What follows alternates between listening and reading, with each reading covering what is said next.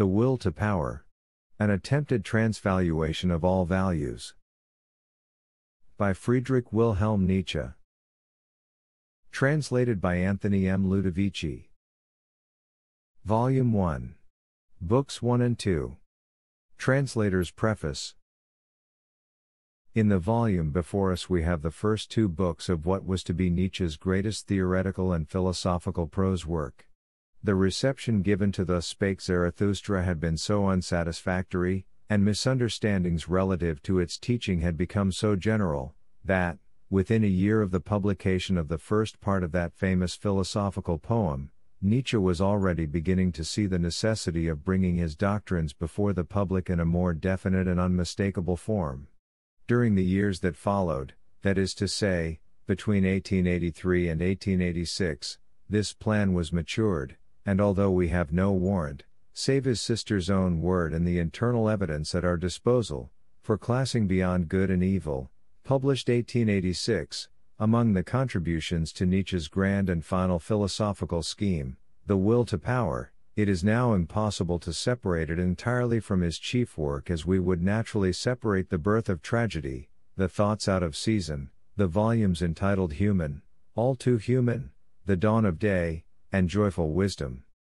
Beyond Good and Evil, then, together with its sequel, The Genealogy of Morals, and the two little volumes, The Twilight of the Idols and the Antichrist, published in 1889 and 1894 respectively, must be regarded as forming part of the general plan of which The Will to Power was to be the opus magnum. Unfortunately, The Will to Power was never completed by its author. The text from which this translation was made is a posthumous publication, and it suffers from all the disadvantages that a book must suffer from which has been arranged and ordered by foster hands. When those who were responsible for its publication undertook the task of preparing it for the press, it was very little more than a vast collection of notes and rough drafts, set down by Nietzsche from time to time, as the material for his chief work, and, as any liberty taken with the original manuscript, save that of putting it in order, would probably have resulted in adding or excluding what the author would on no account have added or excluded himself, it follows that in some few cases the paragraphs are no more than hasty memoranda of passing thoughts, which Nietzsche must have had the intention of elaborating at some future time. In these cases the translation follows the German as closely as possible, and the free use even of a conjunction has in certain cases been avoided, for fear lest the meaning might be in the slightest degree modified. It were well, therefore, if the reader could bear these facts in mind whenever he is struck by a certain clumsiness, either of expression or disposition, in the course of reading this translation. It may be said that, from the day when Nietzsche first recognized the necessity of making a more unequivocal appeal to his public than the Zarathustra had been, that is to say, from the spring of 1883, his work in respect of the Will to Power suffered no interruption whatsoever, and that it was his chief preoccupation from that period until his breakdown in 1889. That this span of 6 years was none too long for the task he had undertaken, will be gathered from the fact that, in the great work he had planned, he actually set out to show that the life principle, will to power, was the prime motor of all living organisms. To do this he appeals both to the animal world and to human society, with its subdivisions, religion, art, morality, politics, etc., etc., and in each of these he seeks to demonstrate the activity of the principle which he held to be the essential factor of all existence. Frau Forster Nietzsche tells us that the notion that the will to power was the fundamental principle of all life, first occurred to her brother in the year 1870, at the seat of war, while he was serving as a volunteer in a German army ambulance. On one occasion, at the close of a very heavy day with the wounded, he happened to enter a small town which lay on one of the chief military roads. He was wandering through it in a leisurely fashion when, suddenly, as he turned the corner of a street that was protected on either side by lofty stone walls, he heard a roaring noise, as of thunder, which seemed to come from the immediate neighborhood. He hurried forward a step or two, and what should he see, but a magnificent cavalry regiment, gloriously expressive of the courage and exuberant strength of a people, ride past him like a luminous storm cloud. The thundering din waxed louder and louder, and lo and behold! His own beloved regiment of field artillery dashed forward at full speed, out of the mist of moats, and sped westward amid an uproar of clattering chains and galloping steeds. A minute or two elapsed, and then a column of infantry appeared, advancing at the double. The men's eyes were aflame, their feet struck the hard road like mighty hammer strokes, and their accoutrements glistened through the haze. While this procession passed before him, on its way to war and perhaps to death, so wonderful in its vital strength and formidable courage, and so perfectly symbolic of a race that will conquer and prevail, or perish in the attempt, Nietzsche was struck with the thought that the highest will to live could not find its expression in a miserable struggle for existence, but in a will to war, a will to power, a will to overpower. This is said to be the history of his first conception of that principle which is at the root of all his philosophy, and 12 years later, in Thus Spake Zarathustra, we find him expounding it thus. Wherever I found a living thing, there found I will to power, and even in the will of the servant found I the will to be master. Only where there is life, is there also will, not, however, will to life, but, so teach I thee, will to power. Much is reckoned higher than life itself by the living one, but out of the very reckoning speaketh, the will to power. And 3 years later still, in Beyond Good and Evil, we read the following passage. Psychologists should bethink themselves before putting down the instinct of self-preservation as the cardinal instinct of an organic being. A living thing seeks above all to discharge its strength, life itself is will to power, self-preservation is only one of the indirect and most frequent results thereof. But in this volume, and the one that is to follow, we shall find Nietzsche more mature, more sober, and perhaps more profound than in the works above mentioned. All the loves and hates by which we know him, we shall come across again in this work, but here he seems to stand more above them than he had done heretofore. Having once enunciated his ideals vehemently and emphatically, he now discusses them with a certain grim humor, with more thoroughness and detail, and he gives even his enemies a quiet and respectful hearing. His tolerant attitude to Christianity on pages 8 to 9, 107, 323, for instance, is a case in point, and his definite description of what we are to understand by his pity, p. 293, leaves us in no doubt as to the calm determination of this work. Book 1 will not seem so well arranged or so well worked out as Book 2, the former being more sketchy and more speculative than the latter. Be this as it may, it contains deeply interesting things, inasmuch as it attempts to trace the elements of nihilism, as the outcome of Christian values, in all the institutions of the present day. In the second book Herbert Spencer comes in for a number of telling blows, and not the least of these is to be found on page 237, where, although his name is not mentioned, it is obviously implied. Here Nietzsche definitely disclaims all ideas of an individualistic morality, and carefully states that his philosophy aims at a new order of rank. It will seem to some that morality is dealt with somewhat cavalierly throughout the two books, but, in this respect, it should not be forgotten that Nietzsche not only made a firm stand in favor of exceptional men, but that he also believed that any morality is nothing more than a mere system of valuations which are determined by the conditions in which a given species lives.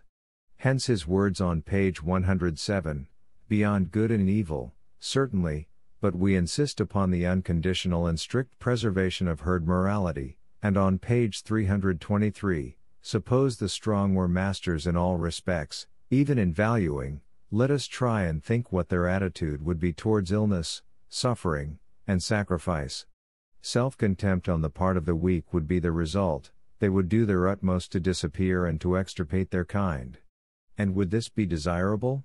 Should we really like a world in which the subtlety, the consideration, the intellectuality, the plasticity, in fact, the whole influence of the weak, was lacking? It is obvious from this passage that Nietzsche only objected to the influence of herd morality outside the herd, that is to say, among exceptional and higher men who may be wrecked by it. Whereas most other philosophers before him had been the altruist of the lower strata of humanity, Nietzsche may aptly be called the altruist of the exceptions, of the particular lucky cases among men. For such varieties, he thought, the morality of Christianity had done all it could do, and though he in no way wished to underrate the value it had sometimes been to them in the past, he saw that at present, in any case, it might prove a great danger. With Goethe, therefore, he believed that hypotheses are only the pieces of scaffolding which are erected round a building during the course of its construction, and which are taken away as soon as the edifice is completed. To the workman, they are indispensable, but he must be careful not to confound the scaffolding with the building.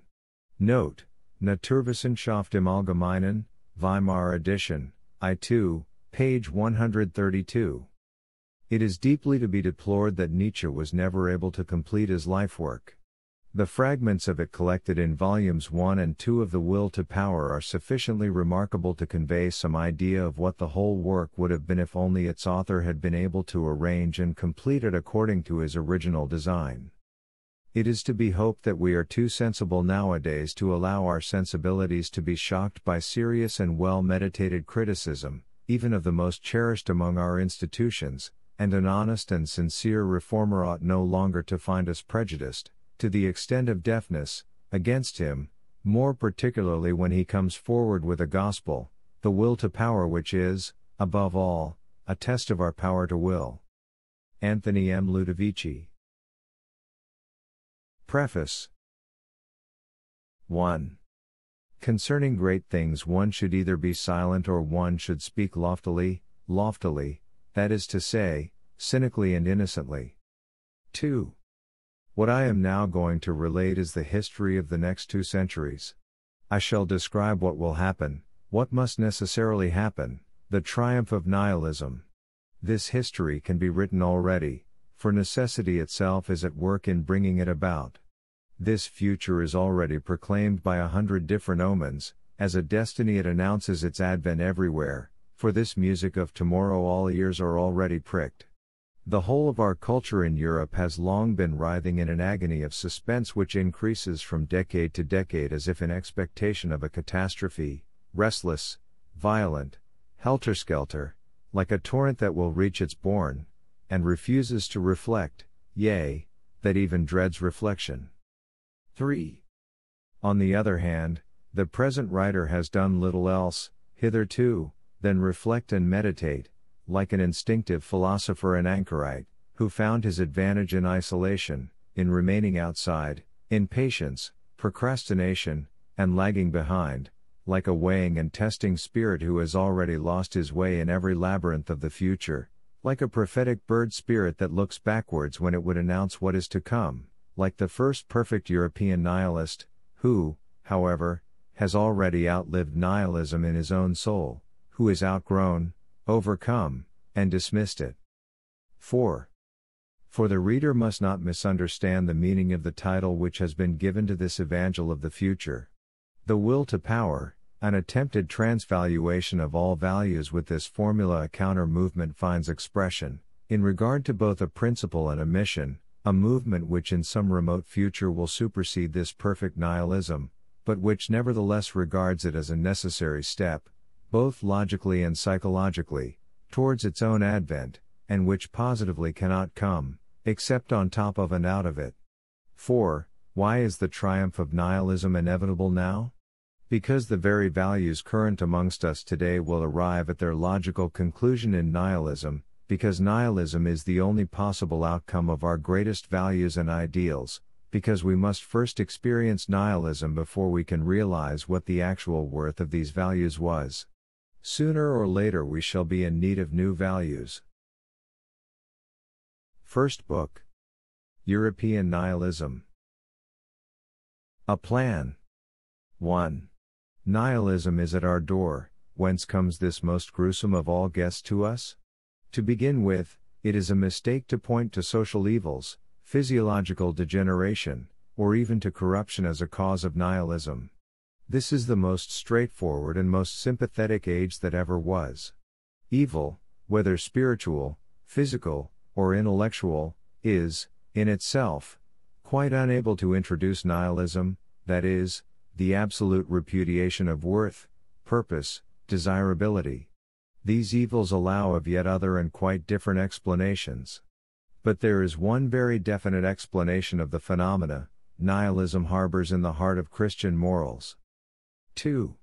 The downfall of Christianity, through its morality, which is insuperable, which finally turns against the Christian God himself, the sense of truth, highly developed through Christianity, ultimately revolts against the falsehood and fictitiousness of all Christian interpretations of the world and its history.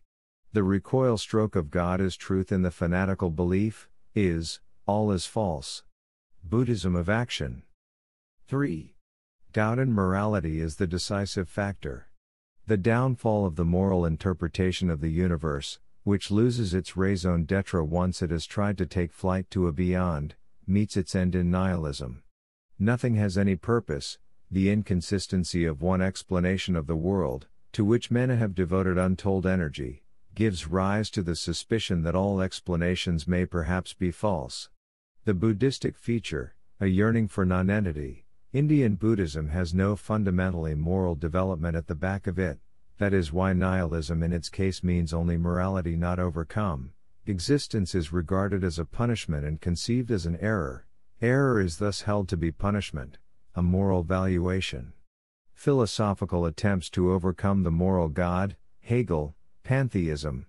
The vanquishing of popular ideals, the wizard, the saint, the bard.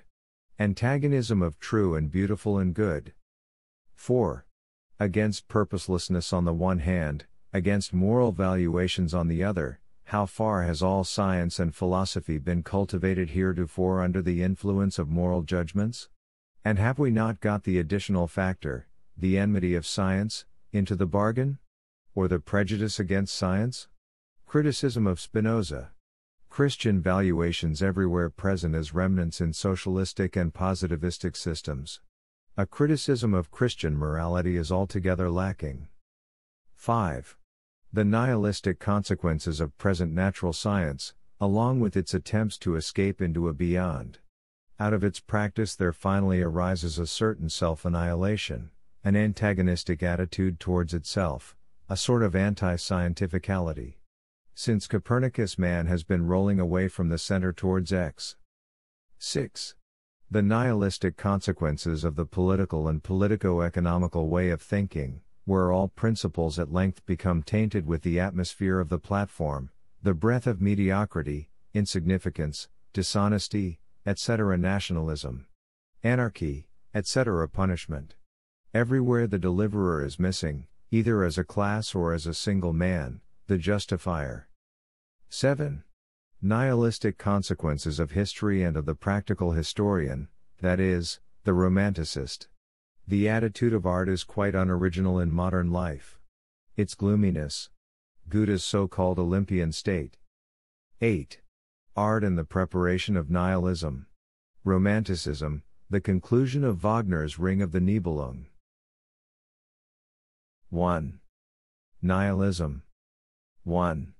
Nihilism as an outcome of the valuations and interpretations of existence which have prevailed heretofore. 2.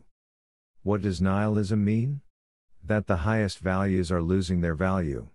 There is no born. There is no answer to the question, to what purpose? 3. Thorough nihilism is the conviction that life is absurd, in the light of the highest values already discovered. It also includes the view that we have not the smallest right to assume the existence of transcendental objects or things in themselves, which would be either divine or morality incarnate. This view is a result of fully developed truthfulness, therefore a consequence of the belief in morality. 4. What advantages did the Christian hypothesis of morality offer? 1. It bestowed an intrinsic value upon men, which contrasted with their apparent insignificance and subordination to chance in the eternal flux of becoming and perishing. 2. It served the purpose of God's advocates, inasmuch as it granted the world a certain perfection despite its sorrow and evil. It also granted the world that proverbial freedom. Evil seemed full of meaning. 3. It assumed that man could have a knowledge of absolute values, and thus granted him adequate perception for the most important things. 4. It prevented man from despising himself as man, from turning against life, and from being driven to despair by knowledge, it was a self-preservative measure. In short, morality was the great antidote against practical and theoretical nihilism. 5. But among the forces reared by morality, there was truthfulness.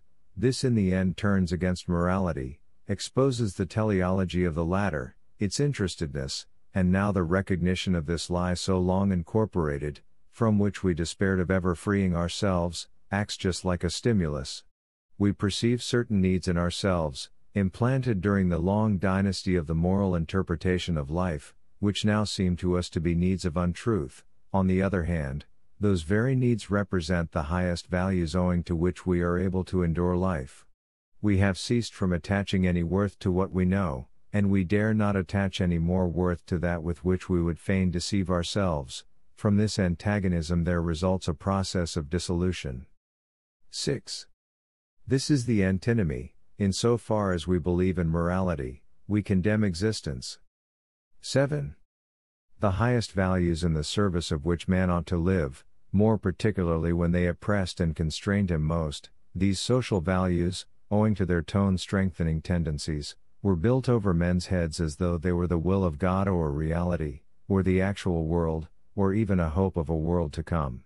Now that the lowly origin of these values has become known, the whole universe seems to have been transvalued and to have lost its significance, but this is only an intermediate stage. 8. The consequence of nihilism, disbelief in all values. As a result of a moral valuation, we have grown to dislike egotism. Even though we have realized the impossibility of altruism, we have grown to dislike what is most necessary, although we have recognized the impossibility of a liberum arbitrium and of an intelligible freedom. Translators note, this is a Kantian term. Kant recognized two kinds of freedom, the practical and the transcendental kind. The first belongs to the phenomenal, the second to the intelligible world.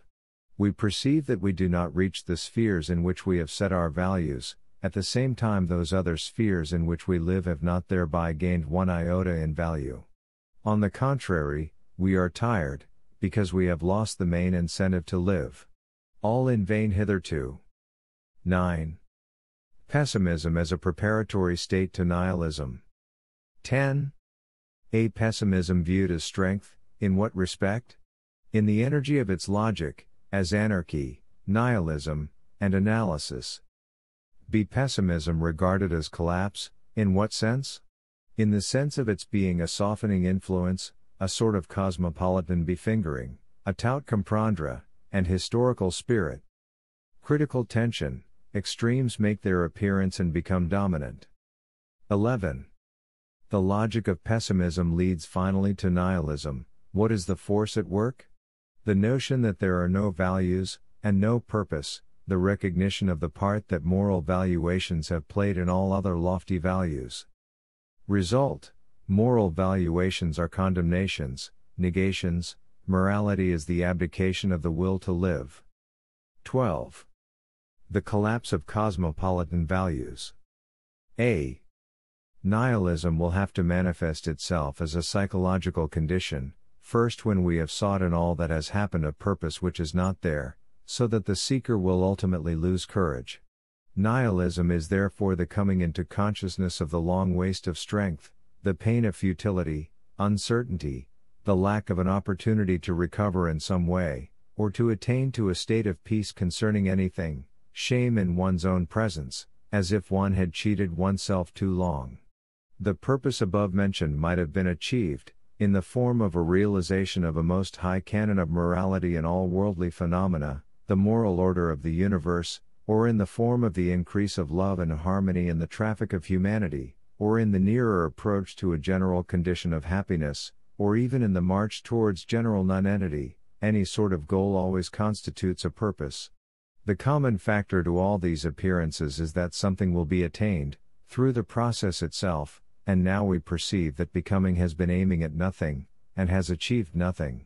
Hence the disillusionment in regard to a so-called purpose in existence, as a cause of nihilism, whether this be in respect of a very definite purpose, or generalized into the recognition that all the hypotheses are false which have hitherto been offered as to the object of life, and which relate to the whole of evolution, man no longer an assistant in, let alone the culmination of, the evolutionary process.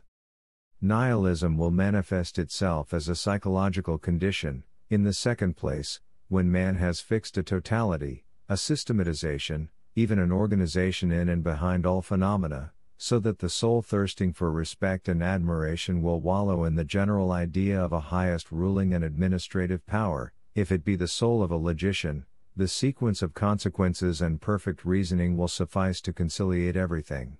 A kind of unity, some form of monism, and as a result of this belief man becomes obsessed by a feeling of profound relativity and dependence in the presence of an all which is infinitely superior to him, a sort of divinity.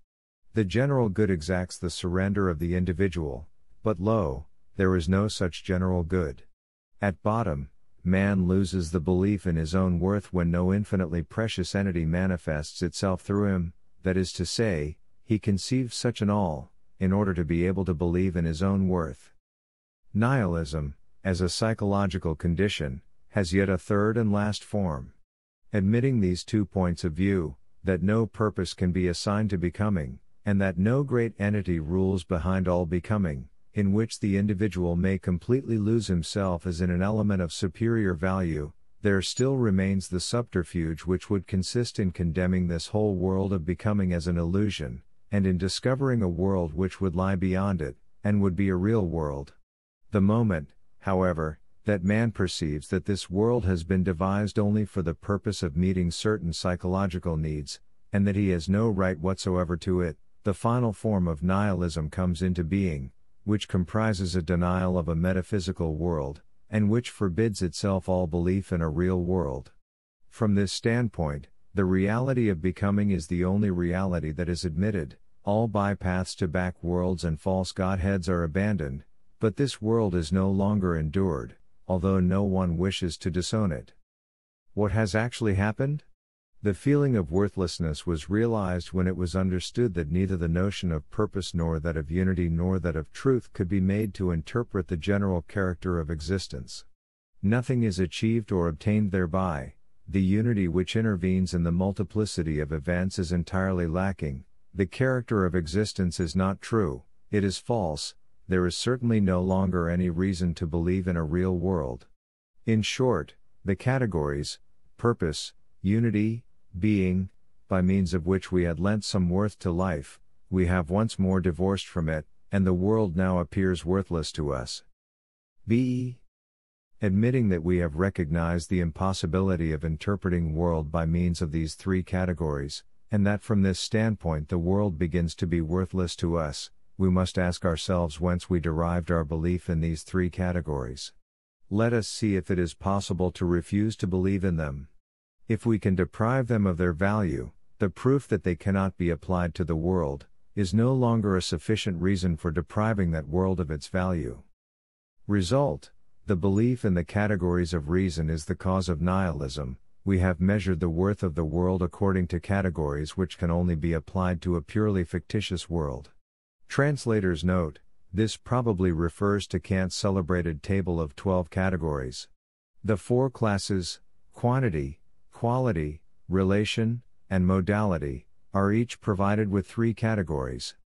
Conclusion: all values with which we have tried, hitherto, to lend the world some worth, from our point of view, and with which we have therefore deprived it of all worth, once these values have been shown to be inapplicable, all these values are, psychologically, the results of certain views of utility, established for the purpose of maintaining and increasing the dominion of certain communities, but falsely projected into the nature of things. It is always man's exaggerated ingenuousness to regard himself as the sense and measure of all things. 13. Nihilism represents an intermediary pathological condition, the vast generalization, the conclusion that there is no purpose in anything, is pathological, whether it be that the productive forces are not yet strong enough, or that decadence still hesitates and has not yet discovered its expedients. The conditions of this hypothesis, that there is no truth, that there is no absolute state of affairs, no thing in itself. This alone is nihilism, and of the most extreme kind. It finds that the value of things consists precisely in the fact that these values are not real and never have been real, but that they are only a symptom of strength on the part of the valuer, a simplification serving the purposes of existence. 14. Values and their modification are related to the growth of power of the valuer. The measure of disbelief and of the freedom of spirit which is tolerated, viewed as an expression of the growth of power. Nihilism viewed as the ideal of the highest spiritual power, of the over-rich life, partly destructive, partly ironical. 15. What is belief? How is a belief born? All belief assumes that something is true. The extremist form of nihilism would mean that all belief, all assumption of truth, is false, because no real world is at hand. It were therefore only an appearance seen in perspective, whose origin must be found in us, seeing that we are constantly in need of a narrower, a shortened, and simplified world. This should be realized, that the extent to which we can, in our heart of hearts, acknowledge appearance, and the necessity of falsehood, without going to rack and ruin, is the measure of strength. In this respect, nihilism, in that it is the negation of a real world and of being, might be a divine view of the world. 16. If we are disillusioned, we have not become so in regard to life, but owing to the fact that our eyes have been opened to all kinds of desiderata. With mocking anger we survey that which is called ideal, we despise ourselves only because we are unable at every moment of our lives to quell that absurd emotion which is called idealism. This pampering by means of ideals is stronger than the anger of the disillusioned one. 17. To what extent does Schopenhauerian nihilism continue to be the result of the same ideal as that which gave rise to Christian theism? The amount of certainty concerning the most exalted desiderata, the highest values and the greatest degree of perfection, was so great, that the philosophers started out from it as if it had been an a priori and absolute fact, God at the head, as the given quantity, truth. To become like God, to be absorbed into the divine being, these were for centuries the most ingenuous and most convincing desiderata, but that which convinces is not necessarily true on that account, it is nothing more nor less than convincing. An observation for donkeys. The granting of a personal reality to this accretion of ideals has been unlearned, people have become atheistic. But has the ideal actually been abandoned? The latest metaphysicians, as a matter of fact, still seek their true reality in it, the thing in itself beside which everything else is merely appearance. Their dogma is, that because our world of appearance is so obviously not the expression of that ideal, it therefore cannot be true, and at bottom does not even lead back to that metaphysical world as cause. The unconditioned, in so far as it stands for that highest degree of perfection, cannot possibly be the reason of all the conditioned. Schopenhauer, who desired it otherwise, was obliged to imagine this metaphysical basis as the antithesis to the ideal, as an evil, blind will. Thus it could be that which appears, that which manifests itself in the world of appearance. But even so, he did not give up that ideal absolute, he circumvented it. Kant seems to have needed the hypothesis of intelligible freedom, see note on page 11, in order to relieve the ens perfectum of the responsibility of having contrived this world as it is, in short, in order to explain evil, scandalous logic for a philosopher. 18. The most general sign of modern times, in his own estimation, man has lost an infinite amount of dignity. For a long time he was the center and tragic hero of life in general, then he endeavored to demonstrate at least his relationship to the most essential and in itself most valuable side of life, as all metaphysicians do, who wish to hold fast to the dignity of man, in their belief that moral values are cardinal values. He who has let God go, clings all the more strongly to the belief in morality. 19.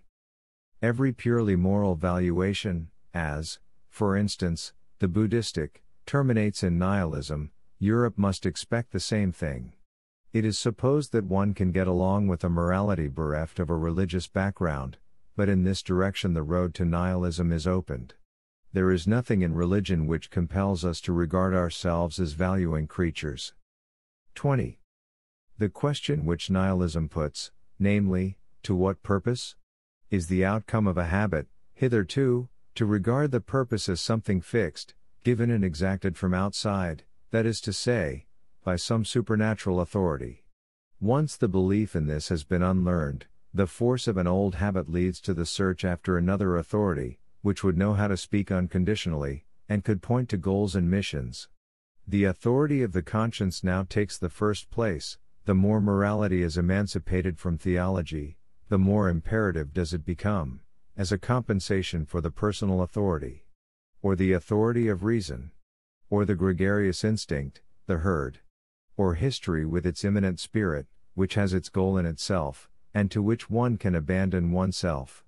One would like to evade the will, as also the willing of a goal and the risk of setting oneself a goal. One would like to get rid of the responsibility, fatalism would be accepted. Finally, happiness, and with a dash of humbug, the happiness of the greatest number. It is said. 1. A definite goal is quite unnecessary. 2. Such a goal cannot possibly be foreseen.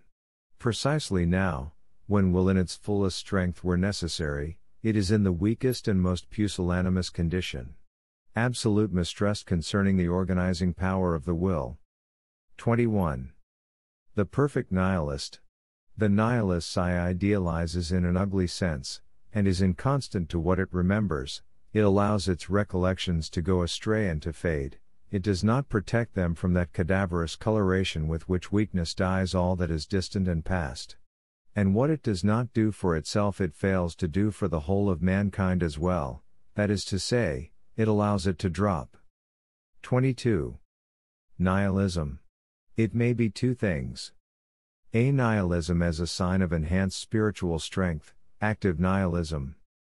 B. Nihilism as a sign of the collapse and decline of spiritual strength, passive nihilism. 23. Nihilism, a normal condition. It may be a sign of strength. Spiritual vigor may have increased to such an extent that the goals toward which man has marched hitherto, the convictions, articles of faith, are no longer suited to it, for a faith generally expresses the exigencies of the conditions of existence, a submission to the authority of an order of things which conduces to the prosperity, the growth and power of a living creature. On the other hand, a sign of insufficient strength, to fix a goal, a wherefore, and a faith for itself. It reaches its maximum of relative strength, as a powerful destructive force, in the form of active nihilism.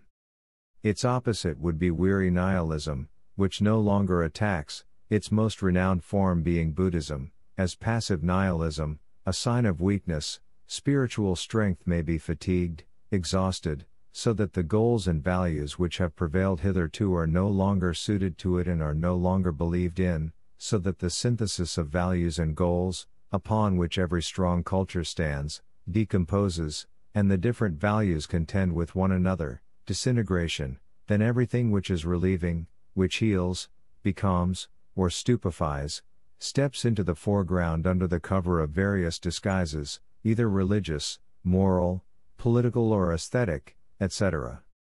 24. Nihilism is not only a meditating over the in vain. Not only the belief that everything deserves to perish, but one actually puts one's shoulder to the plow, one destroys. This, if you will, is illogical, but the nihilist does not believe in the necessity of being logical. It is the condition of strong minds and wills, and to these it is impossible to be satisfied with the negation of judgment. The negation by deeds proceeds from their nature. Annihilation by the reasoning faculty seconds annihilation by the hand. 25. Concerning the genesis of the nihilist. The courage of all one really knows comes but late in life. It is only quite recently that I have acknowledged to myself that heretofore I have been a nihilist from top to toe. The energy and thoroughness with which I marched forward as a nihilist deceived me concerning this fundamental principle. When one is progressing towards a goal, it seems impossible that aimlessness per se should be one's fundamental article of faith. 26. The pessimism of strong natures. The wherefore after a terrible struggle, even after victory. That something may exist which is 100 times more important than the question, whether we feel well or unwell, is the fundamental instinct of all strong natures, and consequently too, whether the others feel well or unwell.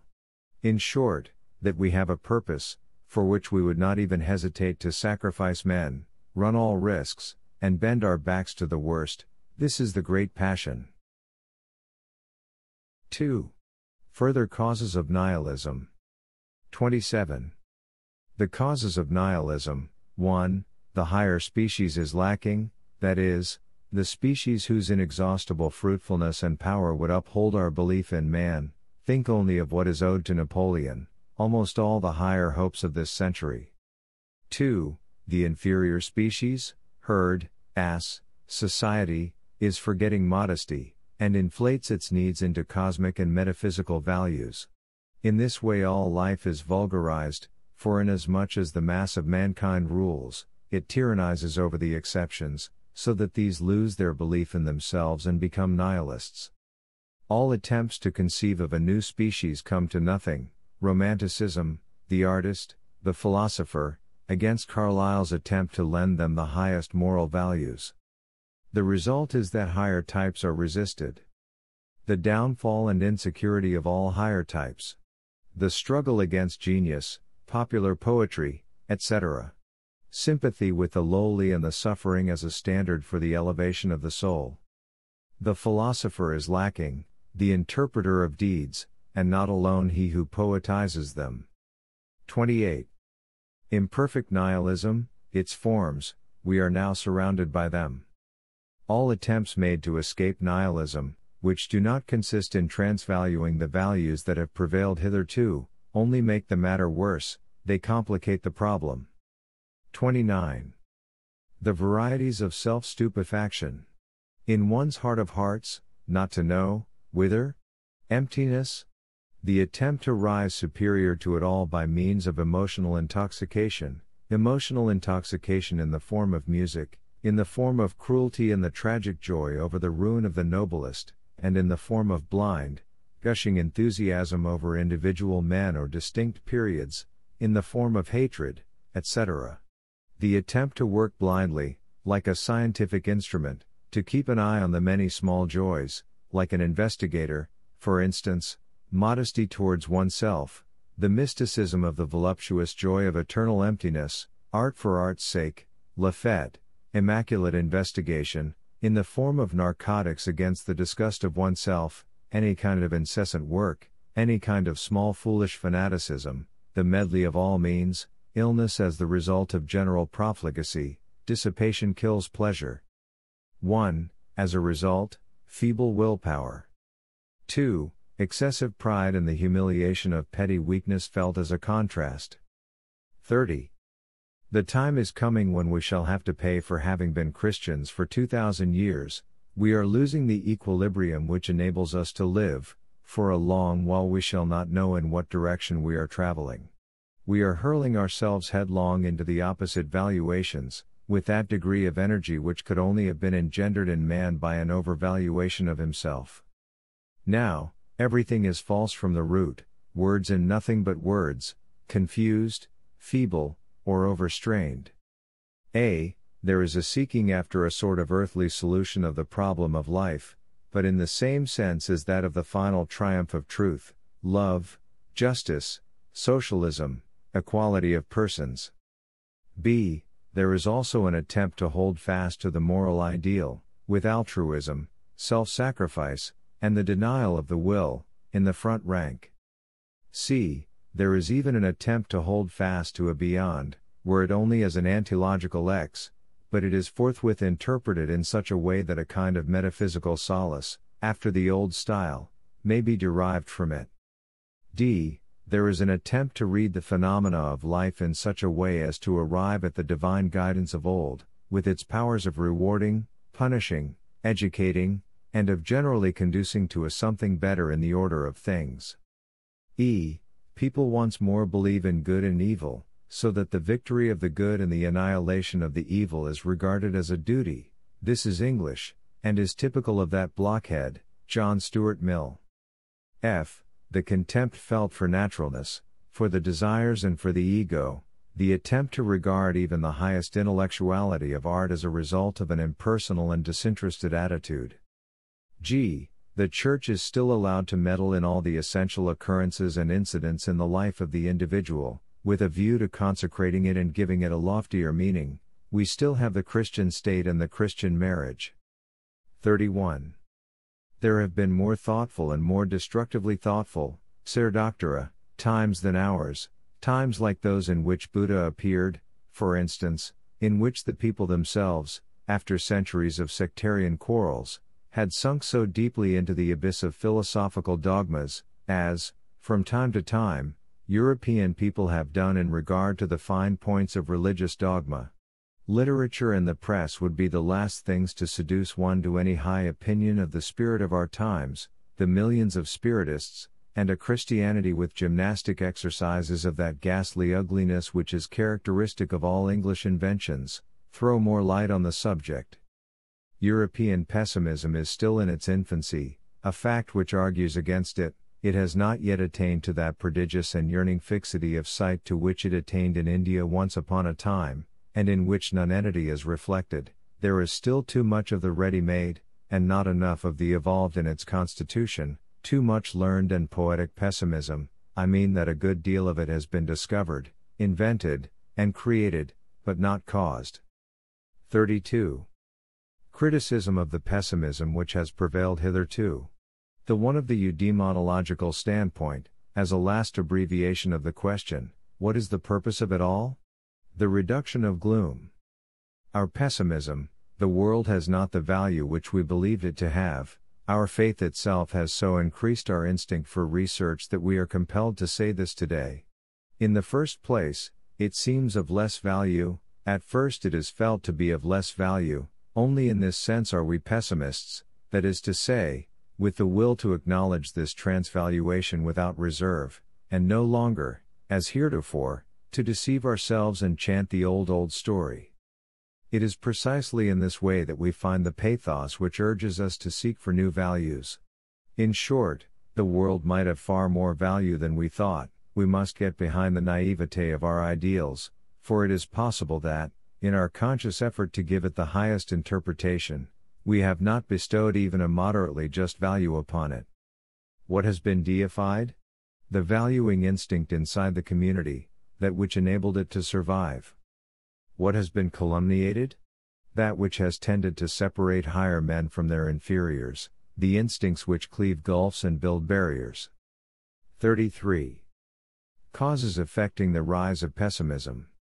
1. The most powerful instincts and those which promised most for the future have hitherto been calumniated, so that life has a curse upon it. 2. The growing bravery and the more daring mistrust on the part of man have led him to discover the fact that these instincts cannot be cut adrift from life, and thus he turns to embrace life. 3. Only the most mediocre, who are not conscious of this conflict, prosper. The higher species fail, and as an example of degeneration tend to dispose all hearts against them. On the other hand, there is some indignation caused by the mediocre positing themselves as the end and meaning of all things. No one can any longer reply to the question, why? 4. Belittlement, susceptibility to pain, unrest, haste, and confusion are steadily increasing. The materialization of all these tendencies, which is called civilization, becomes every day more simple, with the result that, in the face of the monstrous machine, the individual despairs and surrenders. 34. Modern pessimism is an expression of the uselessness only of the modern world, not of the world and existence as such. 35. The preponderance of pain over pleasure or the reverse, hedonism, both of these doctrines are already signposts to nihilism. For here, in both cases, no other final purpose is sought than the phenomenon pleasure or pain.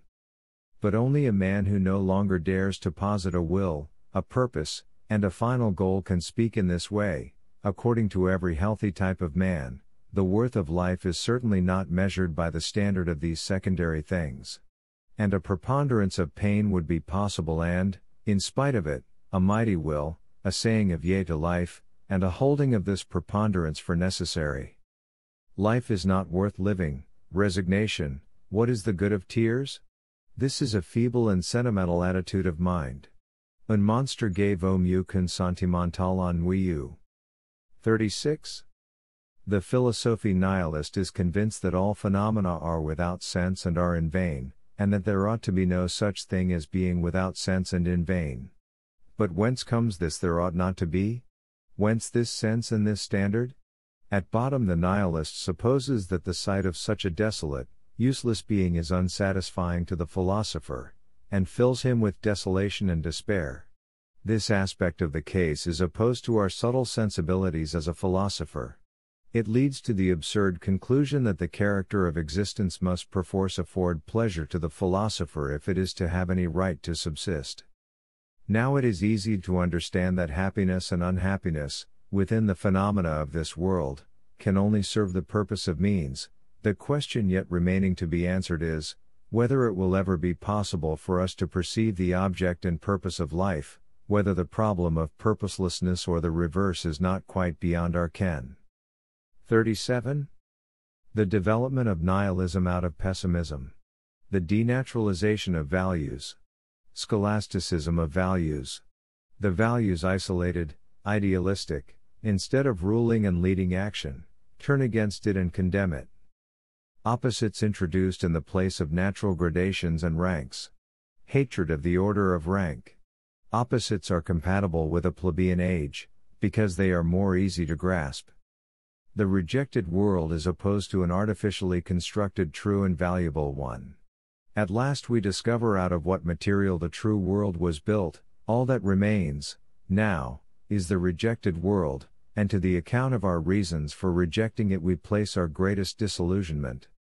At this point nihilism is reached, the directing values have been retained, nothing more. This gives rise to the problem of strength and weakness.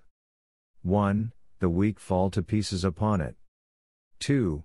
The strong destroy what does not fall to pieces of its own accord.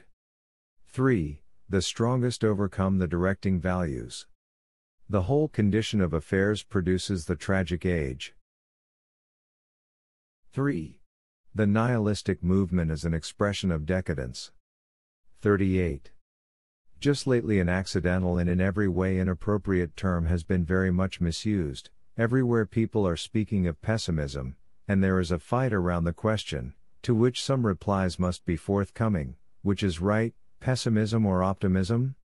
People have not yet seen what is so terribly obvious, namely, that pessimism is not a problem but a symptom, that the term ought to be replaced by nihilism, that the question, to be or not to be, is itself an illness, a sign of degeneracy, an idiosyncrasy. The nihilistic movement is only an expression of physiological decadence. 39. To be understood, that every kind of decline and tendency to sickness has incessantly been at work in helping to create general evaluations, that in those valuations which now dominate, decadence has even begun to preponderate, that we have not only to combat the conditions which present misery and degeneration have brought into being, but that all decadence, previous to that of our own times, has been transmitted and has therefore remained an active force amongst us. A universal departure of this kind, on the part of man, from his fundamental instincts, such universal decadence of the valuing judgment, is the note of interrogation par excellence, the real riddle, which the animal man sets to all philosophers. 40. The notion decadence, decay, decline, and waste, are, per se, in no way open to objection. They are the natural consequences of life and vital growth. The phenomenon of decadence is just as necessary to life as advance or progress is. We are not in a position which enables us to suppress it. On the contrary, reason would have it retain its rights. It is disgraceful on the part of socialist theorists to argue that circumstances and social combinations could be devised which would put an end to all vice, illness, crime, prostitution, and poverty. But that is tantamount to condemning life. A society is not at liberty to remain young. And even in its prime it must bring forth ordure and decaying matter.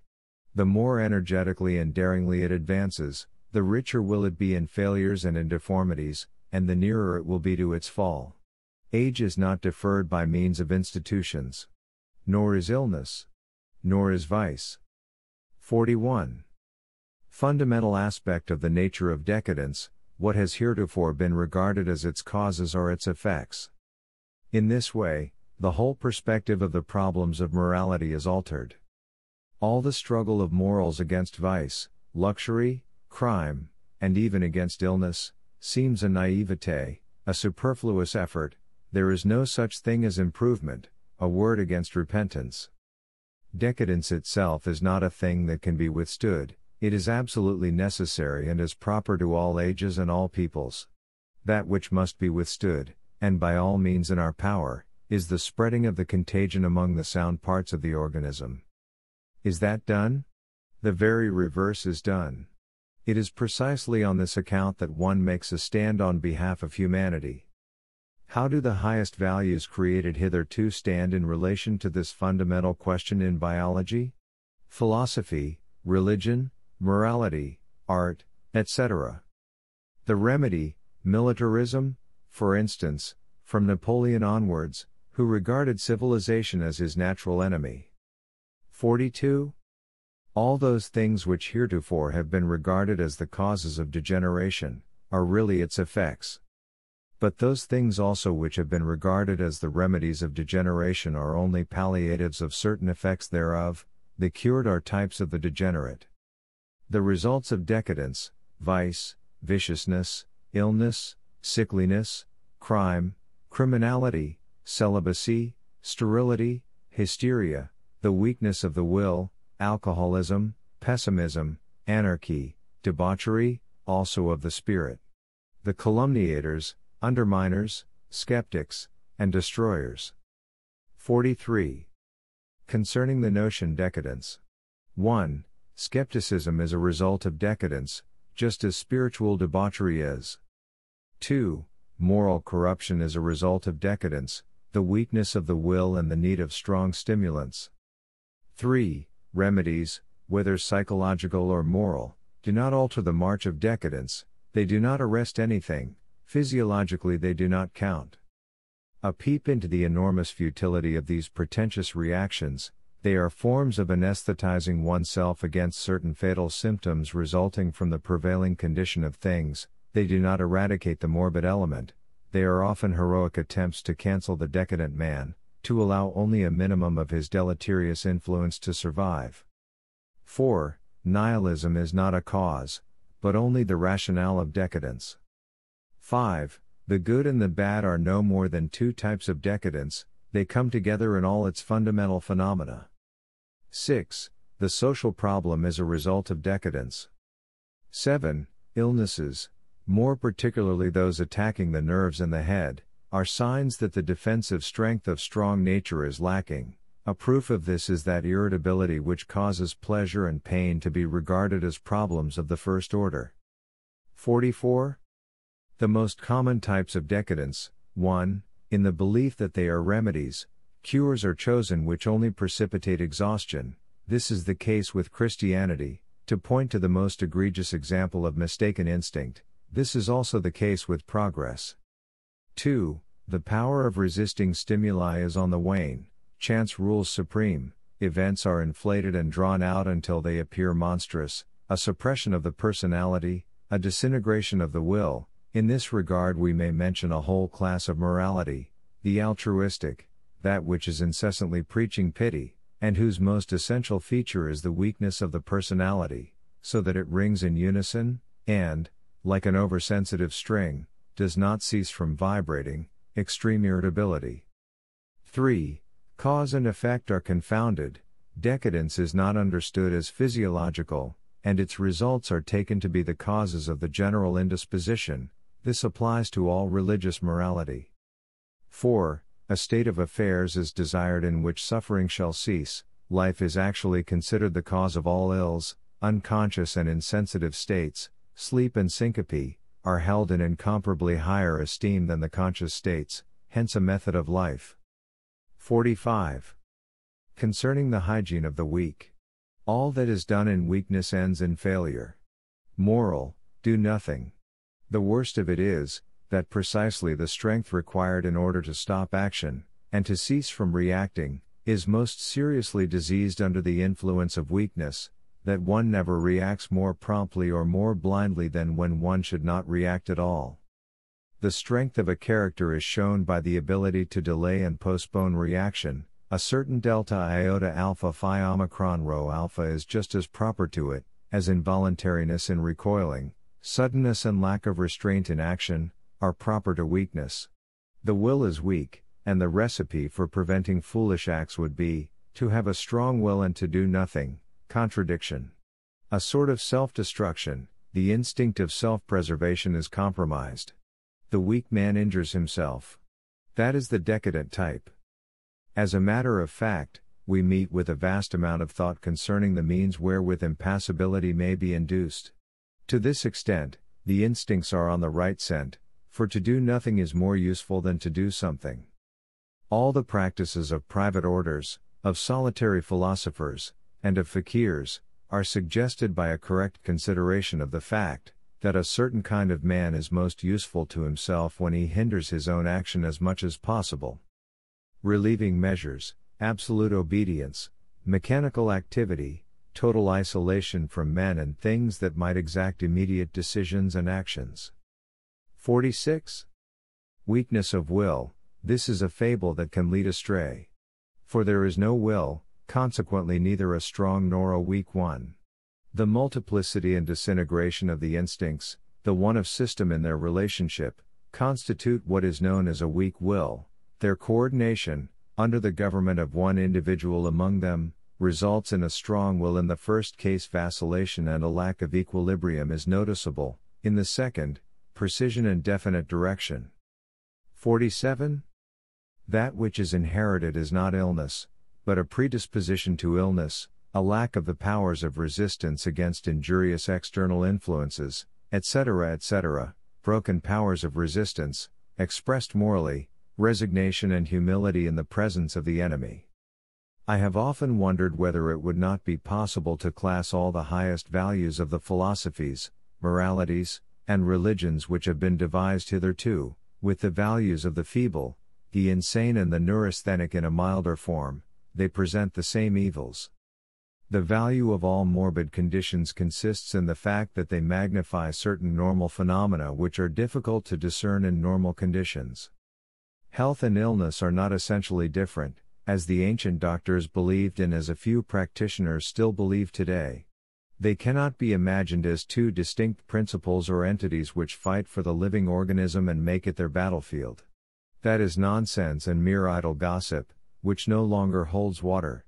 As a matter of fact, there is only a difference of degree between these two living conditions, exaggeration, one of proportion, one of harmony among the normal phenomena, constitute the morbid state, Claude Bernard.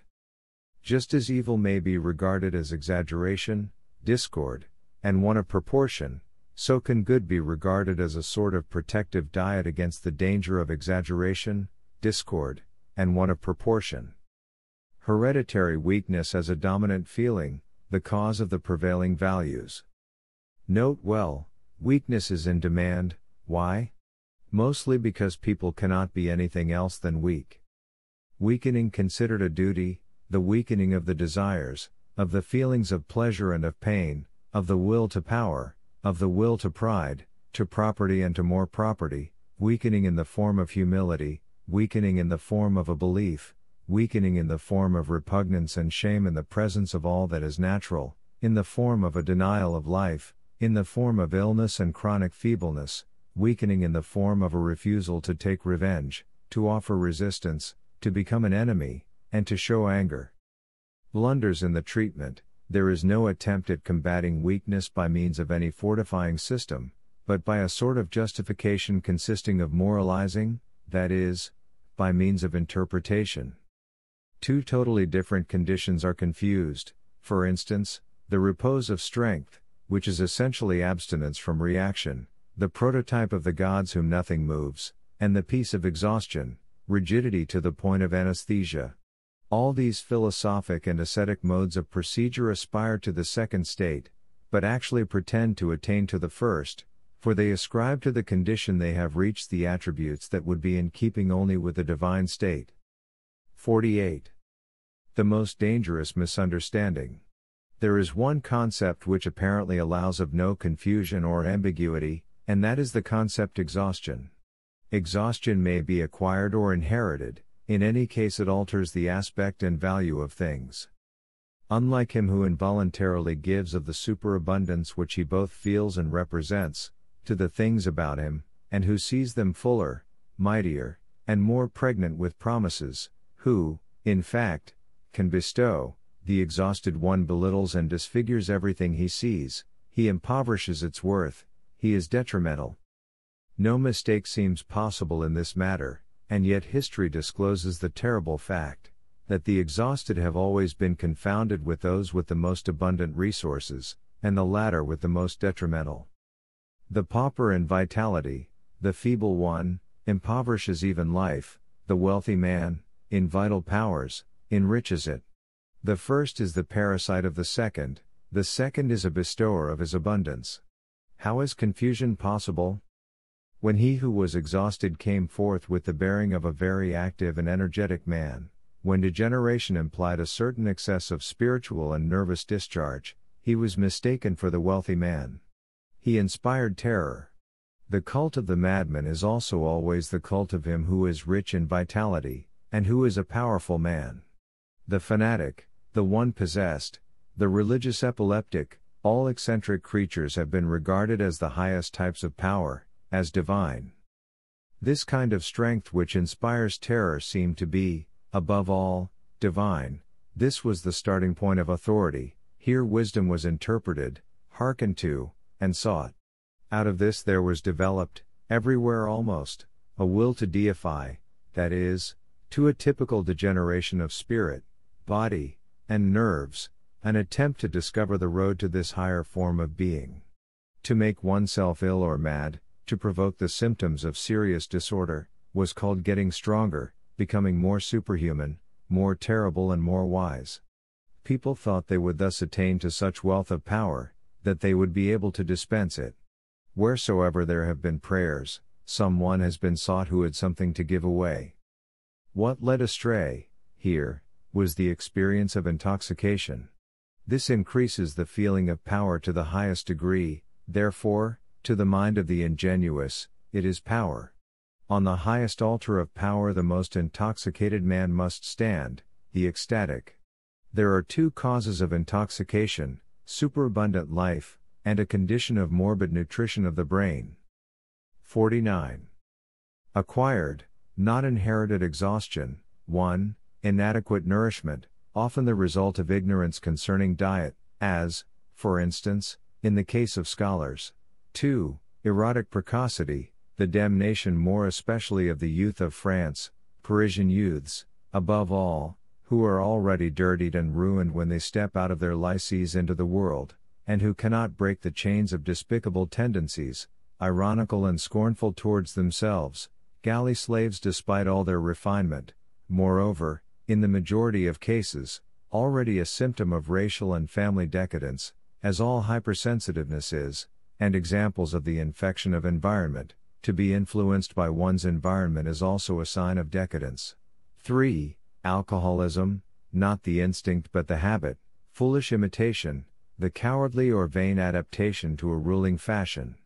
What a blessing a Jew is among Germans! See the obtuseness, the flaxen head, the blue eye, and the lack of intellect in the face, the language, and the bearing, the lazy habit of stretching the limbs, and the need of repose among Germans, a need which is not the result of overwork, but of the disgusting excitation and over-excitation caused by alcohol. 50. A theory of exhaustion. Vice, the insane, also artists, the criminals, the anarchists, these are not the oppressed classes, but the outcasts of the community of all classes hitherto. Seeing that all our classes are permeated by these elements, we have grasped the fact that modern society is not a society or a body, but a diseased agglomeration of Chundala, a society which no longer has the strength even to excrete. To what extent living together for centuries has very much deepened sickliness. modern virtue, modern intellect, modern science, as forms of disease. 51. The state of corruption. The interrelation of all forms of corruption should be understood, and the Christian form, Pascal as the type, as also the socialistic and communistic, a result of the Christian, should not be overlooked. From the standpoint of natural science, the highest conception of society according to socialists, is the lowest in the order of rank among societies, the beyond corruption, as though outside the real world of becoming there were a world of being. Here there must be no compromise, but selection, annihilation, and war. The Christian nihilistic standard of value must be withdrawn from all things and attacked beneath every disguise, for instance, from modern sociology, music, and pessimism, all forms of the Christian ideal of values. Either one thing or the other is true, that is to say, tending to elevate the type man. The priest, the shepherd of souls, should be looked upon as a form of life which must be suppressed.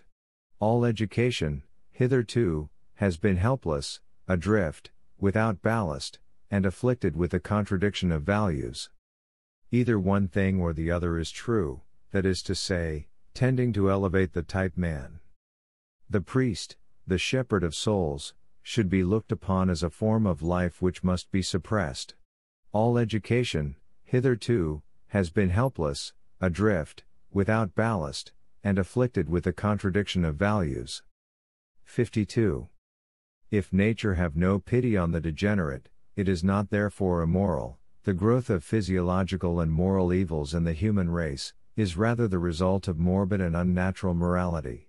The sensitiveness of the majority of men is both morbid and unnatural. Why is it that mankind is corrupt in a moral and physiological respect? The body degenerates if one organ is unsound. The right of altruism cannot be traced to physiology, neither can the right to help and to the equality of fate. These are all premiums for degenerates and failures. There can be no solidarity in a society containing unfruitful, unproductive, and destructive members, who, by the by, are bound to have offspring even more degenerate than they are themselves. 53. Decadence exercises a profound and perfectly unconscious influence, even over the ideals of science. All our sociology is a proof of this proposition, and it has yet to be reproached with the fact that it has only the experience of society in the process of decay, and inevitably takes its own decaying instincts as the basis of sociological judgment. The declining vitality of modern Europe formulates its social ideals in its decaying instincts, and these ideals are all so like those of old and effete races, that they might be mistaken for one another. The gregarious instinct, then, now a sovereign power, is something totally different from the instinct of an aristocratic society, and the value of the sum depends upon the value of the units constituting it. The whole of our sociology knows no other instinct than that of the herd, that is, of a multitude of mere ciphers, of which every cipher has equal rights, and where it is a virtue to be, not. The valuation with which the various forms of society are judged today is absolutely the same with that which assigns a higher place to peace than to war, but this principle is contrary to the teaching of biology, and is itself a mere outcome of decadent life. Life is a result of war, society is a means to war. Mr. Herbert Spencer was a decadent in biology, as also in morality. He regarded the triumph of altruism as a desideratum. 54. After thousands of years of error and confusion, it is my good fortune to have rediscovered the road which leads to a yea and to a nay. I teach people to say nay in the face of all that makes for weakness and exhaustion. I teach people to say yea in the face of all that makes for strength, that preserves strength, and justifies the feeling of strength. Up to the present, neither the one nor the other has been taught, but rather virtue, disinterestedness, pity, and even the negation of life. All these are values proceeding from exhausted people.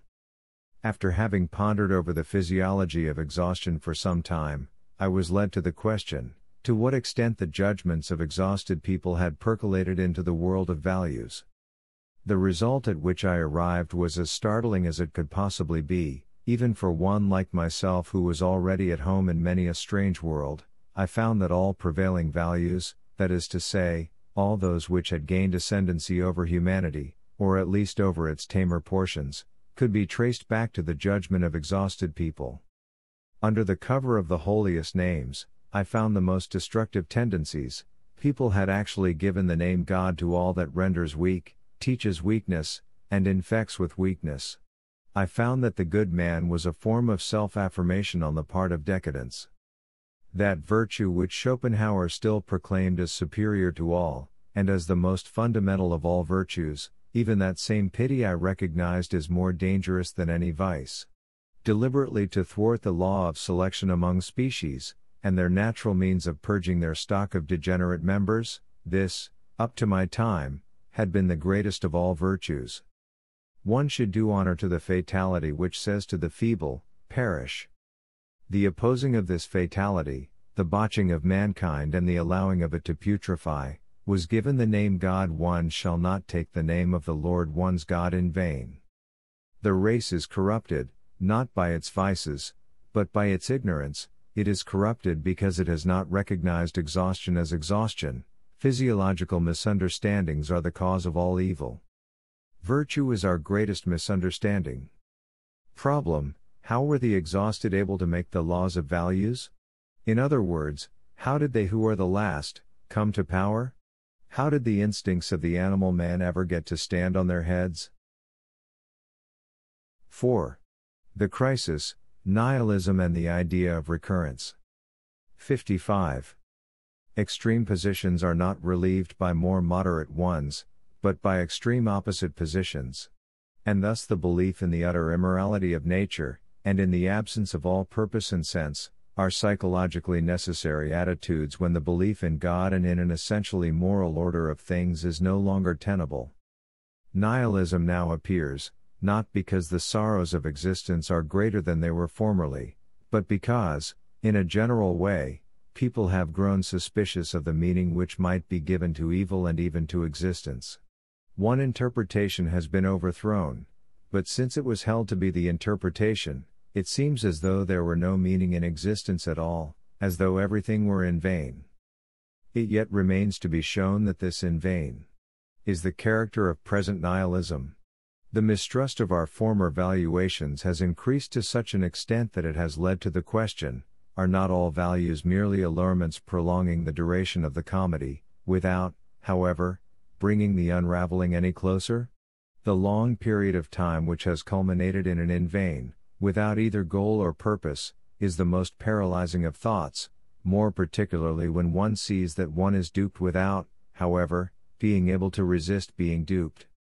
Let us imagine this thought in its worst form, existence, as it is, without either a purpose or a goal, but inevitably recurring, without an end in nonentity, eternal recurrence. This is the extremist form of nihilism, nothing, purposelessness, eternal. European form of Buddhism, the energy of knowledge and of strength drives us to such a belief. It is the most scientific of all hypotheses. We deny final purposes. If existence had a final purpose, it would have reached it. It should be understood that what is being aimed at, here, is a contradiction of pantheism, for everything perfect, divine, eternal, also leads to the belief in eternal recurrence. Question: has this pantheistic and affirmative attitude to all things also been made possible by morality? At bottom only the moral God has been overcome. Is there any sense in imagining a God beyond good and evil? Would pantheism in this sense be possible? Do we withdraw the idea of purpose from the process, and affirm the process notwithstanding? This were so if, within that process, something were attained every moment, and always the same thing. Spinoza won an affirmative position of this sort, in the sense that every moment, according to him, has a logical necessity, and he triumphed by means of his fundamentally logical instinct over a like confirmation of the world. But his case is exceptional. If every fundamental trait of character, which lies beneath every act, and which finds expression in every act, were recognized by the individual as his fundamental trait of character, this individual would be driven to regard every moment of his existence in general, triumphantly as good. It would simply be necessary for that fundamental trait of character to be felt in oneself as something good, valuable, and pleasurable. Now, in the case of those men and classes of men who were treated with violence and oppressed by their fellows, morality saved life from despair and from the leap into nonentity. For impotence in relation to mankind and not in relation to nature is what generates the most desperate bitterness towards existence. Morality treated the powerful, the violent, and the masters in general, as enemies against whom the common man must be protected, that is to say, emboldened, strengthened. Morality has therefore always taught the most profound hatred and contempt of the fundamental trait of character of all rulers, that is, their will to power. To suppress, to deny, and to decompose this morality, would mean to regard this most thoroughly detested instinct with the reverse of the old feeling and valuation. If the sufferer and the oppressed man were to lose his belief in his right to contemn the will to power, his position would be desperate. This would be so if the trait above mentioned were essential to life, in which case it would follow that even that will to morality was only a cloak to this will to power, as are also even that hatred and contempt. The oppressed man would then perceive that he stands on the same platform with the oppressor, and that he has no individual privilege, nor any higher rank than the latter. On the contrary, there is nothing on earth which can have any value, if it have not a modicum of power, granted, of course, that life itself is the will to power. Morality protected the botched and bungled against nihilism, in that it gave every one of them infinite worth, metaphysical worth, and classed them all together in one order which did not correspond with that of worldly power and order of rank. It taught submission, humility, etc. Admitting that the belief in this morality be destroyed, the botched and the bungled would no longer have any comfort, and would perish. This perishing seems like self-annihilation, like an instinctive selection of that which must be destroyed. The symptoms of this self-destruction of the botched and the bungled, self-vivisection, poisoning, intoxication, romanticism, and, above all, the instinctive constraint to acts whereby the powerful are made into mortal enemies, training, so to speak, one's own hangman, the will to destruction as the will of a still deeper instinct, of the instinct of self-destruction, of the will to nonentity. Nihilism is a sign that the botched and bungled in order to be destroyed, that, having been deprived of morality, they no longer have any reason to resign themselves, that they take up their stand on the territory of the opposite principle, and will also exercise power themselves, by compelling the powerful to become their hangman. This is the European form of Buddhism, that active negation, after all existence has lost its meaning. It must not be supposed that poverty has grown more acute, on the contrary.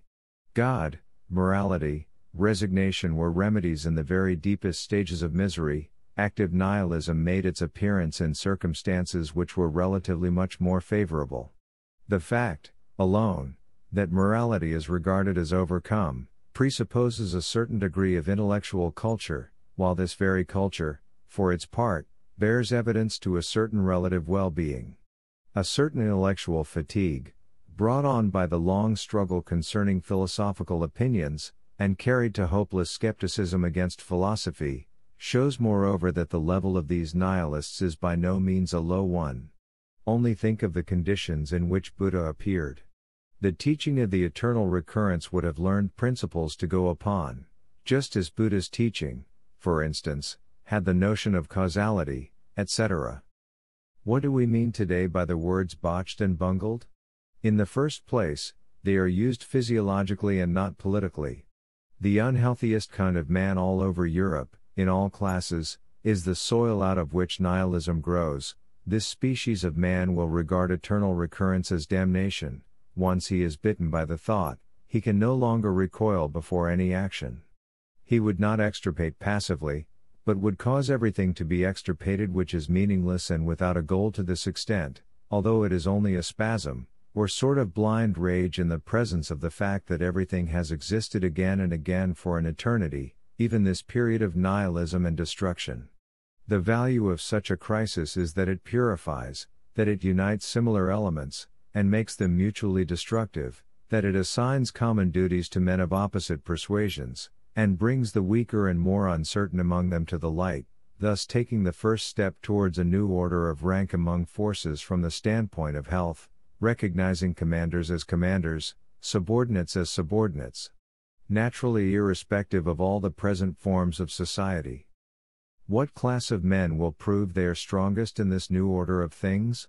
The most moderate, they who do not require any extreme forms of belief, they who not only admit of, but actually like, a certain modicum of chance and nonsense, they who can think of man with a very moderate view of his value, without becoming weak and small on that account, the most rich in health, who are able to withstand a maximum amount of sorrow, and who are therefore not so very much afraid of sorrow, men who are certain of their power, and who represent with conscious pride the state of strength to which man has attained. How could such a man think of eternal recurrence? 56. The periods of European nihilism. The period of obscurity, all kinds of groping measures devised to preserve old institutions and not to arrest the progress of new ones. The period of light, men see that old and new are fundamental contraries, that the old values are born of descending life, and that the new ones are born of ascending life, that all old ideals are unfriendly to life, born of decadence and determining it, however much they may be decked out in the Sunday finery of morality. We understand the old, but are far from being sufficiently strong for the new. The periods of the three great passions, contempt, pity, destruction. The periods of catastrophes, the rise of a teaching which will sift mankind, which drives the weak to some decision and the strong also. 2. Concerning the history of European nihilism. A. Modern gloominess.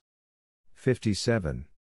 My friends, we had a hard time as youths, we even suffered from youth itself as though it were a serious disease. This is owing to the age in which we were born, an age of enormous internal decay and disintegration which, with all its weakness and even with the best of its strength, is opposed to the spirit of youth. Disintegration, that is to say, uncertainty, is peculiar to this age, nothing stands on solid ground or on a sound faith.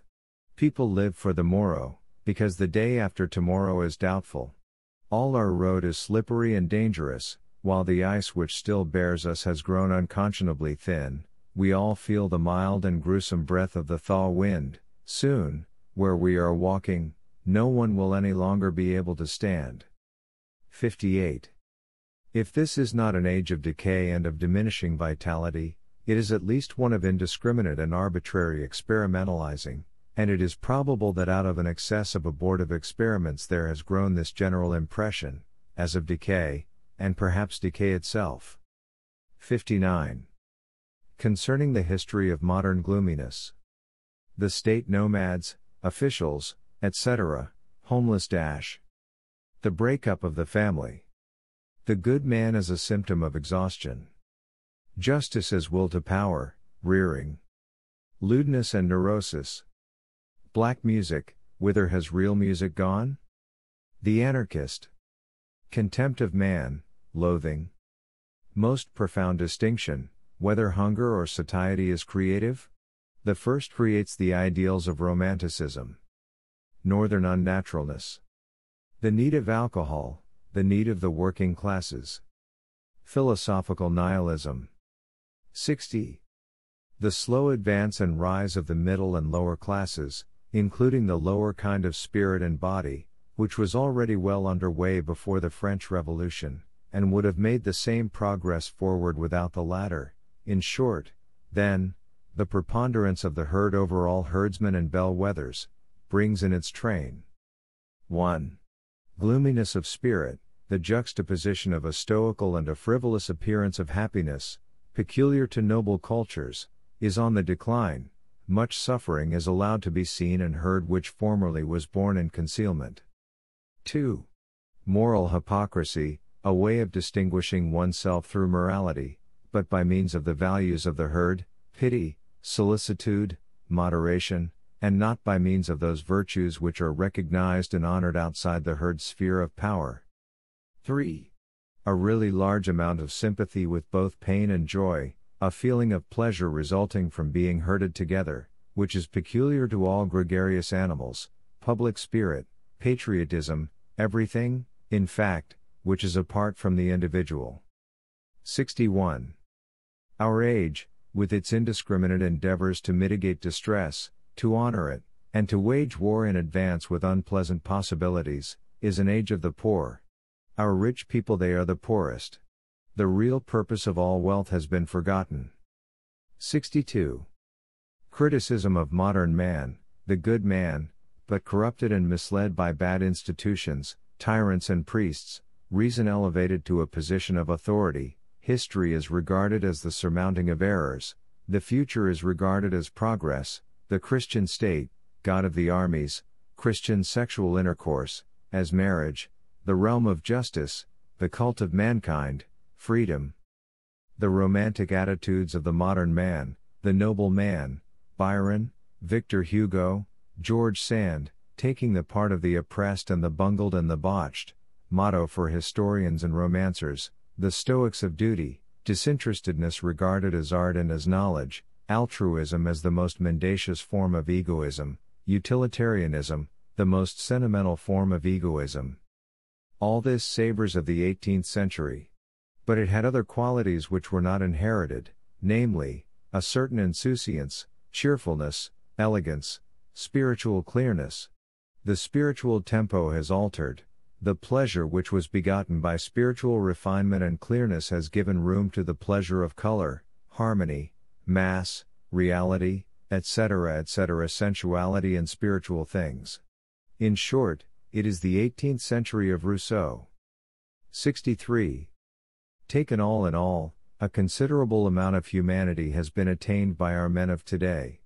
That we feel this is in itself a proof of the fact that we have become so sensitive in regard to small cases of distress, that we somewhat unjustly overlook what has been achieved.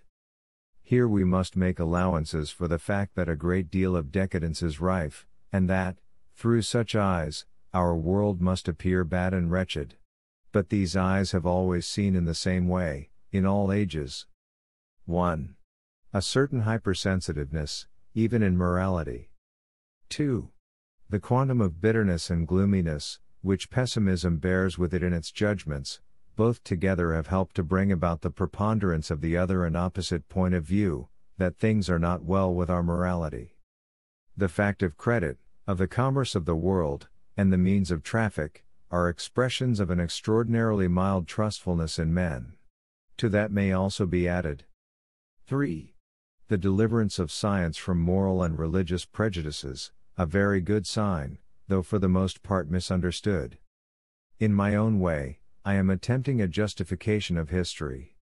64. The second appearance of Buddhism.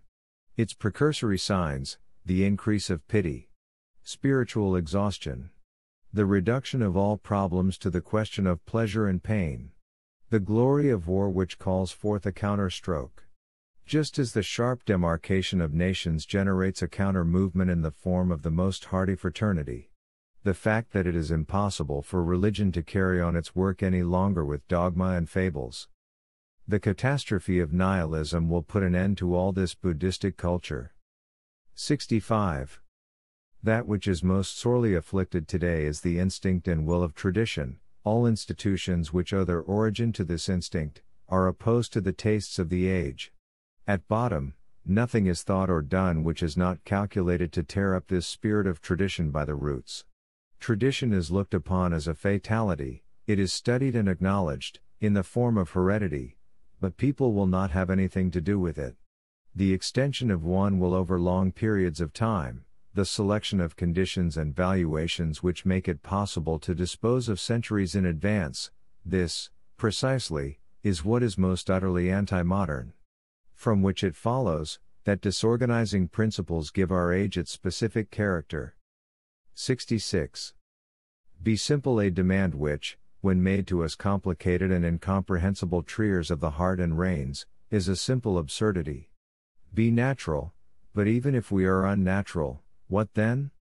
67.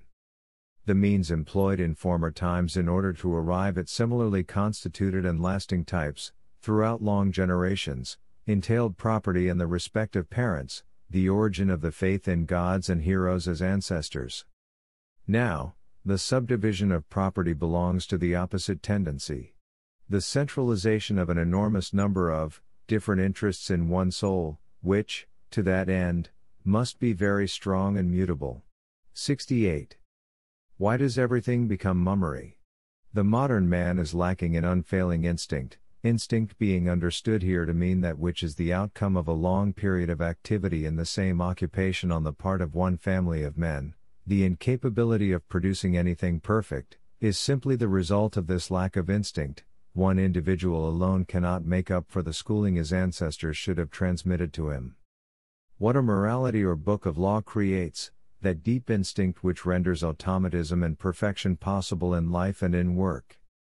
But now we have reached the opposite point. Yes, we wanted to reach it, the most extreme consciousness, through introspection on the part of man and of history, and thus we are practically most distant from perfection in being, doing, and willing.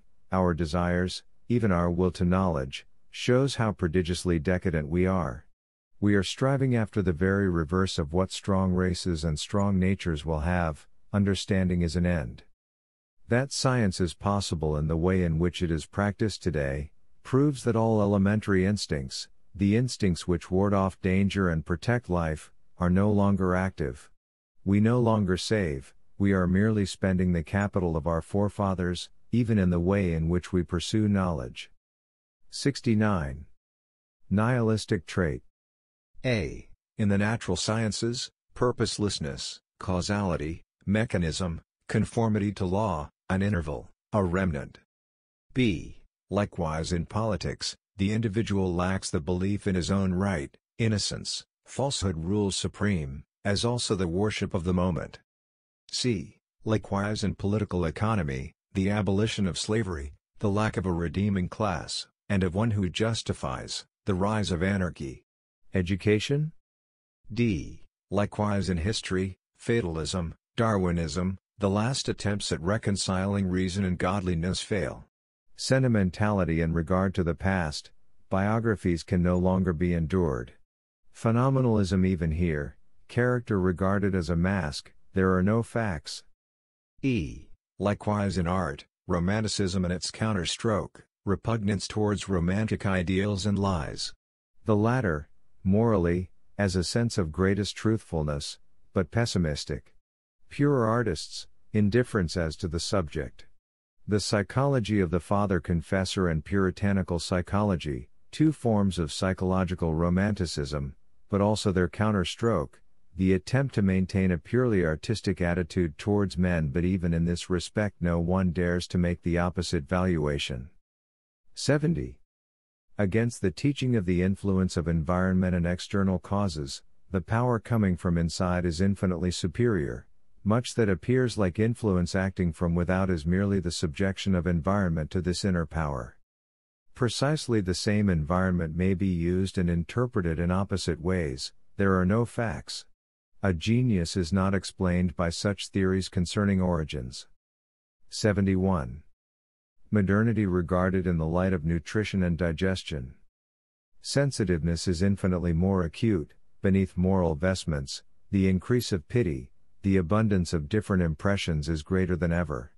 The cosmopolitanism of articles of diet, of literature, newspapers, forms, tastes, and even landscapes. The speed of this affluence is prestissimo, impressions are wiped out, and people instinctively guard against assimilating anything or against taking anything seriously and digesting it. The result is a weakening of the powers of digestion. There begin a sort of adaptation to this accumulation of impressions. Man unlearns the art of doing, and all he does is to react to stimuli coming from his environment. He spends his strength, partly in the process of assimilation, partly in defending himself, and again partly in responding to stimuli. Profound enfeeblement of spontaneity, the historian, the critic, the analyst, the interpreter, the observer, the collector, the reader, all reactive talents, all science. Artificial modification of one's own nature in order to make it resemble a mirror. One is interested, but only epidermally.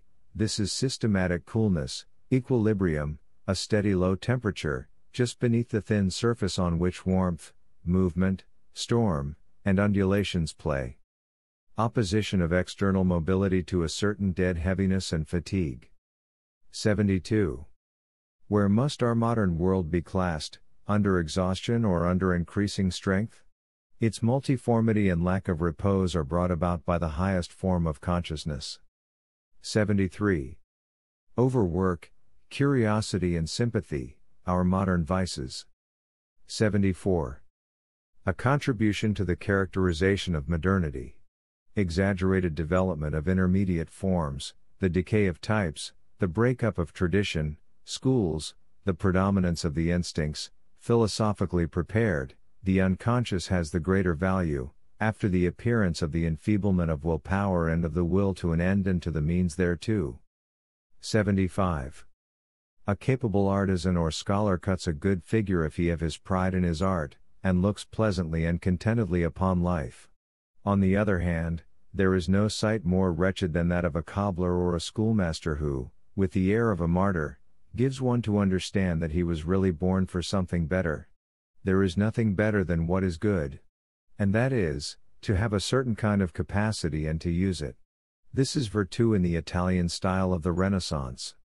Nowadays, when the state has a nonsensically oversized belly, in all fields and branches of work there are representatives over and above the real workmen.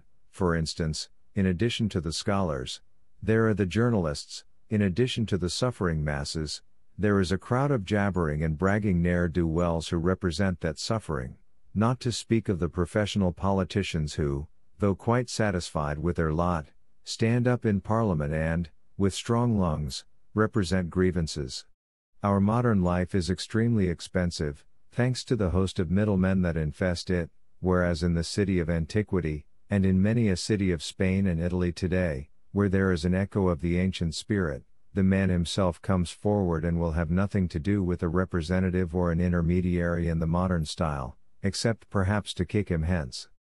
76. The preeminence of the merchant and the middleman, even in the most intellectual spheres, the journalist, the representative, the historian, as an intermediary between the past and the present, the exotic and cosmopolitan, the middleman between natural science and philosophy, the semi-theologians. 77.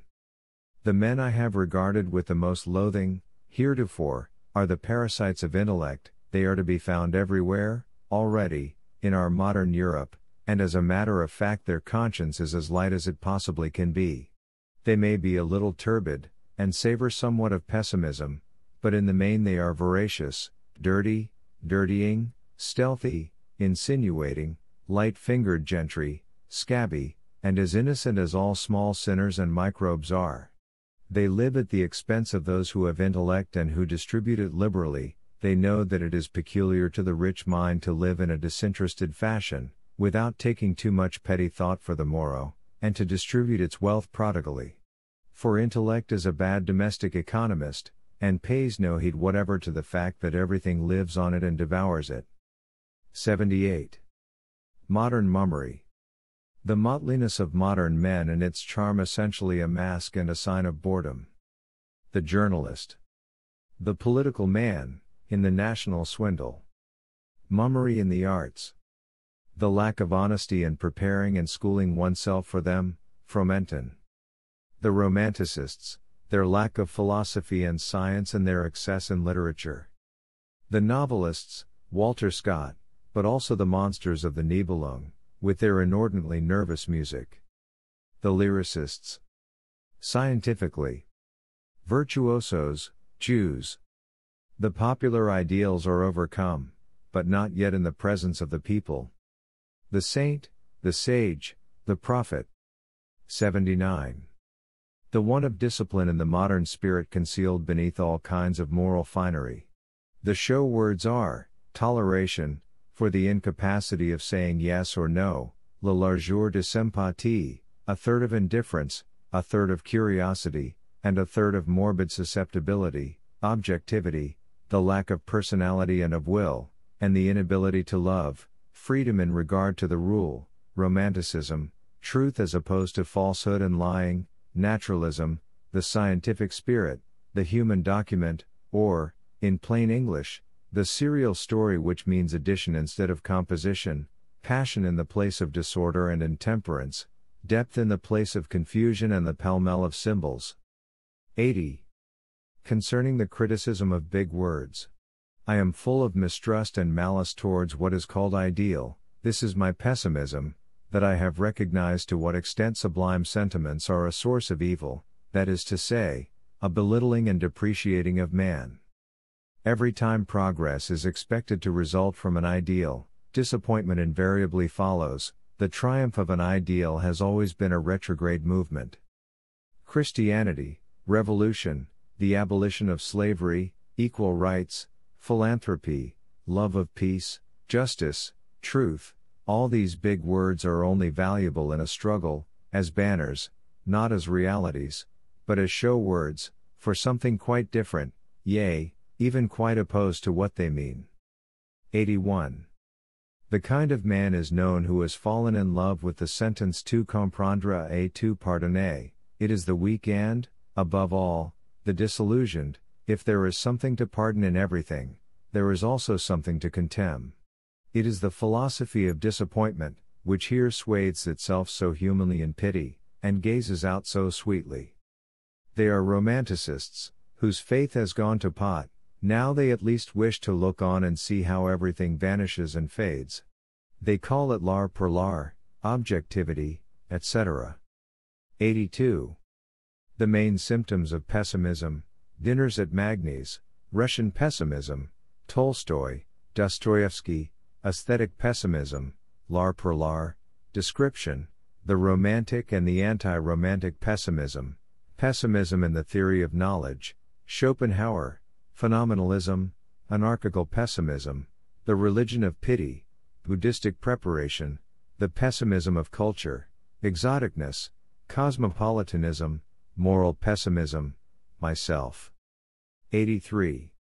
Without the Christian faith, said Pascal, you would yourselves be like nature and history, un monstre et un chaos. We fulfilled this prophecy, once the weak and optimistic 18th century had embellished and rationalized man. Schopenhauer and Pascal. A non-essential point: Schopenhauer is the first who takes up Pascal's movement again, un monstre et un chaos, consequently something that must be negatived, history, nature, and man himself. Our inability to know the truth is the result of our corruption, of our moral decay, says Pascal. And Schopenhauer says essentially the same. The more profound the corruption of reason is, the more necessary is the doctrine of salvation, or, putting it into Schopenhauerian phraseology, negation. 84. Schopenhauer as an epigon, state of affairs before the revolution, pity, sensuality, art, weakness of will, Catholicism of the most intellectual desires, that is, at bottom, the good old 18th century. Schopenhauer's fundamental misunderstanding of the will, just as though passion, instinct, and desire were the essential factors of will, is typical, the depreciation of the will to the extent of mistaking it altogether. Likewise the hatred of willing, the attempt at seeing something superior, yea, even superiority itself, and that which really matters, in non-willing, in the subject being without aim or intention. Great symptom of fatigue or of the weakness of will, for this, in reality, is what treats the passions as master, and directs them as to the way and to the measure. 85. The undignified attempt has been made to regard Wagner and Schopenhauer as types of the mentally unsound. An infinitely more essential understanding of the matter would have been gained if the exact decadent type which each of them represents had been scientifically and accurately defined. 86. In my opinion, Henrik Ibsen has become very German. With all his robust idealism and will to truth, he never dared to wring himself free from moral illusionism which says freedom, and will not admit, even to itself, what freedom is, the second stage in the metamorphosis of the will to power in him who lacks it. In the first stage, one demands justice at the hands of those who have power. In the second, one speaks of freedom, that is to say, one wishes to shake oneself free from those who have power. In the third stage, one speaks of equal rights, that is to say, so long as one is not a predominant personality, one wishes to prevent one's competitors from growing in power. 87. The decline of Protestantism, theoretically and historically understood as a half measure. Undeniable predominance of Catholicism today, Protestant feeling is so dead that the strongest anti-Protestant movements, Wagner's Parsifal, for instance, are no longer regarded as such. The whole of the more elevated intellectuality in France is Catholic in instinct. Bismarck recognized that there was no longer any such thing as Protestantism. 88. Protestantism, that spiritually unclean and tiresome form of decadence, in which Christianity has known how to survive in the mediocre North, is something incomplete and complexly valuable for knowledge, insofar as it was able to bring experiences of different kinds and origins into the same heads. 89. What has the German spirit not made out of Christianity? And, to refer to Protestantism again, how much beer is there not still in Protestant Christianity? Can a crasser, more indolent, and more lounging form of Christian belief be imagined, than that of the average German Protestant? It is indeed a very humble Christianity. I call it the homeopathy of Christianity. I am reminded that, today, there also exists a less humble sort of Protestantism. It is taught by royal chaplains and anti-Semitic speculators, but nobody has ever maintained that any spirit hovers over these waters. It is merely a less respectable form of Christian faith, not by any means a more comprehensible one. 90. Progress. Let us be on our guard lest we deceive ourselves. Time flies forward apace, we would fain believe that everything flies forward with it, that evolution is an advancing development. That is the appearance of things which deceives the most circumspect. But the 19th century shows no advance whatever on the 16th, and the German spirit of 1888 is an example of a backward movement when compared with that of 1788. Mankind does not advance, it does not even exist. The aspect of the whole is much more like that of a huge experimenting workshop where some things in all ages succeed, while an incalculable number of things fail, where all order, logic, coordination, and responsibility is lacking. How dare we blink the fact that the rise of Christianity is a decadent movement? That the German Reformation was a recrudescence of Christian barbarism? That the Revolution destroyed the instinct for an organization of society on a large scale? Man is not an example of progress as compared with animals. The tender son of culture is an abortion compared with the Arab or the Corsican. The Chinaman is a more successful type, that is to say, richer in sustaining power than the European. B. The last centuries. 91. Gloominess and pessimistic influence necessarily follow in the wake of enlightenment. Towards 1770 a falling off in cheerfulness was already noticeable. Women, with that very feminine instinct which always defends virtue, believed that immorality was the cause of it. Galliani hit the bull's eye. He quotes Voltaire's verse.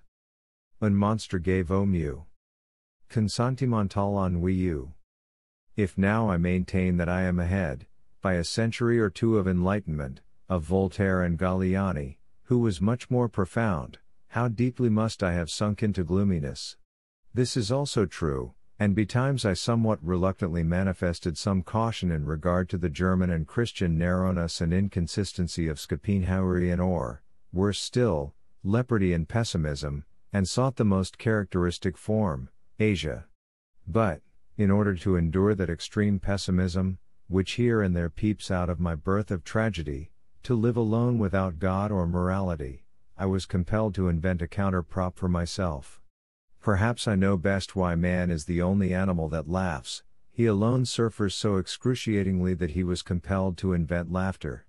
The unhappiest and most melancholy animal is, as might have been expected, the most cheerful. 92. In regard to German culture, I have always had a feeling as of decline. The fact that I learned to know a declining form of culture has often made me unfair towards the whole phenomenon of European culture. The Germans always follow at some distance behind, they always go to the root of things, for instance. Dependence upon foreigners, Kant, Rousseau, the sensualists, Hume, Swedenborg. Schopenhauer, the Indians and Romanticism, Voltaire. Wagner, the French cult of the ugly and of grand opera, Paris, and the flight into primitive barbarism, the marriage of brother and sister. The law of the laggard, the provinces go to Paris, Germany goes to France. How is it that precisely Germans discovered the Greek? The more an instinct is developed, the more it is tempted to run for once into its opposite. Music is the last breath of every culture. 93. Renaissance and Reformation. What does the Renaissance prove?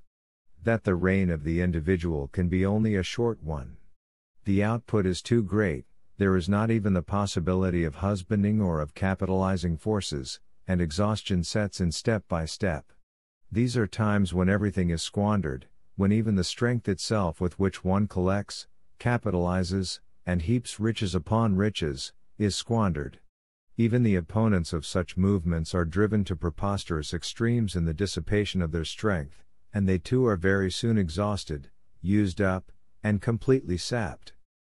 In the Reformation we are face to face with a wild and plebeian counterpart of the Italian Renaissance, generated by similar impulses, except that the former, in the backward and still vulgar North, had to assume a religious form.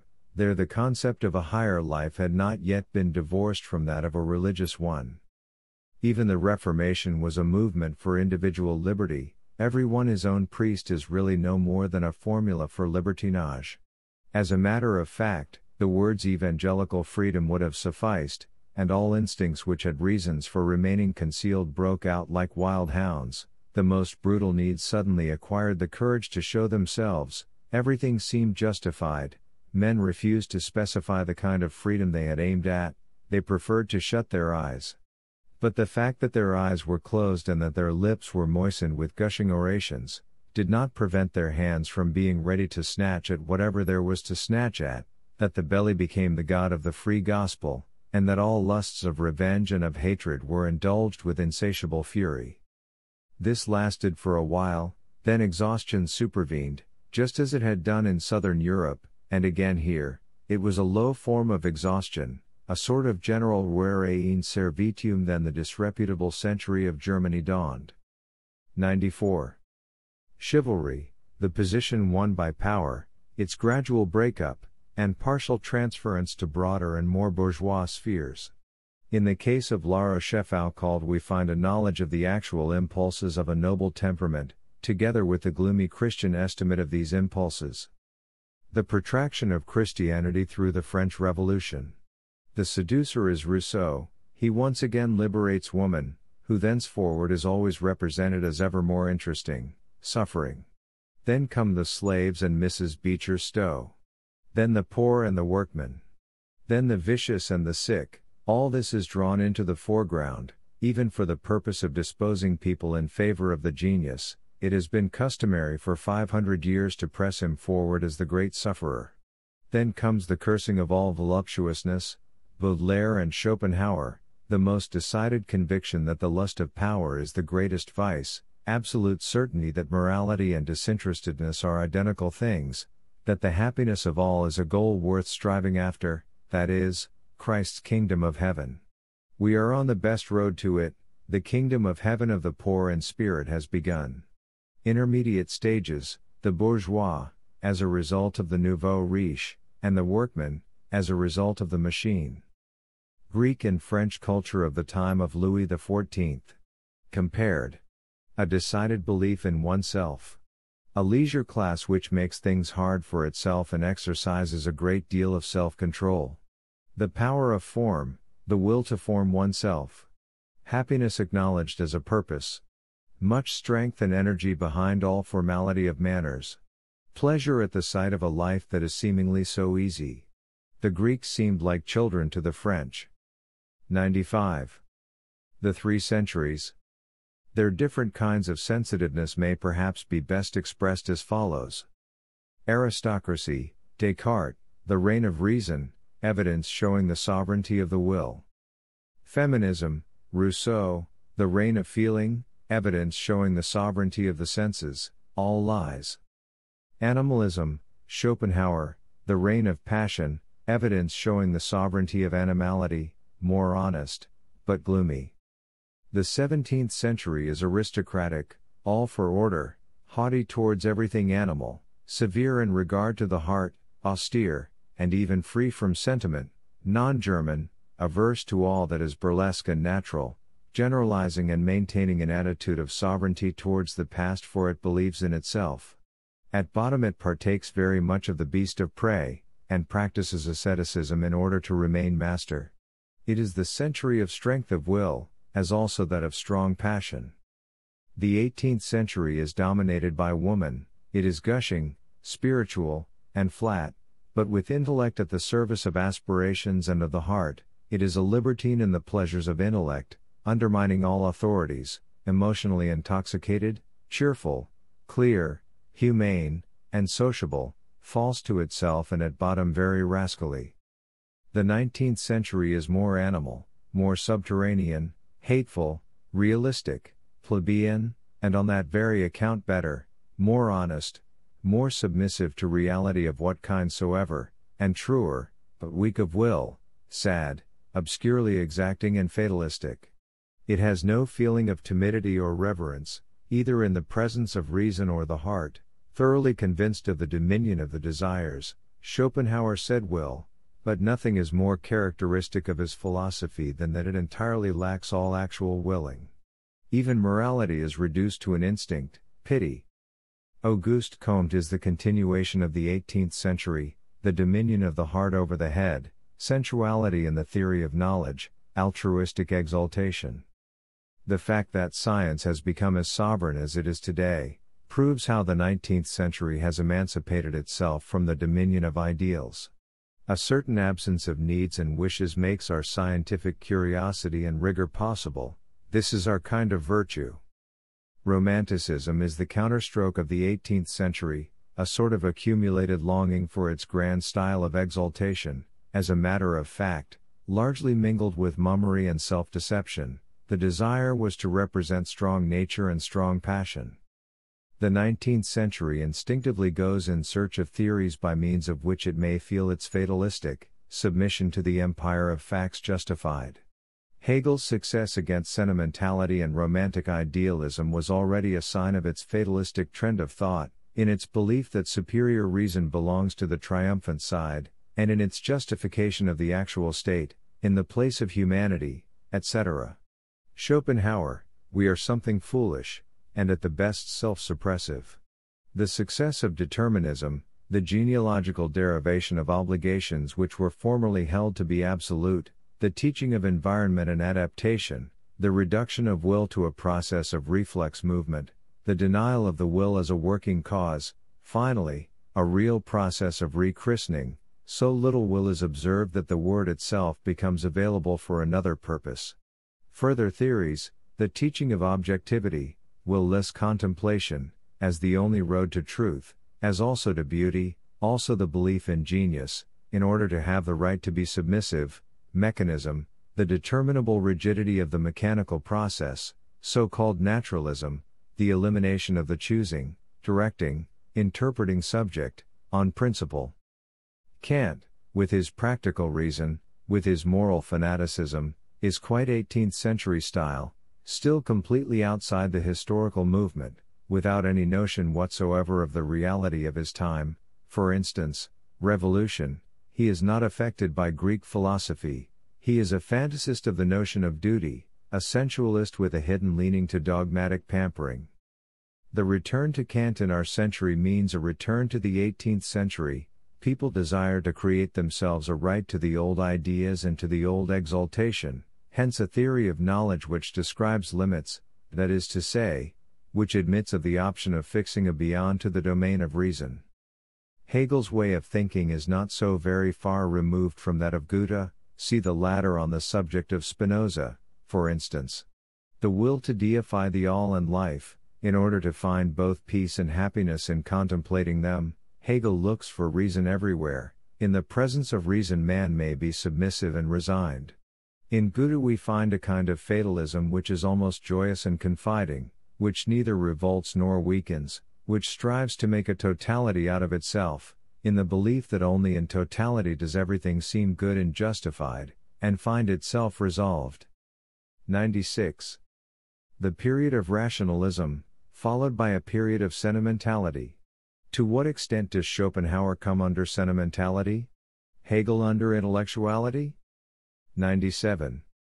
The 17th century suffers from humanity as from a host of contradictions, le mode de contradiction that we are. It endeavors to discover man, to coordinate him, to excavate him, whereas the 18th century tries to forget what is known of man's nature, in order to adapt him to its utopia. Superficial, soft, humane gushes over humanity. The 17th century tries to banish all traces of the individual in order that the artist's work may resemble life as much as possible. The 18th century strives to create interest in the author by means of the work. The 17th century seeks art in art, a piece of culture. The 18th uses art in its propaganda for political and social reforms.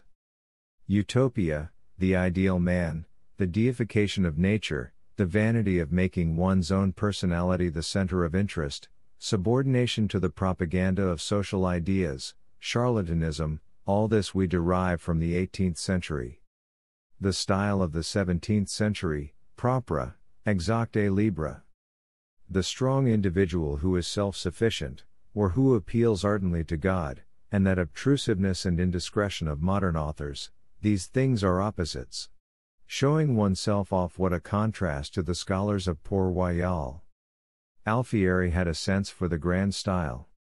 The hate of the burlesque, that which lacks dignity, the lack of a sense of nature belongs to the 17th century.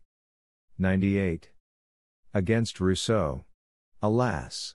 Man is no longer sufficiently evil. Rousseau's opponents, who say that man is a beast of prey, are unfortunately wrong. Not the corruption of man, but the softening and moralizing of him is the curse. In the sphere which Rousseau attacked most violently, the relatively strongest and most successful type of man was still to be found, the type which still possessed the great passions intact, will to power, will to pleasure, the will and ability to command. The man of the 18th century must be compared with the man of the Renaissance, also with the man of the 17th century in France. If the matter is to be understood at all, Rousseau is a symptom of self-contempt and of inflamed vanity, both signs that the dominating will is lacking. He moralizes and seeks the cause of his own misery after the style of a revengeful man in the ruling classes. 99. Voltaire, Rousseau. A state of nature is terrible, man is a beast of prey, our civilization is an extraordinary triumph over this beast of prey in nature. This was Voltaire's conclusion. He was conscious of the mildness, the refinements, the intellectual joys of the civilized state. He despised obtuseness, even in the form of virtue, and the lack of delicacy even in ascetics and monks. The moral depravity of man seemed to preoccupy Rousseau. The words unjust, cruel, are the best possible for the purpose of exciting the instincts of the oppressed, who otherwise find themselves under the ban of the vetidum and of disgrace, so that their conscience is opposed to their indulging any insurrectional desires. These emancipators seek one thing above all, to give their party the great accents and attitudes of higher nature. 100. Rousseau, the rule founded on sentiment, nature as the source of justice, man perfects himself in proportion as he approaches nature, according to Voltaire, in proportion as he leaves nature behind. The very same periods seem to the one to demonstrate the progress of humanity and, to the other, the increase of injustice and inequality. Voltaire, who still understood humanita in the sense of the Renaissance, as also virtu, as higher culture, fights for the cause of the honnête gens la bonne compagnie taste, science, arts, and even for the cause of progress and civilization. The flare-up occurred towards 1760, on the one hand the citizen of Geneva, on the other Le Seigneur de Ferney. It is only from that moment and henceforward that Voltaire was the man of his age, the philosopher, the representative of toleration and of disbelief.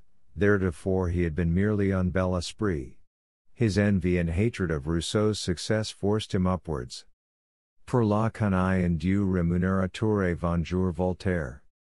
The criticism of both standpoints in regard to the value of civilization. To Voltaire nothing seems finer than the social invention, there is no higher goal than to uphold and perfect it.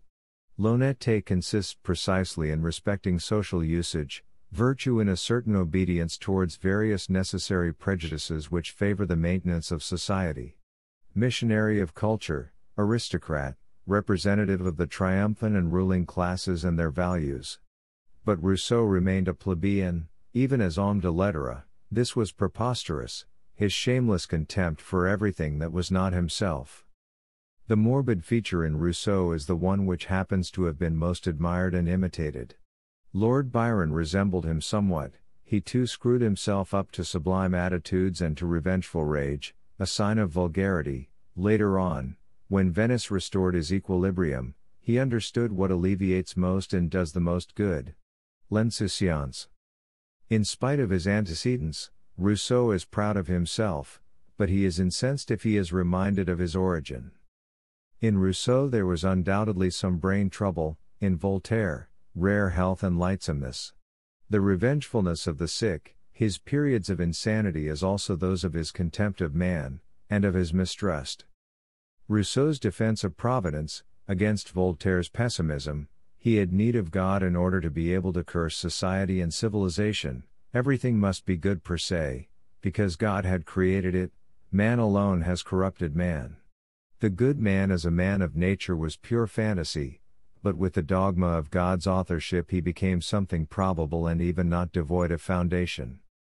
Romanticism à la Rousseau, passion, the sovereign right of passion, naturalness, the fascination of madness, foolishness reckoned as greatness, the senseless vanity of the weak, the revengefulness of the masses elevated to the position of justice. In politics, for 100 years, the leader has always been this invalid. 101.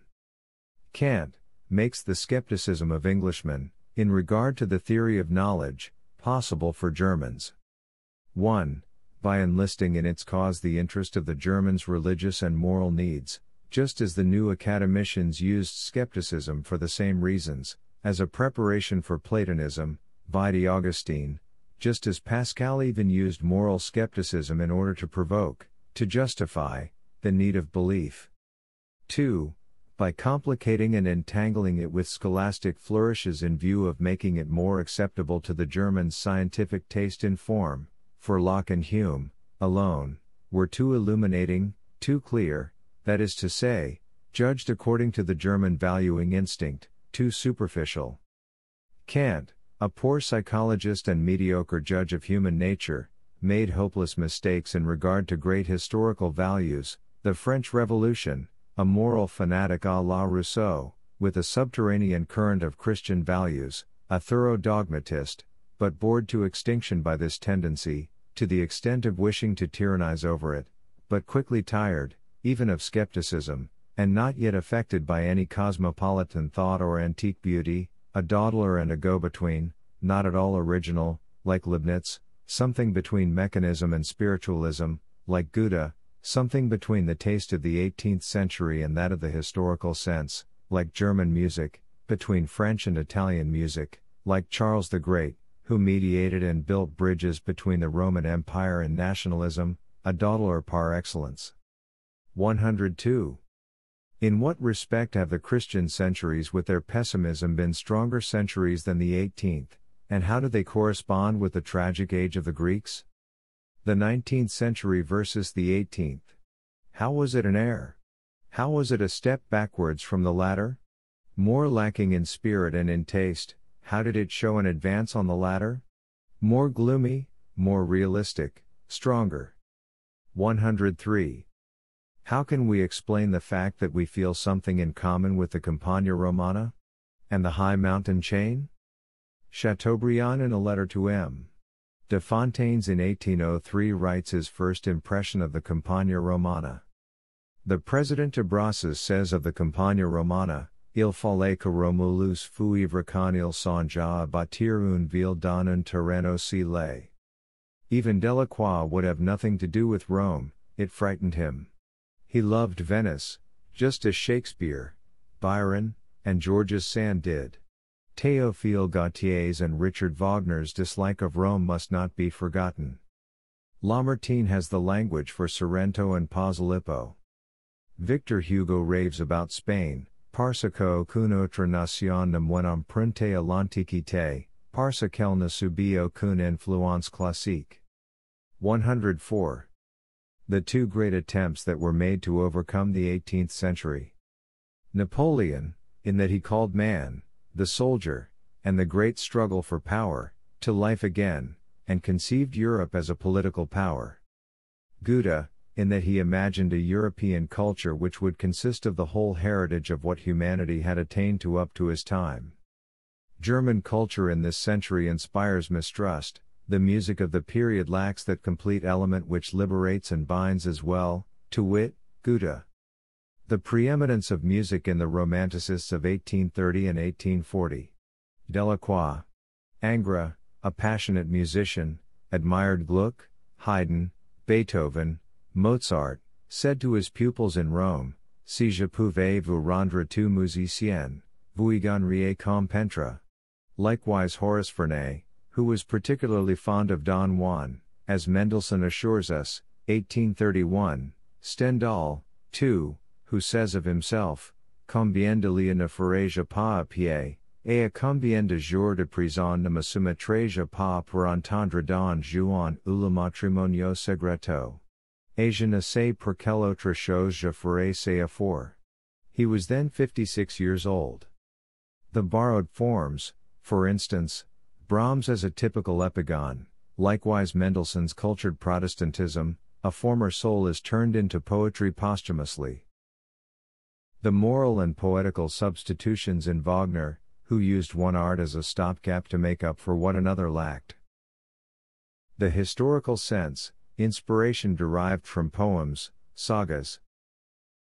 That characteristic transformation of which G. Flaubert is the most striking example among Frenchmen, and Richard Wagner the most striking example among Germans, shows how the romantic belief in love and the future changes into a longing for nonentity in 1830-50.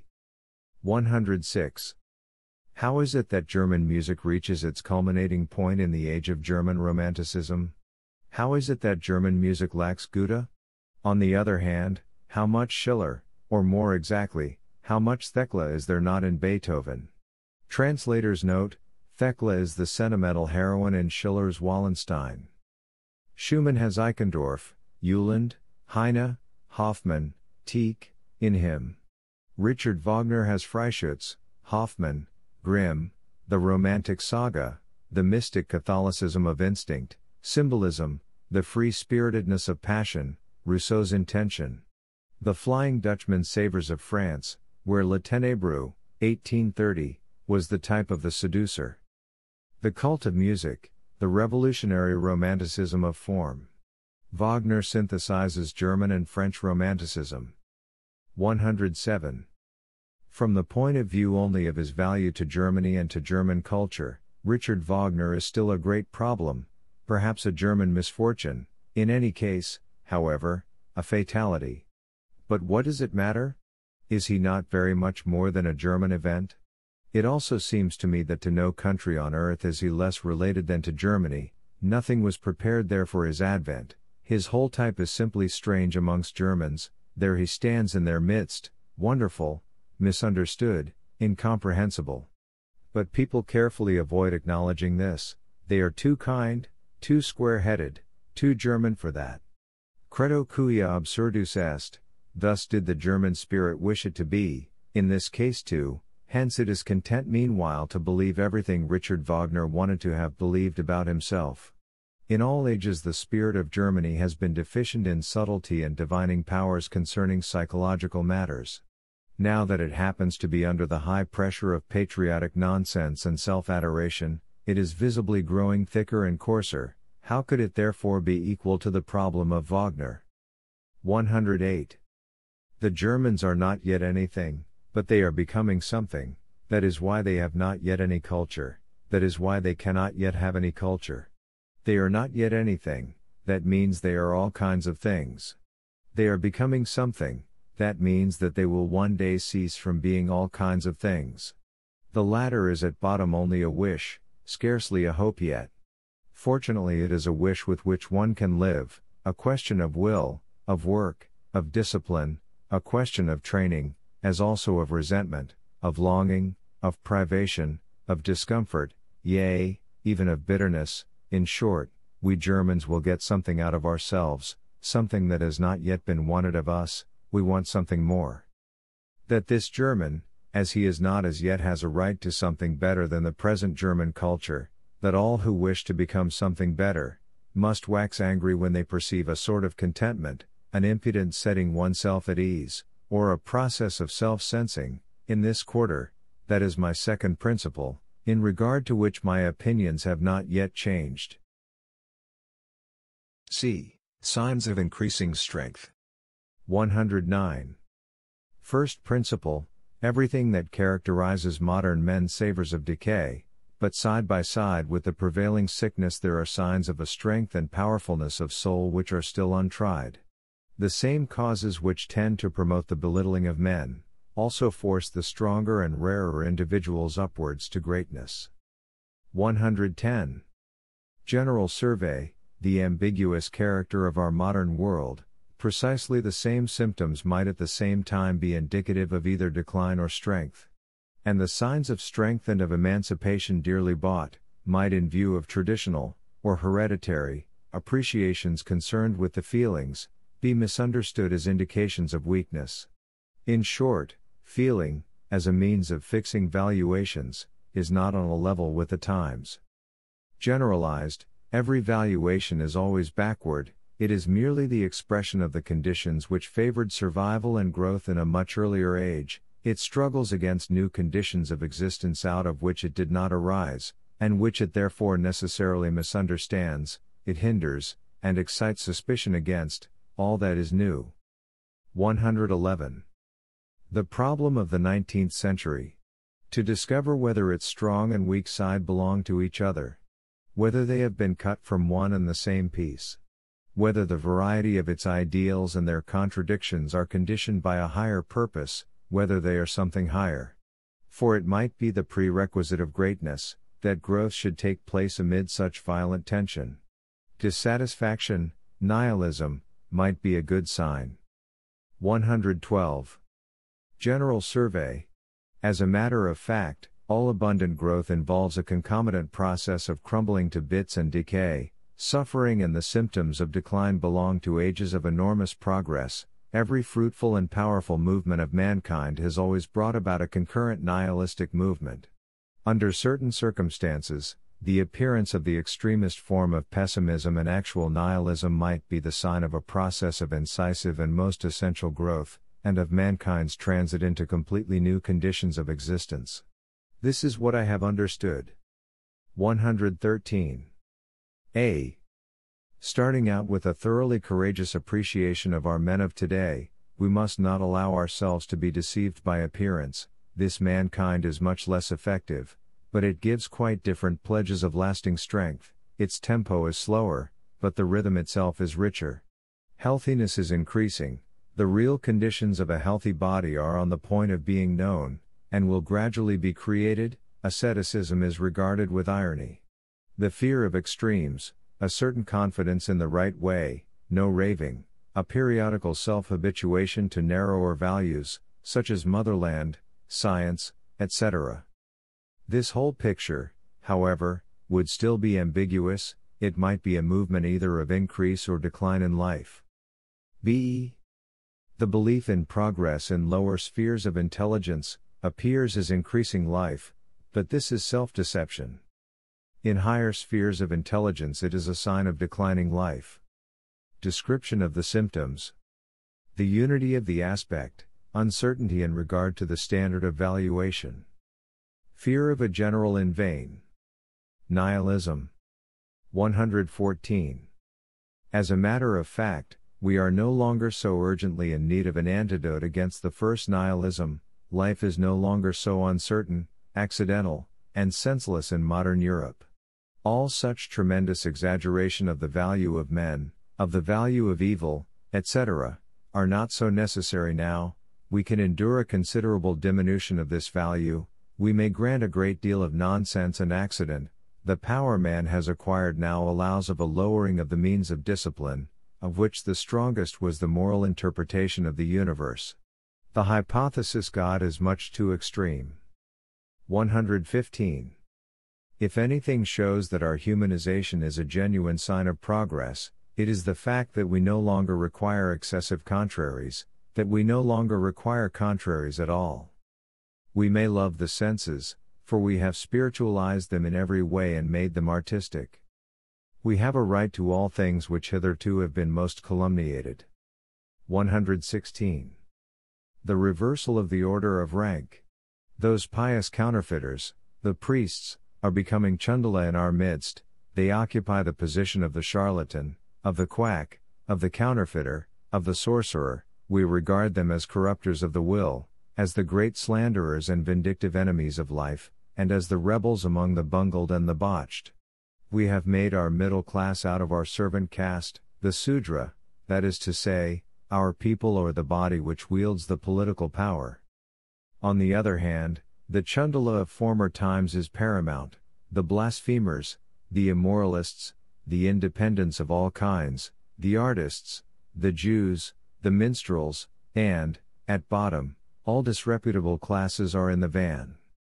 We have elevated ourselves to honorable thoughts, even more, we determine what honor is on earth, nobility. All of us today are advocates of life. We immoralists are today the strongest power, the other great powers are in need of us, we recreate the world in our own image. We have transferred the label Chandala to the priests, the backworldsmen, and to the deformed Christian society which has become associated with these people, together with creatures of like origin, the pessimists, nihilists, romanticists of pity, criminals, and men of vicious habits, the whole sphere in which the idea of God is that of Savior. We are proud of being no longer obliged to be liars, slanderers, and detractors of life. 117. The advance of the 19th century upon the 18th, at bottom we good Europeans are carrying on a war against the 18th century. 1. The return to nature is getting to be understood, ever more definitely, in a way which is quite the reverse of that in which Rousseau used the phrase, away from idols and operas. 2. Ever more decided, more anti-idealistic, more objective, more fearless, more industrious, more temperate, more suspicious of sudden changes, anti-revolutionary. 3. The question of bodily health is being pressed ever more decidedly in front of the health of the soul. The latter is regarded as a condition brought about by the former, and bodily health is believed to be, at least, the prerequisite to spiritual health. 118. If anything at all has been achieved, it is a more innocent attitude towards the senses, a happier, more favorable demeanor in regard to sensuality, resembling rather the position taken up by Gouda. A prouder feeling has also been developed in knowledge, and the Rainthor meets with little faith. Translator's note, this is a reference to Wagner's Parsifal. The character is well known, is written to represent a son of heart's affliction, and a child of wisdom, humble, guileless, loving, pure, and a fool. 119. We objective people. It is not pity that opens up the way for us to all that is most remote and most strange in life and culture, but our accessibility and ingenuousness, which precisely does not pity, but rather takes pleasure in hundreds of things which formerly caused pain, which in former days either outraged or moved us, or in the presence of which we were either hostile or indifferent. Pain in all its various phases is now interesting to us. On that account we are certainly not the more pitiful, even though the sight of pain may shake us to our foundations and move us to tears, and we are absolutely not inclined to be more helpful in view thereof. In this deliberate desire to look on at all pain and error, we have grown stronger and more powerful than in the 18th century, It is a proof of our increase of strength, we have drawn closer to the 17th and 16th centuries. But it is a profound mistake to regard our romanticism as a proof of our beautified souls. We want stronger sensations than all coarser ages and classes have wanted. This fact must not be confounded with the needs of neurotics and decadents. In their case, of course, there is a craving for pepper, even for cruelty. We are all seeking conditions which are emancipated from the bourgeois, and to a greater degree from the priestly, notion of morality. Every book which savors at all of priestdom and theology gives us the impression of pitiful niaiserie and mental indigence. Good company, in fact, finds everything insipid which is not forbidden and considered compromising in bourgeois circles, and the case is the same with books, music, politics, and opinions on women. 120. The simplification of man in the 19th century, the 18th century was that of elegance, subtlety, and generous feeling. Not return to nature, for no natural humanity has ever existed yet. Scholastic, unnatural, and antinatural values are the rule in the beginning. Man only reaches nature after a long struggle, he never turns his back to her. To be natural means, to dare to be as immoral as nature is.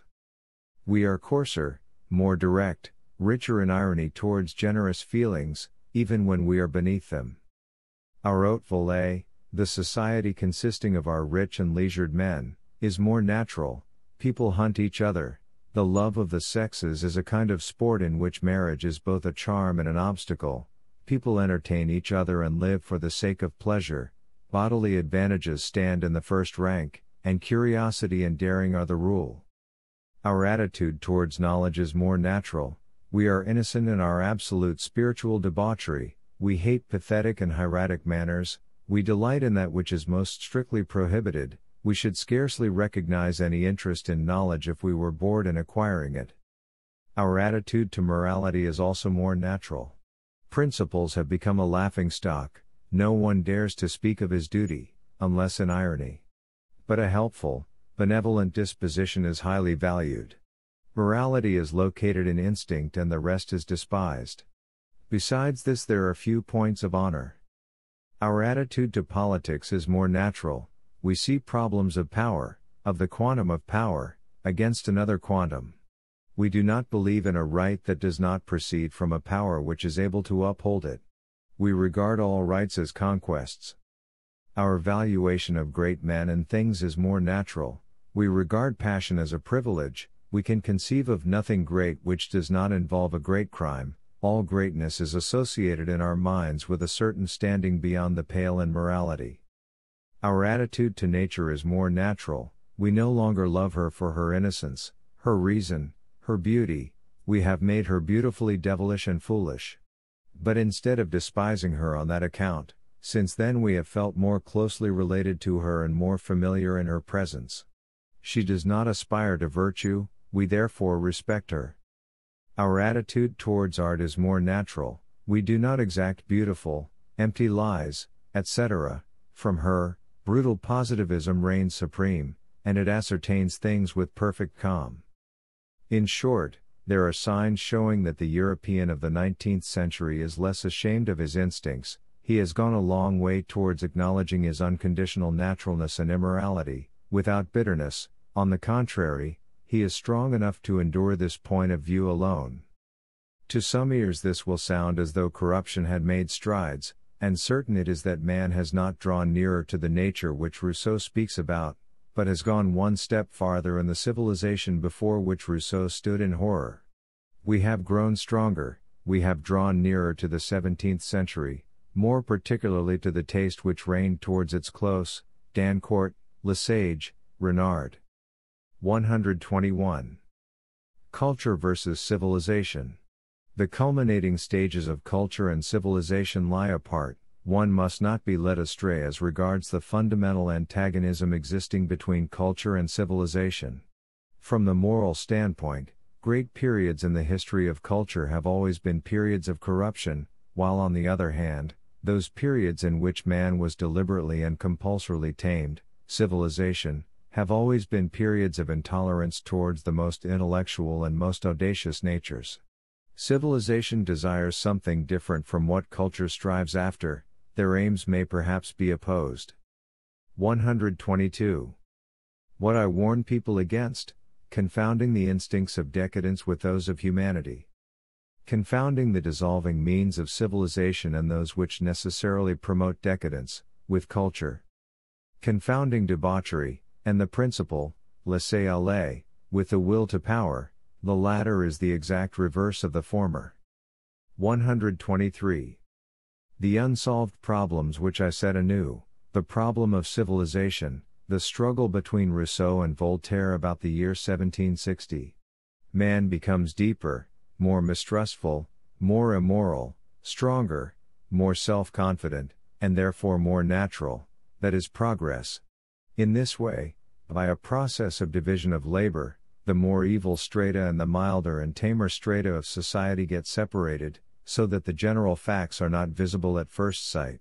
It is a sign of strength, and of the self-control and fascination of the strong, that these stronger strata possess the arts in order to make their greater powers for evil felt as something higher. As soon as there is progress, there is a transvaluation of the strengthened factors into the good.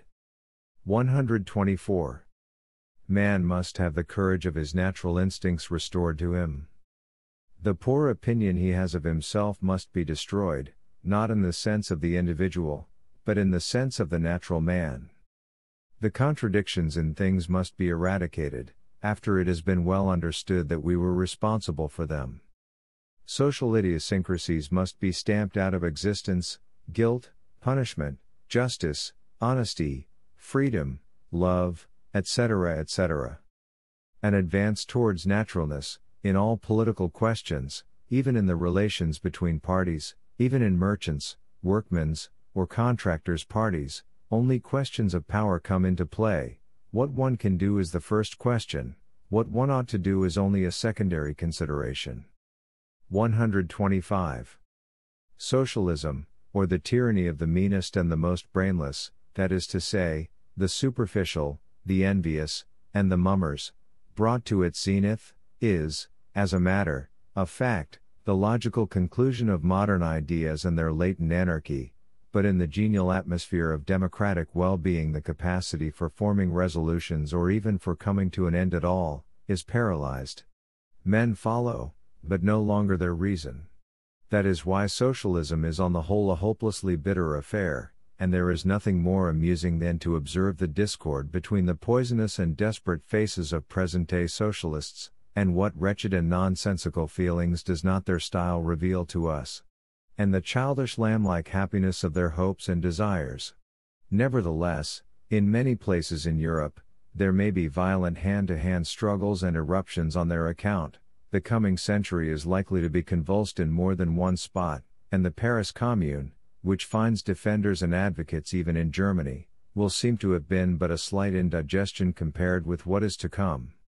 Be this as it may, there will always be too many people of property for socialism ever to signify anything more than an attack of illness, and these people of property are like one man with one faith: one must possess something in order to be someone.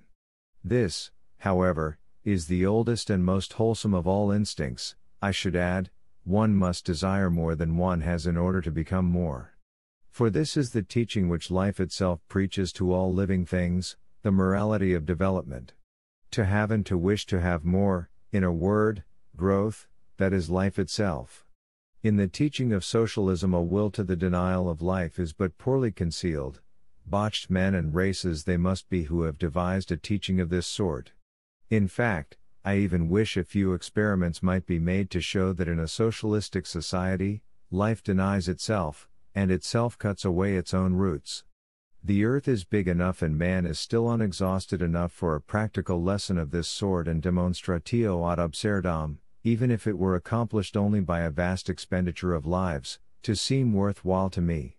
Still, socialism, like a restless mole beneath the foundations of a society wallowing in stupidity, will be able to achieve something useful and salutary. It delays peace on earth and the whole process of character softening of the democratic herding animal. It forces the European to have an extra supply of intellect, that is to say, craft and caution, and prevents his entirely abandoning the manly and warlike qualities. It also saves Europe a while from the marasmus femininus which is threatening it. 126. The most favorable obstacles and remedies of modernity. 1. Compulsory military service with real wars in which all joking is laid aside. 2. National thick-headedness, which simplifies and concentrates. 3. Improved nutrition, meat. 4. Increasing cleanliness and wholesomeness in the home. 5. The predominance of physiology over theology, morality, economics, and politics. 6. Military discipline in the exaction and the practice of one's duty. It is no longer customary to praise. 127. I am delighted at the military development of Europe, also at the inner anarchical conditions. The period of quietude and Chinadom which Galliani prophesied for this century is now over. Personal and manly capacity, bodily capacity recovers its value, valuations are becoming more physical, nutrition consists ever more and more of flesh.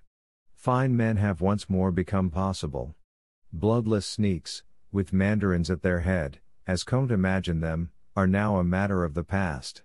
The savage in every one of us is acknowledged, even the wild animal.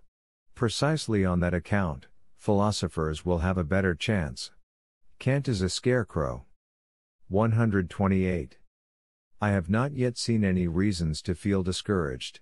He who acquires and preserves a strong will, together with a broad mind, has a more favorable chance now than ever he had. For the plasticity of man has become exceedingly great in democratic Europe. Men who learn easily, who readily adapt themselves, are the rule. The gregarious animal of a high order of intelligence is prepared. He who would command finds those who must obey. I have Napoleon and Bismarck in mind, for instance. The struggle against strong and unintelligent wills, which forms the surest obstacle in one's way, is really insignificant who would not be able to knock down these objective gentlemen with weak wills, such as rank and renown. 129. Spiritual enlightenment is an unfailing means of making men uncertain, weak of will, and needful of succor and support, in short, of developing the herding instincts in them. That is why all great artist rulers, hitherto, Confucius in China, the Roman Empire, Napoleon, Popedom, at a time when they had the courage of their worldliness and frankly pursued power, in whom the ruling instincts, that had prevailed until their time, culminated, also made use of the spiritual enlightenment, or at least allowed it to be supreme, after the style of the popes of the Renaissance. The self-deception of the masses on this point, in every democracy for instance, is of the greatest possible value. All that makes men smaller and more amenable is pursued under the title progress. 130. The highest equity and mildness as a condition of weakness, the New Testament and the early Christian community, manifesting itself in the form of utter foolishness in the Englishman, Darwin and Wallace. Your equity, ye higher men, drives you to universal suffrage, etc. Your humanity urges you to be milder towards crime and stupidity. In the end you will thus help stupidity and harmlessness to conquer. Outwardly, ages of terrible wars, insurrections, explosions. Inwardly, ever more and more weakness among men, events take the form of excitants. The Parisian as the type of the European extreme. Consequences: 1. Savages, at first, of course, in conformity with the culture that has reigned hitherto. 2. Sovereign individuals, where powerful barbarous masses and emancipation from all that has been, are crossed. The age of greatest stupidity, brutality, and wretchedness in the masses, and in the highest individuals. 131. An incalculable number of higher individuals now perish, but he who escapes their fate is as strong as the devil. In this respect we are reminded of the conditions which prevailed in the Renaissance. 132. How are good Europeans such as ourselves distinguished from the patriots?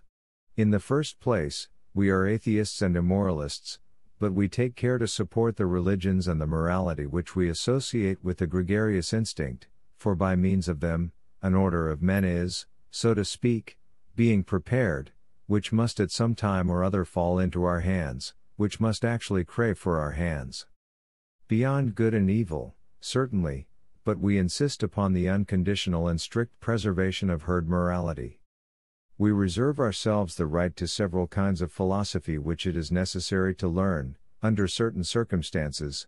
The pessimistic kind as a hammer, a European Buddhism might perhaps be indispensable. We should probably support the development and the maturation of democratic tendencies, for it conduces to weakness of will. In socialism we recognize a thorn which prevents smug ease. Attitude towards the people. Our prejudices, we pay attention to the results of crossbreeding. Detached, well-to-do, strong, irony concerning the press and its culture. Our care, that scientific men should not become journalists. We mistrust any form of culture that tolerates newspaper reading or writing. We make our accidental positions, as Goethe and Stendhal did, our experiences, a foreground, and we lay stress upon them, so that we may deceive concerning our backgrounds. We ourselves wait and avoid putting our heart into them. They serve us as refuges, such as a wanderer might require and use, but we avoid feeling at home in them. We are ahead of our fellows in that we have had a disciplina voluntatis. All strength is directed to the development of the will, an art which allows us to wear masks, an art of understanding beyond the passions, also super-European thought at times. This is our preparation before becoming the lawgivers of the future and the lords of the earth, if not we, at least our children. Caution where marriage is concerned. 133. The 20th century. The Abbé Galliani says somewhere, La prévoyance est la cause des guerres actuelles de l'Europe. Si l'on voulait se donner la peine de ne rien prévoir, tout le monde serait tranquille, et je ne crois pas qu'on serait plus malheureux parce qu'on ne ferait pas la guerre. As I in no way share the unwarlike views of my deceased friend Galliani, I have no fear whatever of saying something beforehand with the view of conjuring in some way the cause of wars. A condition of excessive consciousness, after the worst of earthquakes, with new questions. 134. It is the time of the great noon, of the most appalling enlightenment, my particular kind of pessimism, the great starting point. 1. Fundamental contradiction between civilization and the elevation of man. 2. Moral valuations regarded as a history of lies and the art of calumny in the service of the will to power, of the will of the herd, which rises against stronger men. 3. The conditions which determine every elevation in culture, the facilitation of a selection being made at the cost of a crowd, are the conditions of all growth. 4. The multiformity of the world is a question of strength, which sees all things in the perspective of their growth. The moral Christian values to be regarded as the insurrection and mendacity of slaves, in comparison with the aristocratic values of the ancient world. Second book. Criticism of the highest values that have prevailed hitherto. 1. Criticism of religion. All the beauty and sublimity with which we have invested real and imagined things, I will show to be the property and product of man, and this should be his most beautiful apology. Man as a poet, as a thinker, as a god, as love, as power. Oh, the regal liberality with which he has lavished gifts upon things in order to impoverish himself and make himself feel wretched. Hitherto, this has been his greatest disinterestedness, that he admired and worshipped, and knew how to conceal from himself that he it was who had created what he admired. 1. Concerning the origin of religions. 135. The origin of religion. Just as the illiterate man of today believes that his wrath is the cause of his being angry, that his mind is the cause of his thinking, that his soul is the cause of his feeling, in short, just as a mass of psychological entities are still unthinkingly postulated as causes, so, in a still more primitive age, the same phenomena were interpreted by man by means of personal entities. Those conditions of his soul which seemed strange, overwhelming, and rapturous, he regarded as obsessions and bewitching influences emanating from the power of some personality. Thus the Christian, the most puerile and backward man of this age, traces hope, peace, and the feeling of deliverance to a psychological inspiration on the part of God, being by nature a sufferer and a creature in need of repose. States of happiness, peace, and resignation, perforce seem strange to him, and seem to need some explanation. Among intelligent, strong, and vigorous races, the epileptic is mostly the cause of a belief in the existence of some foreign power, but all such examples of apparent subjection, as, for instance, the bearing of the exalted man, of the poet, of the great criminal, or the passions, love and revenge, lead to the invention of supernatural powers. A condition is made concrete by being identified with a personality, and when this condition overtakes anybody, it is ascribed to that personality. In other words, in the psychological concept of God, a certain state of the soul is personified as a cause in order to appear as an effect. The psychological logic is as follows: when the feeling of power suddenly seizes and overwhelms a man, and this takes place in the case of all the great passions, a doubt arises in him concerning his own person. He dare not think himself the cause of this astonishing sensation, and thus he posits a stronger person, a Godhead, as its cause. In short, the origin of religion lies in the extreme feelings of power, which, being strange, take men by surprise, and just as the sick man, who feels one of his limbs unaccountably heavy, concludes that another man must be sitting on it, so the ingenuous homo religiosus divides himself up into several people. Religion is an example of the altération de la personnalité, a sort of fear and sensation of terror in one's own presence, but also a feeling of inordinate rapture and exaltation. Among sick people, the sensation of health suffices to awaken a belief in the proximity of God. 136. Rudimentary psychology of the religious man: all changes are effects, all effects are effects of will. The notion of nature and of natural law is lacking, all effects presuppose an agent. Rudimentary psychology: one is only a cause oneself, when one knows that one has willed something. Result: states of power impute to man the feeling that he is not the cause of them, that he is not responsible for them. They come without being willed to do so, consequently we cannot be their originators. Will that is not free, that is to say, the knowledge of a change in our condition which we have not helped to bring about, requires a strong will. Consequence of this rudimentary psychology: man has never dared to credit himself with his strong and startling moods. He has always conceived them as passive, as imposed upon him from outside. Religion is the offshoot of a doubt concerning the entity of the person, an alteration of the personality, in so far as everything great and strong in man was considered superhuman and foreign. Man belittled himself, he laid the two sides, the very pitiable and weak side, and the very strong and startling side apart, in two spheres, and called the one man and the other God. And he has continued to act on these lines. During the period of the moral idiosyncrasy he did not interpret his lofty and sublime moral states as proceeding from his own will or as the work of the person. Even the Christian himself divides his personality into two parts, the one a mean and weak fiction which he calls man, and the other which he calls God, deliverer and savior. Religion has lowered the concept man. Its ultimate conclusion is that all goodness, greatness, and truth are superhuman, and are only obtainable by the grace of God. 137.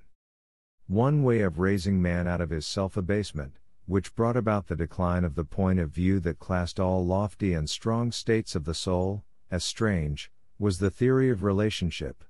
These lofty and strong states of the soul could at least be interpreted as the influence of our forebears. We belonged to each other, we were irrevocably joined, we grew in our own esteem, by acting according to the example of a model known to us all.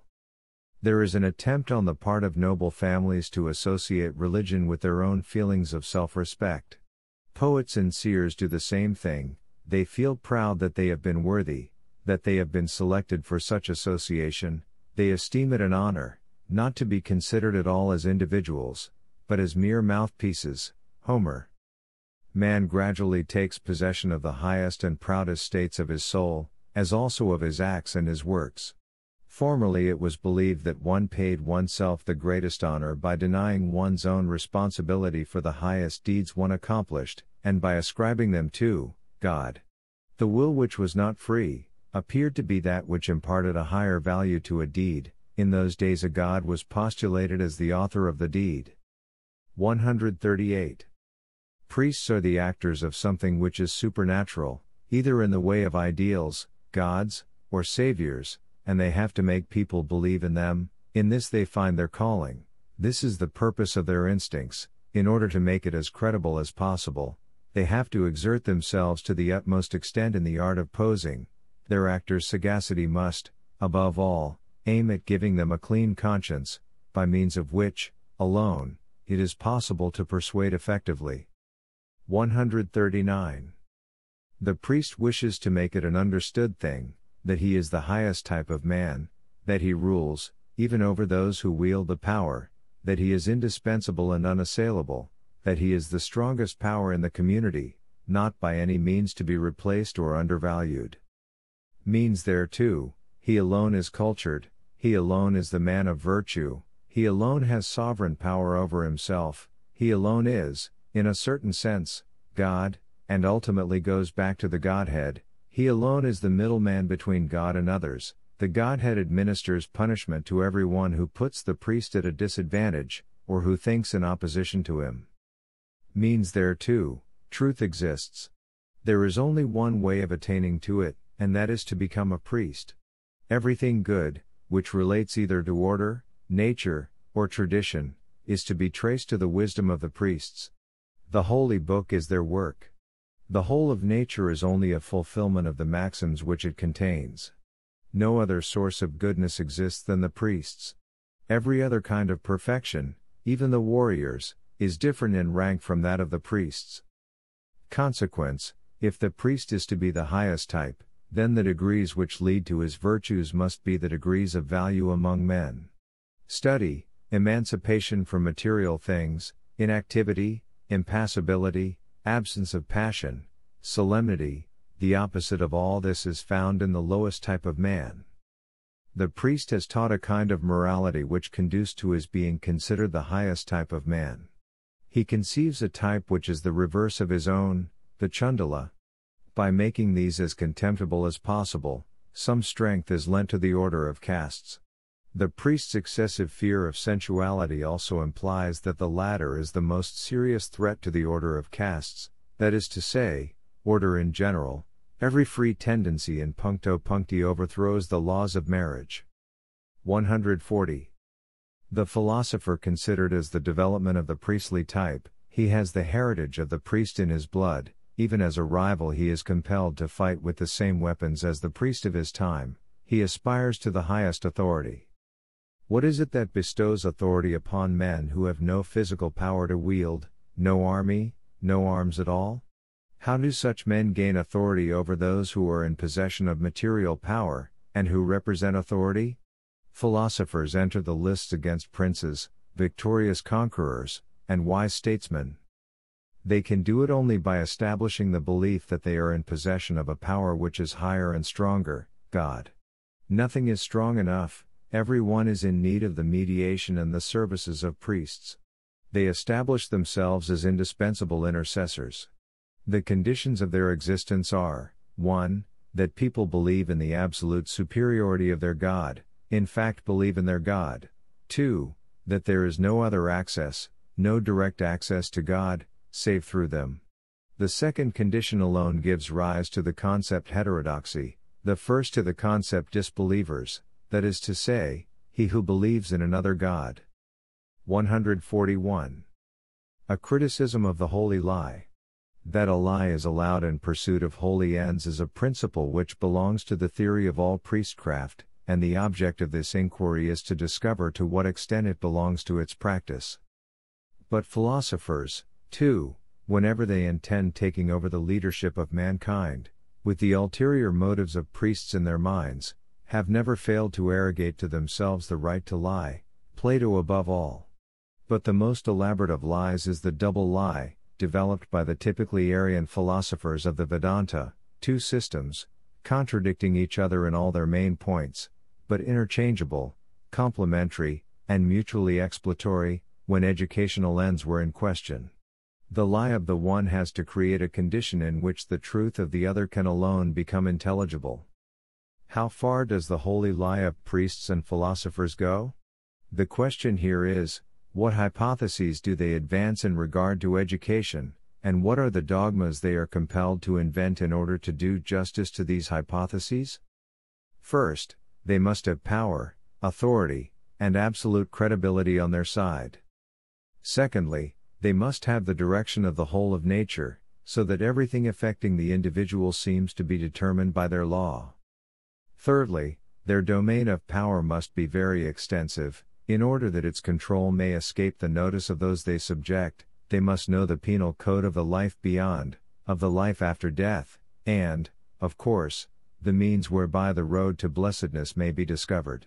They have to put the notion of a natural course of things out of sight, but as they are intelligent and thoughtful people, they are able to promise a host of effects, which they naturally say are conditioned by prayer or by the strict observance of their law.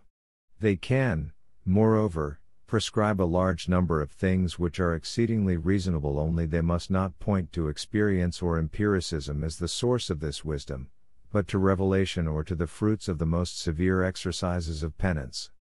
The holy lie, therefore, applies principally to the purpose of an action. The natural purpose, reason, is made to vanish; a moral purpose, the observance of some law, a service to God, seems to be the purpose.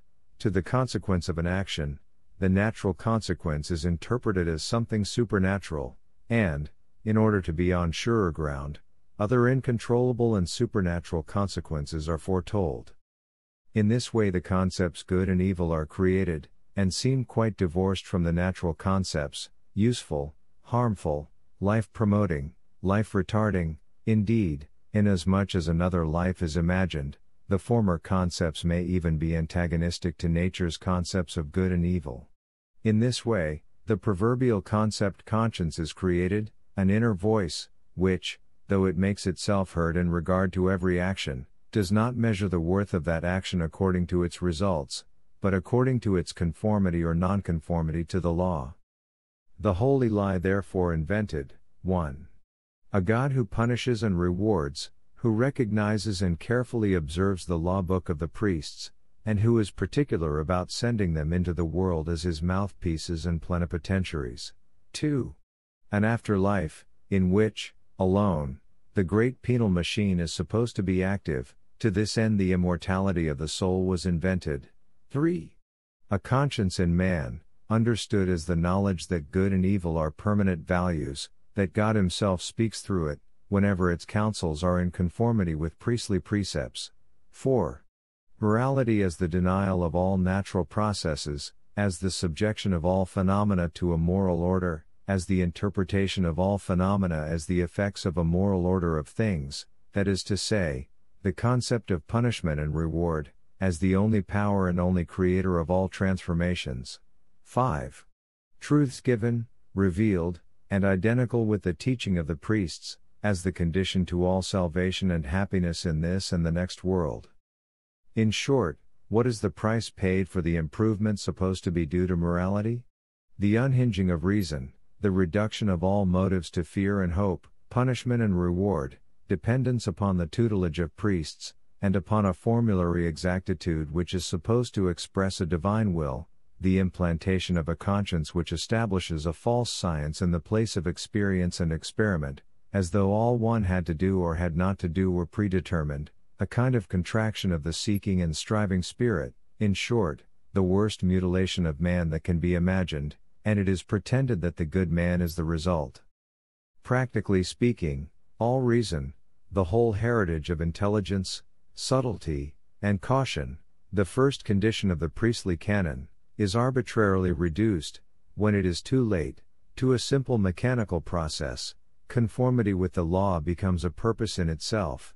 It is the highest purpose. Life no longer contains any problems. The whole conception of the world is polluted by the notion of punishment. Life itself, owing to the fact that the priest's life is upheld as the non plus ultra of perfection, is transformed into a denial and pollution of life, The concept God represents an aversion to life, and even a criticism and a contemning of it. Truth is transformed in the mind, into priestly prevarication, the striving after truth, into the study of the scriptures, into the way to become a theologian. 142. A criticism of the law book of Manu. The whole book is founded upon the holy lie. Was it the well-being of humanity that inspired the whole of this system? Was this kind of man, who believes in the interested nature of every action, interested or not interested in the success of this system? The desire to improve mankind, whence comes the inspiration to this feeling? Whence is the concept improvement taken?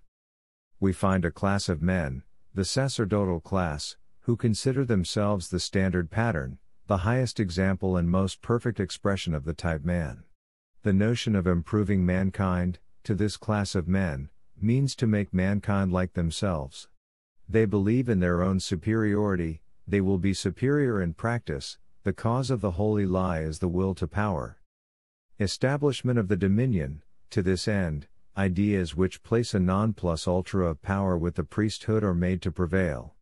Power acquired by lying was the result of the recognition of the fact that it was not already possessed physically, in a military form. Lying as a supplement to power, this is a new concept of truth. It is a mistake to presuppose unconscious and innocent development in this quarter, a sort of self-deception. Fanatics are not the discoverers of such exhaustive systems of oppression. Cold-blooded reflection must have been at work here, the same sort of reflection which Plato showed when he worked out his state: one must desire the means when one desires the end. Concerning this political maxim, all legislators have always been quite clear. We possess the classical model, and it is specifically Aryan. We can therefore hold the most gifted and most reflective type of man responsible for the most systematic lie that has ever been told. Everywhere almost the lie was copied, and thus avian influence corrupted the world. 143.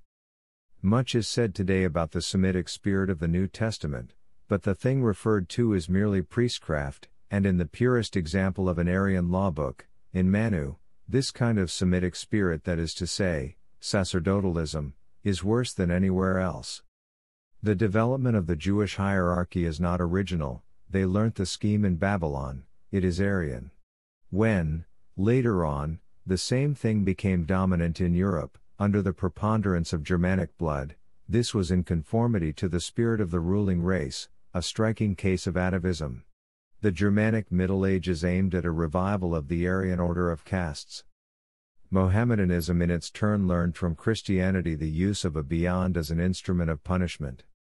The scheme of a permanent community, with priests at its head, this oldest product of Asia's great culture in the domain of organization, naturally provoked reflection and imitation in every way. Plato is an example of this, but above all, the Egyptians. 144.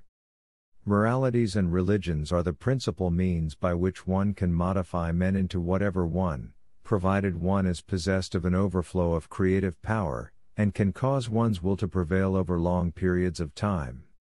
145. If one wished to see an affirmative Aryan religion which is the product of a ruling class, one should read the law book of Manu. The deification of the feeling of power in the Brahmin, it is interesting to note that it originated in the warrior caste, and was later transferred to the priests. If one wished to see an affirmative religion of the Semitic order, which is the product of the ruling class, one should read the Quran or the earlier portions of the Old Testament. Mohammedanism, as a religion for men, has profound contempt for the sentimentality and prevarication of Christianity, which, according to Mohammedans, is a woman's religion. If one wished to see a negative religion of the Semitic order, which is the product of the oppressed class, one should read the New Testament, which, according to Indian and Aryan points of view, is a religion for the Chandala. If one wished to see a negative Aryan religion, which is the product of the ruling classes, one should study Buddhism. It is quite in the nature of things that we have no Aryan religion which is the product of the oppressed classes, for that would have been a contradiction. A race of masters is either paramount or else it goes to the dogs. 146. Religion, per se, has nothing to do with morality, yet both offshoots of the Jewish religion are essentially moral religions, which prescribe the rules of living, and procure obedience to their principles by means of rewards and punishment. 147. Paganism, Christianity. Paganism is that which says yea to all that is natural, it is innocence in being natural, naturalness. Christianity is that which says no to all that is natural, it is a certain lack of dignity in being natural, hostility to nature. Innocent, Petronius is innocent, for instance. Beside this happy man, a Christian is absolutely devoid of innocence. But since even the Christian status is ultimately only a natural condition, the term Christian soon begins to mean the counterfeiting of the psychological interpretation. 148. The Christian priest is from the root a mortal enemy of sensuality. One cannot imagine a greater contrast to his attitude than the guileless, slightly odd, and solemn attitude, which the religious rites of the most honorable women in Athens maintained in the presence of the symbol of sex. In all non-ascetic religions, the procreative act is the secret per se, a sort of symbol of perfection and of the designs of the future, rebirth, immortality. 149. Our belief in ourselves is the greatest fetter, the most telling spur, and the strongest pinion. Christianity ought to have elevated the innocence of man to the position of an article of belief. Men would then have become gods. In those days believing was still possible. 150. The egregious lie of history, as if it were the corruption of paganism that opened the road to Christianity. As a matter of fact, it was the enfeeblement and moralization of the man of antiquity. The new interpretation of natural functions, which made them appear like vices, had already gone before. 151. Religions are ultimately wrecked by the belief in morality. The idea of the Christian moral God becomes untenable, hence atheism, as though there could be no other God. Culture is likewise wrecked by the belief in morality. For when the necessary and only possible conditions of its growth are revealed, nobody will any longer countenance it. Buddhism. 152. The physiology of nihilistic religions. All in all, the nihilistic religions are systematized histories of sickness described in religious and moral terminology. In pagan cultures, it is around the interpretation of the great annual cycles that the religious cult turns. In Christianity, it is around a cycle of paralytic phenomena. 153. This nihilistic religion gathers together all the decadent elements and things of like order which it can find in antiquity, namely a. The weak and the botched, the refuse of the ancient world, and that of which it rid itself with most violence. b. Those who are morally obsessed and anti-pagan. c. Those who are weary of politics and indifferent, the blasé Romans, the denationalized, who know not what they are. d. Those who are tired of themselves, who are happy to be party to a subterranean conspiracy. 154. Buddha versus Christ. Among the nihilistic religions, Christianity and Buddhism may always be sharply distinguished. Buddhism is the expression of a fine evening, perfectly sweet and mild. It is a sort of gratitude towards all that lies hidden, including that which it entirely lacks, namely, bitterness, disillusionment, and resentment. Finally, it possesses lofty intellectual love, it has got over all the subtlety of philosophical contradictions, and is even resting after it, though it is precisely from that source that it derives its intellectual glory and its glow as of a sunset. It originated in the higher classes. Christianity is a degenerative movement, consisting of all kinds of decaying and excremental elements. It is not the expression of the downfall of a race, it is, from the root, an agglomeration of all the morbid elements which are mutually attractive and which gravitate to one another. It is therefore not a national religion, not determined by race, it appeals to the disinherited everywhere. It consists of a foundation of resentment against all that is successful and dominant. It is in need of a symbol which represents the damnation of everything successful and dominant. It is opposed to every form of intellectual movement, to all philosophy. It takes up the cudgels for idiots, and utters a curse upon all intellect. Resentment against those who are gifted, learned, intellectually independent, in all these it suspects the element of success and domination. 155. In Buddhism this thought prevails: all passions, everything which creates emotions and leads to blood, is a call to action. To this extent alone are its believers warned against evil. For action has no sense, it merely binds one to existence. All existence, however, has no sense. Evil is interpreted as that which leads to irrationalism, to the affirmation of means whose end is denied. A road to nonentity is the desideratum, hence all emotional impulses are regarded with horror. For instance, on no account seek after revenge. Be the enemy of no one. The hedonism of the weary finds its highest expression here. Nothing is more utterly foreign to Buddhism than the Jewish fanaticism of St. Paul. Nothing could be more contrary to its instinct than the tension, fire, and unrest of the religious man, and, above all, that form of sensuality which sanctifies Christianity with the name love. Moreover, it is the cultured and very intellectual classes who find blessedness in Buddhism, a race wearied and besotted by centuries of philosophical quarrels, but not beneath all culture as those classes were from which Christianity sprang. In the Buddhistic ideal, there is essentially an emancipation from good and evil. A very subtle suggestion of a beyond to all morality is thought out in its teaching, and this beyond is supposed to be compatible with perfection, the condition being, that even good actions are only needed pro tem, merely as a means, that is to say, in order to be free from all action. 156.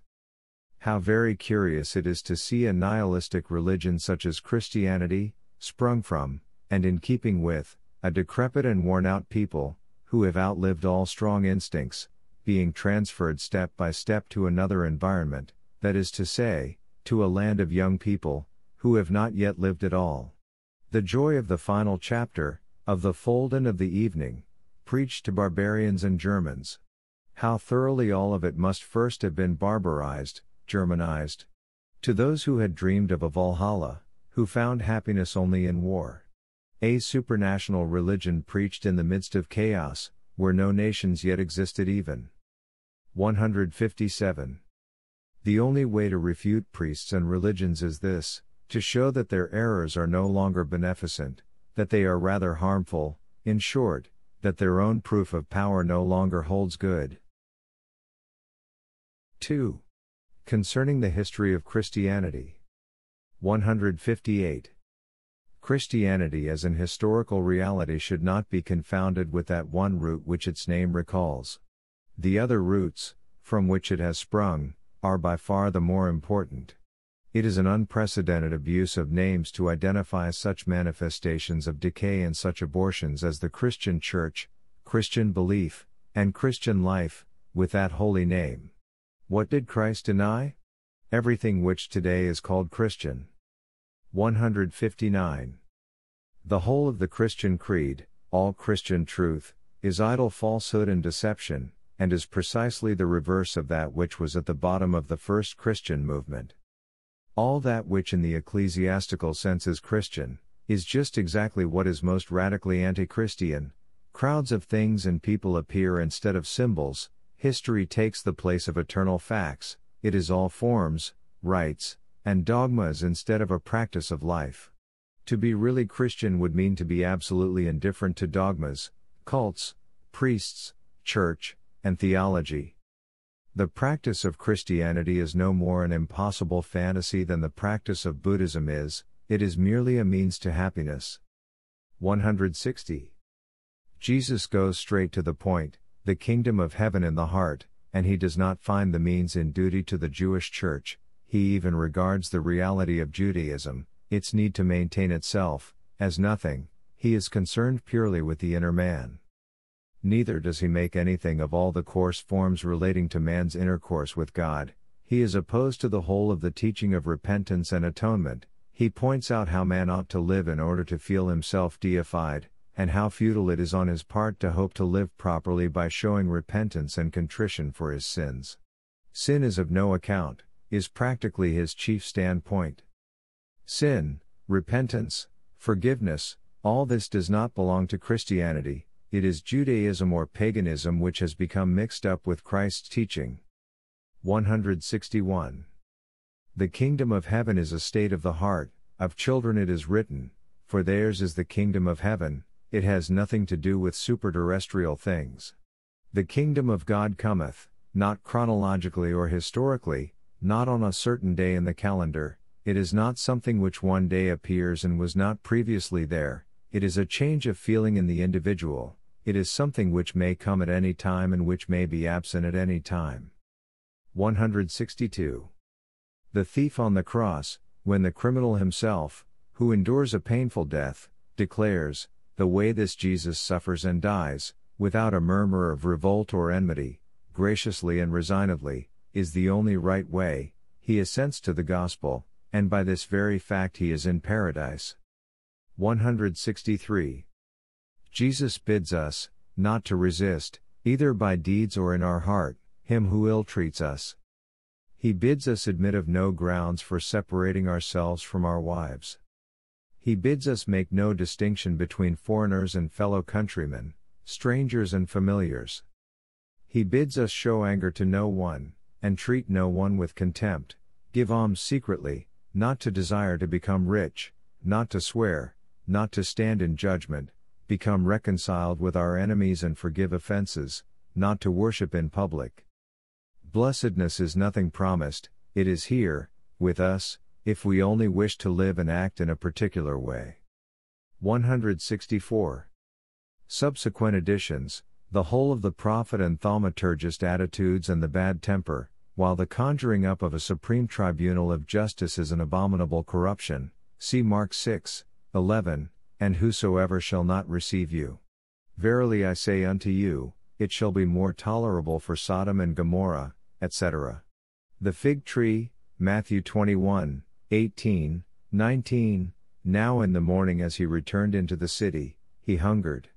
And when he saw a fig tree in the way, he came to it, and found nothing thereon, but leaves only, and said unto it, Let no fruit grow on thee henceforward forever. And presently the fig tree withered away. 165. The teaching of rewards and punishments has become mixed up with Christianity in a way which is quite absurd. Everything is thereby spoiled. In the same way, the practice of the first Ecclesia Militans, of the Apostle Paul and his attitude, is put forward as if it had been commanded or predetermined. The subsequent glorification of the actual life and teaching of the first Christians, as if everything had been prescribed beforehand and had been only a matter of following directions, and as for the fulfillment of scriptural prophecies, how much of all that is more than forgery and cooking? 166. Jesus opposed a real life, a life in truth, to ordinary life. Nothing could have been more foreign to his mind than the somewhat heavy nonsense of an eternal Peter, of the eternal duration of a single person. Precisely what he combats is the exaggerated importance of the person. How can he wish to immortalize it? He likewise combats the hierarchy within the community. He never promises a certain proportion of reward for a certain proportion of deserts. How can he have meant to teach the doctrine of punishment and reward in a beyond? 167. Christianity is an ingenuous attempt at bringing about a Buddhistic movement in favor of peace, sprung from the very heart of the resenting masses, but transformed by Paul into a mysterious pagan cult, which was ultimately able to accord with the whole of state organization, and which carries on war, condemns, tortures, conjures, and hates. Paul bases his teaching upon the need of mystery felt by the great masses capable of religious emotions. He seeks a victim, a bloody phantasmagoria, which may be equal to a contest with the images of a secret cult, God on the cross, the drinking of blood, the unio mystica with the victim. He seeks the prolongation of life after death, the blessed and atoned afterlife of the individual soul, which he puts in causal relation with the victim already referred to, according to the type of Dionysus, Mithras, Osiris.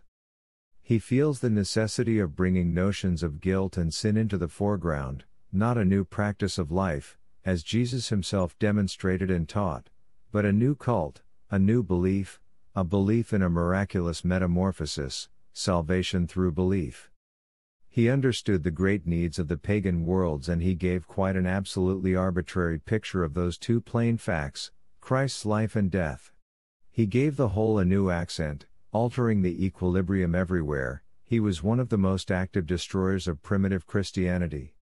The attempt made on the life of priests and theologians culminated, thanks to Paul, in a new priesthood and theology, a ruling caste and a church. The attempt made to suppress the fussy importance of the person, culminated in the belief in the eternal personality, and in the anxiety concerning eternal salvation, and in the most paradoxical exaggeration of individual egoism. This is the humorous side of the question, tragic humor. Paul again set up on a large scale precisely what Jesus had overthrown by his life. At last, when the church edifice was complete, it even sanctioned the existence of the state. 168. The church is precisely that against which Jesus inveighed, and against which he taught his disciples to fight. 169. A God who died for our sins, salvation through faith, resurrection after death, all these things are the counterfeit coins of real Christianity, for which that pernicious blockhead Paul must be held responsible. The life which must serve as an example consists in love and humility, in the abundance of hearty emotion which does not even exclude the lowliest, in the formal renunciation of all desire of making its rights felt, in conquest, in the sense of triumph over oneself, in the belief in salvation in this world, despite all sorrow, opposition, and death, in forgiveness and the absence of anger and contempt, in the absence of a desire to be rewarded, in the refusal to be bound to anybody, abandonment to all that is most spiritual and intellectual, in fact, a very proud life controlled by the will of a servile and poor life. Once the Church had allowed itself to take over all the Christian practice, and had formally sanctioned the state, that kind of life which Jesus combats and condemns, it was obliged to lay the sense of Christianity in other things than early Christian ideals, that is to say, in the faith in incredible things, in the ceremonial of prayers, worship, feasts, etc. The notion sin, forgiveness, punishment, reward, everything, in fact, which had nothing in common with, and was quite absent from, primitive Christianity, now comes into the foreground. An appalling stew of Greek philosophy and Judaism, asceticism, continual judgments and condemnations, the order of rank, etc. 170. Christianity has, from the first, always transformed the symbolical into crude realities. 1. The antitheses true life and false life were misunderstood and changed into life here and life beyond. 2. The notion eternal life, as opposed to the personal life which is ephemeral, is translated into personal immortality. 3. The process of fraternizing by means of sharing the same food and drink, after the Hebrew-Arabian manner, is interpreted as the miracle of transubstantiation. 4. Resurrection, which was intended to mean the entrance to the true life, in the sense of being intellectually born again, becomes an historical contingency, supposed to take place at some moment after death. 5. The teaching of the Son of Man as the Son of God, that is to say, the life relationship between man and God, becomes the second person of the Trinity, and thus the filial relationship of every man, even the lowest, to God, is done away with. 6. Salvation through faith, that is to say, that there is no other way to this filial relationship to God, save through the practice of life taught by Christ, becomes transformed into the belief that there is a miraculous way of atoning for all sin, though not through our own endeavors, but by means of Christ. For all these purposes, Christ on the cross had to be interpreted afresh. The death itself would certainly not be the principal feature of the event, it was only another sign pointing to the way in which one should behave towards the authorities and the laws of the world, that one was not to defend oneself, this was the exemplary life. 171. Concerning the psychology of Paul. The important fact is Christ's death. This remains to be explained, that there may be truth or error in an explanation never entered these people's heads. One day a sublime possibility strikes them, his death might mean so, and it forthwith becomes so and so. An hypothesis is proved by the sublime ardor it lends to its discoverer. The proof of strength, that is, a thought is demonstrated by its effects, by their fruits, as the Bible ingenuously says, that which fires enthusiasm must be true, what one loses one's blood for must be true. In every department of this world of thought, the sudden feeling of power which an idea imparts to him who is responsible for it, is placed to the credit of that idea, and as there seems no other way of honoring an idea than by calling it true, the first epithet it is honored with is the word true. How could it have any effect otherwise? It was imagined by some power. If that power were not real, it could not be the cause of anything. The thought is then understood as inspired. The effect it causes has something of the violent nature of a demoniacal influence. A thought which a decadent like Paul could not resist and to which he completely yields, is thus proved true. All these holy epileptics and visionaries did not possess 1,000th part of the honesty and self-criticism with which a philologist, nowadays, reads a text, or tests the truth of an historical event. Beside us, such people were moral cretins. 172. It matters little whether a thing be true, provided it be effective, total absence of intellectual uprightness. Everything is good, whether it be lying, slander, or shameless cooking, provided it serve to heighten the degree of heat to the point at which people believe. We are face to face with an actual school for the teaching of the means wherewith men are seduced to a belief. We see systematic contempt for those spheres whence contradiction might come, that is to say, for reason, philosophy, wisdom, doubt, and caution, a shameless praising and glorification of the teaching, with continual references to the fact that it was God who presented us with it, that the apostle signifies nothing, that no criticism is brooked, but only faith, acceptance, that it is the greatest blessing and favor to receive such a doctrine of salvation, that the state in which one should receive it, ought to be one of the profoundest thankfulness and humility. The resentment which the lowly feel against all those in high places, is continually turned to account. The fact that this teaching is revealed to them as the reverse of the wisdom of the world, against the power of the world, seduces them to it. This teaching convinces the outcasts and the botched of all sorts and conditions. It promises blessedness, advantages, and privileges to the most insignificant and most humble men. It fanaticizes the poor, the small, and the foolish, and fills them with insane vanity, as though they were the meaning and salt of the earth. Again, I say, all this cannot be sufficiently contemned. We spare ourselves a criticism of the teaching. It is sufficient to take note of the means it uses in order to be aware of the nature of the phenomenon one is examining.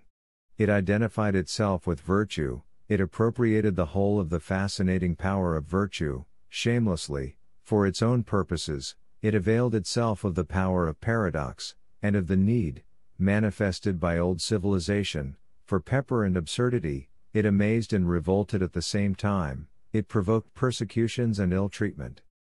It is the same kind of well thought out meanness with which the Jewish priesthood established their power and built up their church. One must be able to discern, 1. That warmth of passion love, resting on a base of ardent sensuality. 2. The thoroughly ignoble character of Christianity, the continual exaggeration and verbosity, the lack of cool intellectuality and irony, the unmilitary character of all its instincts, the priestly prejudices against manly pride, sensuality, the sciences, the arts. 173. Paul seeks power against ruling Judaism. His attempt is too weak. Transvaluation of the notion Jew, the race is put aside, but that means denying the very basis of the whole structure. The martyr, the fanatic, the value of all strong belief. Christianity is the form of decay of the old world, after the latter's collapse, and it is characterized by the fact that it brings all the most sickly and unhealthy elements and needs to the top. Consequently, other instincts had to step into the foreground, in order to constitute an entity, a power able to stand alone. In short, a condition of tense sorrow was necessary, like that out of which the Jews had derived their instinct of self-preservation. The persecution of Christians was invaluable for this purpose. Unity in the face of danger, the conversion of the masses becomes the only means of putting an end to the persecution of the individual. The notion conversion is therefore made as elastic as possible. 174. The Christian Judaic life, here resentment did not prevail.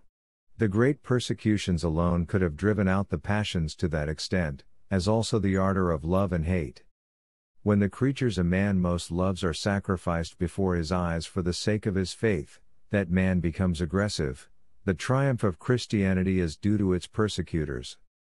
Asceticism is not specifically Christian, this is what Schopenhauer misunderstood. It only shoots up in Christianity, wherever it would have existed without that religion. Melancholy Christianity, the torture and torment of the conscience, also only a peculiarity of a particular soil, where Christian values have taken root, it is not Christianity properly speaking. Christianity has absorbed all the different kinds of diseases which grow from morbid soil. One could refute it at one blow by showing that it did not know how to resist any contagion. But that precisely is the essential feature of it. Christianity is a type of decadence. 175. The reality on which Christianity was able to build up its power consisted of the small dispersed Jewish families, with their warmth, tenderness, and peculiar readiness to help, which, to the whole of the Roman Empire, was perhaps the most incomprehensible and least familiar of their characteristics. They were also united by their pride at being a chosen people, concealed beneath a cloak of humility, and by their secret denial of all that was uppermost and that possessed power and splendor, although there was no shade of envy in their denial. To have recognized this as a power, to have regarded this blessed state as communicable, seductive, and infectious even where pagans were concerned, this constituted Paul's genius, to use up the treasure of latent energy and cautious happiness for the purposes of a Jewish church of free confession, and to avail himself of all the Jewish experience, their propaganda, and their expertness in the preservation of a community under a foreign power. This is what he conceived to be his duty. He it was who discovered that absolutely unpolitical and isolated body of paltry people, and their art of asserting themselves and pushing themselves to the front, by means of a host of acquired virtues which are made to represent the only forms of virtue, the self-preservative measure and weapon of success of a certain class of man. The principle of love comes from the small community of Jewish people. A very passionate soul glows here, beneath the ashes of humility and wretchedness. It is neither Greek, Indian, nor German. The song in praise of love which Paul wrote is not Christian, it is the Jewish flare of that eternal flame which is Semitic. If Christianity has done anything essentially new in a psychological sense, it is this, that it has increased the temperature of the soul among those cooler and more noble races who were at one time at the head of affairs. It discovered that the most wretched life could be made rich and invaluable, by means of an elevation of the temperature of the soul. It is easily understood that a transfer of this sort could not take place among the ruling classes. The Jews and Christians were at a disadvantage owing to their bad manners. Spiritual strength and passion, when accompanied by bad manners, only provoke loathing. I become aware of these bad manners while reading the New Testament. It was necessary to be related both in baseness and sorrow with this type of lower manhood in order to feel anything attractive in him. The attitude a man maintains towards the New Testament is a test of the amount of taste he may have for the classics. See Tacitus. He who is not revolted by it, he who does not feel honestly and deeply that he is in the presence of a sort of foeta superstitio when reading it, and who does not draw his hand back so as not to soil his fingers, such a man does not know what is classical. A man must feel about the cross as Goethe did. Translator's note. Vieles kann ich ertragen. Die meisten beschwerlichen Dinge. Duldig mit ruhigem Mut, wie es an Gott mir gebot. Wenige sind mir jedoch wie Gift und Schlange zuwider. Führe, Rauch des Tabaks, Wahnsinn, und Knoblauch und Kreuz. Goethe's Venetian Epigrams, number 67. Much can I bear. Things the most irksome. I endure with such patience as comes from a God. 4 things, however, repulse me like venom.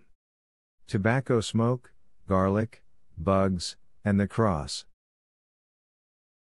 176.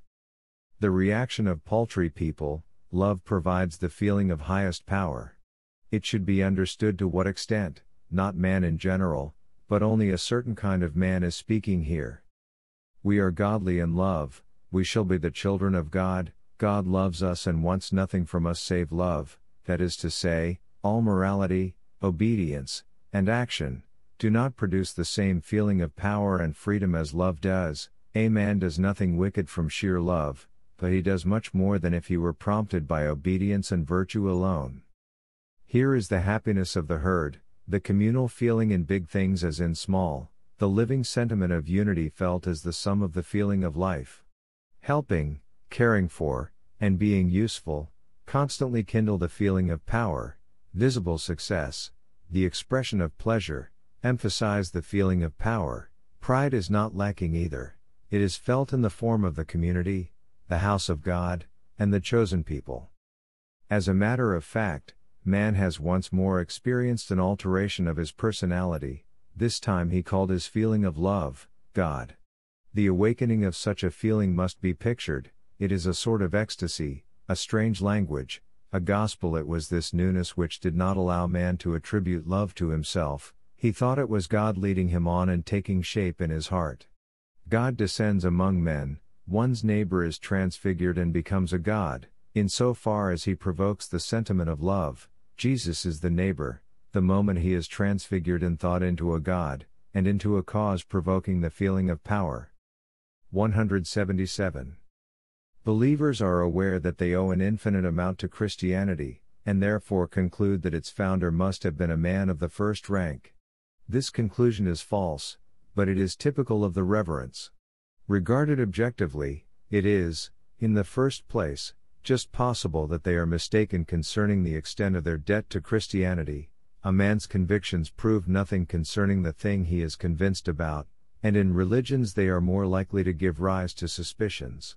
Secondly, it is possible that the debt owing to Christianity is not due to its founder at all, but to the whole structure, the whole thing, to the church, etc. The notion founder is so very equivocal, that it may stand even for the accidental cause of a movement. The person of the founder has been inflated in proportion as the church has grown, but even this process of veneration allows of the conclusion that, at one time or other, this founder was something exceedingly insecure and doubtful, in the beginning. Let any one think of the free and easy way in which Paul treats the problem of the personality of Jesus, how he almost juggles with it, someone who died, who was seen after his death, someone whom the Jews delivered up to death. All this was only the theme, Paul wrote the music to it.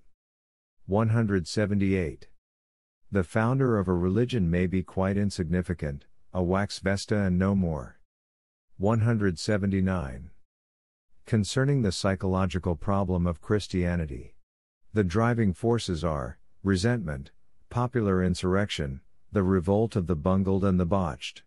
In Buddhism it is different, it is not born of resentment. It rather combats resentment because the latter leads to action. This party, which stands for freedom, understands that the abandonment of antagonism in thought and deed is a condition of distinction and preservation. Here lies the psychological difficulty which has stood in the way of Christianity being understood. The force which created it urges to a struggle against itself. Only as a party standing for peace and innocence can this insurrectionary movement hope to be successful. It must conquer by means of excessive mildness, sweetness, softness, and its instincts are aware of this. The feat was to deny and condemn the force, of which man is the expression, and to press the reverse of that force continually to the fore, by word and deed. 180. The pretense of youthfulness.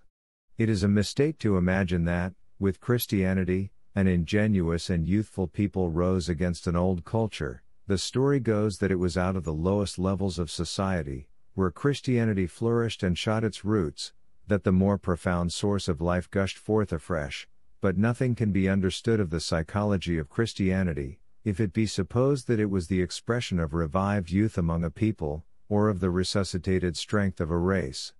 It is rather a typical form of decadence, of moral softening and of hysteria, amid a general hodgepodge of races and people that had lost all aims and had grown weary and sick. The wonderful company which gathered round this master seducer of the populace, would not be at all out of place in a Russian novel. All the diseases of the nerves seem to give one another a rendezvous in this crowd, the absence of a known duty, the feeling that everything is nearing its end, that nothing is any longer worthwhile, and that contentment lies in dolce far niente. The power and certainty of the future in the Jew's instinct, its monstrous will for life and for power, lies in its ruling classes. The people who upheld primitive Christianity are best distinguished by this exhausted condition of their instincts. On the one hand, they are sick of everything, on the other, they are content with each other, with themselves and for themselves. 181. Christianity regarded as emancipated Judaism, just as a nobility which is both racial and indigenous ultimately emancipates itself from these conditions, and goes in search of kindred elements. 1. As a church, community, on the territory of the state, as an unpolitical institution. 2. As life, reading, practice, art of living. 3. As a religion of sin, sin committed against God, being the only recognized kind, and the only cause of all suffering, with a universal cure for it. There is no sin save against God. What is done against men, man shall not sit in judgment upon, nor call to account, except in the name of God. At the same time, all commandments, love, everything is associated with God, and all acts are performed according to God's will.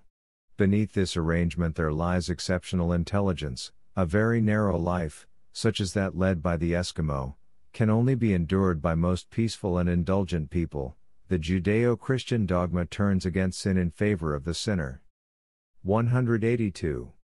The Jewish priesthood understood how to present everything it claimed to be right as a divine precept, as an act of obedience to God, and also to introduce all those things which conduce to preserve Israel and were the conditions of its existence, for instance, the large number of works, circumcision and the cult of sacrifices, as the very pivot of the national conscience, not as nature, but as God. This process continued, within the very heart of Judaism, where the need of these works was not felt, that is to say, as a means of keeping a race distinct. A priestly sort of man was pictured, whose bearing towards the aristocracy was like that of noble nature, a sacerdotalism of the soul, which now, in order to throw its opposite into strong relief, attaches value, not to the dutiful acts themselves, but to the sentiment.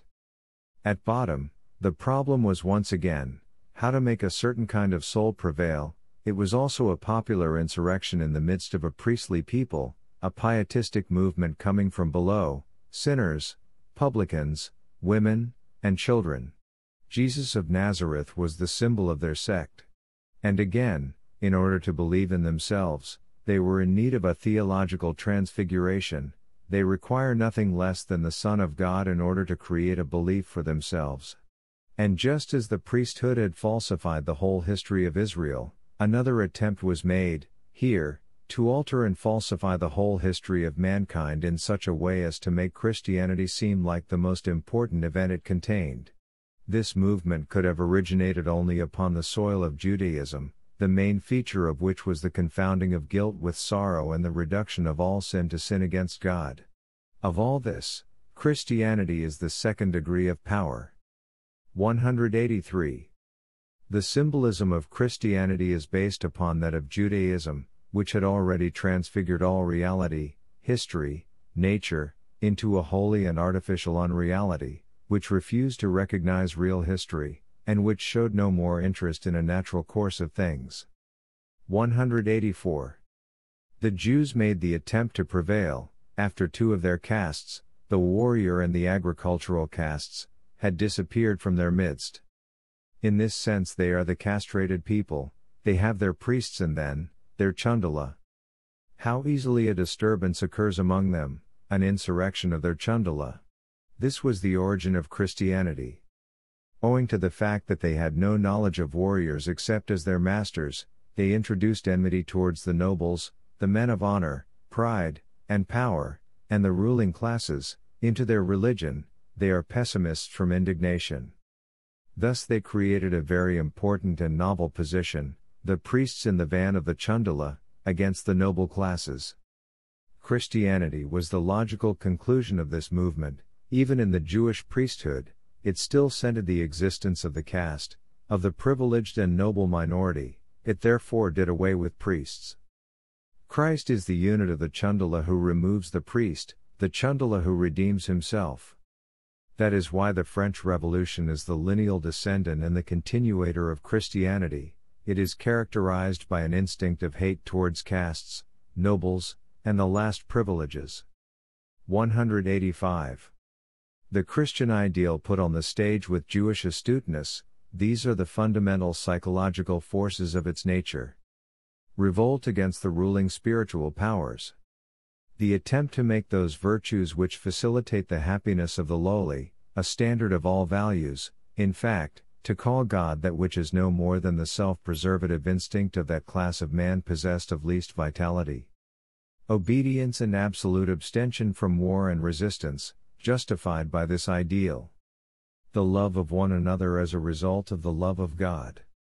The trick, the denial of all natural mobilia, and their transference to the spiritual world beyond, the exploitation of virtue and its veneration for wholly interested motives, gradual denial of virtue in everything that is not Christian. 186. The profound contempt with which the Christian was treated by the noble people of antiquity, is of the same order as the present instinctive aversion to Jews. It is the hatred which free and self-respecting classes feel towards those who wish to creep in secretly, and who combine an awkward bearing with foolish self-sufficiency. The New Testament is the gospel of a completely ignoble species of man. Its pretensions to highest values, yea, to all values, is, as a matter of fact, revolting, even nowadays. 187. How little the subject matters. It is the spirit which gives the thing life. What a quantity of stuffy and sick-room air there is in all that chatter about redemption, love, blessedness, faith, truth, eternal life. Let any one look into a really pagan book and compare the two. For instance, in Petronius, nothing at all is done, said, desired, and valued, which, according to a bigoted Christian estimate, is not sin, or even deadly sin. And yet how happy one feels with the purer air, the superior intellectuality, the quicker pace, and the free overflowing strength which is certain of the future. In the whole of the New Testament there is not one buffoonery, but that fact alone would suffice to refute any book. 188. The profound lack of dignity with which all life, which is not Christian, is condemned. It does not suffice them to think meanly of their actual opponents. They cannot do with less than a general slander of everything that is not themselves. An abject and crafty soul is in the most perfect harmony with the arrogance of piety, as witness the early Christians.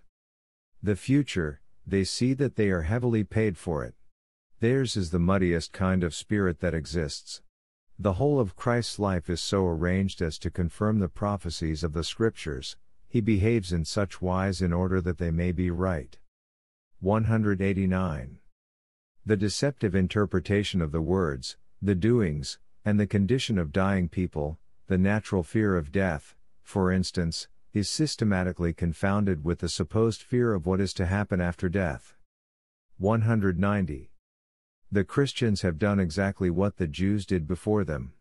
They introduced what they conceived to be an innovation and a thing necessary to self-preservation into their Master's teaching, and wove his life into it. They likewise credited him with all the wisdom of a maker of proverbs. In short, they represented their everyday life and activity as an act of obedience, and thus sanctified their propaganda.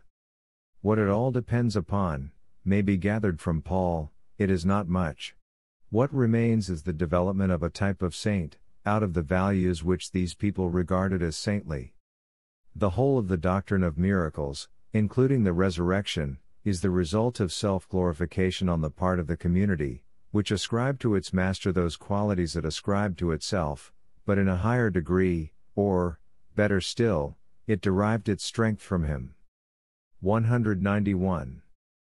The Christians have never led the life which Jesus commanded them to lead, and the impudent fable of the justification by faith, and its unique and transcendental significance, is only the result of the Church's lack of courage and will in acknowledging those works which Jesus commanded. The Buddhist behaves differently from the non-Buddhist, but the Christian behaves as all the rest of the world does, and possesses a Christianity of ceremonies and states of the soul. The profound and contemptible falsehood of Christianity in Europe makes us deserve the contempt of the Arabs, Hindus, and Chinese. Let any one listen to the words of the first German statesman, concerning that which has preoccupied Europe for the last 40 years. 192. Faith or works? But that the works, the habit of particular works may engender a certain set of values or thoughts, is just as natural as it would be unnatural for works to proceed from mere valuations. Man must practice, not how to strengthen feelings of value, but how to strengthen action. First of all, one must be able to do something. Luther's Christian dilettantism. Faith is an ass's bridge. The background consists of a profound conviction on the part of Luther and his peers, that they are enabled to accomplish Christian works, a personal fact, disguised under an extreme doubt as to whether all action is not sin and devil's work, so that the worth of life depends upon isolated and highly strained conditions of inactivity, prayer, effusion, etc. Ultimately, Luther would be right. The instincts which are expressed by the whole bearing of the Reformers are the most brutal that exist. Only in turning absolutely away from themselves, and in becoming absorbed in the opposite of themselves, only by means of an illusion, faith, was existence endurable to them. 193. What was to be done in order to believe? An absurd question. That which is wrong with Christianity is, that it does none of the things that Christ commanded. It is a mean life, but seen through the eye of contempt. 194. The entrance into the real life, a man saves his own life by living the life of the multitude.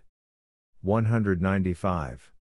Christianity has become something fundamentally different from what its founder wished it to be.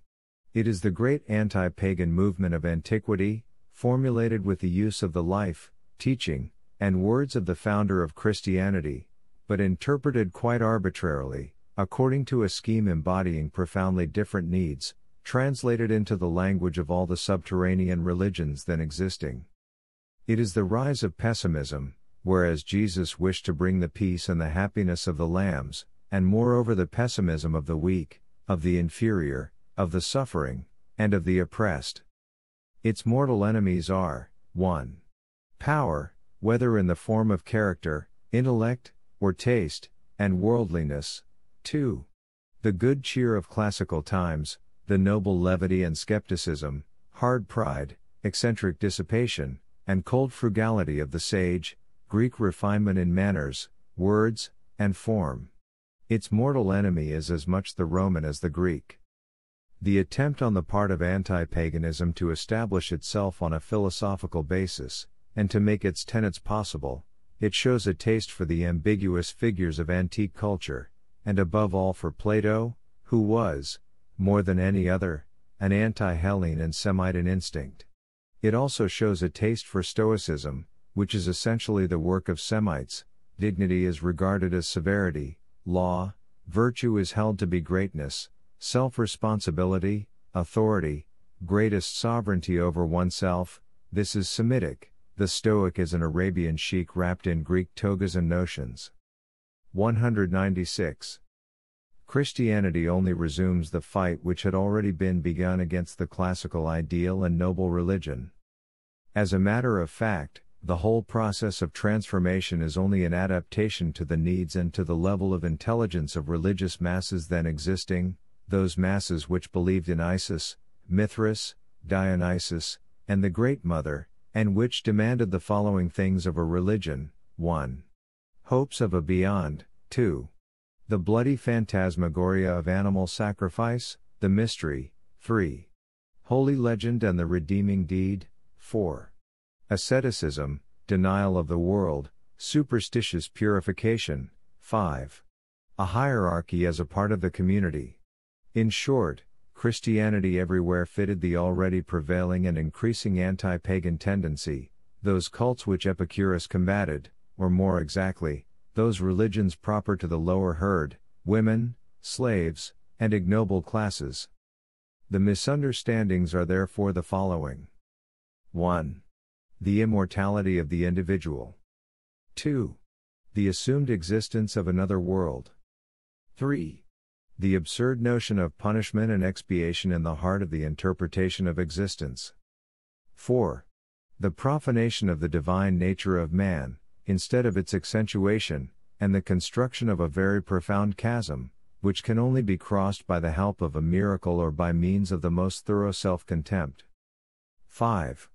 The whole world of corrupted imagination and morbid passion, instead of a simple and loving life of action, instead of Buddhistic happiness attainable on earth. 6. An ecclesiastical order with a priesthood, theology, cults, and sacraments, in short, everything that Jesus of Nazareth combated. 7. The miraculous in everything and everybody, superstition too, while precisely the trait which distinguished Judaism and primitive Christianity was their repugnance to miracles and their relative rationalism. 197. The psychological prerequisites, ignorance and lack of culture, the sort of ignorance which has unlearned every kind of shame. Let any one imagine those impudent saints in the heart of Athens. The Jewish instinct of a chosen people, they appropriate all the virtues, without further ado, as their own, and regard the rest of the world as their opposite. This is a profound sign of spiritual depravity. The total lack of real aims and real duties, for which other virtues are required than those of the bigot, the state undertook this work for them, and the impudent people still behaved as though they had no need of the state. Except ye become as little children, oh, how far we are from this psychological ingenuousness. 198. The founder of Christianity had to pay dearly for having directed his teaching at the lowest classes of Jewish society and intelligence. They understood him only according to the limitations of their own spirit. It was a disgrace to concoct a history of salvation, a personal God, a personal Savior, a personal immortality, and to have retained all the meanness of the person, and of the history of a doctrine which denies the reality of all that is personal and historical. The legend of salvation takes the place of the symbolic now and all time, of the symbolic here and everywhere, and miracles appear instead of the psychological symbol. 199. Nothing is less innocent than the New Testament. The soil from which it sprang is known. These people, possessed of an inflexible will to assert themselves, and who, once they had lost all natural hold on life, and had long existed without any right to existence, still knew how to prevail by means of hypotheses which were as unnatural as they were imaginary, calling themselves the chosen people, the community of saints, the people of the promised land, and the church. These people made use of their PREFACE with such skill, and with such clean consciences, that one cannot be too cautious when they preach morality. When Jews step forward as the personification of innocence, the danger must be great. While reading the New Testament, a man should have his small fund of intelligence, mistrust, and wickedness constantly at hand. People of the lowest origin, partly mob, outcasts not only from good society, but also from respectable society, grown away from the atmosphere of culture, and free from discipline, ignorant, without even a suspicion of the fact that conscience can also rule in spiritual matters. In a word, the Jews, an instinctively crafty people, able to create an advantage, a means of seduction out of every conceivable hypothesis of superstition, even out of ignorance itself. 200. I regard Christianity as the most fatal and seductive lie that has ever yet existed, as the greatest and most impious lie. I can discern the last sprouts and branches of its ideal beneath every form of disguise. I decline to enter into any compromise or false position in reference to it. I urge people to declare open war with it. The morality of paltry people as the measure of all things, this is the most repugnant kind of degeneracy that civilization has ever yet brought into existence. And this kind of ideal is hanging still, under the name of God, over men's heads. 201. However modest one's demands may be concerning intellectual cleanliness, when one touches the New Testament one cannot help experiencing a sort of inexpressible feeling of discomfort, for the unbounded cheek with which the least qualified people will have their say in its pages, in regard to the greatest problems of existence, and claim to sit in judgment on such matters, exceeds all limits. The impudent levity with which the most unwieldy problems are spoken of here, life, the world, God, the purpose of life, as if they were not problems at all, but the most simple things which these little bigots know all about. 202. This was the most fatal form of insanity that has ever yet existed on earth, when these little lying abortions of bigotry begin laying claim to the words God, Last Judgment, Truth, Love, Wisdom, Holy Spirit, and thereby distinguishing themselves from the rest of the world, when such men begin to transvalue values to suit themselves, as though they were the sense, the salt, the standard, and the measure of all things, then all that one should do is this: build lunatic asylums for their incarceration. To persecute them was an egregious act of antique folly, this was taking them too seriously, it was making them serious. The whole fatality was made possible by the fact that a similar form of megalomania was already in existence, the Jewish form. Once the gulf separating the Jews from the Christian Jews was bridged, the Christian Jews were compelled to employ those self-preservative measures afresh which were discovered by the Jewish instinct, for their own self-preservation, after having accentuated them, and again through the fact that Greek moral philosophy had done everything that could be done to prepare the way for moral fanaticism, even among Greeks and Romans, and to render it palatable. Plato, the great importer of corruption, who was the first to refuse to see nature and morality, and who had already deprived the Greek gods of all their worth by his notion good was already tainted with Jewish bigotry, in Egypt. 203. These small virtues of gregarious animals do not by any means lead to eternal life. To put them on the stage in such a way, and to use them for one's own purpose is perhaps very smart, but to him who keeps his eyes open, even here, it remains, in spite of all, the most ludicrous performance. A man by no means deserves privileges, either on earth or in heaven, because he happens to have attained to perfection in the art of behaving like a good-natured little sheep. At best, he only remains a dear, absurd little ram with horns, provided, of course, he does not burst with vanity or excite indignation by assuming the airs of a supreme judge. What a terrible glow of false coloring here floods the meanest virtues, as though they were the reflection of divine qualities. The natural purpose and utility of every virtue is systematically hushed up, it can only be valuable in the light of a divine command or model, or in the light of the good which belongs to a beyond or a spiritual world. This is magnificent. As if it were a question of the salvation of the soul, but it was a means of making things bearable here with as many beautiful sentiments as possible. 204. The law, which is the fundamentally realistic formula of certain self-preservative measures of a community, forbids certain actions that have a definite tendency to jeopardize the welfare of that community. It does not forbid the attitude of mind which gives rise to these actions, for in the pursuit of other ends the community requires these forbidden actions, namely, when it is a matter of opposing its enemies. The moral idealist now steps forward and says, God sees into men's hearts, the action itself counts for nothing, the reprehensible attitude of mind from which it proceeds must be extirpated. In normal conditions men laugh at such things, it is only in exceptional cases, when a community lives quite beyond the need of waging war in order to maintain itself, that an ear is lent to such things. Any attitude of mind is abandoned, the utility of which cannot be conceived. This was the case, for example, when Buddha appeared among a people that was both peaceable and afflicted with great intellectual weariness. This was also the case in regard to the first Christian community, as also the Jewish, the primary condition of which was the absolutely unpolitical Jewish society. Christianity could grow only upon the soil of Judaism, that is to say, among a people that had already renounced the political life, and which led a sort of parasitic existence within the Roman sphere of government. Christianity goes a step farther, It allows men to emasculate themselves even more, the circumstances actually favor their doing so.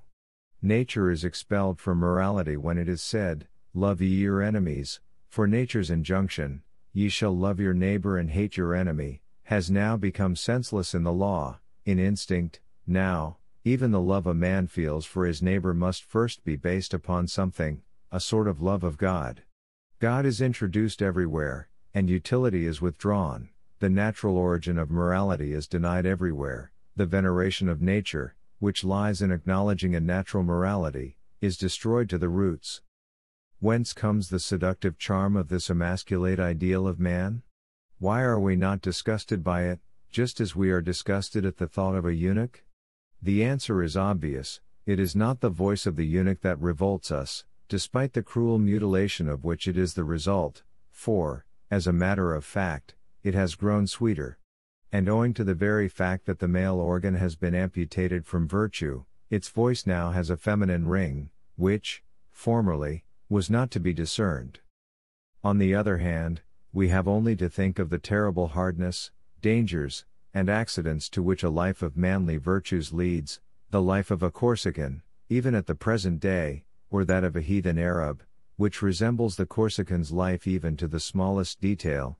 The Arab songs might have been written by Corsicans, in order to perceive how the most robust type of man was fascinated and moved by the voluptuous ring of this goodness and purity, a pastoral melody, an idyll, the good man. Such things have most effect in ages when tragedy is abroad.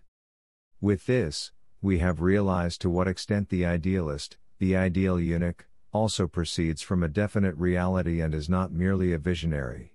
He has perceived precisely that, for his kind of reality, a brutal injunction of the sort which prohibits certain actions has no sense, because the instinct which would urge him to these actions is weakened, thanks to a long need of practice, and of compulsion to practice. The castrator formulates a host of new self-preservative measures for a perfectly definite species of men. In this sense he is a realist. The means to which he has recourse for establishing his legislation are the same as those of ancient legislators. He appeals to all authorities, to God, and he exploits the notions guilt and punishment, that is to say, he avails himself of the whole of the older ideal, but interprets it differently. For instance, punishment is given a place in the inner self, it is called the pang of conscience. In practice this kind of man meets with his end the moment the exceptional conditions favoring his existence cease to prevail, a sort of insular happiness, like that of Tahiti, and of the little Jews in the Roman provinces. Their only natural foe is the soil from which they spring. They must wage war against that, and once more give their offensive and defensive passions rope in order to be equal to it. Their opponents are the adherents of the old ideal. This kind of hostility is shown on a grand scale by Paul in relation to Judaism, and by Luther in relation to the priestly ascetic ideal.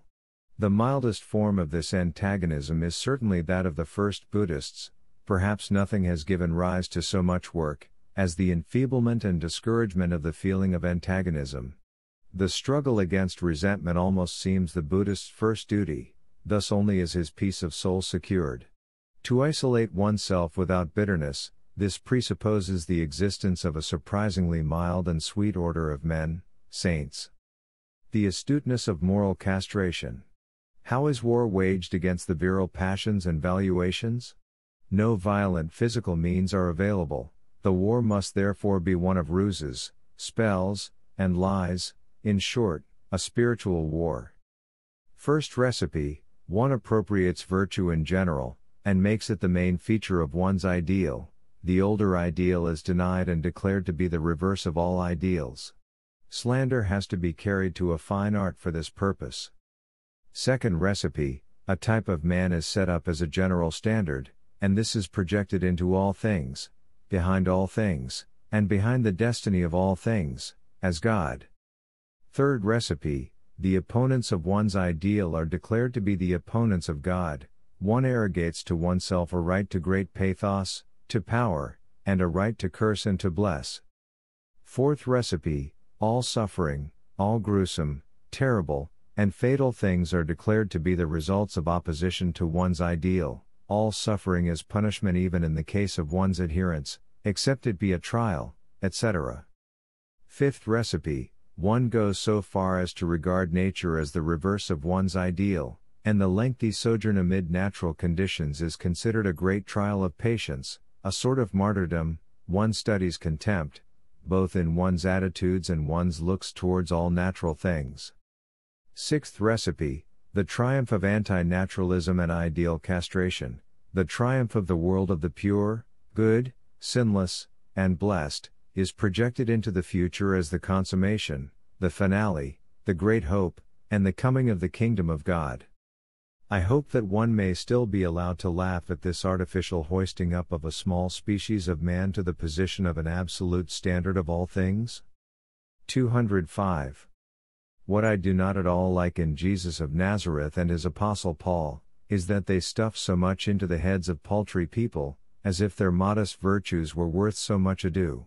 We have had to pay dearly for it all, for they brought the most valuable qualities of both virtue and man into ill repute. They set the guilty conscience and the self-respect of noble souls at loggerheads, and they led the braver, more magnanimous, more daring, and more excessive tendencies of strong souls astray, even to self-destruction. 206. In the New Testament, and especially in the Gospels, I discern absolutely no sign of a divine voice, but rather an indirect form of the most subterranean fury, both in slander and destructiveness, one of the most dishonest forms of hatred. It lacks all knowledge of the qualities of a higher nature. It makes an impudent abuse of all kinds of plausibilities, and the whole stock of Proverbs is used up and foisted upon one in its pages. Was it necessary to make a God come in order to appeal to those publicans and to say to them, etc., etc.? Nothing could be more vulgar than this struggle with the Pharisees, carried on with a host of absurd and unpractical moral pretenses. The mob, of course, has always been entertained by such feats. Fancy the reproach of hypocrisy coming from those lips. Nothing could be more vulgar than this treatment of one's opponents, a most insidious sign of nobility or its reverse. 207.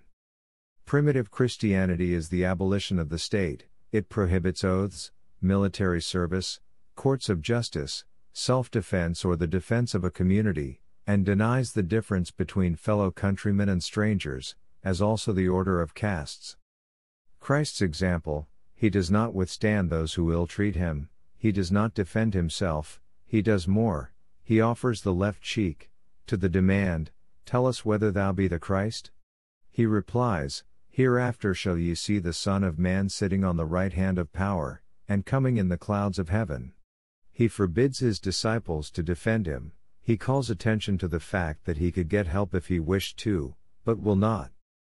Christianity also means the abolition of society. It prizes everything that society despises. Its very growth takes place among the outcasts, the condemned, and the leprous of all kinds, as also among publicans, sinners, prostitutes, and the most foolish of men, the fisher folk. It despises the rich, the scholarly, the noble, the virtuous, and the punctilious.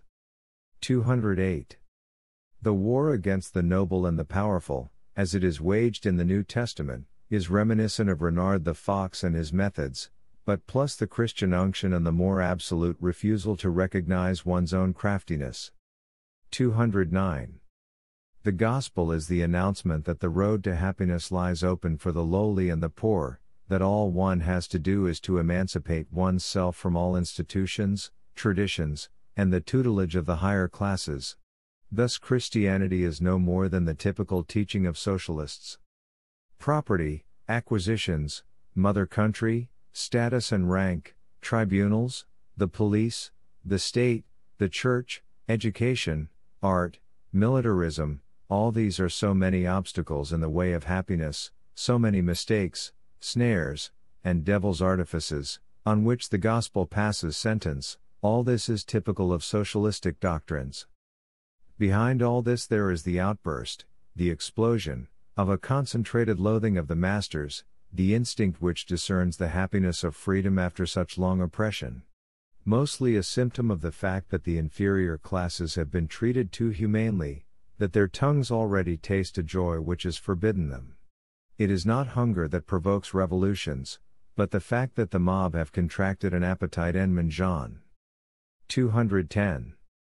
Let the New Testament only be read as a book of seduction. In it virtue is appropriated, with the idea that public opinion is best won with it, and as a matter of fact it is a very modest kind of virtue, which recognizes only the ideal gregarious animal and nothing more, including, of course, the herdsman, a puny, soft, benevolent, helpful, and gushingly satisfied kind of virtue which to the outside world is quite devoid of pretensions, and which separates the world entirely from itself. The crassest arrogance which fancies that the destiny of man turns around it, and it alone, and that on the one side the community of believers represents what is right, and on the other the world represents what is false and eternally to be reproved and rejected. The most imbecile hatred of all things in power, which, however, never goes so far as to touch these things. A kind of inner detachment which, outwardly, leaves everything as it was, servitude and slavery, and knowing how to convert everything into a means of serving God and virtue. 211. Christianity is possible as the most private form of life. It presupposes the existence of a narrow, isolated, and absolutely unpolitical society. It belongs to the conventicle. On the other hand, a Christian state, Christian politics, are pieces of downright impudence.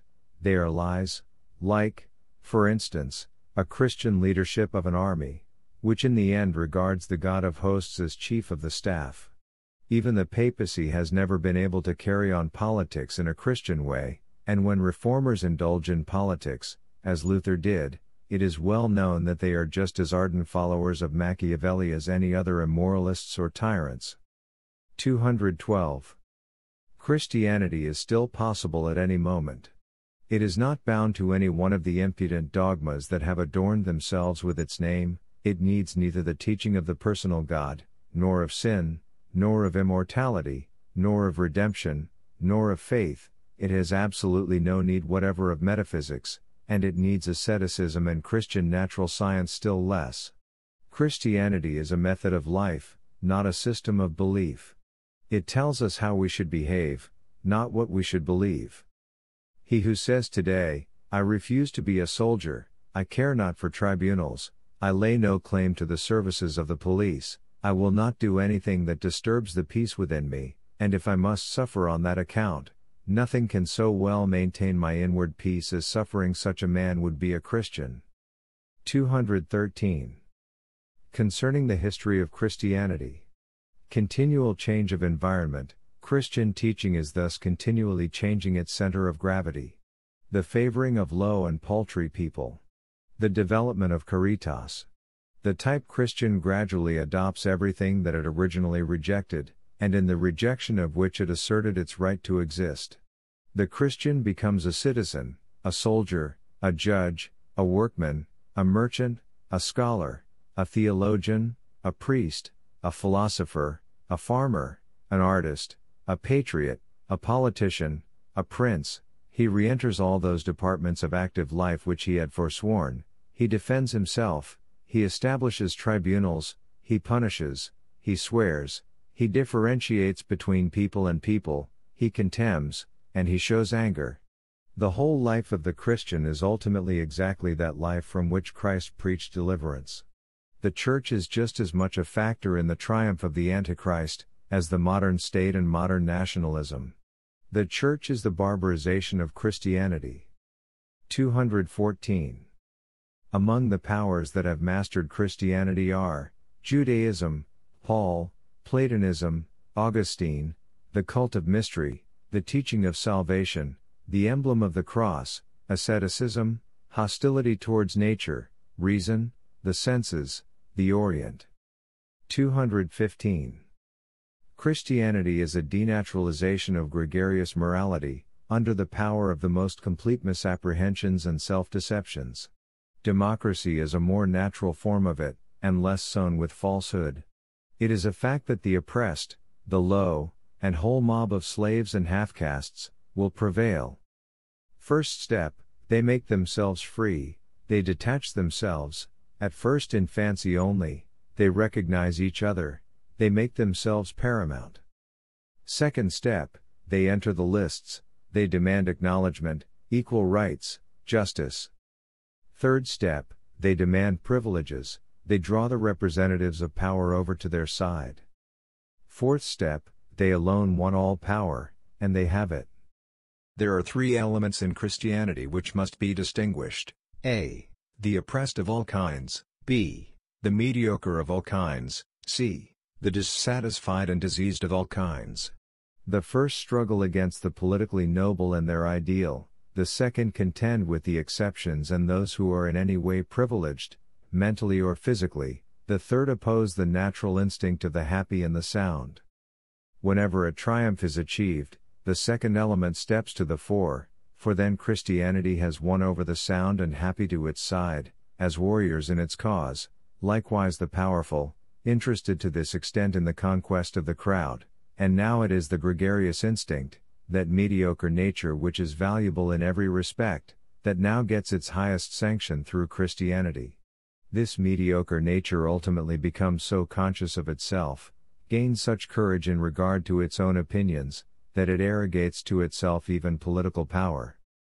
Democracy is Christianity made natural, a sort of return to nature. Once Christianity, owing to extreme anti-naturalness, might have been overcome by the opposite valuation. Result: the aristocratic ideal begins to lose its natural character, the higher man, noble, artist, passion, knowledge, romanticism as the cult of the exceptional, genius, etc. etc. 216. When the masters may also become Christians. It is of the nature of a community, race, family, herd, tribe, to regard all those conditions and aspirations which favor its survival, as in themselves valuable, for instance, obedience, mutual assistance, respect, moderation, pity, as also, to suppress everything that happens to stand in the way of the above.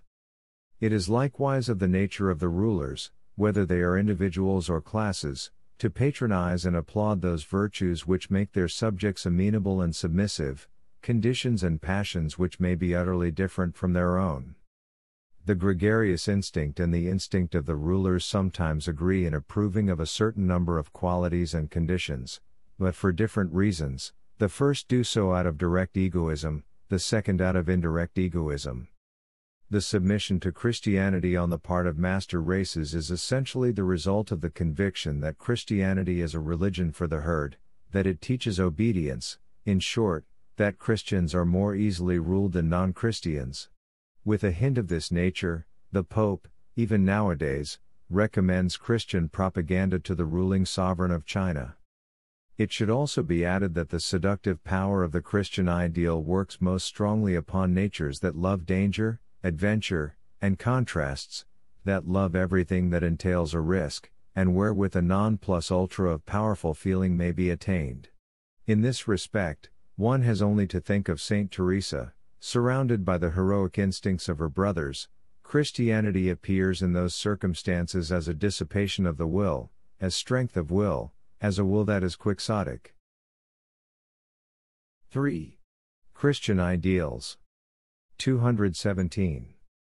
War against the Christian ideal, against the doctrine of blessedness and salvation as the aims of life, against the supremacy of the fools, of the pure in heart, of the suffering and of the botched. When and where has any man, of any note at all, resembled the Christian ideal? At least in the eyes of those who are psychologists and treers of the heart and reins. Look at all Plutarch's heroes. 218. Our claim to superiority: we live in an age of comparisons, we are able to calculate as men have never yet calculated, in every way we are history become self-conscious. We enjoy things in a different way, we suffer in a different way, our instinctive activity is the comparison of an enormous variety of things. We understand everything, we experience everything, we no longer have a hostile feeling left within us. However disastrous the results may be to ourselves, our plunging and almost lustful inquisitiveness attacks, unabashed, the most dangerous of subjects. Everything is good, it gives us pain to say nay to anything. We suffer when we feel that we are sufficiently foolish to make a definite stand against anything. At bottom, it is we scholars who today are fulfilling Christ's teaching most thoroughly. 219. We cannot suppress a certain irony when we contemplate those who think they have overcome Christianity by means of modern natural science. Christian values are by no means overcome by such people. Christ on the cross is still the most sublime symbol, even now. 220. The two great nihilistic movements are A. Buddhism, B. Christianity. The latter has only just about reached a state of culture in which it can fulfill its original object, it has found its level, and now it can manifest itself without disguise. 221. We have re-established the Christian ideal, it now only remains to determine its value. 1. Which values does it deny? What does the ideal that opposes it stand for? Pride, pathos of distance, great responsibility, exuberant spirits, splendid animalism, the instincts of war and of conquest, the deification of passion, revenge, cunning, anger, voluptuousness, adventure, knowledge. The noble ideal is denied, the beauty, wisdom, power, pomp, and awfulness of the type man, the man who postulates aims, the future man. Here Christianity presents itself as the logical result of Judaism. 2. Can it be realized? Yes, of course, when the climatic conditions are favorable, as in the case of the Indian ideal. Both neglect the factor work. It separates a creature from a people, a state, a civilized community, and jurisdiction. It rejects education, wisdom, the cultivation of good manners, acquisition and commerce. It cuts adrift everything which is of use and value to men. By means of an idiosyncrasy of sentiment it isolates a man. It is non-political, anti-national, neither aggressive nor defensive, and only possible within a strictly ordered state or state of society, which allows these holy parasites to flourish at the cost of their neighbors. 3. It has now become the will to be happy, and nothing else. Blessedness stands for something self-evident, that no longer requires any justification. Everything else, the way to live and let live, is only a means to an end. But what follows is the result of a low order of thought. The fear of pain, of defilement, of corruption, is great enough to provide ample grounds for allowing everything to go to the dogs. This is a poor way of thinking, and is the sign of an exhausted race. We must not allow ourselves to be deceived. Become as little children. Natures of the same order, Francis of Assisi, neurotic, epileptic, visionary, like Jesus. 222. The higher man distinguishes himself from the lower by his fearlessness and his readiness to challenge misfortune. It is a sign of degeneration when eudaimonistic values begin to prevail, physiological fatigue and enfeeblement of willpower. Christianity, with its prospect of blessedness, is the typical attitude of mind of a suffering and impoverished species of man. Abundant strength will be active, will suffer, and will go under. To it the bigotry of Christian salvation is bad music and hieratic posing and vexation. 223. Poverty, humility, and chastity are dangerous and slanderous ideals, but like poisons, which are useful cures in the case of certain diseases, they were also necessary in the time of the Roman Empire. All ideals are dangerous, because they lower and brand realities. They are all poisons, but occasionally indispensable as cures. 224. God created man, happy, idle, innocent, and immortal. Our actual life is a false, decadent, and sinful existence, a punishment. Suffering, struggle, work, and death are raised as objections against life. They make life questionable, unnatural, something that must cease, and for which one not only requires but also has remedies. Since the time of Adam, man has been in an abnormal state. God himself delivered up his Son for Adam's sin, in order to put an end to the abnormal condition of things. The natural character of life is a curse. To those who believe in him, Christ restores normal life. He makes them happy, idle, and innocent. But the world did not become fruitful without labor, women do not bear children without pain, illness has not ceased. Believers are served just as badly as unbelievers in this respect. All that has happened is, that man is delivered from death and sin, two assertions which allow of no verification, and which are therefore emphasized by the Church with more than usual heartiness. He is free from sin, not owing to his own efforts, not owing to a vigorous struggle on his part, but redeemed by the death of the Savior, consequently, perfectly innocent and paradisaical. Actual life is nothing more than an illusion, that is to say, a deception, an insanity. The whole of struggling, fighting, and real existence, so full of light and shade, is only bad and false. Everybody's duty is to be delivered from it.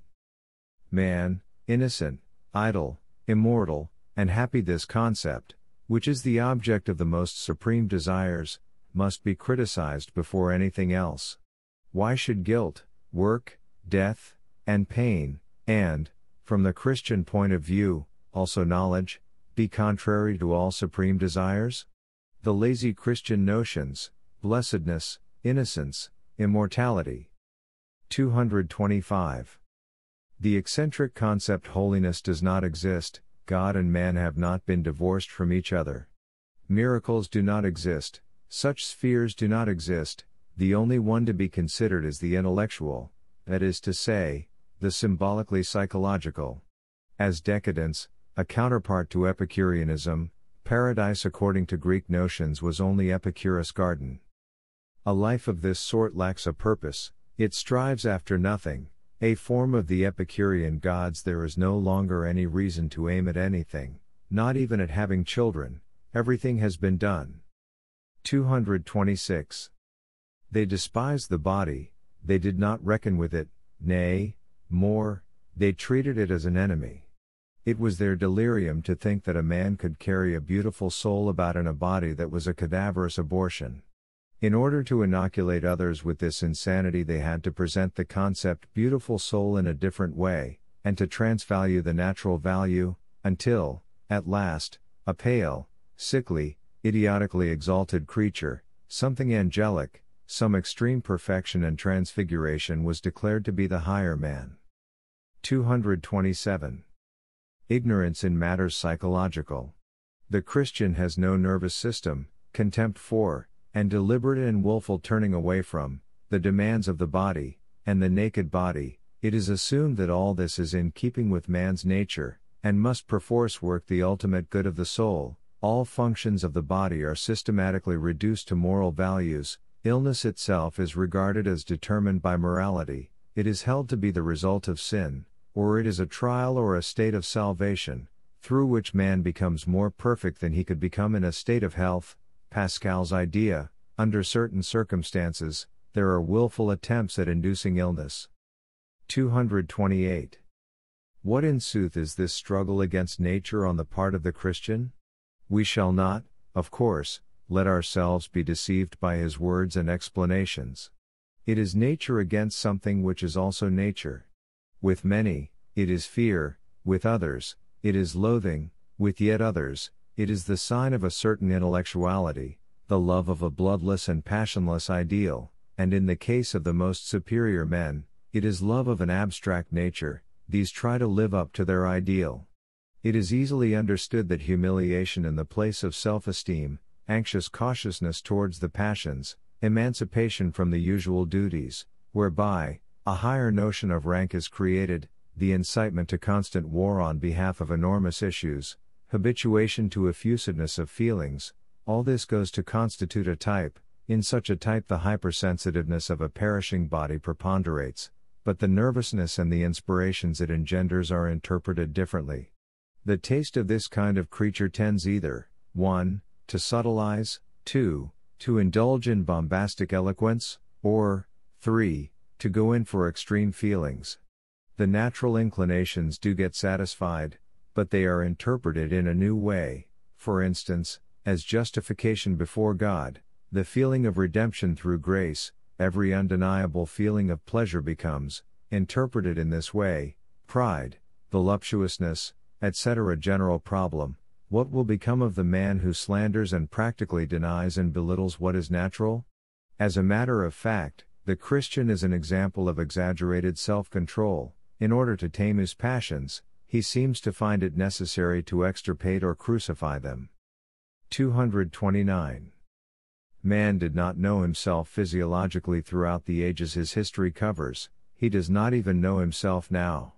The knowledge, for instance, that man has a nervous system, but no soul, is still the privilege of the most educated people. But man is not satisfied, in this respect, to say he does not know. A man must be very superior to be able to say, I do not know this, that is to say, to be able to admit his ignorance. Suppose he is in pain or in a good mood, he never questions that he can find the reason of either condition if only he seeks. In truth, he cannot find the reason, for he does not even suspect where it lies. What happens? He takes the result of his condition for its cause. For instance, if he should undertake some work, really undertaken because his good mood gave him the courage to do so, and carry it through successfully, behold, the work itself is the reason of his good mood. As a matter of fact, his success was determined by the same cause as that which brought about his good mood, that is to say, the happy coordination of physiological powers and functions. He feels bad, consequently he cannot overcome a care, a scruple, or an attitude of self-criticism.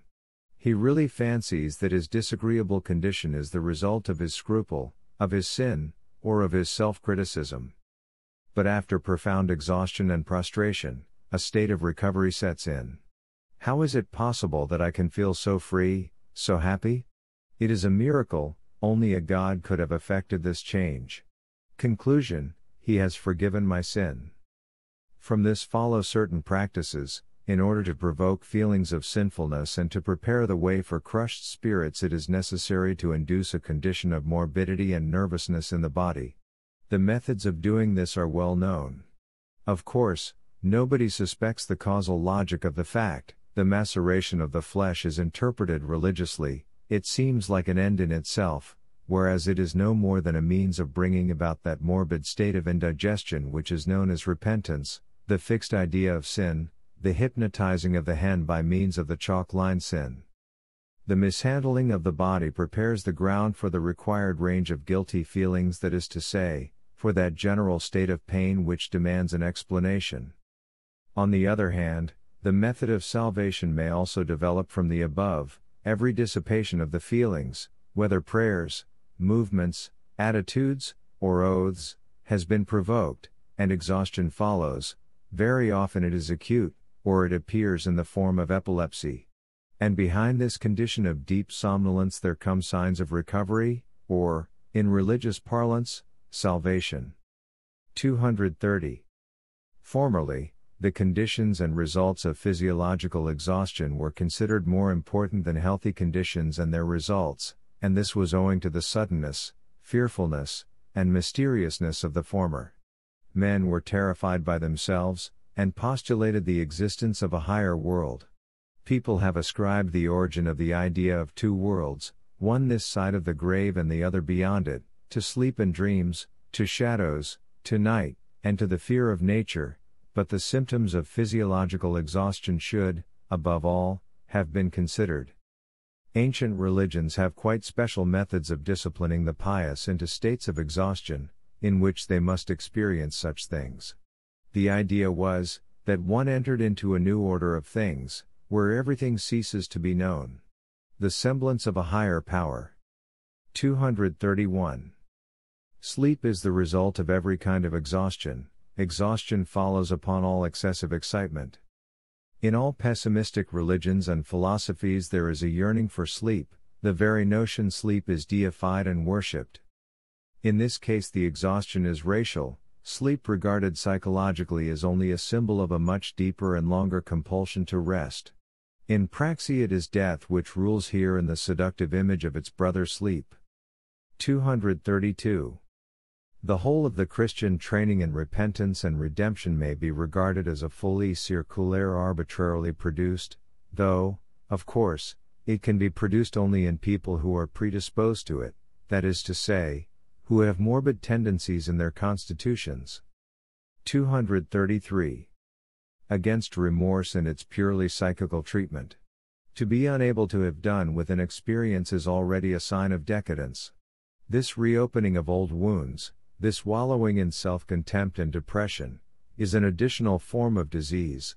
No salvation of the soul ever results from it, but only a new kind of spiritual illness. These conditions of salvation of which the Christian is conscious are merely variations of the same diseased state, the interpretation of an attack of epilepsy by means of a particular formula which is provided, not by science, but by religious mania. When a man is ill, his very goodness is sickly. By far the greatest portion of the psychical apparatus which Christianity has used, is now classed among the various forms of hysteria and epilepsy. The whole process of spiritual healing must be remodeled on a physiological basis. The sting of conscience as such is an obstacle in the way of recovery. As soon as possible the attempt must be made to counterbalance everything by means of new actions, so that there may be an escape from the morbidness of self-torture. The purely psychical practices of the Church and of the various sects should be decried as dangerous to the health. No invalid is ever cured by prayers or by the exorcising of evil spirits. The states of repose which follow upon such methods of treatment, by no means inspire confidence, in the psychological sense. A man is healthy when he can laugh at the seriousness and ardor with which he has allowed himself to be hypnotized to any extent by any detail in his life, when his remorse seems to him like the action of a dog biting a stone, when he is ashamed of his repentance. The purely psychological and religious practices, which have existed hitherto, only led to an alteration in the symptoms. According to them, a man had recovered when he bowed before the cross, and swore that in future he would be a good man. But a criminal, who, with a certain gloomy seriousness cleaves to his fate and refuses to malign his deed once it is done, has more spiritual health. The criminals with whom Dostoevsky associated in prison, were all, without exception, unbroken natures. Are they not 100 times more valuable than a broken-spirited Christian? For the treatment of pangs of conscience I recommend Mitchell's treatment. Translator's note: in the New Sydenham Society's Lexicon of Medicine and the Allied Sciences, the following description of Mitchell's treatment is to be found: a method of treating cases of neurasthenia and hysteria. By removal from home, rest in bed, massage twice a day, electrical excitation of the muscles, and excessive feeding, at first with milk. 234. A pang of conscience in a man is a sign that his character is not yet equal to his deed. There is such a thing as a pang of conscience after good deeds. In this case it is their unfamiliarity, their incompatibility with an old environment. 235. Against remorse. I do not like this form of cowardice in regard to one's own actions. One must not leave one's self in the lurch under the pressure of sudden shame or distress. Extreme pride is much more fitting here. What is the good of it all in the end? No deed gets undone because it is regretted, no more than because it is forgiven or expiated. A man must be a theologian in order to believe in a power that erases faults. We immoralists prefer to disbelieve in faults. We believe that all deeds, of what kind soever, are identically the same at root, just as deeds which turn against us may be useful from an economical point of view, and even generally desirable. In certain individual cases, we admit that we might well have been spared a given action. The circumstances alone predisposed us in its favor. Which of us, if favored by circumstances, would not already have committed every possible crime? That is why one should never say, "Thou shouldst never have done such and such a thing," but only, "How strange it is that I have not done such and such a thing hundreds of times already." As a matter of fact, only a very small number of acts are typical acts and real epitomes of a personality, and seeing what a small number of people really are personalities, a single act very rarely characterizes a man. Acts are mostly dictated by circumstances. They are superficial or merely reflex movements performed in response to a stimulus, long before the depths of our beings are affected or consulted in the matter. A fit of temper, a gesture, a blow with a knife, how little of the individual resides in these acts. A deed very often brings a sort of stupor or feeling of constraint in its wake, so that the agent feels almost spellbound at its recollection, or as though he belonged to it, and were not an independent creature.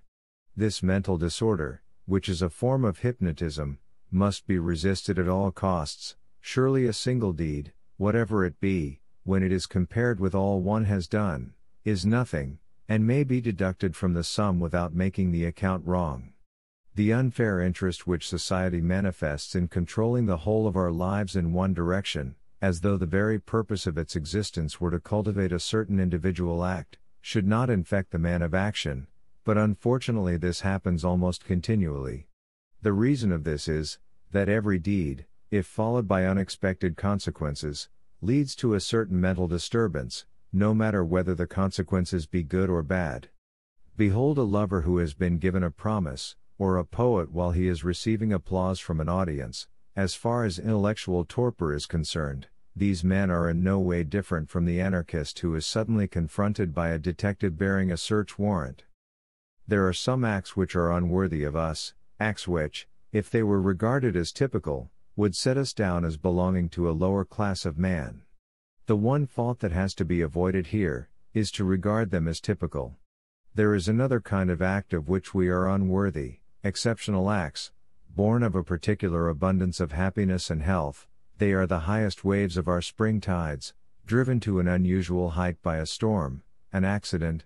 Such acts and deeds are also not typical. An artist should never be judged according to the measure of his works. 236. A. In proportion as Christianity seems necessary today, man is still wild and fatal. B. In another sense, it is not necessary, but extremely dangerous, though it is captivating and seductive, because it corresponds with the morbid character of whole classes and types of modern humanity. They simply follow their inclinations when they aspire to Christianity. They are decadents of all kinds. A and B must be kept very sharply apart. In the case of A, Christianity is a cure, or at least a taming process. Under certain circumstances it serves the purpose of making people ill, and this is sometimes useful as a means of subduing savage and brutal natures. In the case of B, it is a symptom of illness itself. It renders the state of decadence more acute. In this case it stands opposed to a corroborating system of treatment. It is the invalid's instinct standing against that which would be most salutary to him. 237. On one side there are the serious, the dignified, and reflective people, and on the other the barbarous, the unclean, and the irresponsible beasts. It is merely a question of taming animals, and in this case the tamer must be hard, terrible, and awe-inspiring, at least to his beasts. All essential requirements must be imposed upon the unruly creatures with almost brutal distinctness, that is to say, magnified 1,000 times. Even the fulfillment of the requirement must be presented in the coarsest way possible, so that it may command respect, as in the case of the spiritualization of the Brahmins. The struggle with the rabble and the herd. If any degree of tameness and order has been reached, the chasm separating these purified and regenerated people from the terrible remainder must have been bridged. This chasm is a means of increasing self-respect in higher castes, and of confirming their belief in that which they represent, hence the Chandala. Contempt and its excess are perfectly correct psychologically, that is to say, magnified 100 times, so that it may at least be felt. 238. The struggle against brutal instincts is quite different from the struggle against morbid instincts. It may even be a means of overcoming brutality by making the brutes ill. The psychical treatment practiced by Christianity is often nothing more than the process of converting a brute into a sick and therefore tame animal. The struggle against raw and savage natures must be a struggle with weapons which are able to affect such natures. Superstitions and such means are therefore indispensable and essential. 239. Our age, in a certain sense, is mature, that is to say, decadent, just as Buddha's was. That is why a sort of Christianity is possible without all the absurd dogmas, the most repulsive offshoots of ancient hybridism. 240. Supposing it were impossible to disprove Christianity, Pascal thinks, In view of the terrible possibility that it may be true, that it is in the highest degree prudent to be a Christian. As a proof of how much Christianity has lost of its terrible nature, today we find that other attempt to justify it, which consists in asserting, that even if it were a mistake, it nevertheless provides the greatest advantages and pleasures for its adherents throughout their lives. It therefore seems that this belief should be upheld owing to the peace and quiet it ensures, not owing to the terror of a threatening possibility, but rather out of fear of a life that has lost its charm. This hedonistic turn of thought, which uses happiness as a proof, is a symptom of decline. It takes the place of the proof resulting from power or from that which to the Christian mind is most terrible, namely, fear. With this new interpretation, Christianity is, as a matter of fact, nearing its stage of exhaustion. People are satisfied with a Christianity which is an opiate, because they no longer have the strength to seek, to struggle, to dare, to stand alone, nor to take up Pascal's position and to share that gloomily brooding self-contempt, that belief in human unworthiness, and that anxiety which believes that it may be damned. But a Christianity the chief object of which is to soothe diseased nerves, does not require the terrible solution consisting of a God on the cross. That is why Buddhism is secretly gaining ground all over Europe. 241. The humor of European culture: people regard one thing as true, but do the other.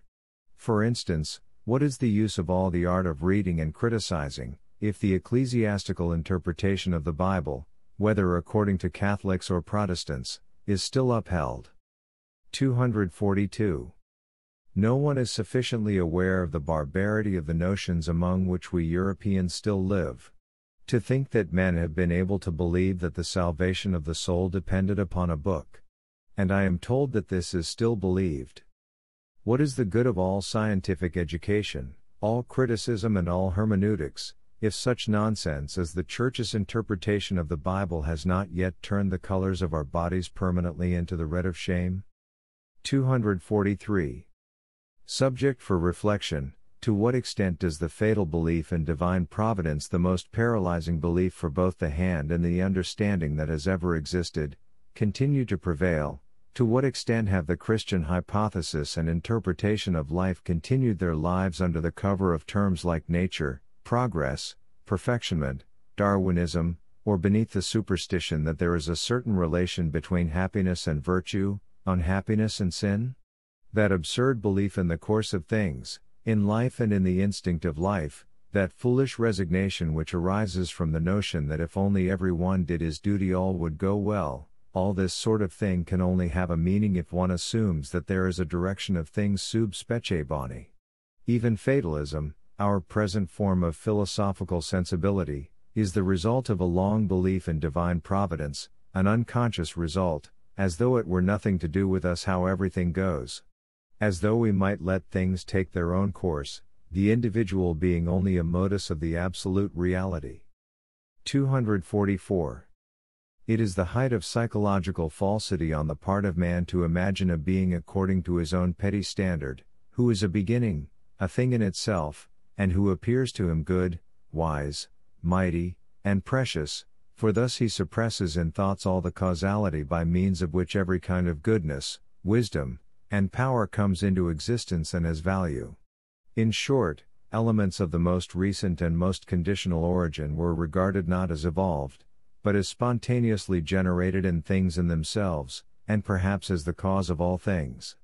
Experience teaches us that, in every case in which a man has elevated himself to any great extent above the average of his fellows, every high degree of power always involves a corresponding degree of freedom from good and evil as also from true and false, and cannot take into account what goodness dictates. The same holds good of a high degree of wisdom. In this case goodness is just as much suppressed as truthfulness, justice, virtue, and other popular whims in Valuations. In fact, is it not obvious that every high degree of goodness itself presupposes a certain intellectual myopia and obtuseness? As also an inability to distinguish at a great distance between true and false, useful and harmful? Not to mention the fact that a high degree of power in the hands of the highest goodness might lead to the most baleful consequences, the suppression of evil. In sooth, it is enough to perceive with what aspirations the God of love inspires his believers. They ruin mankind for the benefit of good men. In practice, this same God has shown himself to be a God of the most acute myopia, devilry, and impotence, in the face of the actual arrangement of the universe, and from this the value of his conception may be estimated. Knowledge and wisdom can have no value in themselves, any more than goodness can. The goal they are striving after must be known first, for then only can their value or worthlessness be judged. A goal might be imagined which would make excessive wisdom a great disadvantage, if, for instance, complete deception were a prerequisite to the enhancement of life. Likewise, if goodness were able to paralyze and depress the mainsprings of the great passions. Taking our human life as it is, it cannot be denied that all truth, goodness, holiness, and godliness in the Christian sense, have hitherto shown themselves to be great dangers. Even now mankind is in danger of perishing owing to an ideal which is hostile to life. 245. Let any one think of the loss which all human institutions suffer, when a divine and transcendental, higher sphere is postulated which must first sanction these institutions. By recognizing their worth in this sanction alone, as in the case of marriage, for instance, their natural dignity is reduced, and under certain circumstances denied. Nature is spitefully misjudged in the same ratio as the anti-natural notion of a God is held in honor. Nature then comes to mean no more than contemptible, bad. The fatal nature of a belief in God as the reality of the highest moral qualities, through it, all real values were denied and systematically regarded as valueless. Thus anti-nature ascended the throne. With relentless logic the last step was reached, and this was the absolute demand to deny nature. 246. By pressing the doctrine of disinterestedness and love into the foreground, Christianity by no means elevated the interests of the species above those of the individual. Its real historical effect, its fatal effect, remains precisely the increase of egotism, of individual egotism, to excess, to the extreme which consists in the belief in individual immortality. The individual was made so important and so absolute, by means of Christian values, that he could no longer be sacrificed, despite the fact that the species can only be maintained by human sacrifices. All souls became equal before God, but this is the most pernicious of all valuations. If one regards individuals as equals, the demands of the species are ignored, and a process is initiated which ultimately leads to its ruin. Christianity is the reverse of the principle of selection. If the degenerate and sick man, the Christian, is to be of the same value as the healthy man, the pagan, or if he is even to be valued higher than the latter, as Pascal's view of health and sickness would have us value him, the natural course of evolution is thwarted and the unnatural becomes law. In practice, this general love of mankind is nothing more than deliberately favoring all the suffering, the botched, and the degenerate. It is this love that has reduced and weakened the power, responsibility, and lofty duty of sacrificing men. According to the scheme of Christian values, all that remained was the alternative of self-sacrifice, but this vestige of human sacrifice, which Christianity conceded and even recommended, has no meaning when regarded in the light of rearing a whole species. The prosperity of the species is by no means affected by the sacrifice of one individual, whether in the monastic and ascetic manner, or by means of crosses, stakes, and scaffolds, as the martyrs of error. What the species requires is the suppression of the physiologically botched, the weak and the degenerate, but it was precisely to these people that Christianity appealed as a preservative force. It simply strengthened that natural and very strong instinct of all the weak which bids them protect, maintain, and mutually support each other. What is Christian virtue and love of men, if not precisely this mutual assistance with a view to survival, this solidarity of the weak, this thwarting of selection? What is Christian altruism, if it is not the mob egotism of the weak which divines that, if everybody looks after everybody else, every individual will be preserved for a longer period of time? He who does not consider this attitude of mind as immoral, as a crime against life, himself belongs to the sickly crowd, and also shares their instincts. Genuine love of mankind exacts sacrifice for the good of the species. It is hard, full of self-control, because it needs human sacrifices. And this pseudo-humanity which is called Christianity, would fain establish the rule that nobody should be sacrificed. 247. Nothing could be more useful and deserves more promotion than systematic nihilism in action. As I understand the phenomena of Christianity and pessimism, this is what they say: we are ripe for nonentity, for us it is reasonable not to be. This hint from reason in this case, is simply the voice of selective nature. On the other hand, what deserves the most rigorous condemnation, is the ambiguous and cowardly infirmity of purpose of a religion like Christianity, or rather like the Church, which, instead of recommending death and self-destruction, actually protects all the botched and bungled, and encourages them to propagate their kind. Problem: with what kind of means could one lead up to a severe form of really contagious nihilism, a nihilism which would teach and practice voluntary death with scientific conscientiousness, and not the feeble continuation of a vegetative sort of life with false hopes of a life after death? Christianity cannot be sufficiently condemned for having depreciated the value of a great cleansing nihilistic movement, like the one which was probably in the process of formation, by its teaching of the immortality of the private individual, as also by the hopes of resurrection which it held out, that is to say, by dissuading people from performing the deed of nihilism which is suicide. In the latter's place it puts lingering suicide, and gradually a puny, meager, but durable life, gradually a perfectly ordinary, bourgeois, mediocre life, etc. 248. Christian moral quackery.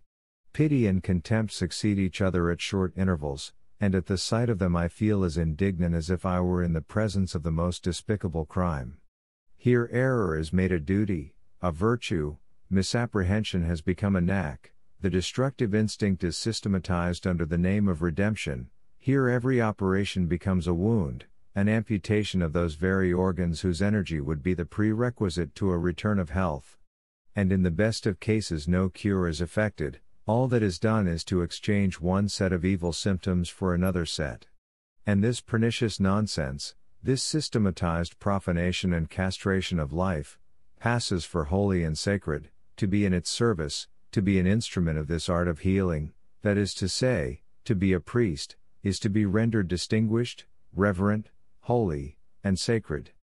God alone could have been the author of this supreme art of healing. Redemption is only possible as a revelation, as an act of grace, as an unearned gift, made by the Creator Himself. Proposition 1. Spiritual healthiness is regarded as morbid, and creates suspicion. Proposition 2. The prerequisites of a strong, exuberant life, strong desires and passions, are reckoned as objections against strong and exuberant life. Proposition 3. Everything which threatens danger to man, and which can overcome and ruin him, is evil, and should be torn root and branch from his soul. Proposition 4. Man converted into a weak creature, inoffensive to himself and others, crushed by humility and modesty, and conscious of his weakness, in fact, the sinner, this is the desirable type, and one which one can produce by means of a little spiritual surgery. 249. What is it I protest against?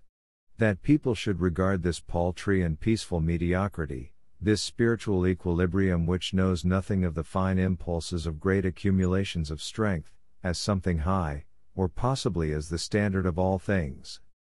Bacon of Verulam says, Infimarum virtutum apud vulgus laus est, mediarum admiratio, supremarum sensus nullus. Christianity as a religion, however, belongs to the vulgus, it has no feeling for the highest kind of virtus. 250. Let us see what the genuine Christian does of all the things which his instincts forbid him to do. He covers beauty, pride, riches, self-reliance, brilliancy, knowledge, and power with suspicion and mud, in short, all culture. His object is to deprive the latter of its clean conscience. 251. The attacks made upon Christianity, hitherto, have been not only timid but false. So long as Christian morality was not felt to be a capital crime against life, its apologists had a good time. The question concerning the mere truth of Christianity, whether in regard to the existence of its God, or to the legendary history of its origin, not to speak of its astronomy and natural science, is quite beside the point so long as no inquiry is made into the value of Christian morality. Are Christian morals worth anything, or are they a profanation and an outrage, despite all the arts of holiness and seduction with which they are enforced?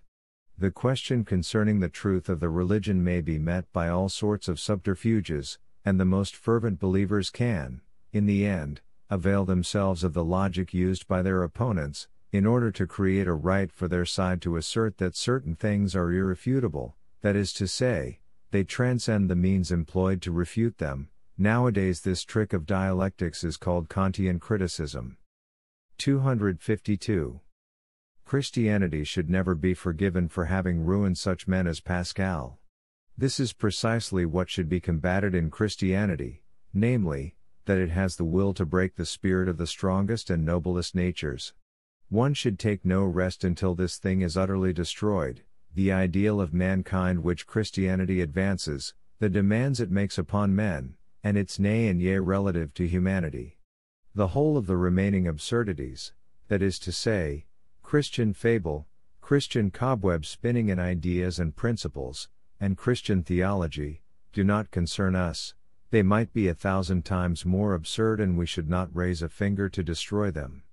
But what we do stand up against, is that ideal which, thanks to its morbid beauty and feminine seductiveness, thanks to its insidious and slanderous eloquence, appeals to all the cowardices and vanities of wearied souls, and the strongest have their moments of fatigue, as though all that which seems most useful and desirable at such moments, that is to say, confidence, artlessness, modesty, patience, love of one's like, resignation, submission to God, and a sort of self-surrender, were useful and desirable per se, as though the puny, modest abortion which in these creatures takes the place of a soul, this virtuous, mediocre animal and sheep of the flock, which deigns to call itself man, were not only to take precedence of the stronger, more evil, more passionate, more defiant, and more prodigal type of man, who by virtue of these very qualities is exposed to 100 times more dangers than the former, but were actually to stand as an ideal for man in general, as a goal, a measure, the highest desideratum. The creation of this ideal was the most appalling temptation that had ever been put in the way of mankind, for, with it, the stronger and more successful exceptions, the lucky cases among men, in which the will to power and to growth leads the whole species man one step farther forward, this type was threatened with disaster. By means of the values of this ideal, the growth of such higher men would be checked at the root. For these men, owing to their superior demands and duties, readily accept a more dangerous life. Speaking economically, it is a case of an increase in the costs of the undertaking coinciding with a greater chance of failure. What is it we combat in Christianity? That it aims at destroying the strong, at breaking their spirit, at exploiting their moments of weariness and debility, at converting their proud assurance into anxiety and conscience trouble, that it knows how to poison the noblest instincts and to infect them with disease, until their strength, their will to power, turns inwards, against themselves, until the strong perish through their excessive self-contempt and self-immolation, that gruesome way of perishing, of which Pascal is the most famous example. 2. A criticism of morality. 1. The origin of moral valuations. 253. This is an attempt at investigating morality without being affected by its charm, and not without some mistrust in regard to the beguiling beauty of its attitudes and looks. A world which we can admire, which is in keeping with our capacity for worship, which is continually demonstrating itself, in small things or in large, this is the Christian standpoint which is common to us all. But owing to an increase in our astuteness, in our mistrust, and in our scientific spirit, also through a more developed instinct for truth, which again is due to Christian influence, this interpretation has grown ever less and less tenable for us. The craftiest of subterfuges, Kantian criticism. The intellect not only denies itself every right to interpret things in that way, but also to reject the interpretation once it has been made. People are satisfied with a greater demand upon their credulity and faith, with a renunciation of all right to reason concerning the proof of their creed, with an intangible and superior ideal, God, as a stopgap. The Hegelian subterfuge, a continuation of the Platonic, a piece of romanticism and reaction, and at the same time a symptom of the historical sense of a new power. Spirit itself is the self-revealing and self-realizing ideal. We believe that in the process of development an ever greater proportion of this ideal is being manifested, thus the ideal is being realized. Faith is vested in the future into which all its noble needs are projected and in which they are being worshipped. In short, 1. God is unknowable to us and not to be demonstrated by us, the concealed meaning behind the whole of the epistemological movement. 2. God may be demonstrated, but is something evolving, and we are part of it, as our pressing desire for an ideal proves, the concealed meaning behind the historical movement. It should be observed that criticism is never leveled at the ideal itself, but only at the problem which gives rise to a controversy concerning the ideal, that is to say, why it has not yet been realized, or why it is not demonstrable in small things as in great. It makes all the difference, whether a man recognizes this state of distress as such owing to a passion or to a yearning in himself, or whether it comes home to him as a problem which he arrives at only by straining his thinking powers and his historical imagination to the utmost. Away from the religious and philosophical points of view we find the same phenomena. Utilitarianism, socialism and democracy, criticizes the origin of moral valuations, though it believes in them just as much as the Christian does. What guilelessness! As if morality could remain when the sanctioning deity is no longer present. The belief in a beyond is absolutely necessary, if the faith in morality is to be maintained. Fundamental problem: whence comes this almighty power of faith? Whence this faith in morality? It is betrayed by the fact that even the fundamental conditions of life are falsely interpreted in favor of it, despite our knowledge of plants and animals. Self-preservation, the Darwinian prospect of a reconciliation of the altruistic and egotistic principles. 254. An inquiry into the origin of our moral valuations and tables of law has absolutely nothing to do with the criticism of them, though people persist in believing it has. The two matters lie quite apart, notwithstanding the fact that the knowledge of the pudenda origo of a valuation does diminish its prestige, and prepares the way to a critical attitude and spirit towards it. What is the actual worth of our valuations and tables of moral laws? What is the outcome of their dominion? For whom? In relation to what? Answer: for life. But what is life? A new and more definite concept of what life is becomes necessary here. My formula of this concept is: life is will to power. What is the meaning of the very act of valuing? Does it point back to another, metaphysical world, or does it point down? As Kant believed, who lived in a period which preceded the great historical movement, in short, what is its origin? Or had it no human origin? Answer: moral valuations are a sort of explanation, they constitute a method of interpreting. Interpretation in itself is a symptom of definite physiological conditions, as also of a definite spiritual level of ruling judgments.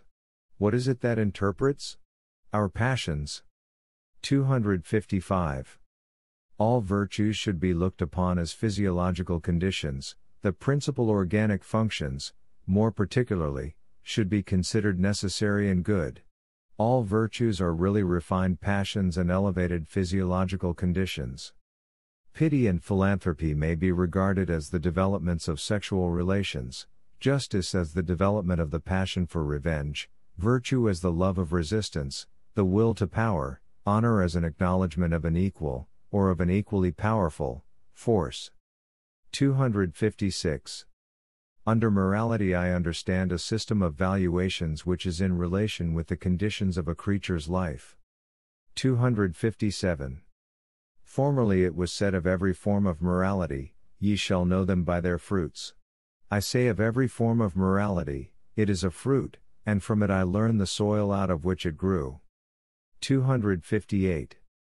I have tried to understand all moral judgments as symptoms and a language of signs in which the processes of physiological prosperity or the reverse, as also the consciousness of the conditions of preservation and growth, are betrayed, a mode of interpretation equal in worth to astrology, prejudices, created by instincts, peculiar to races, communities, and different stages of existence, as, for instance, youth or decay, etc. Applying this principle to the morality of Christian Europe more particularly, we find that our moral values are signs of decline, of a disbelief in life, and of a preparation for pessimism. My leading doctrine is this: there are no moral phenomena, but only a moral interpretation of phenomena. The origin of this interpretation itself lies beyond the pale of morality. What is the meaning of the fact that we have imagined a contradiction in existence? This is of paramount importance. Behind all other valuations, those moral valuations stand commandingly. Supposing they disappear, according to what standard shall we then measure? And then of what value would knowledge be, etc., etc. 259. A point of view. In all valuations there is a definite purpose, the preservation of an individual, a community, a race, a state, a church, a belief, or a culture. Thanks to the fact that people forget that all valuing has a purpose, one and the same man may swarm with a host of contradictory valuations, and therefore with a host of contradictory impulses. This is the expression of disease in man as opposed to the health of animals, in which all the instincts answer certain definite purposes. This creature full of contradictions, however, has in his being a grand method of acquiring knowledge. He feels the pros and cons, he elevates himself to justice, that is to say, to the ascertaining of principles beyond the valuations good and evil. The wisest man would thus be the richest in contradictions. He would also be gifted with mental antennae wherewith he could understand all kinds of men, and with it all he would have his great moments, when all the chords in his being would ring in splendid unison, the rarest of accidents even in us. A sort of planetary movement. 260. To will is to will an object. But object, as an idea, involves a valuation. Whence do valuations originate? Is a permanent norm, pleasant or painful, their basis? But in an incalculable number of cases we first of all make a thing painful, by investing it with a valuation. The compass of moral valuations, they play a part in almost every mental impression. To us the world is colored by them. We have imagined the purpose and value of all things, owing to this we possess an enormous fund of latent power, but the study of comparative values teaches us that values which were actually opposed to each other have been held in high esteem, and that there have been many tables of laws, they could not, therefore, have been worth anything per se. The analysis of individual tables of laws revealed the fact that they were framed, often very badly, as the conditions of existence for limited groups of people, to ensure their maintenance. Upon examining modern men, we found that there are a large number of very different values to hand, and that they no longer contain any creative power. The fundamental principle, the condition of existence, is now quite divorced from the moral values. It is much more superfluous and not nearly so painful. It becomes an arbitrary matter. Chaos. Who creates the goal which stands above mankind and above the individual? Formerly morality was a preservative measure, but nobody wants to preserve any longer. There is nothing to preserve. Thus we are reduced to an experimental morality, each must postulate a goal for himself. 261. What is the criterion of a moral action? 1. Its disinterestedness, 2. Its universal acceptation, etc. But this is parlor morality. Races must be studied and observed, and, in each case, the criterion must be discovered, as also the thing it expresses, a belief such as, this particular attitude or behavior belongs to the principal condition of our existence. Immoral means that which brings about ruin. Now all societies in which these principles were discovered have met with their ruin, A few of these principles have been used and used again, because every newly established community required them. This was the case, for instance, with "Thou shalt not steal." In ages when people could not be expected to show any marked social instinct, as, for instance, in the age of the Roman Empire, the latter was, religiously speaking, directed towards the idea of spiritual salvation, or, in philosophical parlance, towards the greatest happiness. For even the philosophers of Greece did not feel any more for their polis. 262. The necessity of false values. A judgment may be refuted when it is shown that it was conditioned, but the necessity of retaining it is not thereby cancelled. Reasons can no more eradicate false values than they can alter astigmatism in a man's eyes. The need of their existence must be understood. They are the result of causes which have nothing to do with reasoning. 263. To see and reveal the problem of morality seems to me to be the new task and the principal thing of all. I deny that this has been done by moral philosophies heretofore. 264. How false and deceptive men have always been concerning the fundamental facts of their inner world. Here to have no eye, here to hold one's tongue, and here to open one's mouth. 265.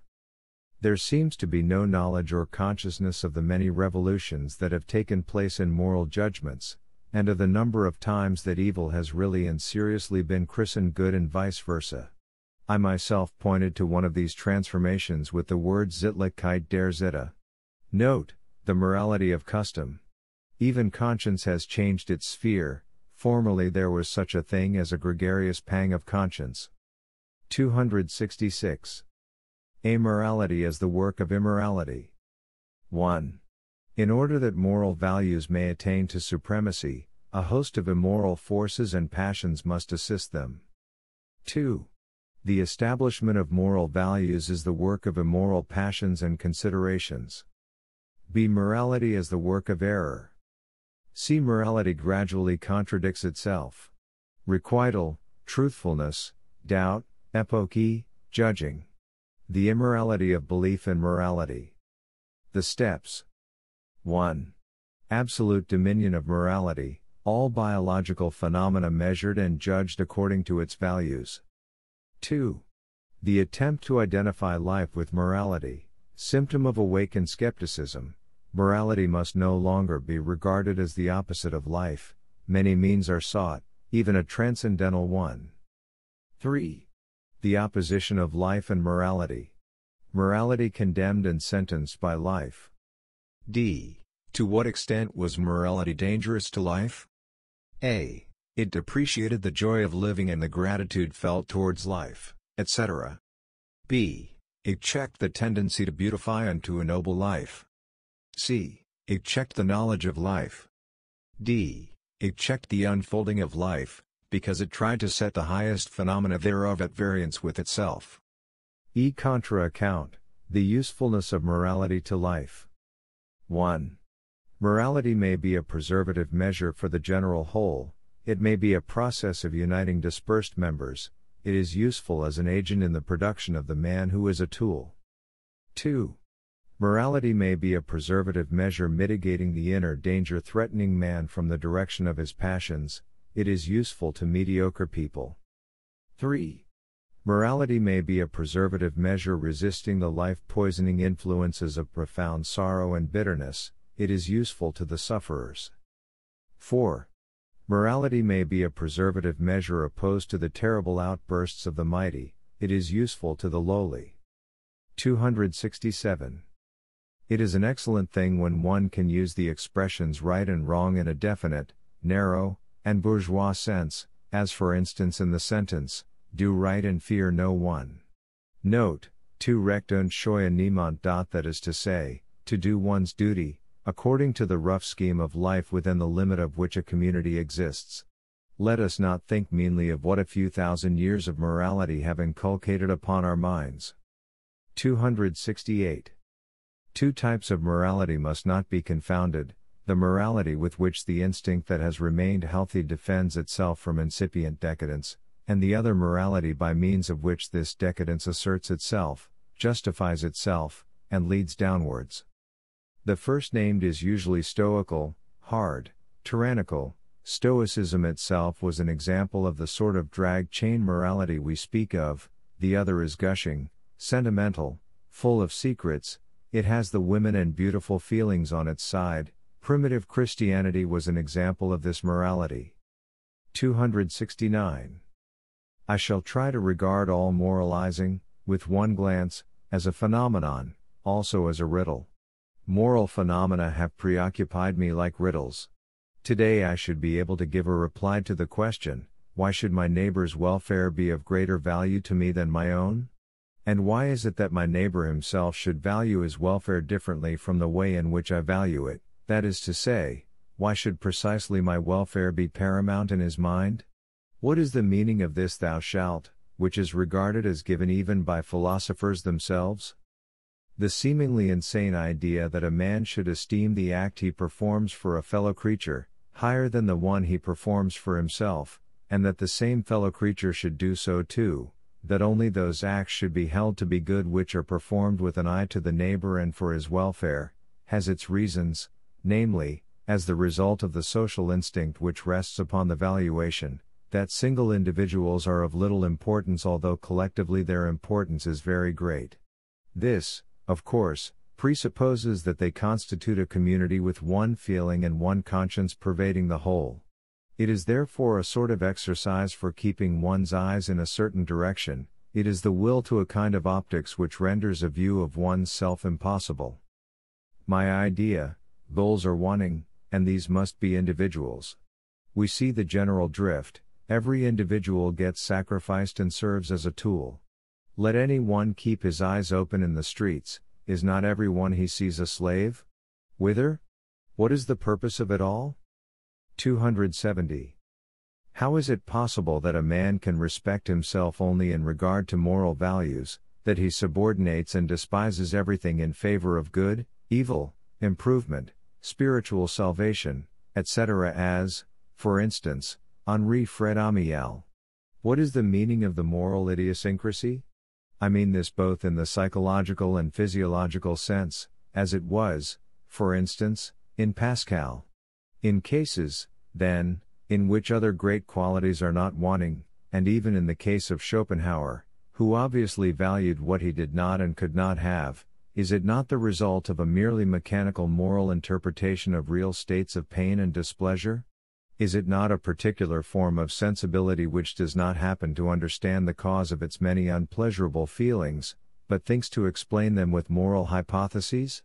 In this way an occasional feeling of well-being and strength always appears under the optics of a clean conscience, flooded with light through the proximity of God and the consciousness of salvation. Thus the moral idiosyncratist has, 1. Either acquired his real worth in approximating to the virtuous type of society, the good fellow, the upright man, a sort of medium state of high respectability, mediocre in all his abilities, but honest, conscientious, firm, respected, and tried, in all his aspirations. 2. Or, he imagines he has acquired that worth, simply because he cannot otherwise understand all his states, he is unknown to himself, he therefore interprets himself in this fashion. Morality is the only scheme of interpretation by means of which this type of man can tolerate himself. Is it a form of vanity? 271. The predominance of moral values. The consequence of this predominance, the corruption of psychology, etc., the fatality which is associated with it everywhere. What is the meaning of this predominance? What does it point to? To a certain greater urgency of saying nay or yea definitely in this domain. All sorts of imperatives have been used in order to make moral values appear as if they were forever fixed. They have been enjoined for the longest period of time. They almost appear to be instinctive, like inner commands. They are the expression of society's preservative measures, for they are felt to be almost beyond question. The practice, that is to say, the utility of being agreed concerning superior values, has attained in this respect to a sort of sanction.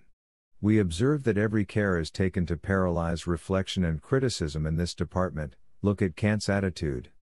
Not to speak of those who believe that it is immoral even to prosecute research in these matters. 272. My desire is to show the absolute homogeneity of all phenomena, and to ascribe to moral differentiations but the value of perspective, to show that all that which is praised as moral is essentially the same as that which is immoral, and was only made possible, according to the law of all moral development, that is to say, by means of immoral artifices and with a view to immoral ends, just as all that which has been decried as immoral is, from the standpoint of economics, both superior and essential, and how development leading to a greater abundance of life necessarily involves progress in the realm of immorality. Truth, that is the extent to which we allow ourselves to comprehend this fact. 273.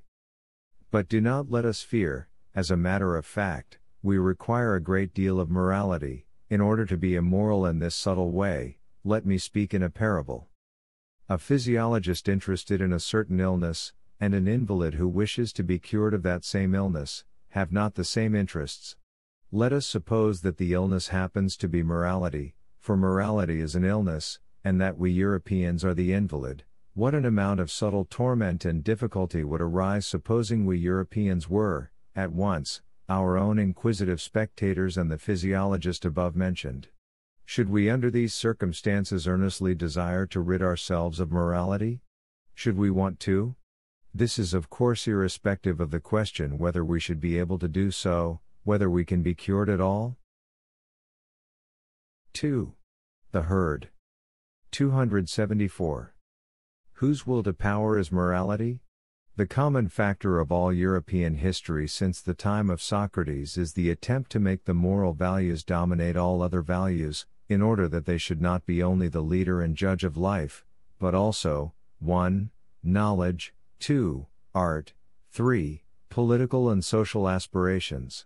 Amelioration regarded as the only duty, everything else used as a means thereto, or as a force distributing, hindering, and endangering its realization, and therefore to be opposed and annihilated, a similar movement to be observed in China and India.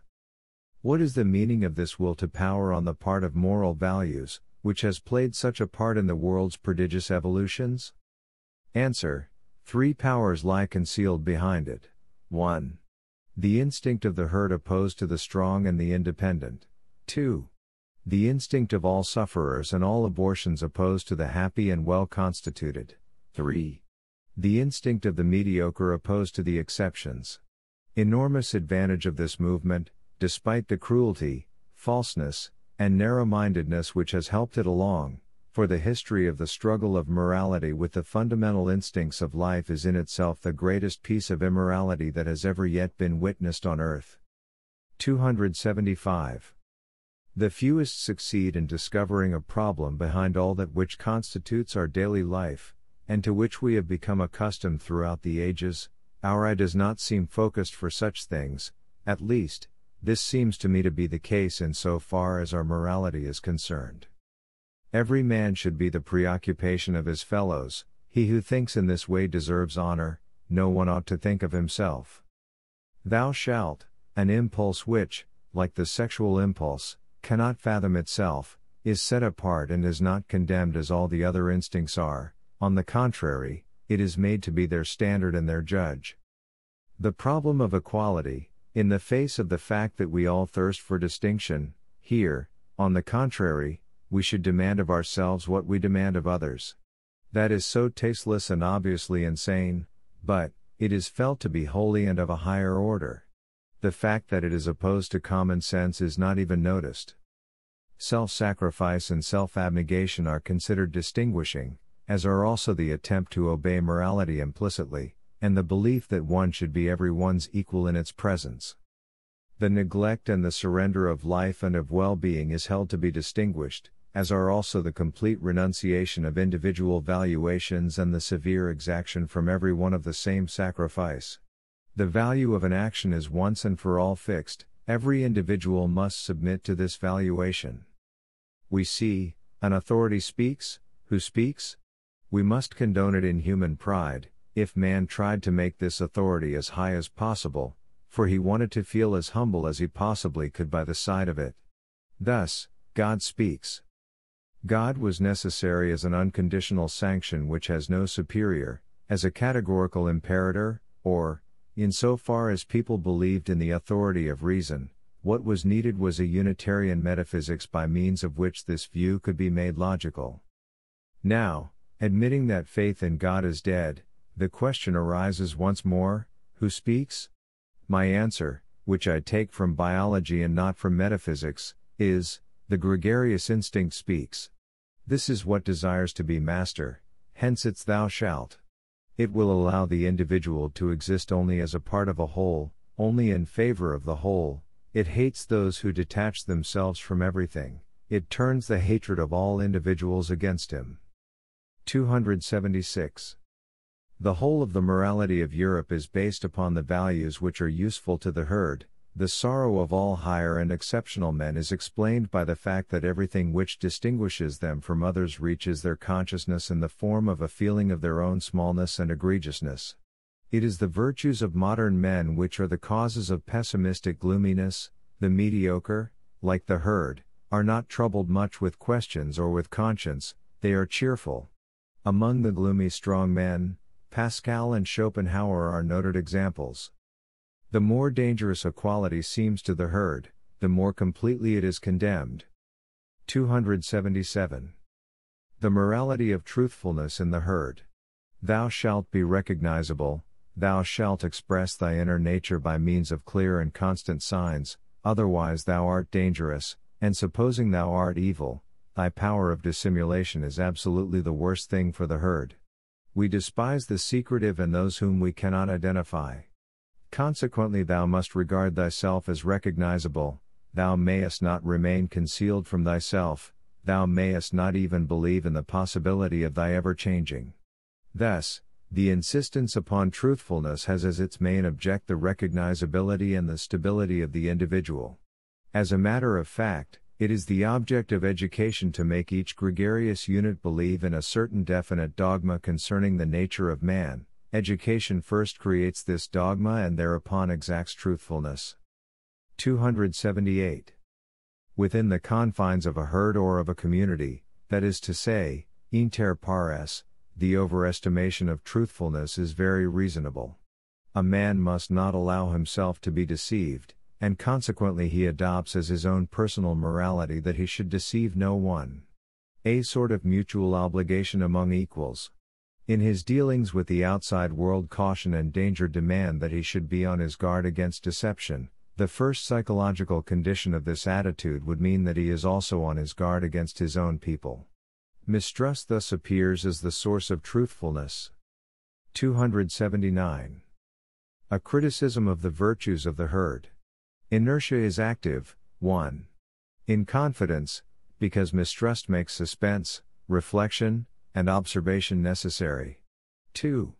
In veneration, where the gulf that separates power is great and submission necessary, then, so that fear may cease to exist, everybody tries to love and esteem, while the difference in power is interpreted as a difference of value, and thus the relationship to the powerful no longer has anything revolting in it. 3. In the sense of truth. What is truth?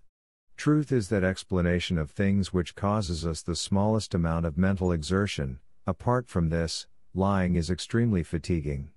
4. In sympathy. It is a relief to know one's self on the same level with all, to feel as all feel, and to accept a belief which is already current. It is something passive beside the activity which appropriates and continually carries into practice the most individual rights of valuation. The latter process allows of no repose. 5. In impartiality and coolness of judgment, people scout the strain of being moved, and prefer to be detached and objective. 6. In uprightness, people prefer to obey a law which is to hand rather than to create a new one, rather than to command themselves and others. The fear of commanding, it is better to submit than to rebel. 7. In toleration, the fear of exercising a right or of enforcing a judgment. 280. The instinct of the herd values the juste milieu and the average as the highest and most precious of all things, the spot where the majority is to be found, and the air that it breathes there. In this way it is the opponent of all order of rank, it regards a climb from the level to the heights in the same light as a descent from the majority to the minority. The herd regards the exception, whether it be above or beneath its general level, as something which is antagonistic and dangerous to itself. Their trick in dealing with the exceptions above them, the strong, the mighty, the wise, and the fruitful, is to persuade them to become guardians, herdsmen, and watchmen, in fact, to become their head servants. Thus they convert a danger into a thing which is useful. In the middle, fear ceases. Here a man is alone with nothing, here there is not much room even for misunderstandings, here there is equality, here a man's individual existence is not felt as a reproach, but as the right existence, here contentment reigns supreme. Mistrust is active only towards the exceptions, to be an exception is to be a sinner. 281. If, in compliance with our communal instincts, we make certain regulations for ourselves and forbid certain acts, we do not, of course, in common reason, forbid a certain kind of existence, nor a certain attitude of mind, but only a particular application and development of this existence and attitude of mind. But then the idealist of virtue, the moralist, comes along and says, God sees into the human heart. What matters it that ye abstain from certain acts, ye are not any better on that account. Answer, Mr. Long-Ears and Virtue Monger, we do not want to be better at all, we are quite satisfied with ourselves, all we desire is that we should not harm one another, and that is why we forbid certain actions when they take a particular direction, that is to say, when they are against our own interests, but that does not alter the fact that when these same actions are directed against the enemies of our community, against you, for instance, we are at a loss to know how to pay them sufficient honor. We educate our children up to them, we develop them to the fullest extent.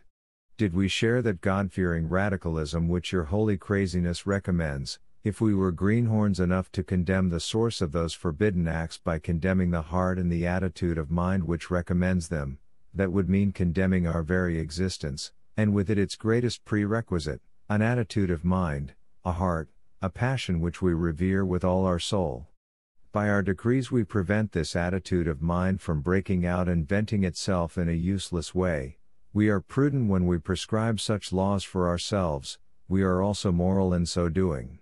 Have you no idea, however vague, what sacrifices it has cost us, how much self-control, self-subjection, and hardness it has compelled us to exercise? We are vehement in our desires, there are times when we even feel as if we could devour each other. But the communal spirit is master of us. Have you observed that this is almost a definition of morality? 282.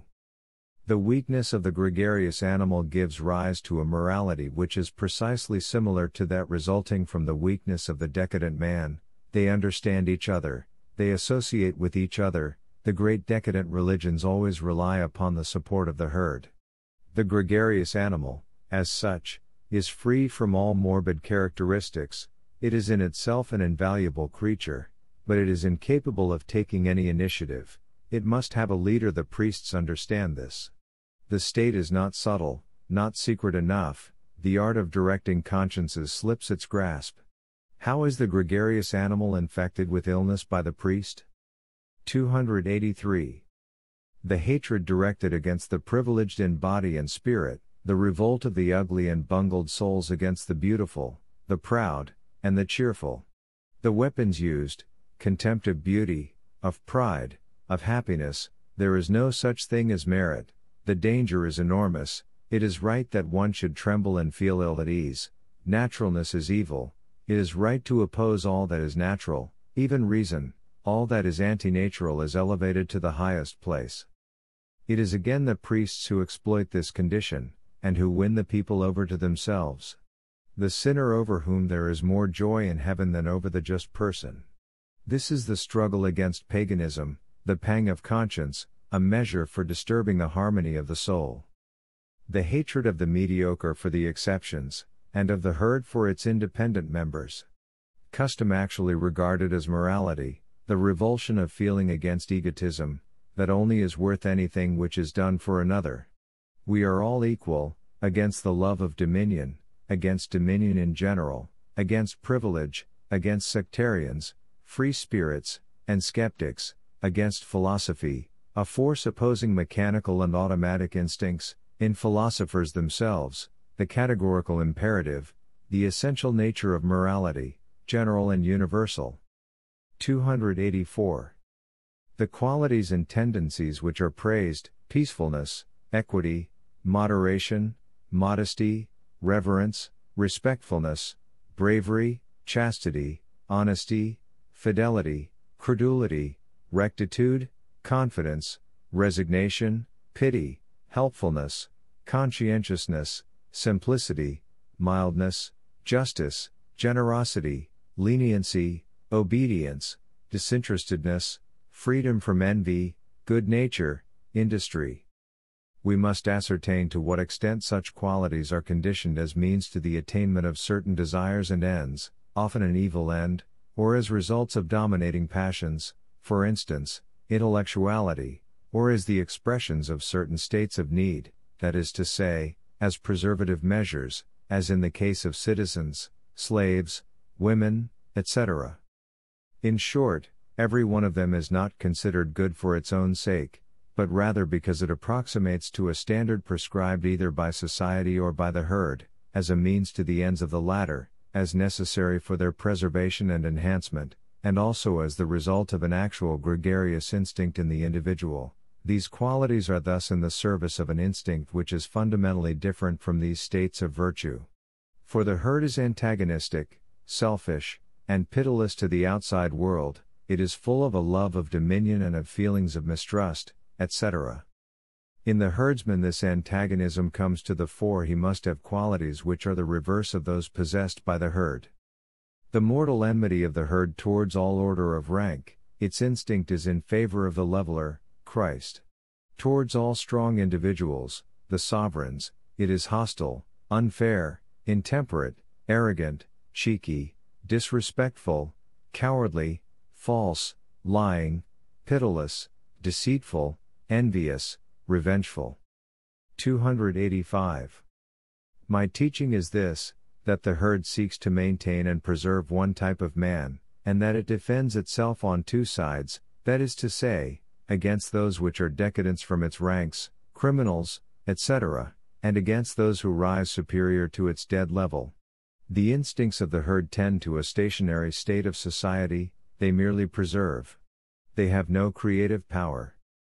The pleasant feelings of goodness and benevolence with which the just man fills us, as opposed to the suspense and the fear to which the great innovating man gives rise, are our own sensations of personal security and equality. In this way the gregarious animal glorifies the gregarious nature, and then begins to feel at ease.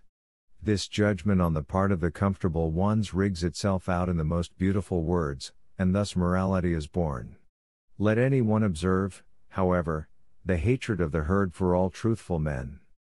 286. Let us not deceive ourselves. When a man hears the whisper of the moral imperative in his breast, as altruism would have him hear it, he shows thereby that he belongs to the herd. When a man is conscious of the opposite feelings, that is to say, when he sees his danger and his undoing in disinterested and unselfish actions, then he does not belong to the herd. 287. My philosophy aims at a new order of rank, not at an individualistic morality. Translator's note: here is a broad distinction between Nietzsche and Herbert Spencer. The spirit of the herd should rule within the herd, but not beyond it. The leaders of the herd require a fundamentally different valuation for their actions, as do also the independent ones or the beasts of prey, etc. 3. General observations concerning morality. 288. Morality regarded as an attempt at establishing human pride. The free will theory is anti-religious. Its ultimate object is to bestow the right upon man to regard himself as the cause of his highest states and actions. It is a form of the growing feeling of pride. Man feels his power, his happiness, as they say. There must be a will behind these states, otherwise they do not belong to him. Virtue is an attempt at postulating a modicum of will, past or present, as the necessary antecedent to every exalted and strong feeling of happiness. If the will to certain actions is regularly present in consciousness, a sensation of power may be interpreted as its result. This is a merely psychological point of view, based upon the false assumption that nothing belongs to us which we have not consciously willed. The whole of the teaching of responsibility relies upon the ingenuous psychological rule that the will is the only cause, and that one must have been aware of having willed in order to be able to regard one's self as a cause. Then comes the counter-movement, that of the moral philosophers. These men still labor under the delusion that a man is responsible only for what he has willed. The value of man is then made a moral value, thus morality becomes a causa prima. For this there must be some kind of principle in man, and free will is posited as prima causa. The arrière-pensée is always this: if man is not a causa prima through his will, he must be irresponsible, therefore he does not come within the jurisdiction of morals, virtue or vice is automatic and mechanical. In short, in order that man may respect himself he must be capable of becoming evil. 289. Theatricalness regarded as the result of free will morality. It is a step in the development of the feeling of power itself to believe one's self to be the author of one's exalted moments, of one's perfection, and to have willed them. Criticism: all perfect action is precisely unconscious and not deliberate. Consciousness is often the expression of an imperfect and often morbid constitution. Personal perfection regarded as determined by will, as an act of consciousness, as reason with dialectics, is a caricature, a sort of self-contradiction. Any degree of consciousness renders perfection impossible. A form of theatricalness. 290. The moral hypothesis, designed with a view to justifying God, said, evil must be voluntary, simply in order that the voluntariness of goodness might be believed in, and again, all evil and suffering have an object which is salvation. The notion guilt was considered as something which had no connection at all with the ultimate cause of existence, and the notion punishment was held to be an educating and beneficent act, consequently an act proceeding from a good God. The absolute dominion of moral valuations over all others, nobody doubted that God could not be evil and could do no harm, that is to say, perfection was understood merely as moral perfection. 291. How false is the supposition that an action must depend upon what has preceded it in consciousness. And morality has been measured in the light of this supposition, as also criminality. The value of an action must be judged by its results, say the utilitarians. To measure it according to its origin involves the impossibility of knowing that origin. But do we know its results? 5 stages ahead, perhaps. Who can tell what an action provokes and sets in motion? As a stimulus? As the spark which fires a powder magazine? Utilitarians are simpletons. And finally, they would first of all have to know what is useful. Here also their sight can travel only over 5 stages or so. They have no notion of the great economy which cannot dispense with evil. We do not know the origin or the results. Has an action, then, any value? We have yet the action itself to consider, the states of consciousness that accompany it, the yea or nay which follows upon its performance. Does the value of an action lie in the subjective states which accompany it? In that case, the value of music would be measured according to the pleasure or displeasure which it occasions in us, which it gives to the composer. Obviously feelings of value must accompany it, a sensation of power, restraint, or impotence, for instance, freedom or lightsomeness. Or, putting the question differently, could the value of an action be reduced to physiological terms? Could it be the expression of completely free or constrained life? Maybe its biological value is expressed in this way. If, then, an action can be judged neither in the light of its origin, nor its results, nor its accompaniments in consciousness, then its value must be ex unknown. 292. It amounts to a denaturalization of morality, to separate an action from a man, to direct hatred or contempt against sin, to believe that there are actions which are good or bad in themselves. The re-establishment of nature, an action in itself is quite devoid of value, The whole question is this: who performed it? One and the same crime may, in one case, be the greatest privilege, in the other infamy. As a matter of fact, it is the selfishness of the judges which interprets an action, in regard to its author, according as to whether it was useful or harmful to themselves, or in relation to its degree of likeness or unlikeness to them. 293. The concept reprehensible action presents us with some difficulties. Nothing in all that happens can be reprehensible in itself.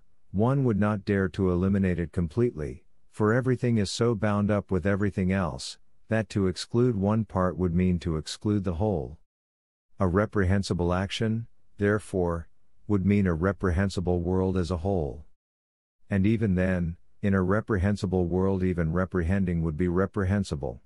And the consequence of an attitude of mind that condemns everything, would be the affirmation of everything in practice. If becoming is a huge ring, everything that forms a part of it is of equal value, is eternal and necessary. In all correlations of yea and nay, of preference and rejection, love and hate, all that is expressed is a certain point of view, peculiar to the interests of a certain type of living organism. Everything that lives says yea by the very fact of its existence. 294. Criticism of the subjective feelings of value. Conscience. Formerly people argued, conscience condemns this action, therefore this action is reprehensible. But, as a matter of fact, conscience condemns an action because that action has been condemned for a long period of time. All conscience does is to imitate. It does not create values. That which first led to the condemnation of certain actions, was not conscience, but the knowledge of, or the prejudice against, its consequences.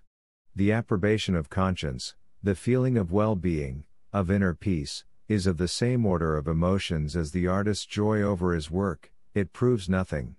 Self-contentment proves no more in favor of that which gives rise to it, than its absence can prove anything against the value of the thing which fails to give rise to it.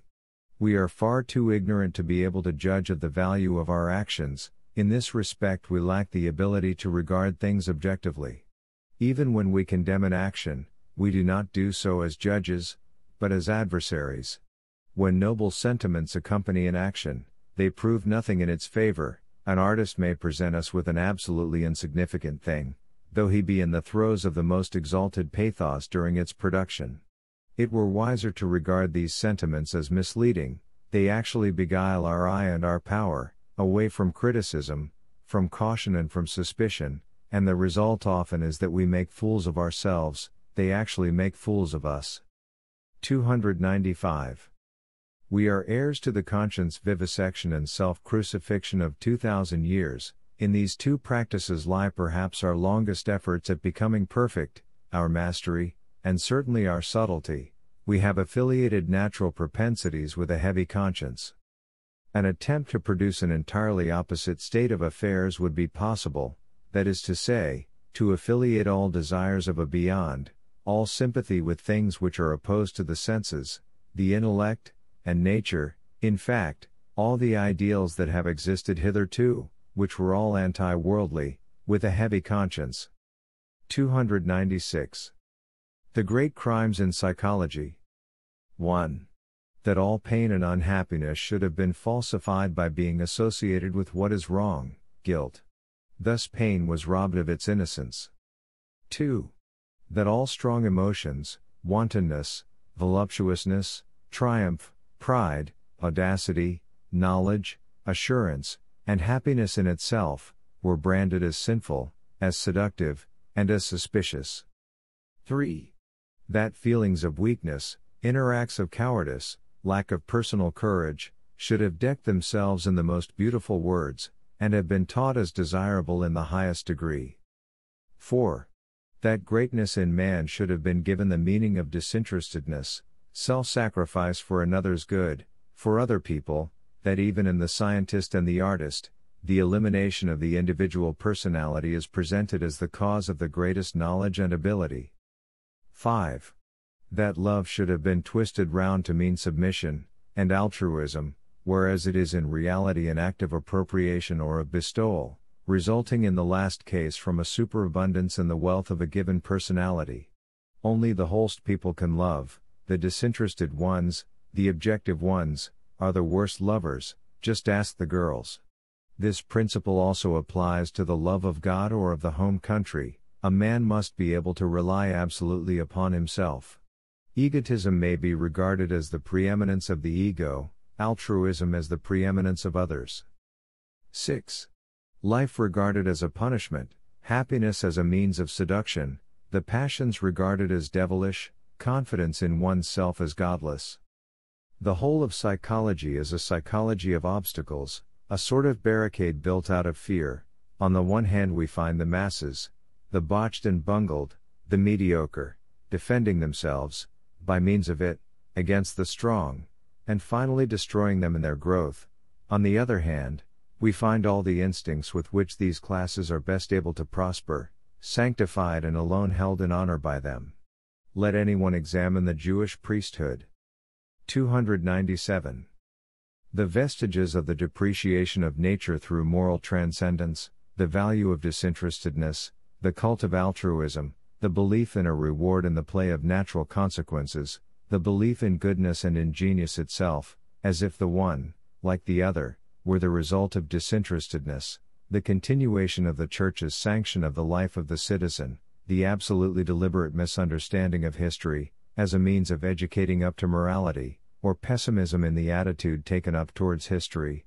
The latter is just as much a result of the depreciation of nature, as is that pseudo-justification of history, that refusal to see history as the pessimist sees it. 298. Morality for its own sake. This is an important step in the denaturalization of morals. In itself it appears as a final value. In this phase religion has generally become saturated with it, as, for instance, in the case of Judaism. It likewise goes through a phase in which it separates itself from religion, and in which no God is moral enough for it. It then prefers the impersonal ideal. This is how the case stands at present. Art for art's sake. This is a similarly dangerous principle. By this means a false contrast is lent to things. It culminates in the slander of reality, idealizing into the hateful. When an ideal is severed from reality, the latter is debased, impoverished, and calumniated. Beauty for beauty's sake, truth for truth's sake, goodness for goodness' sake. These are three forms of the evil eye for reality. Art, knowledge, and morality are means. Instead of recognizing a life-promoting tendency in them, they have been associated with the opposite of life. With God they have also been regarded as revelations of a higher world, which here and there transpires through them. Beautiful and ugly, true and false, good and evil, these things are distinctions and antagonisms which betray the preservative and promotive measures of life, not necessarily of man alone, but of all stable and enduring organisms which take up a definite stand against their opponents. The war which thus ensues is the essential factor. It is a means of separating things, leading to stronger isolation. 299. Moral naturalism, the tracing back of apparently independent and supernatural values to their real nature, that is to say, to natural immorality, to natural utility, etc. Perhaps I may designate the tendency of these observations by the term moral naturalism. My object is to retranslate the moral values which have apparently become independent and unnatural into their real nature, that is to say, into their natural immorality. Note well, refer to Jewish holiness and its natural basis. The case is the same in regard to the moral law which has been made sovereign, emancipated from its real feature, until it is almost the opposite of nature. The stages in the denaturalization of morality, or so-called idealization.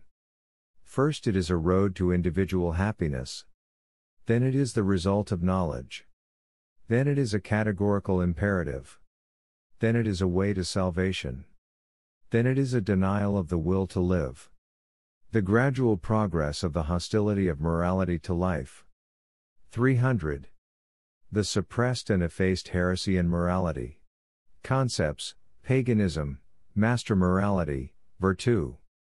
301. My problem: what harm has mankind suffered hitherto from morals, as also from its own morality, intellectual harm, etc. 302. Why are not human values once more deposited nicely in the rut to which they alone have a right, as routinary values?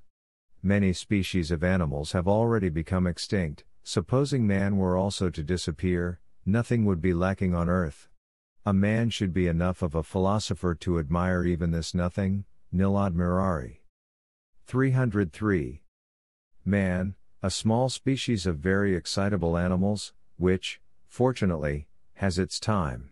Life in general on earth is a matter of a moment, an incident, an exception that has no consequence, something which is of no importance whatever to the general character of the earth.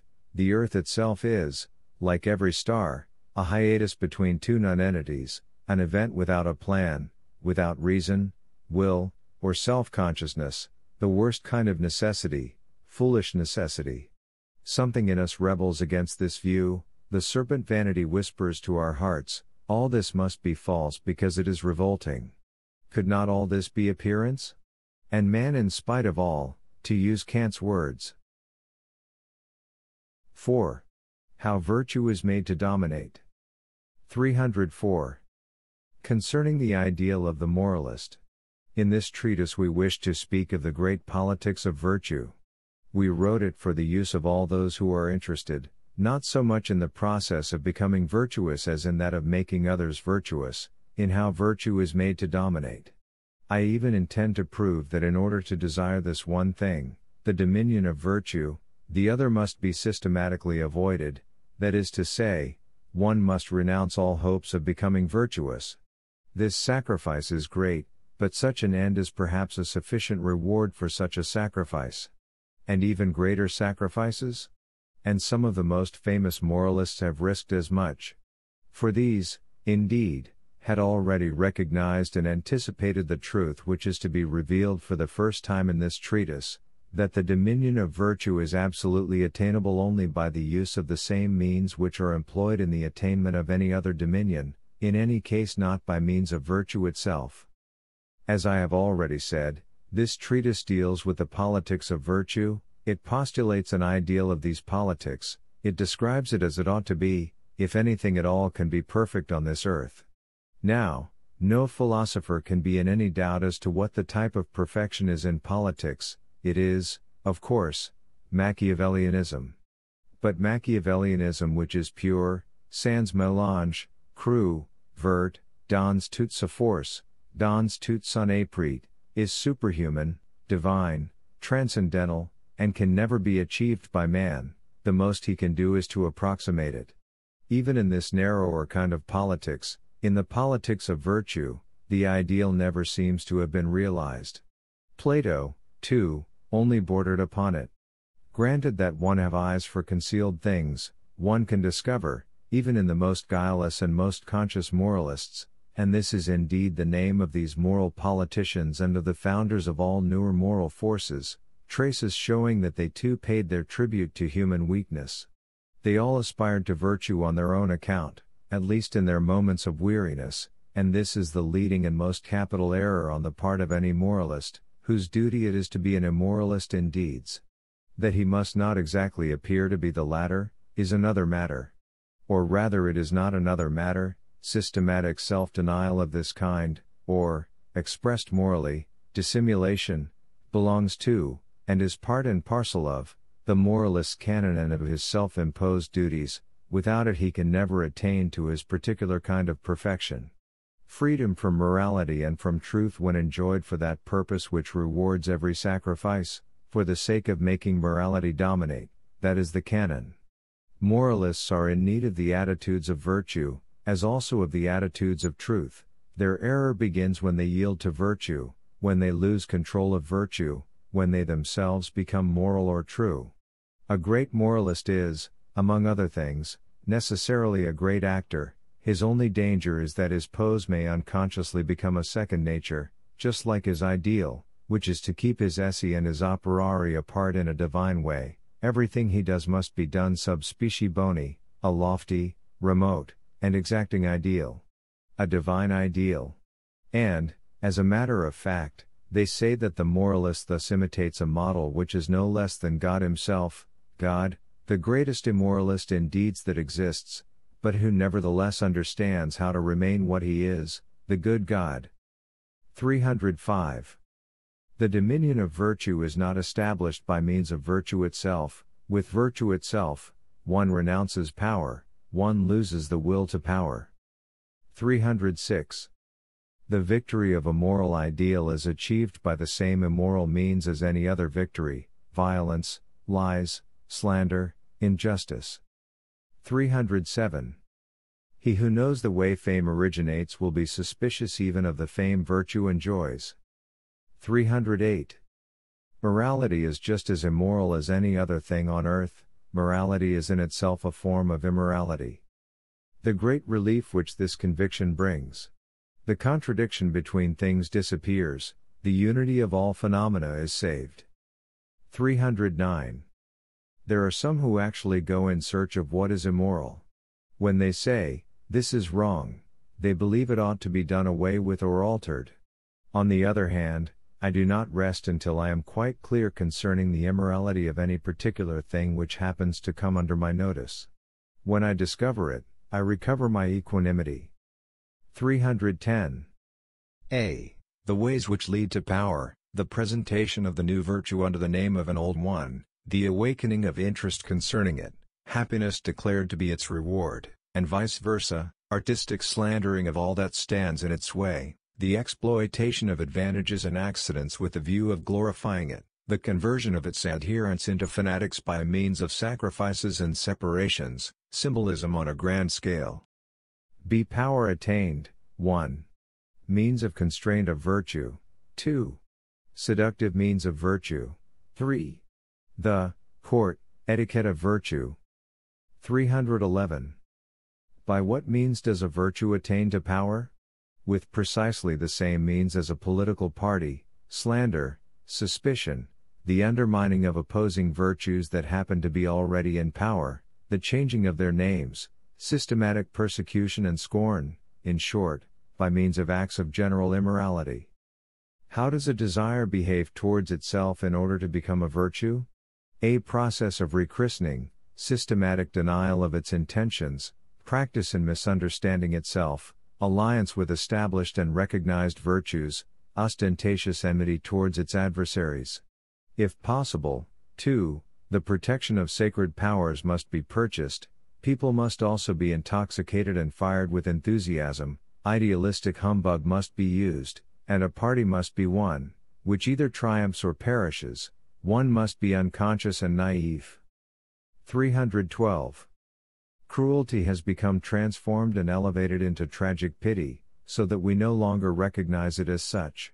The same has happened to the love of the sexes, which has become a more passion. The slavish attitude of mind appears as Christian obedience, wretchedness becomes humility, the disease of the nervous sympathicus, for instance, is eulogized as pessimism, pascalism, or Carlylism, etc. 313. We should begin to entertain doubts concerning a man if we heard that he required reasons in order to remain respectable. We should, in any case, certainly avoid his society. The little word for in certain cases may be compromising, sometimes a single for is enough to refute one. If we should hear, in course of time, that such and such an aspirant for virtue was in need of bad reasons in order to remain respectable, it would not conduce to increasing our respect for him. But he goes further, he comes to us, and tells us quite openly, "You disturb my morality, with your disbelief, Mr. Skeptic, so long as you cannot believe in my bad reasons, that is to say, in my God, in a disciplinary beyond, in free will, etc., you put obstacles in the way of my virtue." Moral skeptics must be suppressed, they prevent the moralization of the masses. 314. Our most sacred convictions, those which are permanent in us concerning the highest values, are judgments emanating from our muscles. 315. Morality in the valuation of races and classes. In view of the fact that the passions and fundamental instincts in every race and class express the means which enable the latter to preserve themselves, or at least the means which have enabled them to live for the longest period of time. To call them virtuous practically means that they change their character, shed their skins, and blot out their past. It means that they should cease from differentiating themselves from others.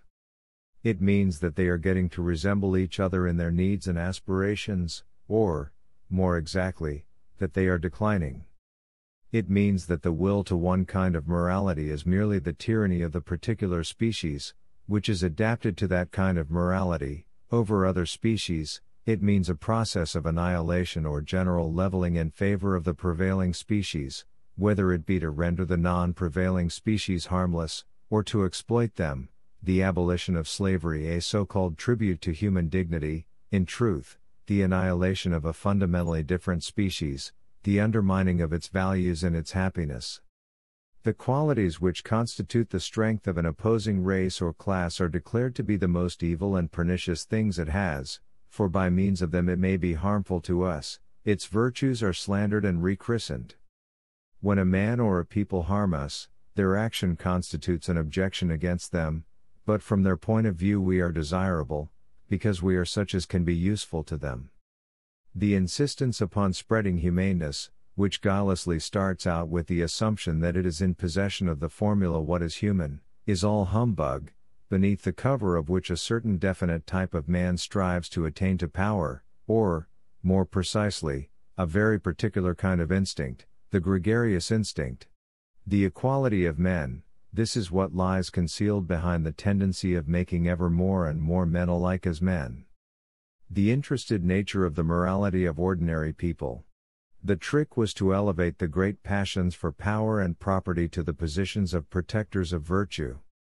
To what extent do all kinds of businessmen and money grabbers, all those who give and take credit, find it necessary to promote the leveling of all characters and notions of value? The commerce and the exchange of the world leads to, and almost purchases, virtue. The state exercises the same influence, as does also any sort of ruling power at the head of officials and soldiers. Science acts in the same way, in order that it may work in security and economize its forces. And the priesthood does the same. Communal morality is thus promoted here, because it is advantageous, and, in order to make it triumph, war and violence are waged against immorality. With what right? Without any right whatsoever, but in accordance with the instinct of self-preservation. The same classes avail themselves of immorality when it serves their purpose to do so. 316.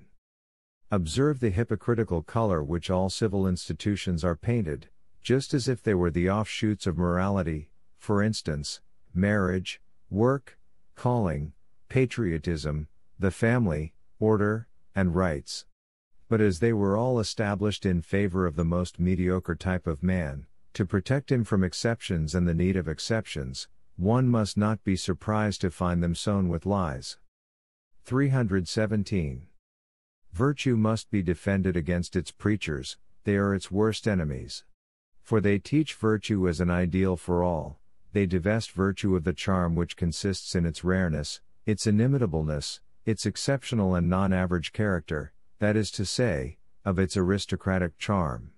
A stand must also be made against those embittered idealists who eagerly tap all pots and are satisfied to hear them ring hollow. What ingenuousness, to demand great and rare things, and then to declare, with anger and contempt of one's fellows, that they do not exist. It is obvious, for instance, that a marriage is worth only as much as those are worth whom it joins, that is to say, that on the whole it is something wretched and indecent. No priest or registrar can make anything else of it. Virtue has all the instincts of the average man against it, it is not profitable, it is not prudent, and it isolates. It is related to passion, and not very accessible to reason, it spoils the character, the head, and the senses, always, of course, subject to the medium standard of men. It provokes hostility towards order, and towards the lies which are concealed beneath all order, all institutions, and all reality. When seen in the light of its pernicious influence upon others, it is the worst of vices. Translator's note: virtue is used here, of course, in the sense of the excellence of man, not in the sense of the Christian negative virtue. I recognize virtue in that, 1. It does not insist upon being recognized. 2. It does not presuppose the existence of virtue everywhere, but precisely something else. 3. It does not suffer from the absence of virtue, but regards it rather as a relation of perspective which throws virtue into relief. It does not proclaim itself. 4. It makes no propaganda. 5. It allows no one to pose as judge because it is always a personal virtue. 6. It does precisely what is generally forbidden. Virtue as I understand it is the actual vetitum within all gregarious legislation. 7. In short, I recognize virtue in that it is in the Renaissance style virtu, free from all moralic acid. 318. In the first place, Messrs. Virtue mongers, you have no superiority over us. We should like to make you take modesty a little more to heart. It is wretched personal interests and prudence which suggest your virtue to you. Translator's note: here Nietzsche returns to Christian virtue, which is negative and moral. And if you had more strength and courage in your bodies, you would not lower yourselves thus to the level of virtuous nonentities. You make what you can of yourselves, partly what you are obliged to make, that is to say, what your circumstances force you to make, partly what suits your pleasure and seems useful to you. But if you do only what is in keeping with your inclinations, or what necessity exacts from you, or what is useful to you, you ought neither to praise yourselves nor let others praise you. One is a thoroughly puny kind of man when one is only virtuous. Nothing should mislead you in this regard. Men who have to be considered at all, were never such donkeys of virtue. Their inmost instinct, that which determined their quantum of power, did not find its reckoning thus, whereas with your minimum amount of power nothing can seem more full of wisdom to you than virtue. But the multitude are on your side, and because you tyrannize over us, we shall fight you. 319. A virtuous man is of a lower species because, in the first place, he has no personality, but acquires his value by conforming with a certain human scheme which has been once and forever fixed. He has no independent value, he may be compared, he has his equals, he must not be an individual. Reckoning up the qualities of the good man, why is it they appear pleasant to us? Because they urge us neither to war, to mistrust, to caution, to the accumulating of forces, nor to severity. Our laziness, our good nature, and our levity, have a good time. This, our feeling of well-being, is what we project into the good man in the form of a quality, in the form of a valuable possession. 320. Under certain circumstances, virtue is merely a venerable form of stupidity. Who could blame you for it? And this form of virtue has not been outlived even today. A sort of honest peasant simplicity, which is possible, however, in all classes of society, and which one cannot meet with anything else than a respectful smile, still thinks today that everything is in good hands, that is to say, in God's hands, and when it supports this proposition with that same modest assurance as that with which it would assert that 2 and 2 are 4, we others naturally refrain from contradiction. Why disturb this pure foolery? Why darken it with our cares concerning man, people, goals, the future? Even if we wished to do so, we shouldn't succeed. In all things these people see the reflection of their own venerable stupidity and goodness, in them the old God, Deus Myops, still lives. We others see something else in everything, our problematic nature, our contradictions, our deeper, more painful, and more suspicious wisdom. 321. He who finds a particular virtue an easy matter, ultimately laughs at it. Seriousness cannot be maintained once virtue is attained. As soon as a man has reached virtue, he jumps out of it, whither? Into devilry. Meanwhile, how intelligent all our evil tendencies and impulses have become. What an amount of inquisitiveness torments them. They are all fishhooks of knowledge. 322. The idea is to associate vice with something so terrible that at last one is obliged to run away from it in order to be rid of its associations. This is the well-known case of Tannhäuser. Tannhäuser, brought to his wits' end by Wagnerian music, cannot endure life any longer even in the company of Mrs. Venus. Suddenly virtue begins to have a charm for him, a Thuringian virgin goes up in price, and what is even worse still, he shows a liking for Wolfram von Eschenbach's melody. 323. The patrons of virtue. Lust of property, lust of power, laziness, simplicity, fear, all these things are interested in virtue, that is why it stands so securely. 324. Virtue is no longer believed in, its powers of attraction are dead, what is needed is someone who will once more bring it into the market in the form of an outlandish kind of adventure and of dissipation. It exacts too much extravagance and narrow-mindedness from its believers to allow of conscience not being against it today. Certainly, for people, without either consciences or scruples, this may constitute its new charm, it is now what it has never been before, a vice. 325. Virtue is still the most expensive vice, let it remain so. 326. Virtues are as dangerous as vices, in so far as they are allowed to rule over one as authorities and laws coming from outside, and not as qualities one develops oneself.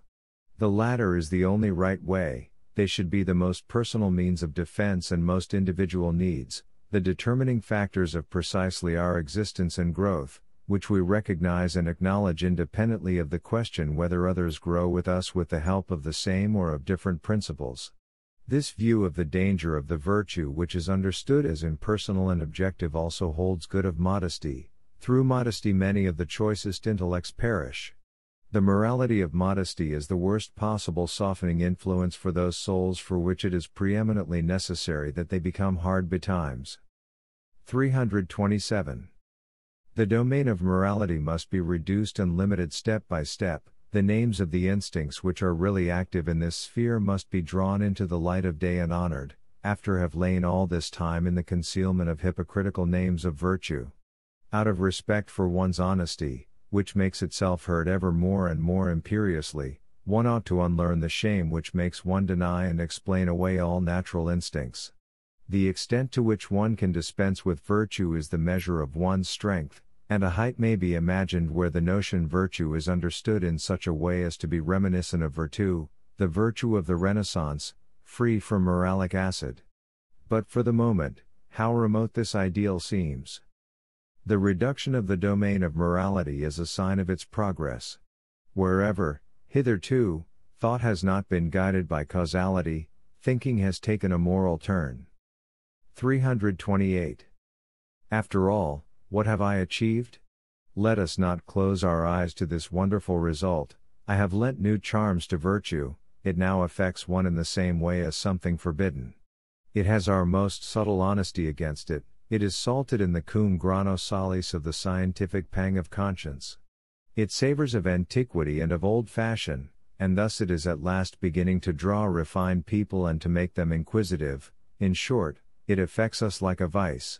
Only after we have once recognized that everything consists of lies and appearance, shall we have again earned the right to uphold this most beautiful of all fictions, virtue. There will then remain no further reason to deprive ourselves of it, only when we have shown virtue to be a form of immorality do we again justify it. It then becomes classified, and likened, in its fundamental features, to the profound and general immorality of all existence, of which it is then shown to be a part. It appears as a form of luxury of the first order, the most arrogant, the dearest, and rarest form of vice. We have robbed it of its grimaces and divested it of its drapery, we have delivered it from the importunate familiarity of the crowd, we have deprived it of its ridiculous rigidity, its empty expression, its stiff false hair, and its hieratic muscles. 329. And is it supposed that I have thereby done any harm to virtue? Just as little as anarchists do to princes. Only since they have been shot at, have they once more sat securely on their thrones. For thus it has always been and will ever be, one cannot do a thing a better service than to persecute it and to run it to earth. This, I have done. 5. The moral ideal. A criticism of ideals. 330. It were the thing to begin this criticism in such wise as to do away with the word ideal, a criticism of desiderata. 331. Only the fewest amongst us are aware of what is involved, from the standpoint of desirability, in every thus should it be, but it is not, or even thus it ought to have been. Such expressions of opinion involve a condemnation of the whole course of events. For there is nothing quite isolated in the world, the smallest thing bears the largest on its back, on thy small injustice the whole nature of the future depends, the whole is condemned by every criticism which is directed at the smallest part of it.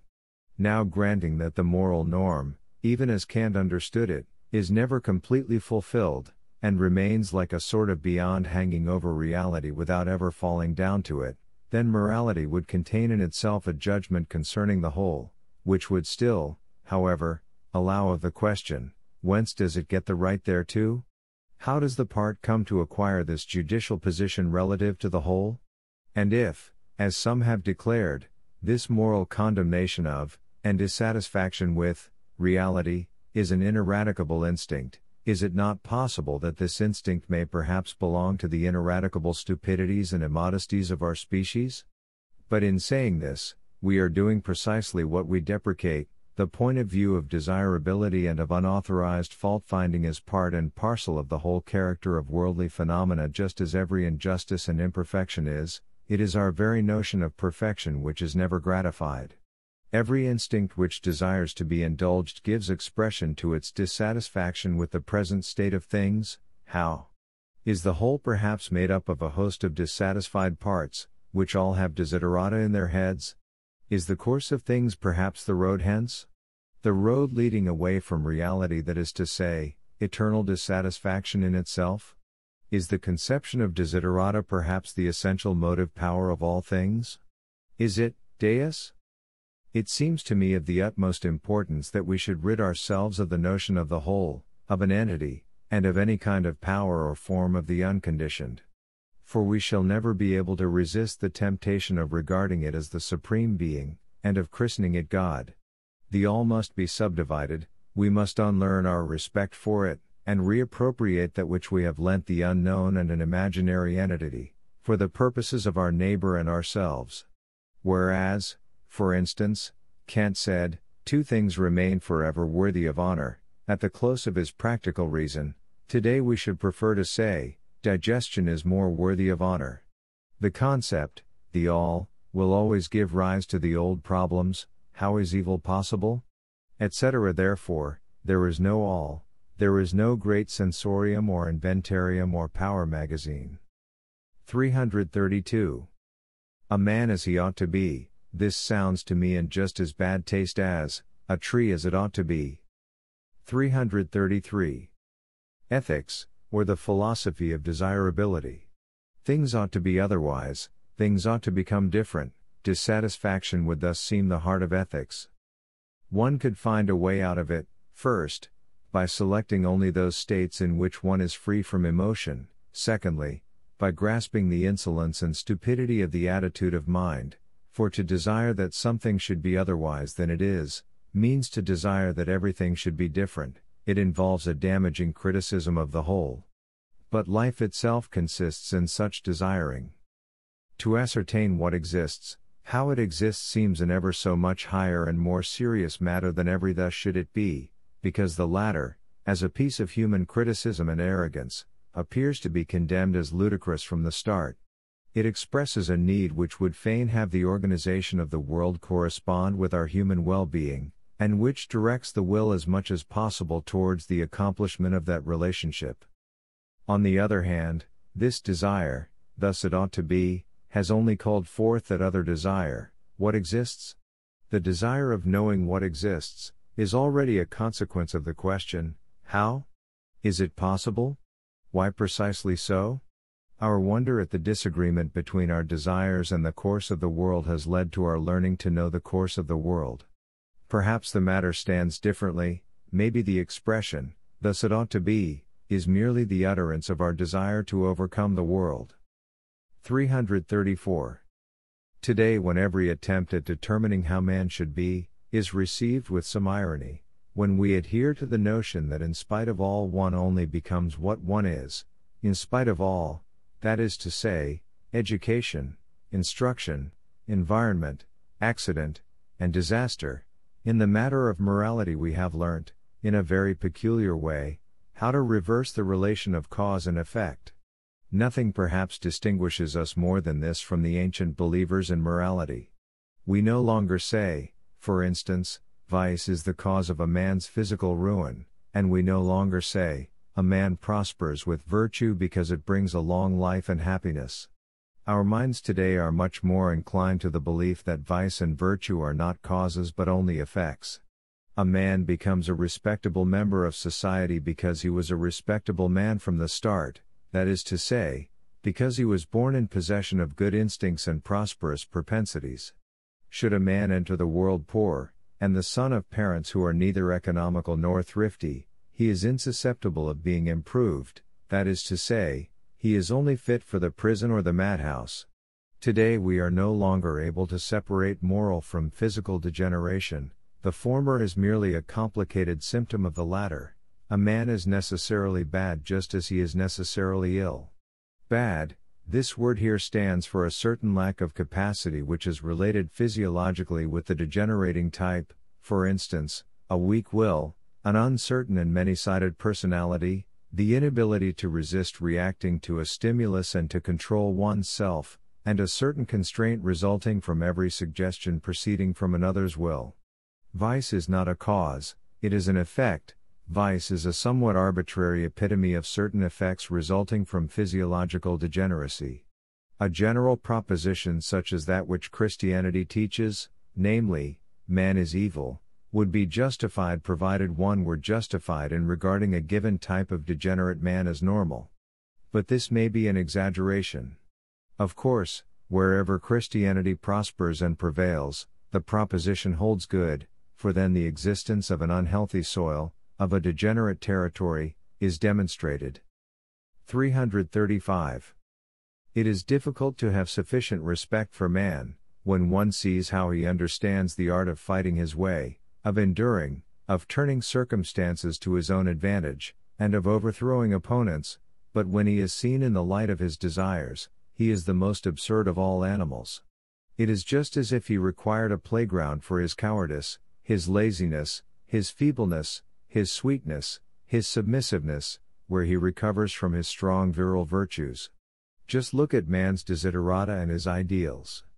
Man, when he desires, tries to recover from that which is eternally valuable in him, from his deeds, and then he rushes into nonentity, absurdity, valuelessness, childishness.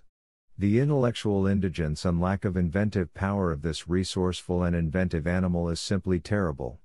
The ideal is at the same time the penalty man pays for the enormous expenditure which he has to defray in all real and pressing duties. Should reality cease to prevail, there follow dreams, fatigue, weakness. An ideal might even be regarded as a form of dream, fatigue, or weakness. The strongest and the most impotent men become alike when this condition overtakes them. They deify the cessation of work, of war, of passions, of suspense, of contrasts, of reality, in short, of the struggle for knowledge and of the trouble of acquiring it. Innocence to them is idealized stultification, blessedness is idealized idleness, love, the ideal state of the gregarious animal that will no longer have an enemy. And thus everything that lowers and belittles man is elevated to an ideal. 336. A desire magnifies the thing desired, and by not being realized it grows. The greatest ideas are those which have been created by the strongest and longest desiring. Things grow ever more valuable in our estimation, the more our desire for them increases. If moral values have become the highest values, it simply shows that the moral ideal is the one which has been realized least, and thus it represented the beyond to all suffering, as a road to blessedness. Man, with ever-increasing ardor, has only been embracing clouds, and ultimately called his desperation and impotence God. 337. Think of the naivete of all ultimate desiderata when the wherefore of man remains unknown. 338. What is the counterfeit coinage of morality? First of all, we should know what good and evil mean. That is as good as wishing to know why man is here, and what his goal or his destiny is. And that means that one would fain know that man actually has a goal or a destiny. 339. The very obscure and arbitrary notion that humanity has a general duty to perform, and that, as a whole, it is striving towards a goal, is still in its infancy. Perhaps we shall once more be rid of it before it becomes a fixed idea, but humanity does not constitute a whole, it is an indissoluble multiplicity of ascending and descending organisms, it knows no such thing as a state of youth followed by maturity and then age. But it's straight alike confused and superimposed, and in a few thousand years there may be even younger types of men than we can point out today. Decadence, on the other hand, belongs to all periods of human history. Everywhere there is refuse and decaying matter, such things are in themselves vital processes, for withering and decaying elements must be eliminated. Under the empire of Christian prejudice this question was never put at all, the purpose of life seemed to lie in the salvation of the individual soul, the question whether humanity might last for a long or a short time was not considered. The best Christians longed for the end to come as soon as possible. Concerning the needs of the individual, there seemed to be no doubt whatsoever. The duty of every individual for the present was identical with what it would be in any sort of future for the man of the future. The value, the purpose, the limit of values was forever fixed, unconditioned, eternal, one with God. What deviated from this eternal type was impious, diabolic, criminal. The center of gravity of all values for each soul lay in that soul itself, salvation or damnation. The salvation of the immortal soul. The most extreme form of personalization. For each soul there was only one kind of perfection, only one ideal, only one road to salvation. The most extreme form of the principle of equal rights, associated with an optical magnification of individual importance to the point of megalomania, nothing but insanely important souls, revolving round their own axes with unspeakable terror. Nobody believes in these assumed airs of importance any longer today, and we have sifted our wisdom through the sieve of contempt. Nevertheless, the optical habit survives, which would fain measure the value of man by his proximity to a certain ideal ma. At bottom, the personalization view is upheld as firmly as that of the equality of rights as regards the ideal. In short, people seem to think that they know what the ultimate desideratum is in regard to the ideal man. But this belief is merely the result of the exceedingly detrimental influence of the Christian ideal, as anybody can discover for himself every time he carefully examines the ideal type.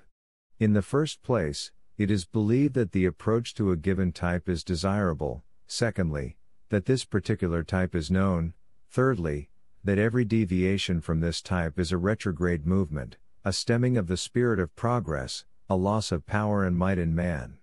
To dream of a state of affairs in which this perfect man will be in the majority, our friends the socialists and even Messrs the utilitarians have not reached a higher level than this. In this way an aim seems to have crept into the evolution of man. At any rate, the belief in a certain progress towards an ideal is the only shape in which an aim is conceived in the history of mankind today.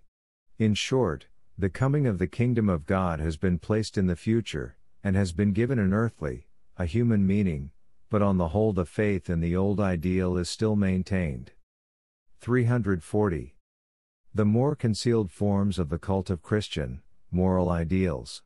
The insipid and cowardly notion nature invented by nature enthusiasts, without any knowledge whatsoever of the terrible, the implacable, and the cynical element in even the most beautiful aspects, is only a sort of attempt at reading the moral and Christian notion of humanity into nature. Rousseau's concept of nature, for instance, which took for granted that nature meant freedom, goodness, innocence, equity, justice, and idols, was nothing more at bottom than the cult of Christian morality. We should collect passages from the poets in order to see what they admired, in lofty mountains, for instance. What Goethe had to do with them, why he admired Spinoza. Absolute ignorance concerning the reasons of this cult. The insipid and cowardly concept man à la Comte and Stuart Mill, is at times the subject of a cult. This is only the Christian moral ideal again under another name. Refer also to the freethinkers, Guillot for example. The insipid and cowardly concept art which is held to mean sympathy with all suffering and with everything botched and bungled, the same thing happens to history, confer Thierry, again it is the cult of the Christian moral ideal. And now, as to the whole socialistic ideal, it is nothing but a block-headed misunderstanding of the Christian moral ideal. 341. The origin of the ideal. The examination of the soil out of which it grows. Starting out from those aesthetic mental states during which the world seems rounder, fuller, and more perfect, we have the pagan ideal with its dominating spirit of self-affirmation, people give of their abundance. The highest type, the classical ideal, regarded as an expression of the successful nature of all the more important instincts. In this classical ideal we find the grand style as the highest style. An expression of the will to power itself. The instinct which is most feared dares to acknowledge itself. Starting out from the mental states in which the world seemed emptier, paler, and thinner, when spiritualization and the absence of sensuality assume the rank of perfection, and when all that is brutal, animal, direct, and proximate is avoided, people calculate and select, the sage, the angel, priestliness equals virginity equals ignorance, are the physiological ideals of such idealists, the anemic ideal. Under certain circumstances this anemic ideal may be the ideal of such natures as represent paganism, thus Goethe sees his saint in Spinoza. Starting out from those mental states in which the world seemed more absurd, more evil, poorer, and more deceptive, an ideal cannot even be imagined or desired in it, people deny and annihilate, the projection of the ideal into the sphere of the anti-natural, anti-actual, anti-logical, the state of him who judges thus, the impoverishment of the world as a result of suffering, people take, they no longer bestow, the anti-natural ideal. The Christian ideal is a transitional form between the second and then the third, now inclining more towards the former type, and anon inclining towards the latter. The three ideals, either a strengthening of life, paganism, or b. an impoverishment of life, anemia, or c. a denial of life, anti-naturalism. The state of beatitude in a. is the feeling of extreme abundance, in b. it is reached by the most fastidious selectiveness, in c. it is the contempt and the destruction of life. 342. A. The consistent type understands that even evil must not be hated, must not be resisted, and that it is not allowable to make war against oneself, that it does not suffice merely to accept the pain which such behavior brings in its train, that one lives entirely in positive feelings, that one takes the side of one's opponents in word and deed, that by means of a superfetation of peaceful, kindly, conciliatory, helpful, and loving states, one impoverishes the soil of the other states, that one is in need of unremitting practice. What is achieved thereby? The Buddhistic type, or the perfect cow. This point of view is possible only where no moral fanaticism prevails, that is to say, when evil is not hated on its own account, but because it opens the road to conditions which are painful, unrest, work, care, complications, dependence. This is the Buddhistic point of view. There is no hatred of sin, the concept sin, in fact, is entirely lacking.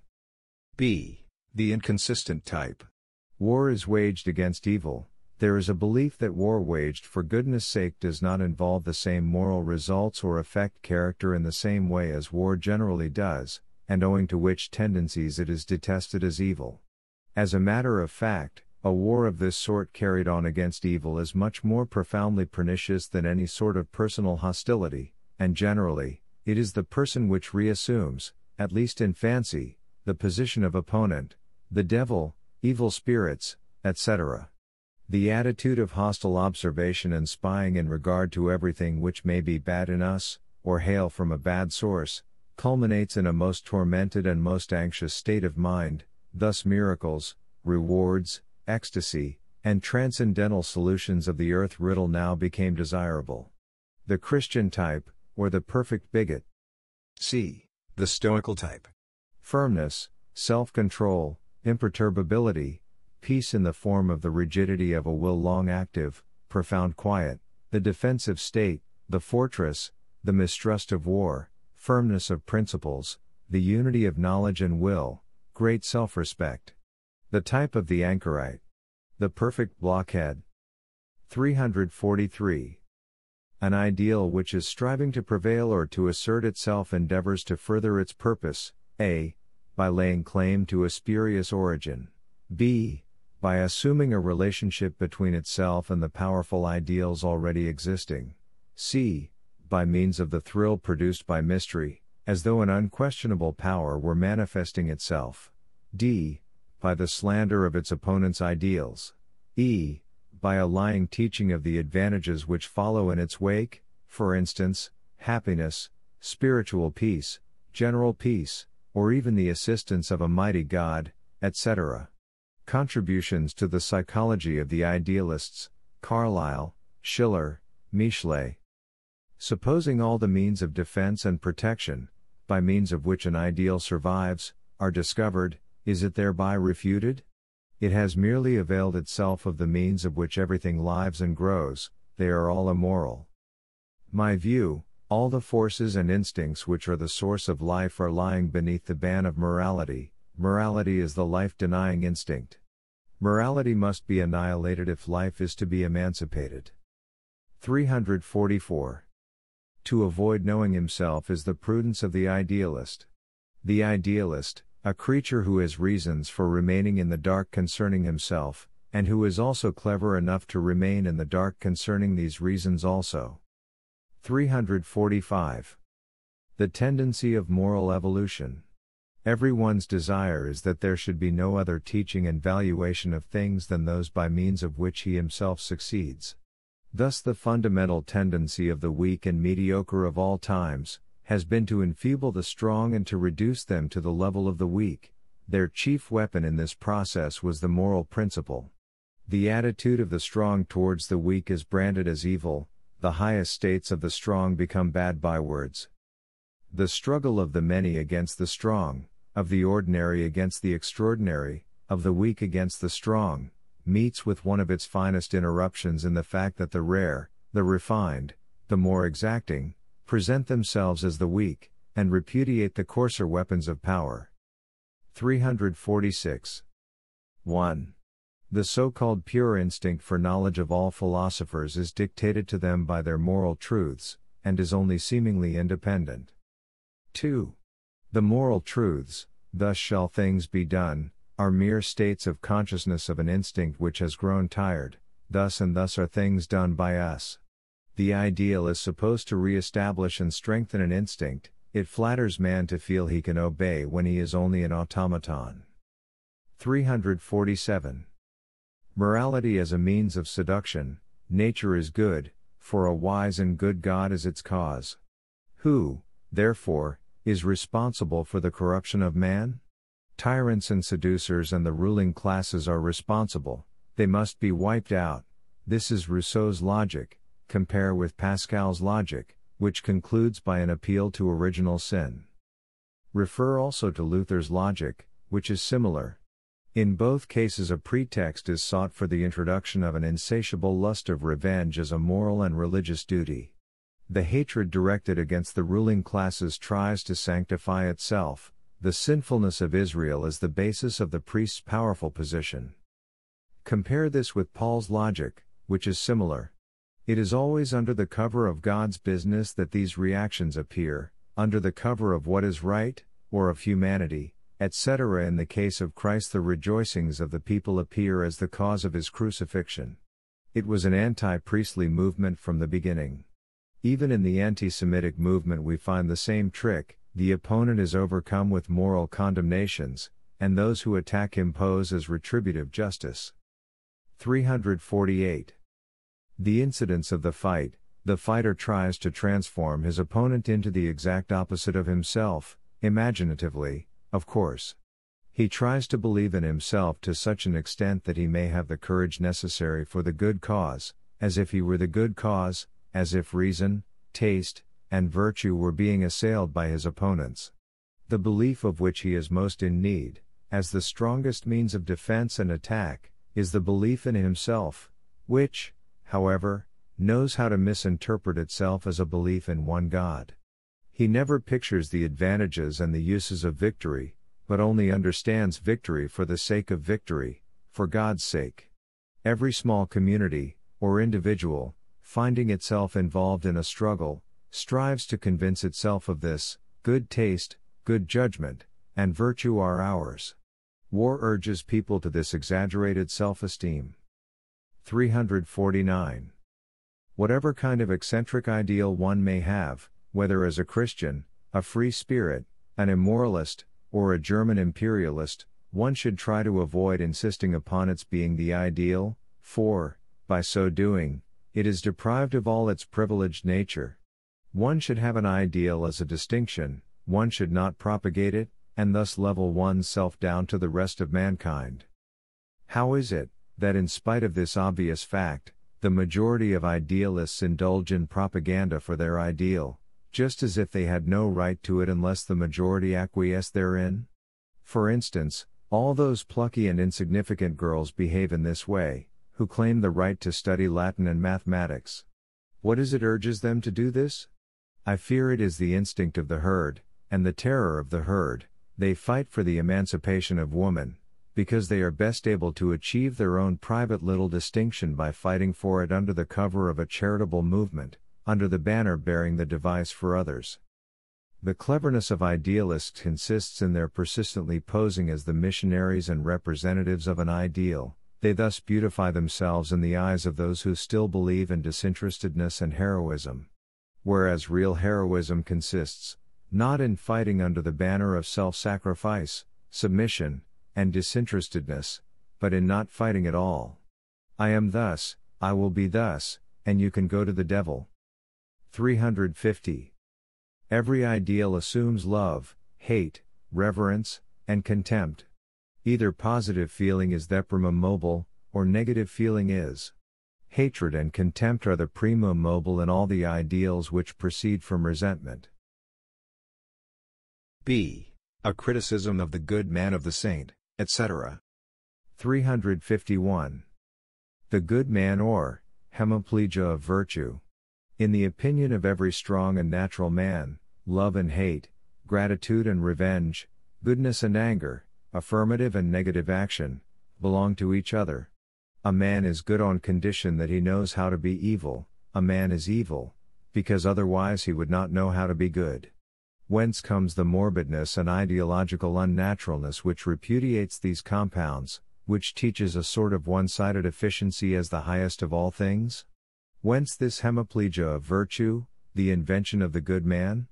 The object seems to be to make man amputate those instincts which enable him to be an enemy, to be harmful, to be angry, and to insist upon revenge. This unnaturalness, then, corresponds to that dualistic concept of a wholly good and of a wholly bad creature, God, Spirit, man. In the first are found all the positive, in the second all the negative forces, intentions, and states. This method of valuing thus believes itself to be idealistic. It never doubts that in its concept of the good man, it has found the highest desideratum. When aspiring to its zenith, it fancies a state in which all evil is wiped out, and in which only good creatures have actually remained over.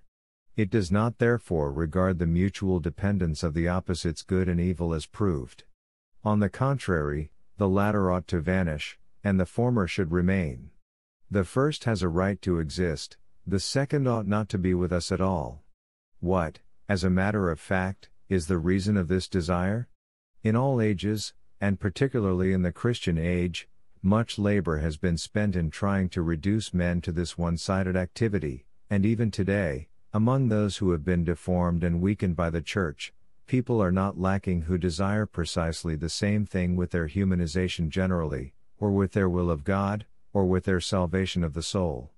The principal injunction behind all these things is, that man should no longer do anything evil, that he should under no circumstances be harmful or desire harm. The way to arrive at this state of affairs is to amputate all hostile tendencies, to suppress all the instincts of resentment, and to establish spiritual peace as a chronic disease. This attitude of mind, in which a certain type of man is bred, starts out with this absurd hypothesis: good and evil are postulated as realities which are in a state of mutual contradiction, not as complementary values, which they are. People are advised to take the side of the good, and it is insisted upon that a good man resists and forswears evil until every trace of it is uprooted. But with this valuation, life is actually denied, for in all its instincts life has both yea and nay. But far from understanding these facts, this valuation dreams rather of returning to the wholeness, oneness, and strengthfulness of life. It actually believes that a state of blessedness will be reached when the inner anarchy and state of unrest which result from these opposed impulses is brought to an end. It is possible that no more dangerous ideology, no greater mischief in the science of psychology, has ever yet existed, as this will to good. The most repugnant type of man has been reared, the man who is not free, the bigot. It was taught that only in the form of a bigot could one tread the path which leads to God, and that only a bigot's life could be a godly life.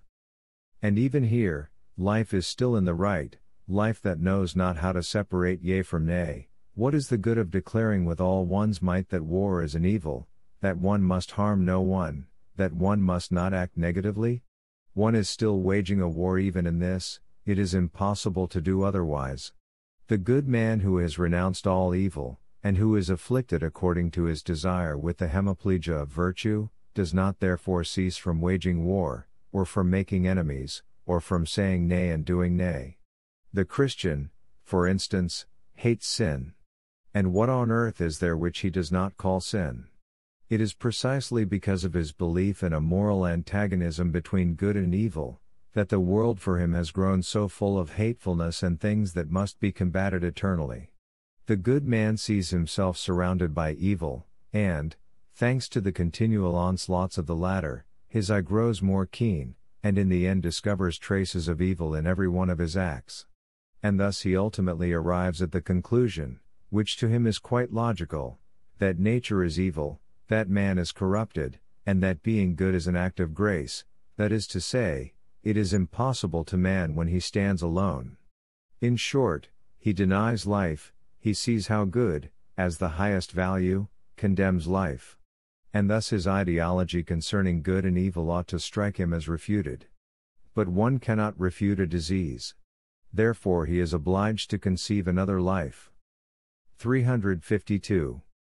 Power, whether in the hands of a god or of a man, is always understood to consist in the ability to harm as well as to help.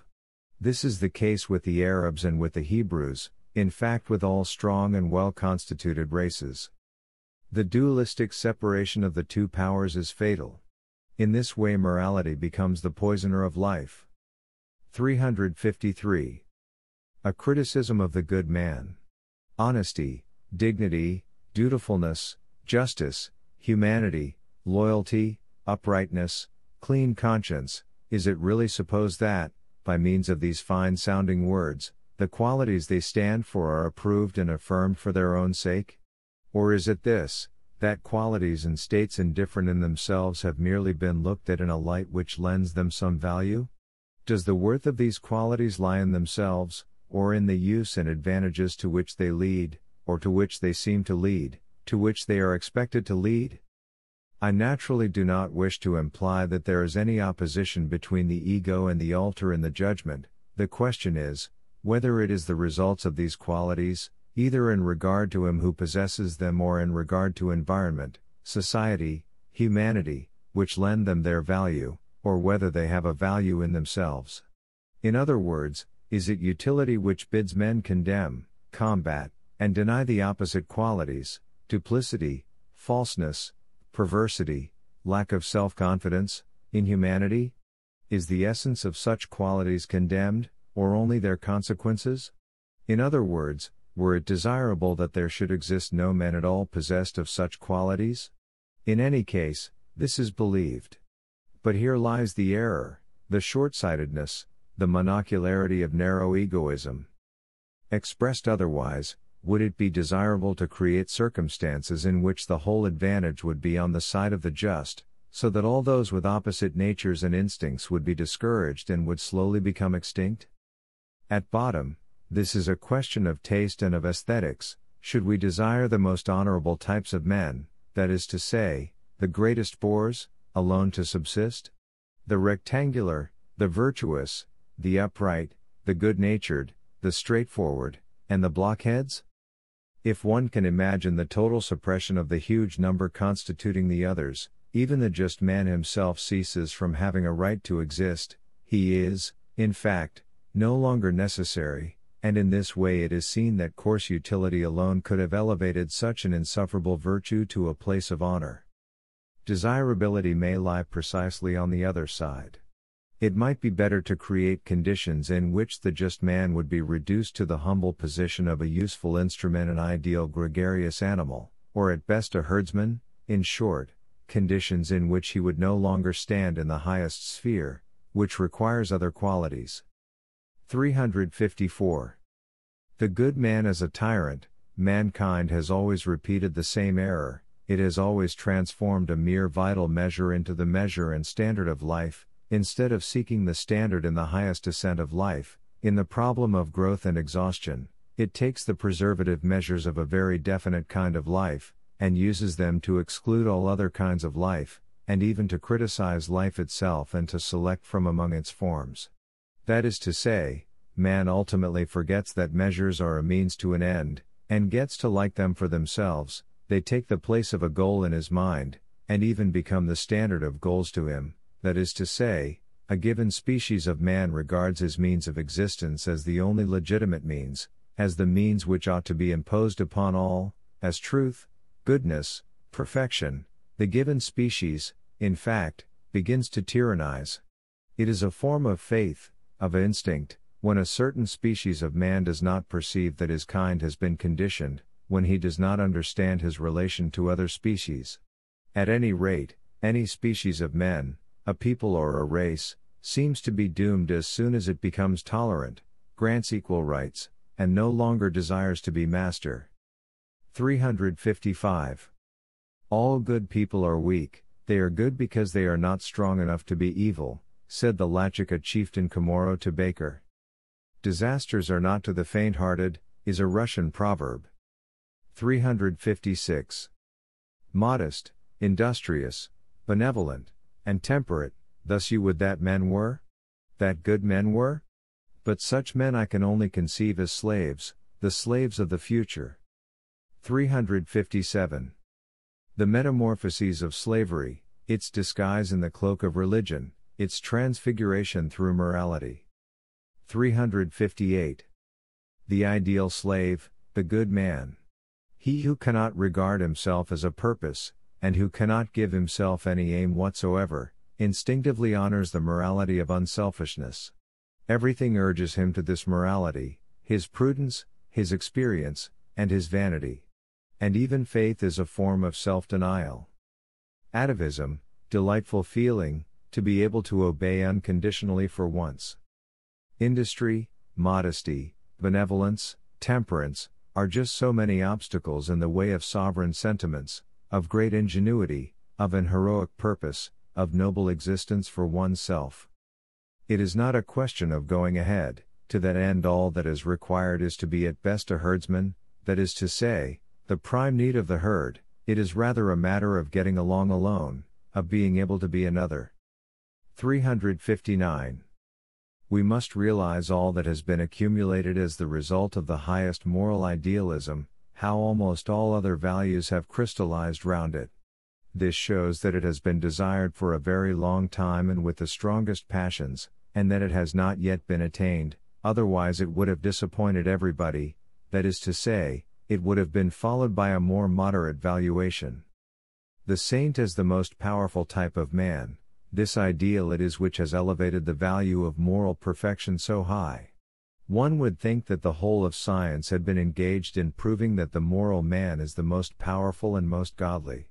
The conquest of the senses and the passions, everything inspired terror, the unnatural seemed to the spectators to be supernatural and transcendental. 360. Francis of Assisi, amorous and popular, a poet who combats the order of rank among souls, in favor of the lowest. The denial of spiritual hierarchy, all alike before God. Popular ideals, the good man, the unselfish man, the saint, the sage, the just man. O Marcus Aurelius. 361. I have declared war against the anemic Christian ideal, together with what is closely related to it, not because I want to annihilate it, but only to put an end to its tyranny and clear the way for other ideals, for more robust ideals. The continuance of the Christian ideal belongs to the most desirable of desiderata, if only for the sake of the ideals which wish to take their stand beside it and perhaps above it, they must have opponents, and strong ones too, in order to grow strong themselves. That is why we immoralists require the power of morality. Our instinct of self-preservation insists upon our opponents maintaining their strength, all it requires is to become master of them. See concerning the slander of the so-called evil qualities. 362. Egoism and its problem. The Christian gloominess of La Rochefoucauld, who saw egoism in everything, and imagined that he had therefore reduced the worth of things and virtues. In opposition to him, I first of all tried to show that nothing else could exist save egoism, that in those men whose ego is weak and thin, the power to love also grows weak, that the greatest lovers are such owing to the strength of their ego, that love is an expression of egoism, etc. As a matter of fact, the false valuation aims at the interest of those who find it useful, whom it helps, in fact, the herd. It fosters a pessimistic mistrust towards the basis of life. It would fain undermine the most glorious and most well-constituted men, out of fear. It would assist the lowly to have the upper hand of their conquerors. It is the cause of universal dishonesty, especially in the most useful type of men. 363. Man is an indifferent egoist, even the cleverest regards his habits as more important than his advantage. 364. Egoism. But no one has yet asked, what is the ego like? Everybody is rather inclined to see all egos alike. This is the result of the slave theory, of universal suffrage, and of equality. 365. The behavior of a higher man is the result of a very complex set of motives. Any word such as pity betrays nothing of this complexity. The most important factor is the feeling, who am I? Who is the other relative to me? Thus the valuing spirit is continually active. 366. To think that the history of all moral phenomena may be simplified, as Schopenhauer thought, that is to say, that pity is to be found at the root of every moral impulse that has ever existed hitherto, is to be guilty of a degree of nonsense and ingenuousness worthy only of a thinker who is devoid of all historical instincts and who has miraculously succeeded in evading the strong schooling in history which the Germans, from Herder to Hegel, have undergone. 367. My pity. This is a feeling for which I can find no adequate term. I feel it when I am in the presence of any waste of precious capabilities, as, for instance, when I contemplate Luther, what power and what tasteless problems fit for backwoods men. At a time when the brave and light-hearted skepticism of a Montaigne was already possible in France, or when I see some one standing below where he might have stood, thanks to the development of a set of perfectly senseless accidents. Or even when, with the thought of man's destiny in my mind, I contemplate with horror and contempt the whole system of modern European politics, which is creating the circumstances and weaving the fabric of the whole future of mankind. Yes, to what could not mankind attain, if? This is my pity, despite the fact that no sufferer yet exists with whom I sympathize in this way. 368. Pity is a waste of feeling, a moral parasite which is injurious to the health. It cannot possibly be our duty to increase the evil in the world. If one does good merely out of pity, it is one's self and not one's neighbor that one is succoring.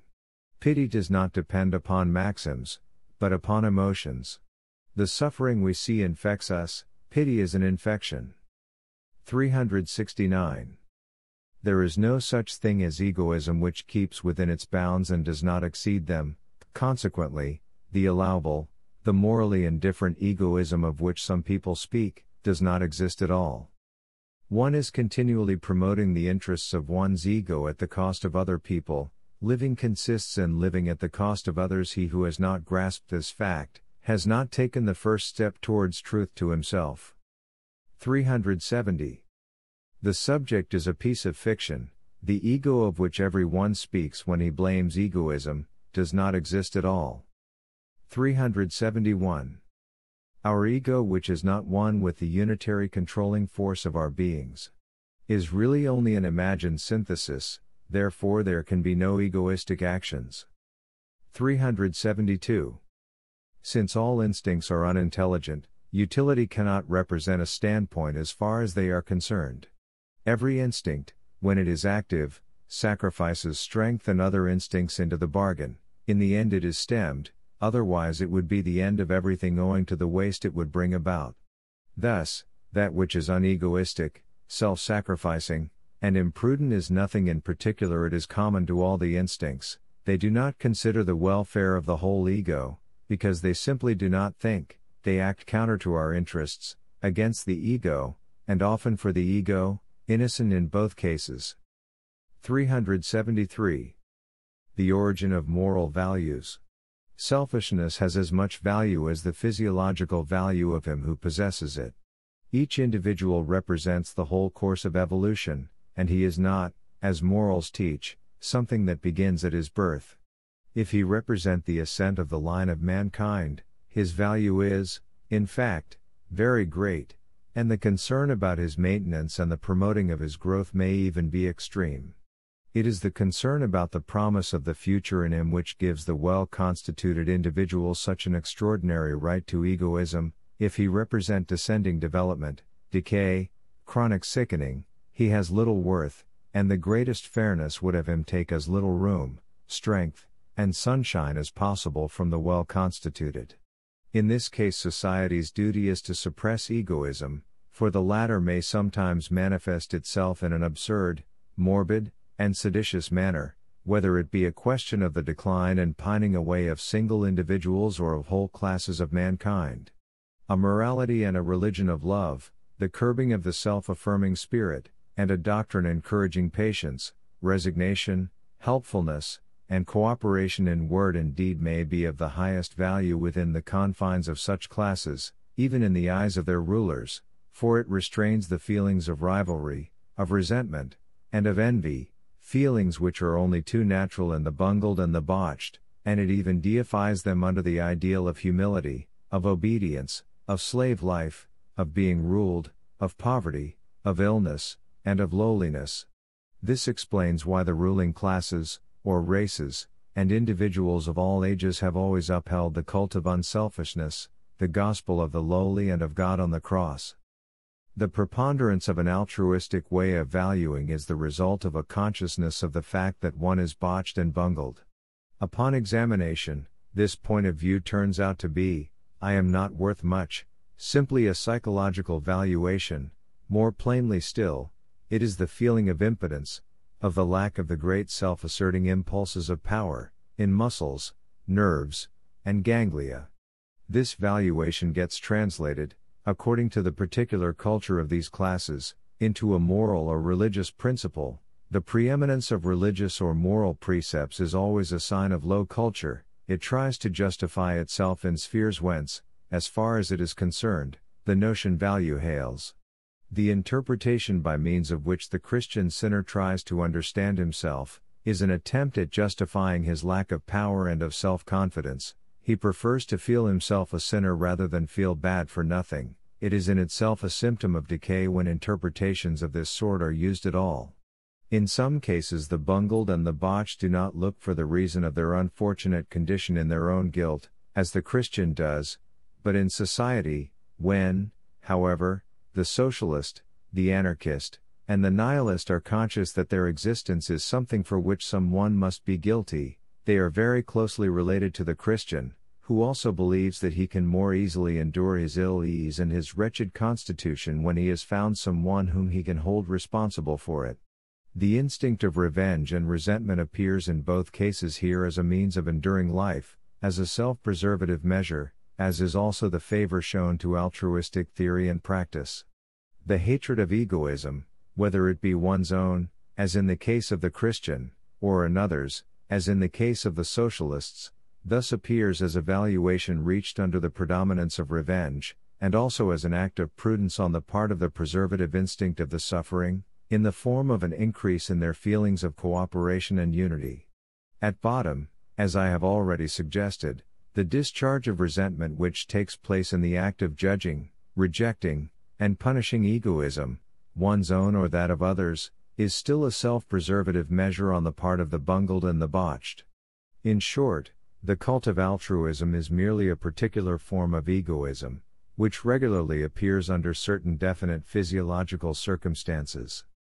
When the socialist, with righteous indignation, cries for justice, rights, equal rights, it only shows that he is oppressed by his inadequate culture, and is unable to understand why he suffers. He also finds pleasure in crying. If he were more at ease, he would take jolly good care not to cry in that way. In that case, he would seek his pleasure elsewhere. The same holds good of the Christian. He curses, condemns, and slanders the world and does not even accept himself. But that is no reason for taking him seriously. In both cases, we are in the presence of invalids who feel better for crying, and who find relief in slander. 374. Every society has a tendency to reduce its opponents to caricatures, at least in its own imagination, as also to starve them. As an example of this sort of caricature, we have our criminal. In the midst of the Roman and aristocratic order of values, the Jew was reduced to a caricature. Among artists, Mrs. Grundy and the bourgeois become caricatures, while among pious people it is the heretics, and among aristocrats, the plebeian. Among immoralists it is the moralist. Plato, for instance, in my books becomes a caricature. 375. All the instincts and forces which morality praises, seem to me to be essentially the same as those which it slanders and rejects, for instance, justice as will to power, will to truth as a means in the service of the will to power. 376. The turning of man's nature inwards. The process of turning a nature inwards arises when, owing to the establishment of peace and society, powerful instincts are prevented from venting themselves outwardly, and strive to survive harmlessly inside in conjunction with the imagination.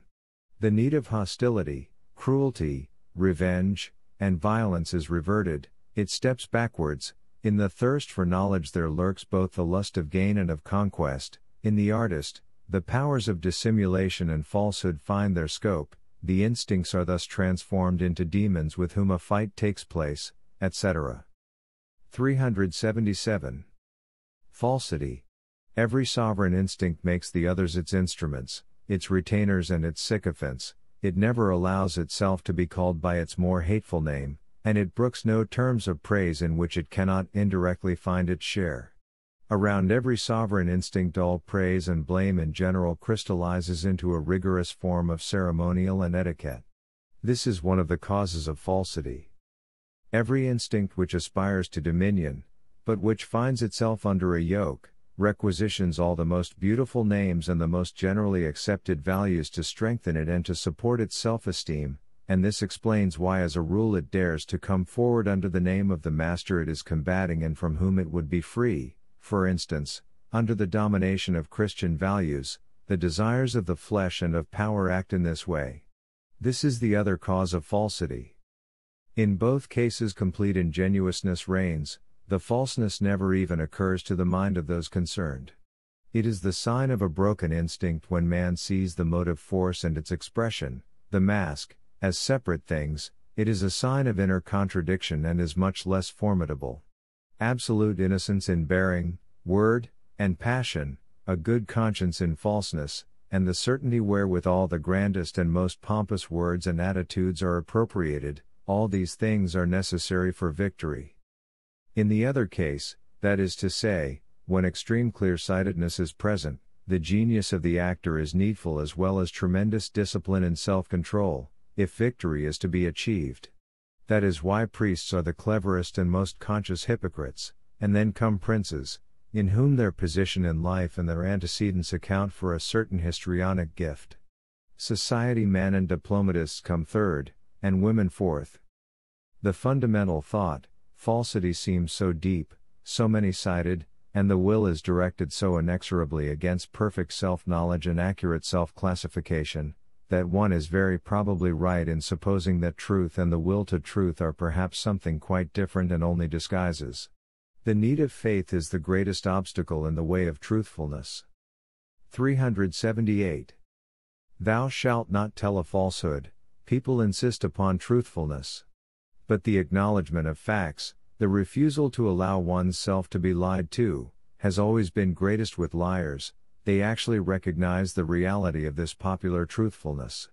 There is too much or too little being said continually. To insist upon people's exposing themselves with every word they say, is a piece of naivete. People say what they think, they are truthful, but only under certain circumstances, that is to say, provided they be understood inter pares, and understood with goodwill into the bargain, once more inter pares. One conceals one's self in the presence of the unfamiliar, and he who would attain to something, says what he would fain have people think about him, but not what he thinks. The powerful man is always a liar. 379. The great counterfeit coinage of nihilism concealed beneath an artful abuse of moral values. A. Love regarded as self-effacement, as also pity. B. The most impersonal intellect, the philosopher, can know the truth, the true essence and nature of things. C. Genius, great men are great, because they do not strive to further their own interests. The value of man increases in proportion as he effaces himself. D. Art is the work of the pure free-willed subject, misunderstanding of objectivity. E. Happiness as the object of life, virtue as a means to an end. The pessimistic condemnation of life by Schopenhauer is a moral one. Transference of the gregarious standards into the realm of metaphysics. The individual lacks sense. He must therefore have his origin in the thing in itself, and the significance of his existence must be shown to be error. Parents are only an accidental cause. The mistake on the part of science in considering the individual as the result of all past life instead of the epitome of all past life, is now becoming known. 380. 1. Systematic falsification of history, so that it may present a proof of the moral valuation. A. The decline of a people and corruption. B. The rise of a people and virtue. C. The zenith of a people, its culture, regarded as the result of high moral excellence. 2. Systematic falsification of great men, great creators, and great periods. The desire is to make faith that which distinguishes great men, whereas carelessness in this respect, skepticism, immorality, the right to repudiate a belief, belongs to greatness. Caesar, Frederick the Great, Napoleon, but also Homer, Aristophanes, Leonardo, Goethe. The principal fact, their free will is always suppressed. 381. A great lie in history, as if the corruption of the Church were the cause of the Reformation. This was only the pretext and self-deception of the agitators. Very strong needs were making themselves felt, the brutality of which sorely required a spiritual dressing. 382. Schopenhauer declared high intellectuality to be the emancipation from the will. He did not wish to recognize the freedom from moral prejudices which is coincident with the emancipation of a great mind. He refused to see what is the typical immorality of genius. He artfully contrived to set up the only moral value he honored, self-effacement, as the one condition of highest intellectual activity, objective contemplation. Truth, even in art, only manifests itself after the withdrawal of the will. Through all moral idiosyncrasies I see a fundamentally different valuation. Such absurd distinctions as genius and the world of will, of morality and immorality, I know nothing about at all. The moral is a lower kind of animal than the immoral, he is also weaker, indeed, he is a type in regard to morality, but he is not a type of his own. He is a copy, at the best, a good copy, the standard of his worth lies without him. I value a man according to the quantum of power and fullness of his will, not according to the enfeeblement and moribund state thereof. I consider that a philosophy which teaches the denial of will is both defamatory and slanderous. I test the power of a will according to the amount of resistance it can offer and the amount of pain and torture it can endure and know how to turn to its own advantage. I do not point to the evil and pain of existence with the finger of reproach, but rather entertain the hope that life may one day be more evil and more full of suffering than it has ever been. The zenith of intellectuality, according to Schopenhauer, was to arrive at the knowledge that all is to no purpose, in short, to recognize what the good man already does instinctively. He denies that there can be higher states of intellectuality, he regards his view as a non plus ultra. Here intellectuality is placed much lower than goodness, its highest value, as art, for instance, would be to lead up to, and to advise the adoption of, morality, the absolute predominance of moral values.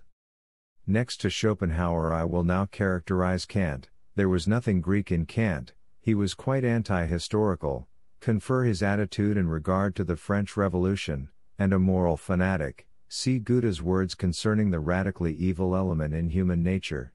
Saintliness also lurked somewhere in his soul. I require a criticism of the saintly type. Translator's note: this is doubtless a reference to a passage in a letter written by Goethe to Herder, on 7th of June 1793, from the camp at Marienborn, near Mainz, in which the following words occur. Dagegen hat aber auch Kant seinen philosophischen Mantel, nachdem ein langes Menschenleben gebraucht hat, ihn von mancherlei Zudelhaften Vorurteilen zu reinigen, freiwillig mit dem Schandfleck des radikalen Busen beschlabbert, damit doch auch Christen herbeigelockt werden den Zaum zu küssen? Kant, on the other hand, after he had tried throughout his life to keep his philosophical cloak unsoiled by foul prejudices, wantonly dirtied it in the end with the disreputable stain of the radical evil in human nature, in order that Christians too might be lured into kissing its hem. From this passage it will be seen how Goethe had anticipated Nietzsche's view of Kant, namely, that he was a Christian in disguise. Hegel's value, passion. Herbert Spencer's T. Grosser's philosophy, total absence of an ideal save that of the mediocre man. Fundamental instinct of all philosophers, historians, and psychologists, everything of value in mankind, art, history, science, religion, and technology must be shown to be morally valuable and morally conditioned, in its aim, means, and result. Everything is seen in the light of this highest value. For instance, Rousseau's question concerning civilization, will it make man grow better? A funny question, for the reverse is obvious, and is a fact which speaks in favor of civilization. 383. Religious morality. Passion, great desire, the passion for power, love, revenge, and property. The moralists wish to uproot and exterminate all these things, and purify the soul by driving them out of it. The argument is, the passions often lead to disaster, therefore, they are evil and ought to be condemned. Man must wring himself free from them, otherwise he cannot be a good man. This is of the same nature as, if thy right eye offend thee, pluck it out. In this particular case when, with that bucolic simplicity, the founder of Christianity recommended a certain practice to his disciples, in the event of sexual excitement, the result would not be only the loss of a particular member, but the actual castration of the whole of the man's character. And the same applies to the moral mania, which, instead of insisting upon the control of the passions, sues for their extirpation. Its conclusion always is, only the emasculated man is a good man. Instead of making use of and of economizing the great sources of passion, those torrents of the soul which are often so dangerous, overwhelming, and impetuous, morality, this most short-sighted and most corrupted of mental attitudes, would fain make them dry up. 384. Conquest over the passions? No, not if this is to mean their enfeeblement and annihilation. They must be enlisted in our service, and to this end it may be necessary to tyrannize them a good deal, not as individuals, but as communities, races, etc. At length we should trust them enough to restore their freedom to them. They love us like good servants, and willingly go wherever our best interests lie. 385. Intolerance on the part of morality is a sign of man's weakness. He is frightened of his own immorality. He must deny his strongest instincts, because he does not yet know how to use them. Thus the most fruitful quarters of the globe remain uncultivated longest, the power is lacking that might become master here. 386. There are some very simple peoples and men who believe that continuous fine weather would be a desirable thing. They still believe today in rebus moralibus, that the good man alone and nothing else than the good man is to be desired, and that the ultimate end of man's evolution will be that only the good man will remain on earth, and that it is only to that end that all efforts should be directed. This is in the highest degree an uneconomical thought, as we have already suggested. It is the very acme of simplicity, and it is nothing more than the expression of the agreeableness which the good man creates. He gives rise to no fear, he permits of relaxation, he gives what one is able to take.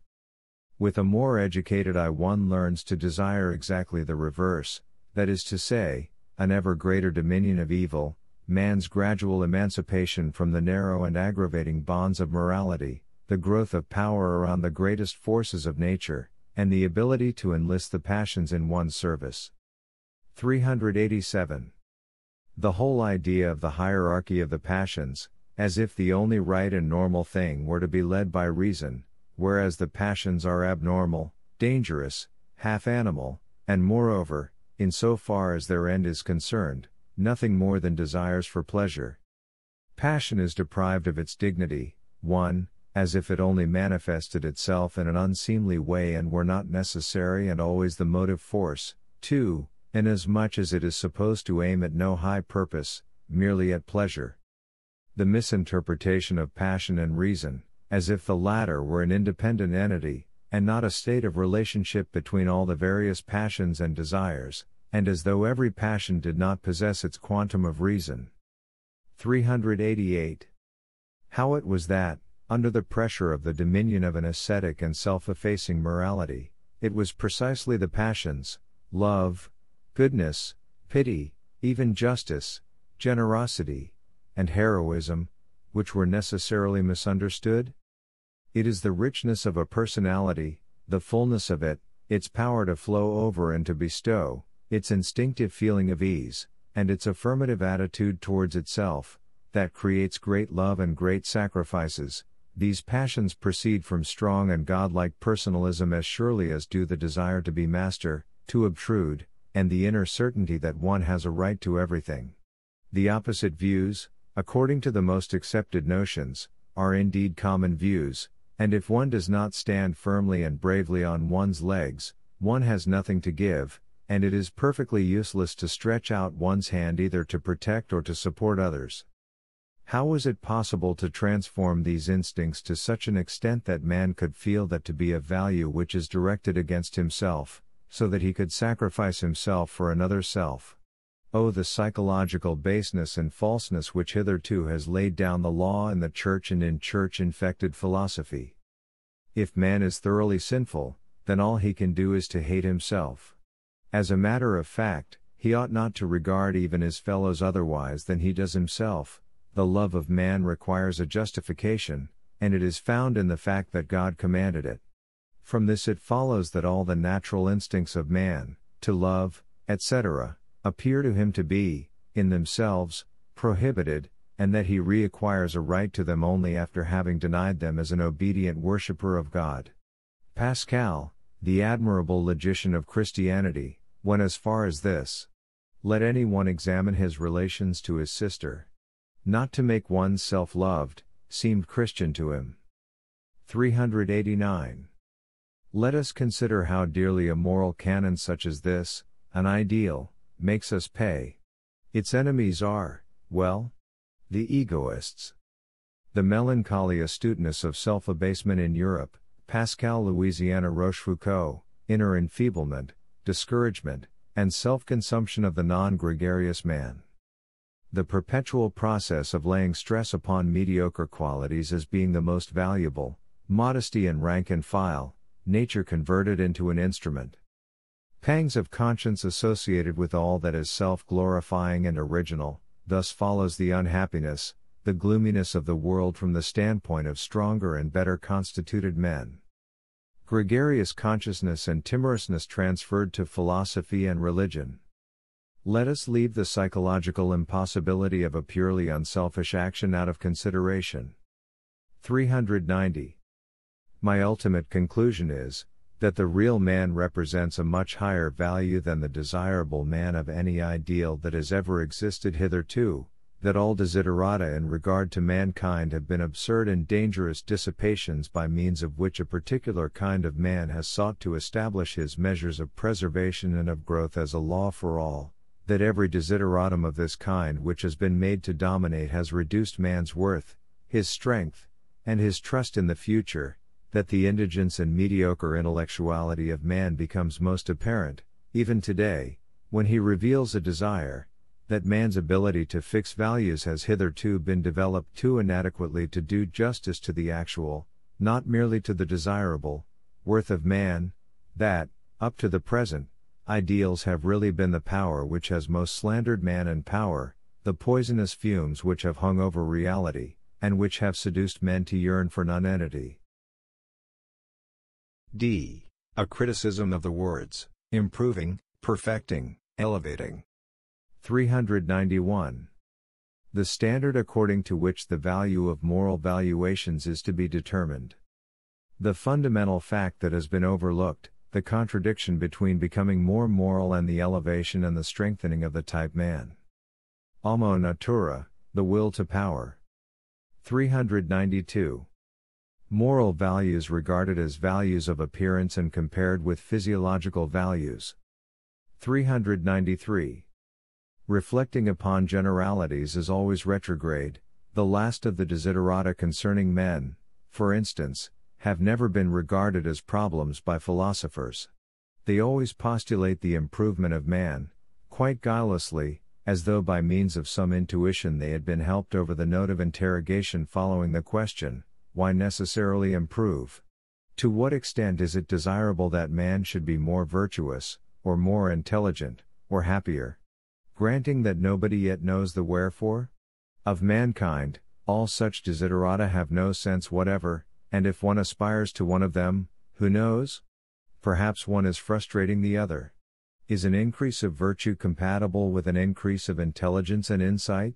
Dubito, only too often shall I have occasion to show that the reverse is true. Has virtue, as an end, in the strict sense of the word, not always been opposed to happiness hitherto? And again, does it not require misfortune, abstinence, and self-castigation as a necessary means? And if the aim were to arrive at the highest insight, would it not therefore be necessary to renounce all hope of an increase in happiness, and to choose danger, adventure, mistrust, and seduction as a road to enlightenment? And suppose one will have happiness, maybe one should join the ranks of the poor in spirit. 394. The wholesale deception and fraud of so-called moral improvement. We do not believe that one man can be another if he is not that other already, that is to say, if he is not, as often happens, an accretion of personalities or at least of parts of persons. In this case it is possible to draw another set of actions from him into the foreground, and to drive back the older man. The man's aspect is altered, but not his actual nature. It is but the merest factum brutum that any one should cease from performing certain actions, and the fact allows of the most varied interpretations. Neither does it always follow therefrom that the habit of performing a certain action is entirely arrested, nor that the reasons for that action are dissipated. He whose destiny and abilities make him a criminal never unlearns anything, but is continually adding to his store of knowledge, and long abstinence acts as a sort of tonic on his talent. Certainly, as far as society is concerned, the only interesting fact is that someone has ceased from performing certain actions, and to this end society will often raise a man out of those circumstances which make him able to perform those actions. This is obviously a wiser course than that of trying to break his destiny and his particular nature. The Church, which has done nothing except to take the place of, and to appropriate, The philosophic treasures of antiquity, starting out from another standpoint and wishing to secure a soul or the salvation of a soul, believes in the expiatory power of punishment, as also in the obliterating power of forgiveness, both of which supposed processes are deceptions due to religious prejudice. Punishment expiates nothing, forgiveness obliterates nothing, what is done cannot be undone. Because someone forgets something, it by no means proves that something has been wiped out. An action leads to certain consequences, both among men and away from men, and it matters not whether it has met with punishment, or whether it has been expiated, forgiven, or obliterated. It matters not even if the Church meanwhile canonizes the man who performed it. The Church believes in things that do not exist, it believes in souls, it believes in influences that do not exist, in divine influences, it believes in states that do not exist, in sin, redemption, and spiritual salvation. In all things it stops at the surface and is satisfied with signs, attitudes, words, to which it lends an arbitrary interpretation. It possesses a method of counterfeit psychology which is thought out quite systematically. 395. Illness makes men better. This famous assumption, which is to be met with in all ages, and in the mouth of the wizard quite as often as in the mouth and maw of the people, really makes one ponder. In view of discovering whether there is any truth in it, one might be allowed to ask whether there is not perhaps a fundamental relationship between morality and illness?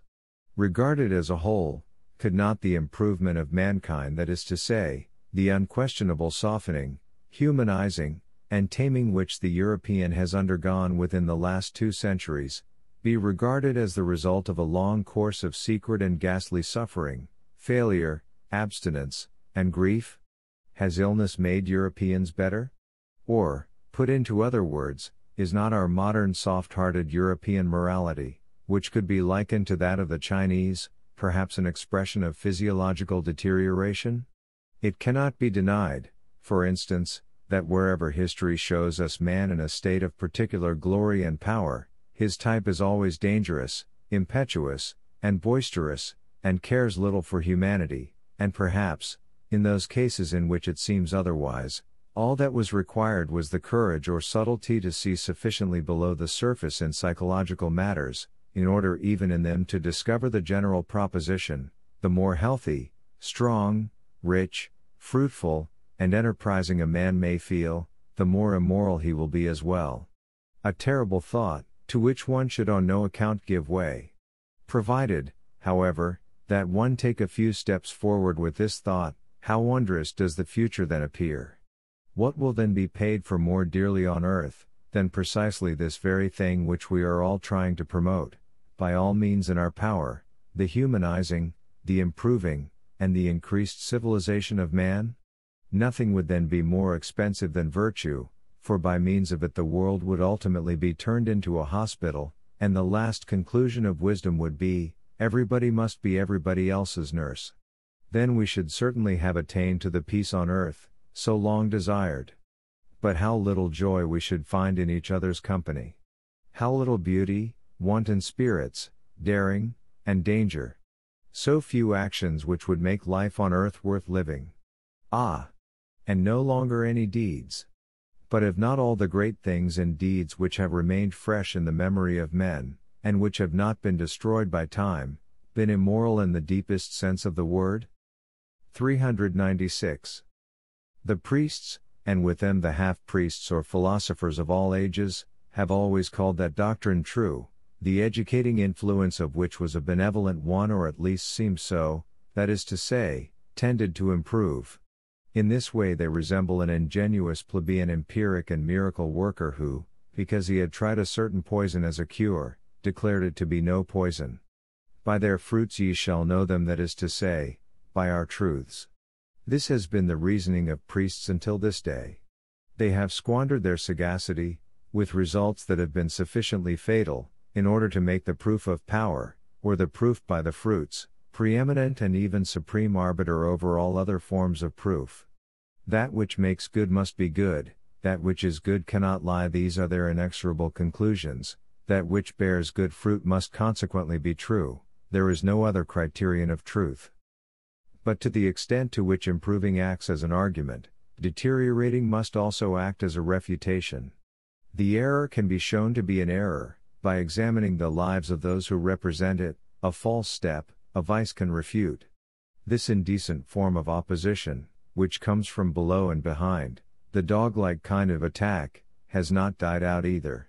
Priests, as psychologists, never discovered anything more interesting than spying out the secret vices of their adversaries. They prove Christianity by looking about for the world's filth. They apply this principle more particularly to the greatest on earth, to the geniuses. Readers will remember how Goethe has been attacked on every conceivable occasion in Germany. Klopstock and Herder were among the first to give a good example in this respect. Birds of a feather flock together. 397. One must be very immoral in order to make people moral by deeds. The moralist means are the most terrible that have ever been used. He who has not the courage to be an immoralist in deeds may be fit for anything else, but not for the duties of a moralist. Morality is a menagerie. It assumes that iron bars may be more useful than freedom, even for the creatures it imprisons. It also assumes that there are animal tamers about who do not shrink from terrible means, and who are acquainted with the use of red-hot iron. This terrible species, which enters into a struggle with the wild animal, is called priests. Man, incarcerated in an iron cage of errors, has become a caricature of man. He is sick, emaciated, ill-disposed towards himself, filled with a loathing of the impulses of life, filled with a mistrust of all that is beautiful and happy in life. In fact, he is a wandering monument of misery. How shall we ever succeed in vindicating this phenomenon, this artificial, arbitrary, and recent miscarriage, the sinner, which the priests have bred on their territory? In order to think fairly of morality, we must put two biological notions in its place, the taming of the wild beasts, and the rearing of a particular species. The priests of all ages have always pretended that they wished to improve, but we, of another persuasion, would laugh if a lion tamer ever wished to speak to us of his improved animals. As a rule, the taming of a beast is only achieved by deteriorating it. Even the moral man is not a better man, he is rather a weaker member of his species. But he is less harmful. 398. What I want to make clear, with all the means in my power, is a. That there is no worse confusion than that which confounds rearing and taming, and these two things have always been confused. Rearing, as I understand it, is a means of husbanding the enormous powers of humanity in such a way that whole generations may build upon the foundations laid by their progenitors, not only outwardly, but inwardly, organically, developing from the already existing stem and growing stronger. b. That there is an exceptional danger in believing that mankind as a whole is developing and growing stronger, if individuals are seen to grow more feeble and more equally mediocre. Humanity, mankind, is an abstract thing. The object of rearing, even in regard to the most individual cases, can only be the strong man. The man who has no breeding is weak, dissipated, and unstable. 6. Concluding remarks concerning the criticism of morality. 399. These are the things I demand of you, however badly they may sound in your ears, that you subject moral valuations themselves to criticism. That you should put a stop to your instinctive moral impulse, which in this case demands submission and not criticism, with the question, why precisely submission? That this yearning for a why? For a criticism of morality should not only be your present form of morality, but the sublimest of all moralities, and an honor to the age you live in. That your honesty, your will, may give an account of itself, and not deceive you. Why not? Before what tribunal? 400. The three postulates. All that is ignoble is high, the protest of the vulgar man.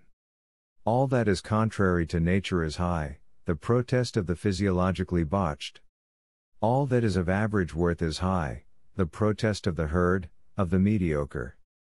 Thus in the history of morality a will to power finds expression, by means of which, either the slaves, the oppressed, the bungled and the botched, those that suffer from themselves, or the mediocre, attempt to make those valuations prevail which favor their existence. From a biological standpoint, therefore, the phenomenon morality is of a highly suspicious nature. Up to the present, morality has developed at the cost of the ruling classes and their specific instincts, the well-constituted and beautiful natures, the independent and privileged classes in all respects. Morality, then, is a sort of counter-movement opposing nature's endeavors to arrive at a higher type. Its effects are mistrust of life in general, insofar as its tendencies are felt to be immoral, hostility towards the senses, inasmuch as the highest values are felt to be opposed to the higher instincts, degeneration and self-destruction of higher natures, because it is precisely in them that the conflict becomes conscious. 401. Which values have been paramount hitherto? Morality as the leading value in all phases of philosophy, even with the skeptics. Result: this world is no good, a true world must exist somewhere. What is it that here determines the highest value? What, in sooth, is morality? The instinct of decadence. It is the exhausted and the disinherited who take their revenge in this way and play the masters. Historical proof: philosophers have always been decadents and always in the pay of nihilistic religions. The instinct of decadence appears as the will to power. The introduction of its system of means, its means are absolutely immoral. General aspect: the values that have been highest hitherto have been a special instance of the will to power. Morality itself is a particular instance of immorality. Why the antagonistic values always succumbed. 1. How was this actually possible? Question: why did life and physiological well-constitutedness succumb everywhere? Why was there no affirmative philosophy, no affirmative religion? The historical signs of such movements: the pagan religion, Dionysus versus the Christ, the Renaissance, art. 2. The strong and the weak, the healthy and the sick, the exception and the rule. There is no doubt as to who is the stronger. General view of history: is man an exception in the history of life on this account? An objection to Darwinism. The means wherewith the weak succeed in ruling have become instincts, humanity, institutions. 3. The proof of this rule on the part of the weak is to be found in our political instincts, in our social values, in our arts, and in our science. The instincts of decadence have become master of the instincts of ascending life.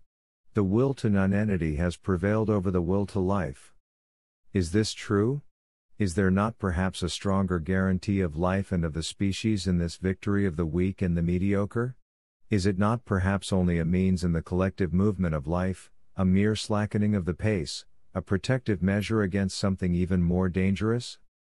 Suppose the strong were masters in all respects, even in valuing, let us try and think what their attitude would be towards illness, suffering, and sacrifice.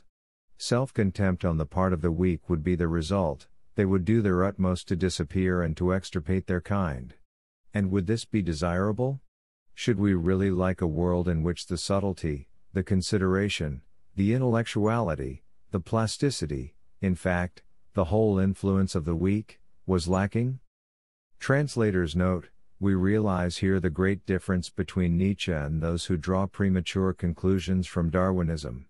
There is no brutal solution of modern problems in Nietzsche's philosophy. He did not advocate anything so ridiculous as the total suppression of the weak and the degenerate. What he wished to resist and to overthrow was their supremacy, their excessive power. He felt that there was a desirable and stronger type which was in need of having its hopes, aspirations, and instincts upheld in defiance of Christian values.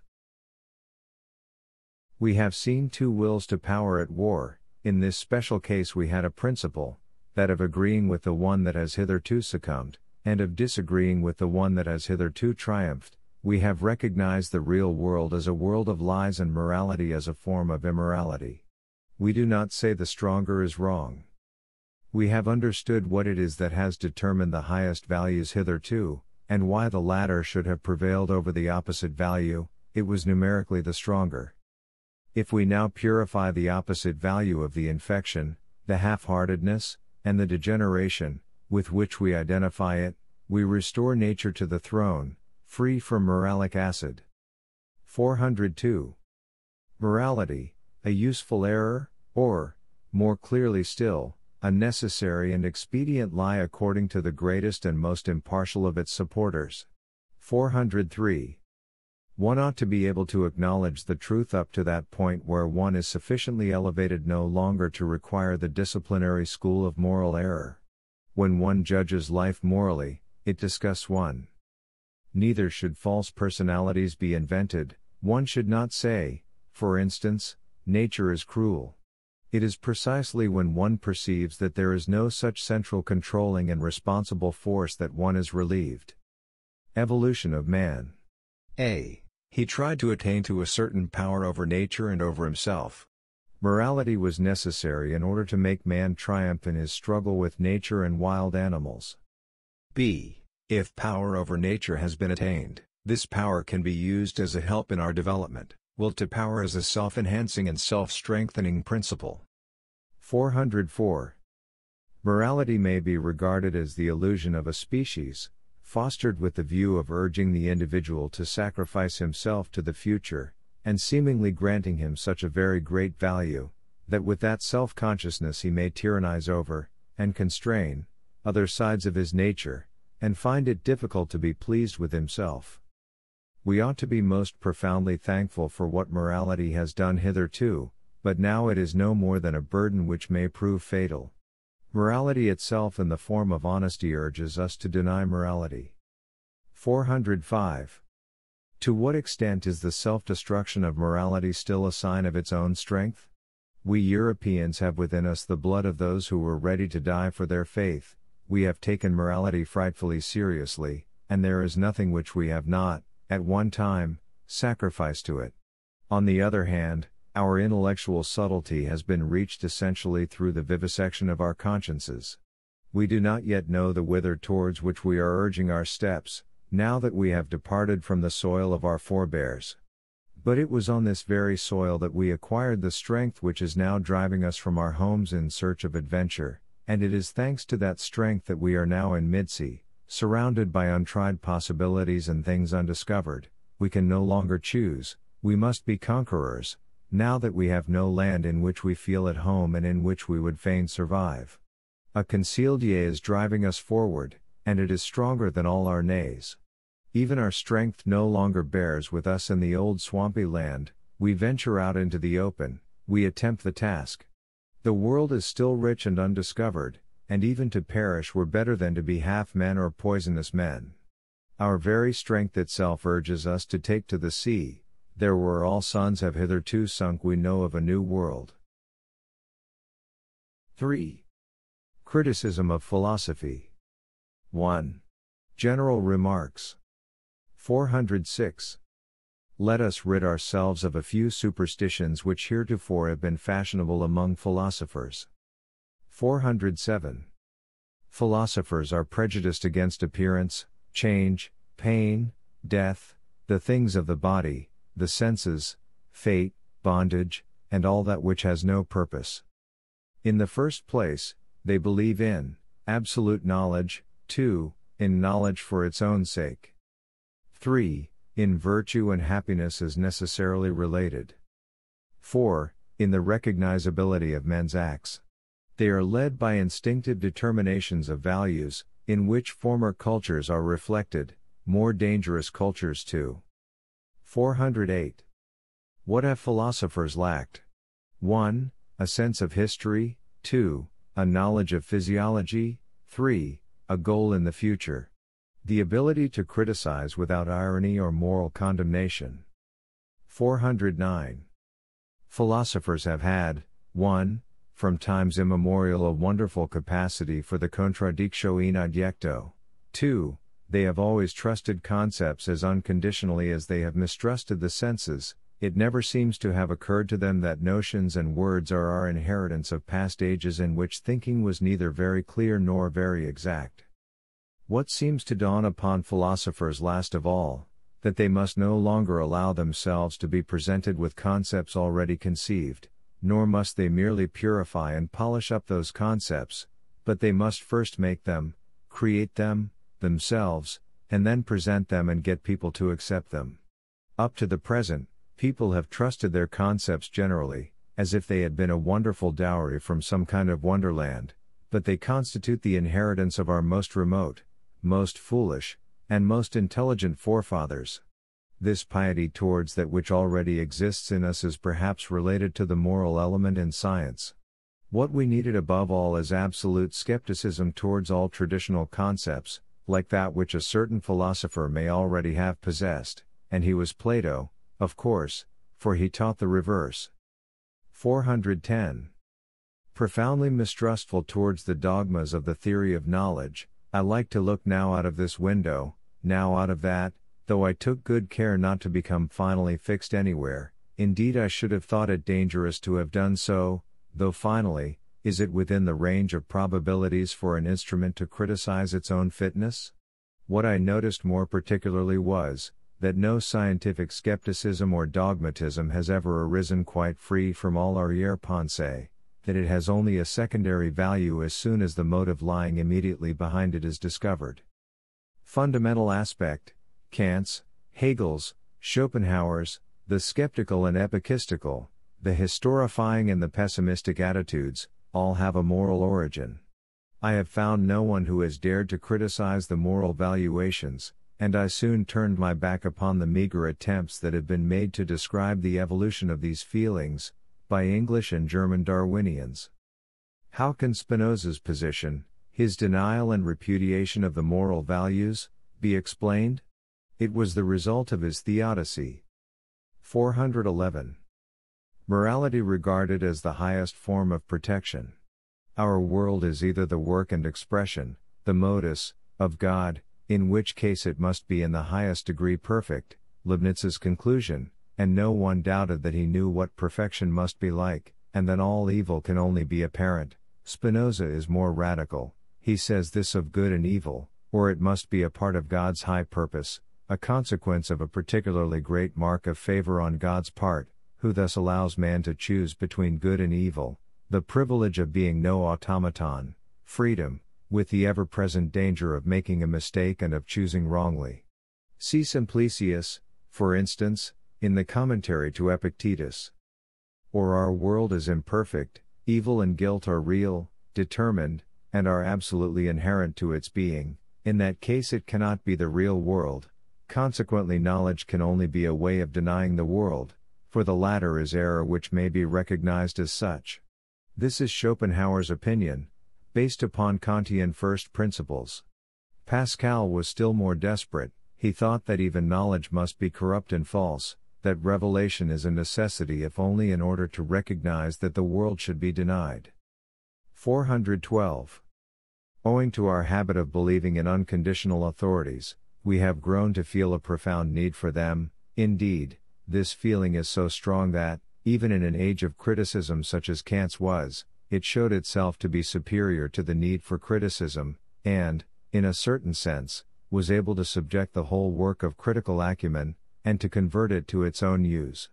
It proved its superiority once more in the generation which followed, and which, owing to its historical instincts, naturally felt itself drawn to a relative view of all authority, when it converted even the Hegelian philosophy of evolution, history rechristened and called philosophy, to its own use, and represented history as being the self-revelation and self-surpassing of moral ideas.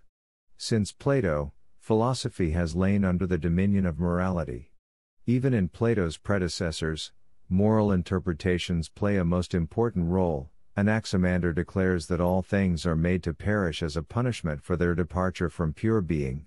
Heraclitus thinks that the regularity of phenomena is a proof of the morally correct character of evolution in general.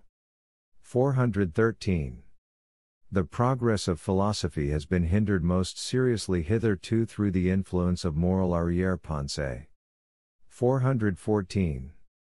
In all ages, fine feelings have been regarded as arguments, heaving breasts have been the bellows of godliness, convictions have been the criteria of truth, and the need of opposition has been the note of interrogation affixed to wisdom.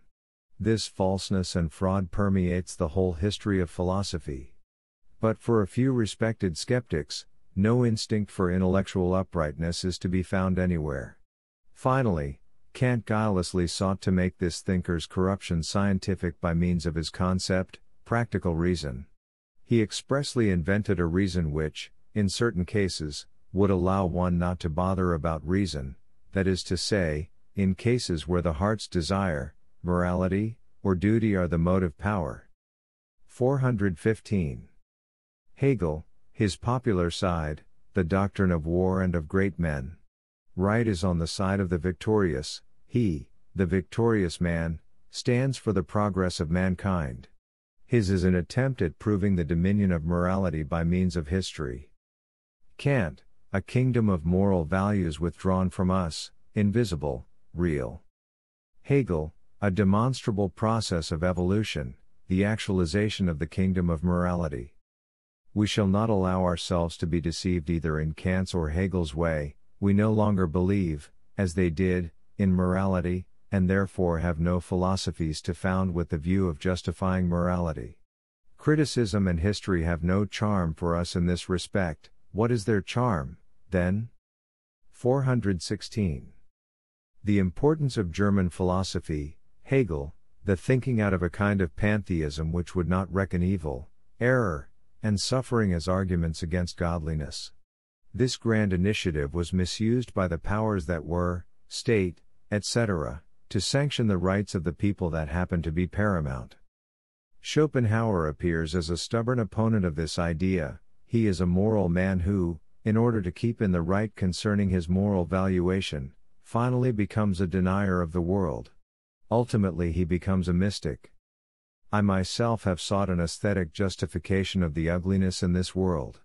I regarded the desire for beauty and for the persistence of certain forms as a temporary preservative and recuperative measure. What seemed to me to be fundamentally associated with pain, however, was the eternal lust of creating and the eternal compulsion to destroy. We call things ugly when we look at them with the desire of attributing some sense, some new sense, to what has become senseless. It is the accumulated power of the Creator which compels him to regard what has existed hitherto as no longer acceptable, botched, worthy of being suppressed, ugly. 417. My first solution of the problem, Dionysian wisdom. The joy in the destruction of the most noble thing, and at the sight of its gradual undoing, regarded as the joy over what is coming and what lies in the future, which triumphs over actual things, however good they may be. Dionysian, temporary identification with the principle of life, voluptuousness of the martyr included. My innovations. The development of pessimism, intellectual pessimism, moral criticism, the dissolution of the last comfort. Knowledge, a sign of decay, veils by means of an illusion all strong action. Isolated culture is unfair and therefore strong. 1. My fight against decay and the increasing weakness of personality. I sought a new centrum. 2. The impossibility of this endeavor is recognized. 3. I therefore traveled farther along the road of dissolution, and along it I found new sources of strength for individuals. We must be destroyers. I perceived that the state of dissolution is one in which individual beings are able to arrive at a kind of perfection not possible hitherto. It is an image and isolated example of life in general. To the paralyzing feeling of general dissolution and imperfection, I oppose the eternal recurrence. 418. People naturally seek the picture of life in that philosophy which makes them most cheerful, that is to say, in that philosophy which gives the highest sense of freedom to their strongest instinct. This is probably the case with me. 419. German philosophy, as a whole, Leibniz, Kant, Hegel, Schopenhauer, to mention the greatest, is the most out-and-out form of romanticism and homesickness that has ever yet existed. It is a yearning for the best that has ever been known on earth. One is at home nowhere. That which is ultimately yearned after is a place where one can somehow feel at home, because one has been at home there before, and that place is the Greek world. But it is precisely in that direction that air bridges are broken down, save, of course, the rainbow of concepts. And the latter lead everywhere, to all the homes and fatherlands that ever existed for Greek souls. Certainly, one must be very light and thin in order to cross these bridges. But what happiness lies even in this desire for spirituality, almost for ghostliness. With it, how far one is from the press and bustle and the mechanical boorishness of the natural sciences, how far from the vulgar din of modern ideas. One wants to get back to the Greeks via the fathers of the Church, from north to south, from formule to forms. The passage out of antiquity, Christianity, is still a source of joy as a means of access to antiquity, as a portion of the old world itself, as a glistening mosaic of ancient concepts and ancient valuations. Arabesques, scrollwork, rococo of scholastic abstractions, always better, that is to say, finer and more slender, than the peasant and plebeian reality of Northern Europe, and still a protest on the part of higher intellectuality against the peasant war and insurrection of the mob which have become master of the intellectual taste of Northern Europe, and which had its leader in a man as great and unintellectual as Luther. In this respect German philosophy belongs to the Counter-Reformation. It might even be looked upon as related to the Renaissance, or at least to the will to Renaissance, the will to get ahead with the discovery of antiquity, with the excavation of ancient philosophy, and above all of pre-Socratic philosophy, the most thoroughly dilapidated of all Greek temples. Possibly, in a few hundred years, people will be of the opinion that all German philosophy derived its dignity from this fact, that step by step it attempted to reclaim the soil of antiquity, and that therefore all demands for originality must appear both petty and foolish when compared with Germany's higher claim to having refastened the bonds which seemed forever rent, the bonds which bound us to the Greeks, the highest type of men ever evolved hitherto. Today we are once more approaching all the fundamental principles of the cosmogony which the Greek mind in Anaximander, Heraclitus, Parmenides, Empedocles, Democritus, and Anaxagoras, was responsible for. Day by day we are growing more Greek. At first, as is only natural, the change remains confined to concepts and valuations, and we hover around like greasing spirits, but it is to be hoped that some day our body will also be involved. Here lies, and has always lain, my hope for the German nation. 420. I do not wish to convert anybody to philosophy. It is both necessary and perhaps desirable that the philosopher should be a rare plant. Nothing is more repugnant to me than the scholarly praise of philosophy which is to be found in Seneca and Cicero. Philosophy has not much in common with virtue. I trust I may be allowed to say that even the scientific man is a fundamentally different person from the philosopher. What I most desire is, that the genuine notion philosopher should not completely perish in Germany. There are so many incomplete creatures in Germany already who would fain conceal their ineptitude beneath such noble names. 421. I must set up the highest ideal of a philosopher. Learning is not everything. The scholar is the sheep in the kingdom of learning. He studies because he is told to do so, and because others have done so before him. 422. The superstition concerning philosophers, they are confounded with men of science. As if the value of things were inherent in them and required only to be held on to tightly. To what extent are their researches carried on under the influence of values which already prevail, their hatred of appearance of the body, etc.? Schopenhauer concerning morality, scorn of utilitarianism. Ultimately the confusion goes so far that Darwinism is regarded as philosophy, and thus at the present day power has gone over to the men of science. Even Frenchmen like Taine prosecute research, or mean to prosecute research, without being already in possession of a standard of valuation. Prostration before facts of a kind of cult. As a matter of fact, they destroy the existing valuations. The explanation of this misunderstanding. The man who is able to command is a rare phenomenon, he misinterprets himself. What one wants to do, above all, is to disclaim all authority and to attribute it to circumstances. In Germany the critics' estimations belong to the history of awakening manhood. Lessing, etc. Napoleon concerning Goethe.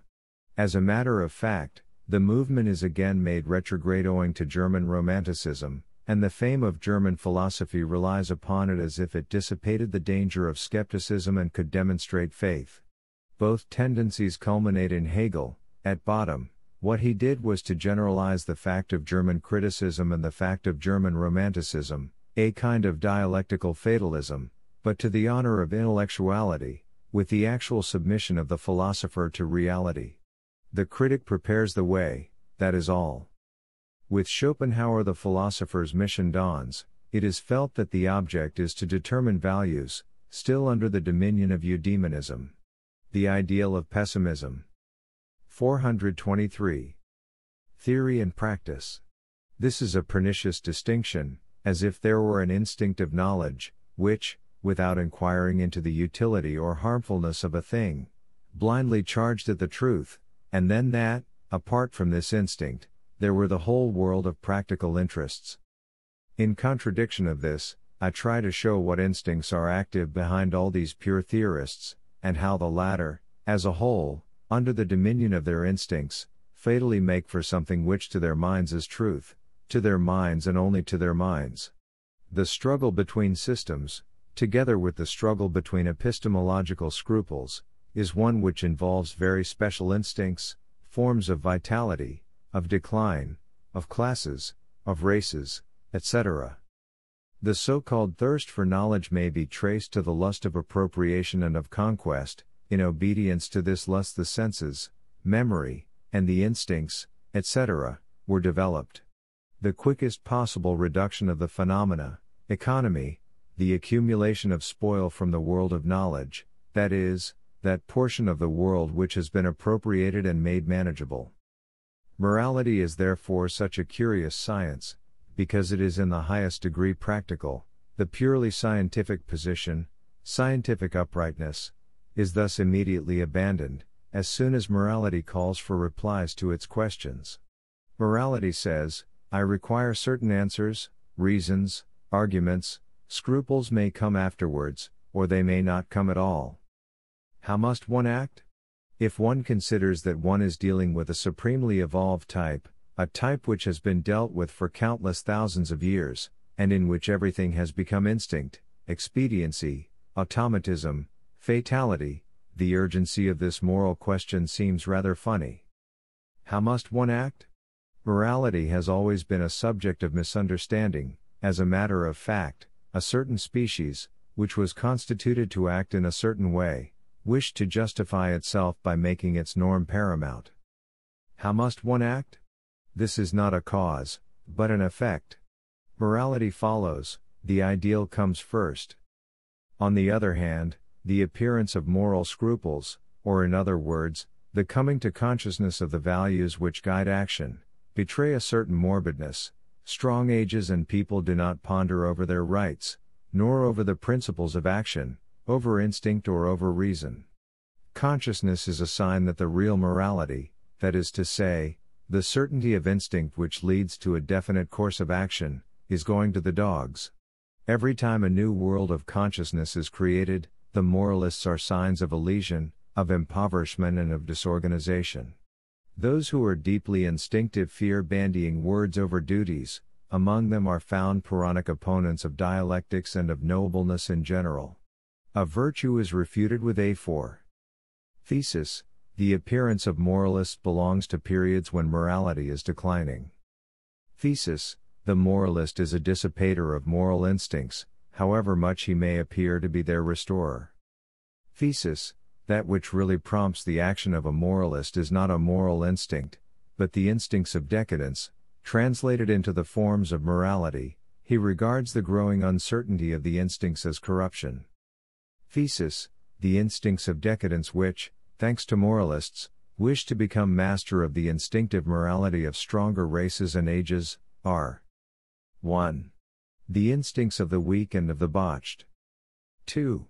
The instincts of the exceptions, of the anchorites, of the unhinged, of the abortions of quality or of the reverse. 3. The instincts of the habitually suffering, who require a noble interpretation of their condition, and who therefore require to be as poor physiologists as possible. 424. The humbug of the scientific spirit. One should not affect the spirit of science, when the time to be scientific is not yet at hand, but even the genuine investigator has to abandon vanity, and has to affect a certain kind of method which is not yet seasonable. Neither should we falsify things and thoughts, which we have arrived at differently, by means of a false arrangement of deduction and dialectics. It is thus that Kant in his morality falsifies his inner tendency to psychology, a more modern example of the same thing as Herbert Spencer's ethics. A man should neither conceal nor misrepresent the facts concerning the way in which he conceived his thoughts. The deepest and most inexhaustible books will certainly always have something of the aphoristic and impetuous character of Pascal's Pensée.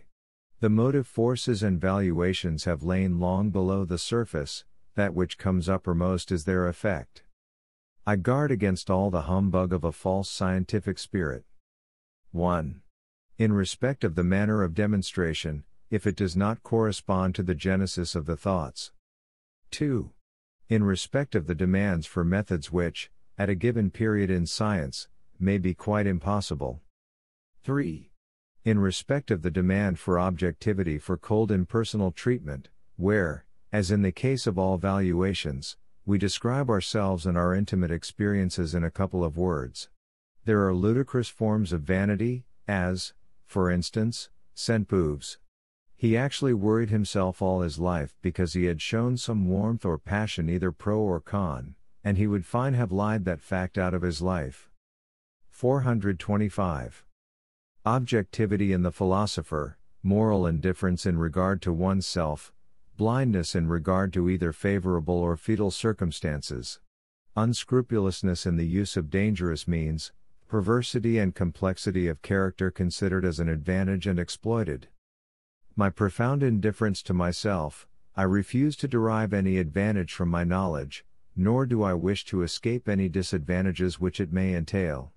I include among these disadvantages that which is called the perversion of character. This prospect is beside the point. I use my character, but I try neither to understand it nor to change it. The personal calculation of virtue has not entered my head once. It strikes me that one closes the doors of knowledge as soon as one becomes interested in one's own personal case, or even in the salvation of one's soul. One should not take one's morality too seriously, nor should one forfeit a modest right to the opposite of morality. A sort of heritage of morality is perhaps presupposed here. One feels that one can be lavish with it and fling a great deal of it out of the window without materially reducing one's means. One is never tempted to admire beautiful souls, one always knows one's self to be their superior. The monsters of virtue should be met with inner scorn, denies or la vertu, oh, the joy of it. One should revolve round one's self, have no desire to be better or anything else at all than one is. One should be too interested to omit throwing the tentacles or meshes of every morality out to things. 426. Concerning the psychology of philosophers. They should be psychologists. This was possible only from the 19th century onwards, and no longer little Jack Homers, who see 3 or 4 feet in front of them, and are almost satisfied to burrow inside themselves. We psychologists of the future are not very intent on self-contemplation. We regard it almost as a sign of degeneration when an instrument endeavors to know itself. We are instruments of knowledge and we would fain possess all the precision and ingenuousness of an instrument. Consequently we may not analyze or know ourselves. The first sign of a great psychologist's self-preservative instinct: he never goes in search of himself, he has no eye, no interest, no inquisitiveness where he himself is concerned. The great egoism of our dominating will insists on our completely shutting our eyes to ourselves, and on our appearing impersonal, disinterested.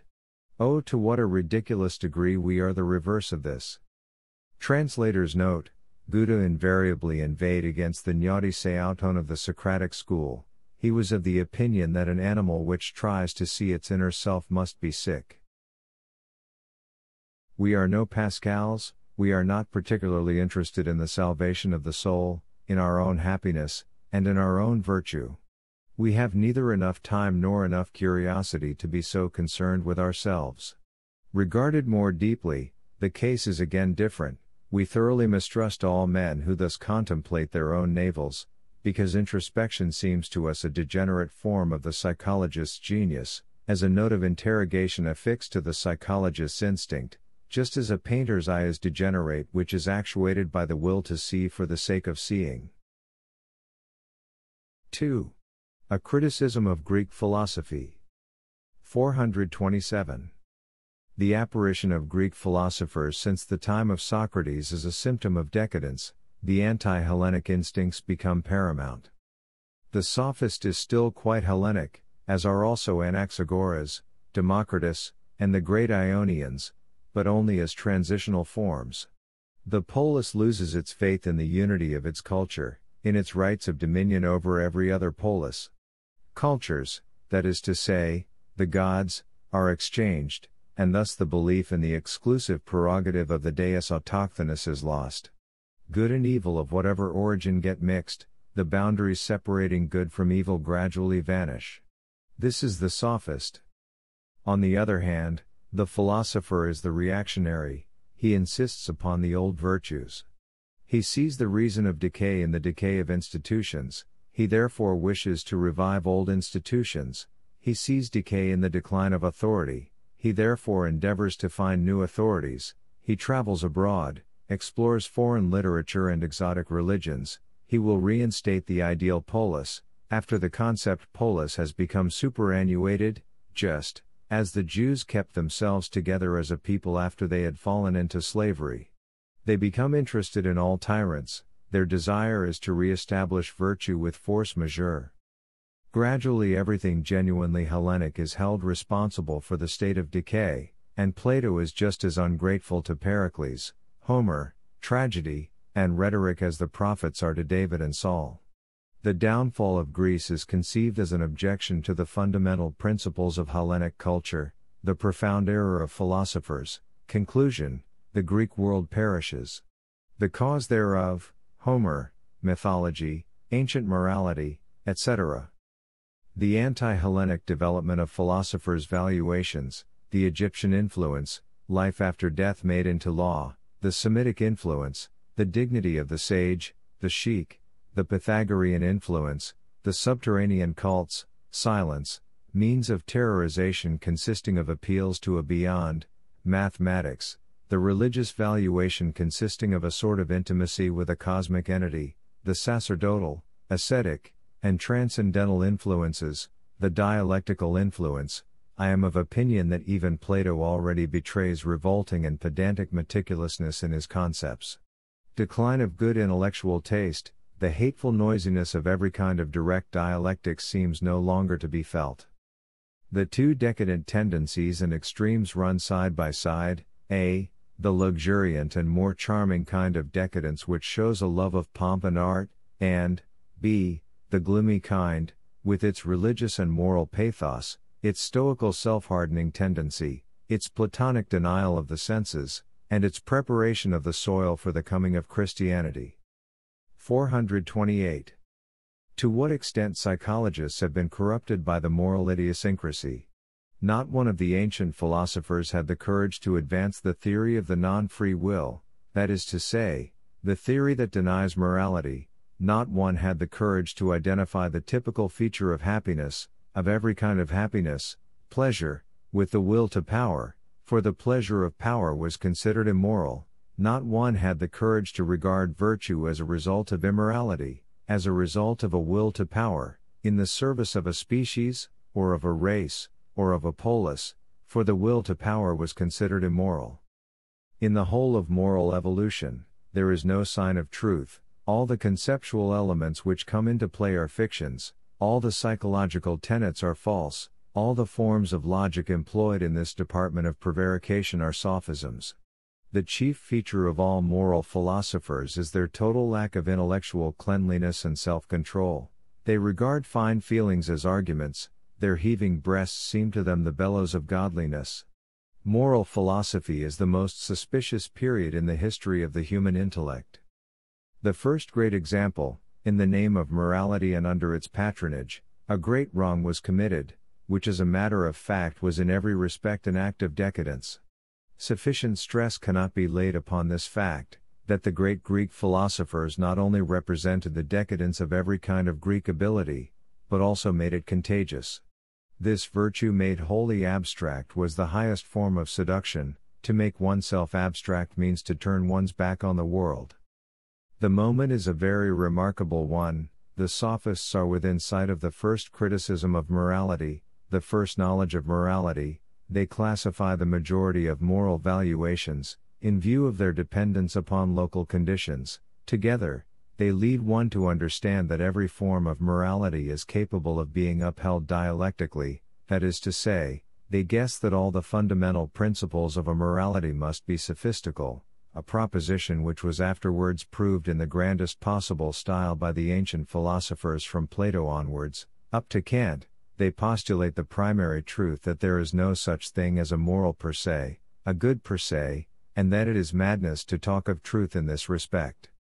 Wherever was intellectual uprightness to be found in those days? The Greek culture of the sophists had grown out of all the Greek instincts. It belongs to the culture of the age of Pericles as necessarily as Plato does not. It has its predecessors in Heraclitus, Democritus, and in the scientific types of the old philosophy. It finds expression in the elevated culture of Thucydides, for instance. And it has ultimately shown itself to be right. Every step in the science of epistemology and morality has confirmed the attitude of the sophists. Our modern attitude of mind is, to a great extent, Heraclitean, Democritean, and Protagorean. To say that it is Protagorean is even sufficient, because Protagoras was in himself a synthesis of the two men Heraclitus and Democritus. Plato, a great Cagliostro, let us think of how Epicurus judged him, how Timon, Pyrrho's friend, judged him. Is Plato's integrity by any chance beyond question? But we at least know what he wished to have taught as absolute truth, namely, things which were to him not even relative truths, the separate and immortal life of souls. 429.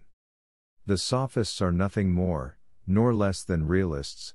They elevate all the values and practices which are common property to the rank of values. They have the courage, peculiar to all strong intellects, which consists in knowing their immorality. Is it to be supposed that these small Greek independent republics, so filled with rage and envy that they would fain have devoured each other, were led by principles of humanity and honesty? Is Thucydides by any chance reproached with the words he puts into the mouths of the Athenian ambassadors when they were treating with the Melianent the question of destruction or submission? Only the most perfect Tartuffes could have been able to speak of virtue in the midst of that dreadful strain, or if not Tartuffes, at least detached philosophers, anchorites, exiles, and fleers from reality. All of them, people who denied things in order to be able to exist. The sophists were Greeks. When Socrates and Plato adopted the cause of virtue and justice, they were Jews or I know not what. Grote's tactics in the defense of the sophists are false. He would like to raise them to the rank of men of honor and moralizers, but it was their honor not to indulge in any humbug with grand words and virtues. 430. The great reasonableness underlying all moral education lay in the fact that it always attempted to attain to the certainty of an instinct, so that neither good intentions nor good means, as such, first required to enter consciousness. Just as the soldier learns his exercises, so should man learn how to act in life. In truth, this unconsciousness belongs to every kind of perfection. Even the mathematician carries out his calculations unconsciously. What, then, does Socrates' reaction mean, which recommended dialectics as the way to virtue, and which was charmed when morality was unable to justify itself logically? But this is precisely what proves its superiority. Without unconsciousness it is worth nothing. In reality it means the dissolution of Greek instincts, when demonstrability is posited as the first condition of personal excellence in virtue. All these great men of virtue and of words are themselves types of dissolution. In practice, it means that moral judgments have been torn from the conditions among which they grew and in which alone they had some sense, from their Greek and Greco-political soil, in order to be denaturalized under the cover of being made sublime. The great concepts good and just are divorced from the first principles of which they form a part, and, as ideas become free, degenerate into subjects for discussion. A certain truth is sought behind them, they are regarded as entities or as symbols of entities, a world is invented where they are at home, and from which they are supposed to hail. In short, the scandal reaches its apotheosis in Plato. And then it was necessary to invent the perfectly abstract man also, good, just, wise, and a dialectician to boot, in short, the scarecrow of the ancient philosopher, a plant without any soil whatsoever, a human race devoid of all definite ruling instincts, a virtue which justifies itself with reasons. The perfectly absurd individual per se. The highest form of artificiality. Briefly, the denaturalization of moral values resulted in the creation of a degenerate type of man, the good man, the happy man, the wise man. Socrates represents a moment of the most profound perversity in the history of values. 431. Socrates. This veering round of Greek taste in favor of dialectics is a great question. What really happened then? Socrates, the roturier who was responsible for it, was thus able to triumph over a more noble taste, the taste of the noble. The mob gets the upper hand along with dialectics. Previous to Socrates, dialectic manners were repudiated in good society, they were regarded as indecent, the youths were warned against them. What was the purpose of this display of reasons? Why demonstrate? Against others one could use authority. One commanded, and that sufficed. Among friends, inter pares, there was tradition, also a form of authority, and last but not least, one understood each other. There was no room found for dialectics. Besides, all such modes of presenting reasons were distrusted. All honest things do not carry their reasons in their hands in such fashion. It is indecent to show all the 5 fingers at the same time. That which can be demonstrated is little worth. The instinct of every party speaker tells him that dialectics excites mistrust and carries little conviction. Nothing is more easily wiped away than the effect of a dialectician. It can only be a last defense. One must be in an extremity, it is necessary to have to extort one's rights, otherwise one makes no use of dialectics. That is why the Jews were dialecticians, Renard the Fox was a dialectician, and so was Socrates. As a dialectician, a person has a merciless instrument in his hand, he can play the tyrant with it, he compromises when he conquers.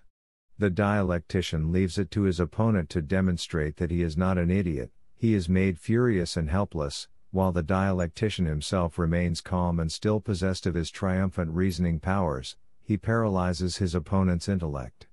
The dialectician's irony is a form of mob revenge, the ferocity of the oppressed lies in the cold knife cuts of the syllogism. In Plato, as in all men of excessive sensuality and wild fancies, the charm of concepts was so great, that he involuntarily honored and deified the concept as a form of ideal. Dialectical intoxication, as the consciousness of being able to exercise control over one's self by means of it, as an instrument of the will to power.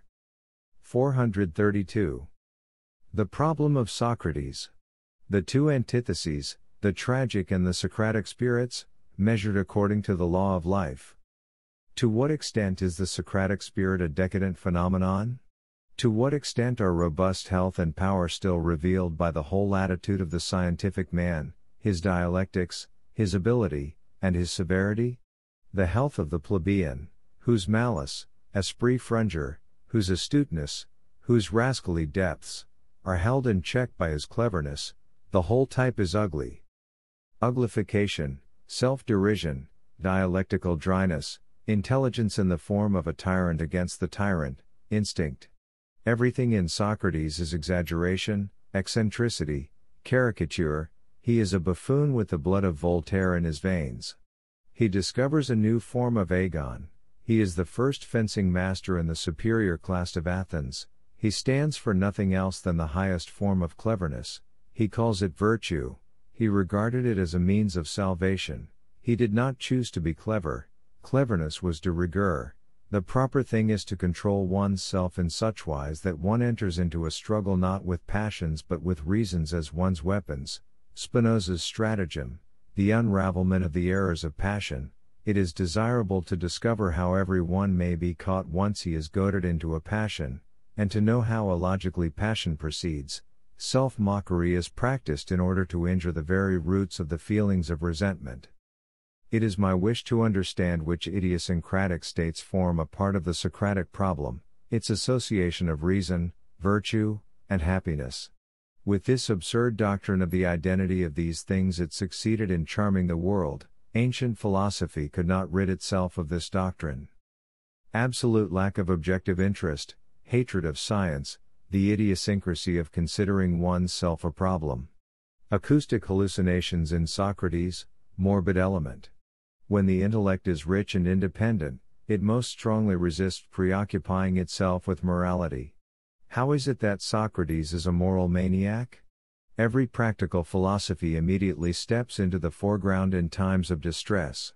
When morality and religion become the chief interests of a community, they are signs of a state of distress. 433. Intelligence, clearness, hardness, and logic as weapons against the wildness of the instincts. The latter must be dangerous and must threaten ruin, otherwise no purpose can be served by developing intelligence to this degree of tyranny. In order to make a tyrant of intelligence, the instincts must first have proved themselves tyrants. This is the problem. It was a very timely one in those days. Reason became virtue, virtue equaled happiness. Solution: Greek philosophers stand upon the same fundamental fact of their inner experiences as Socrates does, 5 feet from excess, from anarchy and from dissolution, all decadent men. They regard him as a doctor, logic as will to power, as will to control self, as will to happiness. The wildness and anarchy of Socrates' instincts is a sign of decadence, as is also the superfetation of logic and clear reasoning in him. Both are abnormities, each belongs to the other. Criticism. Decadence reveals itself in this concern about happiness, that is, about the salvation of the soul, that is, to feel that one's condition is a danger. Its fanatical interest in happiness shows the pathological condition of the subconscious self. It was a vital interest. The alternative which faced them all was, to be reasonable or to perish. The morality of Greek philosophers shows that they felt they were in danger. 434. Why everything resolved itself into mummery. Rudimentary psychology, which only considered the conscious lapses of men, as causes, which regarded consciousness as an attribute of the soul, and which sought a will behind every action, that is, an intention, could only answer happiness to the question, what does man desire? It was impossible to answer power, because that would have been immoral. Consequently, behind all men's actions there is the intention of attaining to happiness by means of them. Secondly, if man as a matter of fact does not attain to happiness, why is it? Because he mistakes the means thereto. What is the unfailing means of acquiring happiness? Answer: virtue. Why virtue? Because virtue is supreme rationalness, and rationalness makes mistakes in the choice of means impossible. Virtue in the form of reason is the way to happiness. Dialectics is the constant occupation of virtue, because it does away with passion and intellectual cloudiness. As a matter of fact, man does not desire happiness. Pleasure is a sensation of power. If the passions are excluded, those states of the mind are also excluded which afford the greatest sensation of power and therefore of pleasure. The highest rationalism is a state of cool clearness, which is very far from being able to bring about that feeling of power which every kind of exaltation involves. The ancient philosophers combat everything that intoxicates and exalts, everything that impairs the perfect coolness and impartiality of the mind. They were consistent with their first false principle, that consciousness was the highest, the supreme state of mind, the prerequisite of perfection, whereas the reverse is true. Any kind of action is imperfect in proportion as it has been willed or conscious. The philosophers of antiquity were the greatest duffers in practice, because they condemned themselves theoretically to dufferdom. In practice everything resolved itself into theatricalness, and he who saw through it, as Pyrrho did, for instance, thought as everybody did, that is to say, that in goodness and uprightness paltry people were far superior to philosophers. All the deeper natures of antiquity were disgusted at the philosophers of virtue, all people saw in them was brawlers and actors.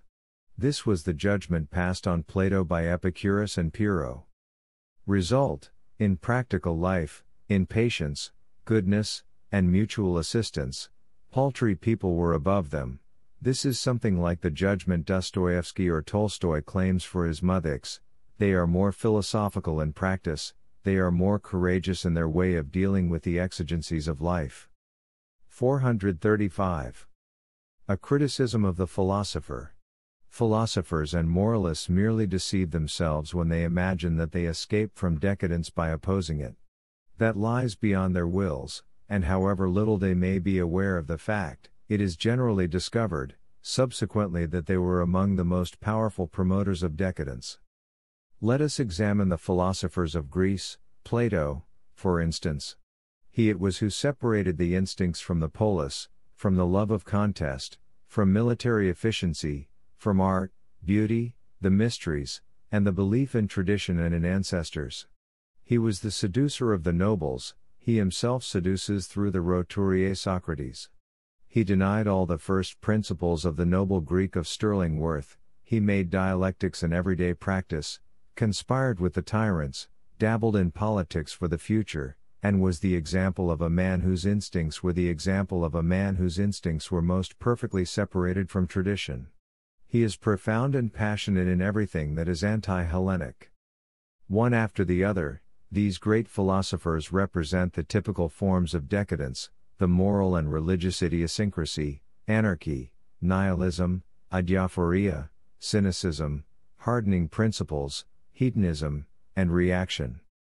The question of happiness, of virtue, and of the salvation of the soul, is the expression of physiological contradictoriness in these declining natures, their instincts lack all balance and purpose. 436. To what extent do dialectics and the faith in reason rest upon moral prejudices? With Plato we are as the temporary inhabitants of an intelligible world of goodness, still in possession of a bequest from former times. Divine dialectics taking its root in goodness leads to everything good, it follows, therefore, that it must lead backwards. Even Descartes had a notion of the fact that, according to a thoroughly Christian and moral attitude of mind, which includes a belief in a good God as the creator of all things, the truthfulness of God guarantees the judgments of our senses for us. But for this religious sanction and warrant of our senses and our reason, whence should we obtain our right to trust in existence? That thinking must be a measure of reality, that what cannot be the subject of thought, cannot exist, is a course non plus ultra of a moral blind confidence, in the essential principle of truth at the root of all things. This in itself is a mad assumption which our experience contradicts every minute. We cannot think of anything precisely as it is. 437. The real philosophers of Greece are those which came before Socrates. With Socrates something changes.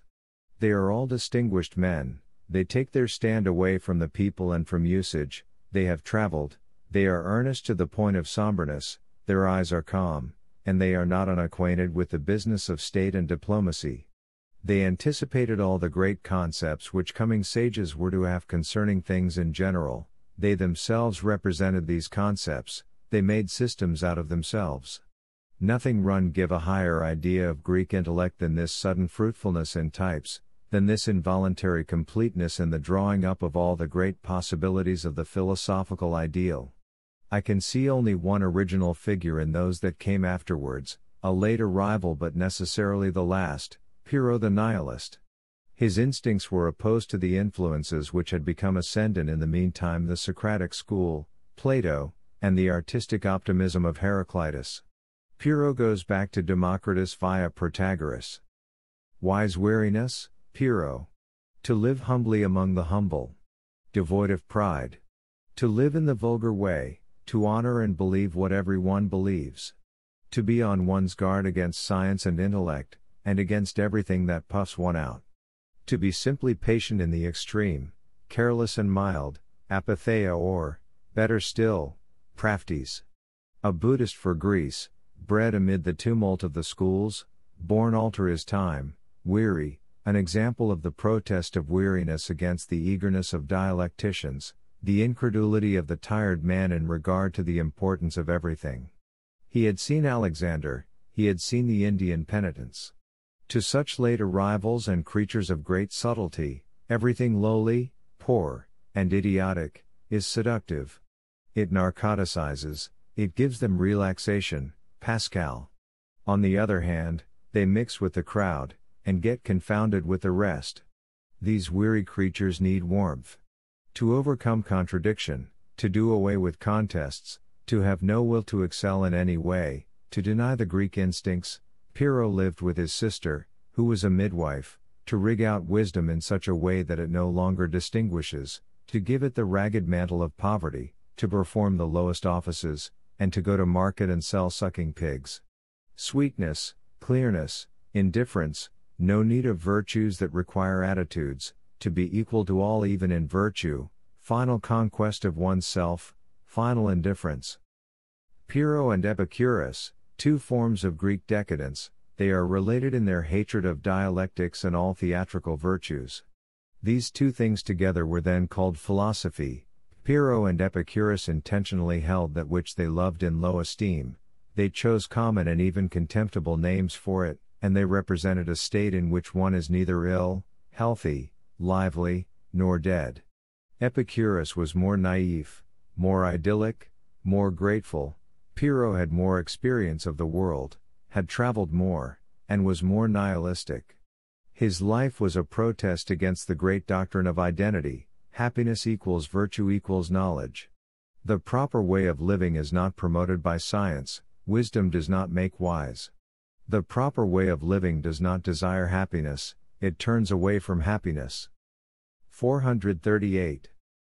The war against the old faith, as Epicurus waged it, was, strictly speaking, a struggle against pre-existing Christianity, the struggle against a world then already gloomy, moralized, acidified throughout with feelings of guilt, and grown old and sick. Not the moral corruption of antiquity, but precisely its moral infectedness was the prerequisite which enabled Christianity to become its master. Moral fanaticism, in short, Plato, destroyed paganism by transvaluing its values and poisoning its innocence. We ought at last to understand that what was then destroyed was higher than what prevailed. Christianity grew on the soil of psychological corruption, and could only take root in rotten ground. 439. Science, as a disciplinary measure or as an instinct, I see a decline of the instincts in Greek philosophers, otherwise they could not have been guilty of the profound error of regarding the conscious state as the more valuable state.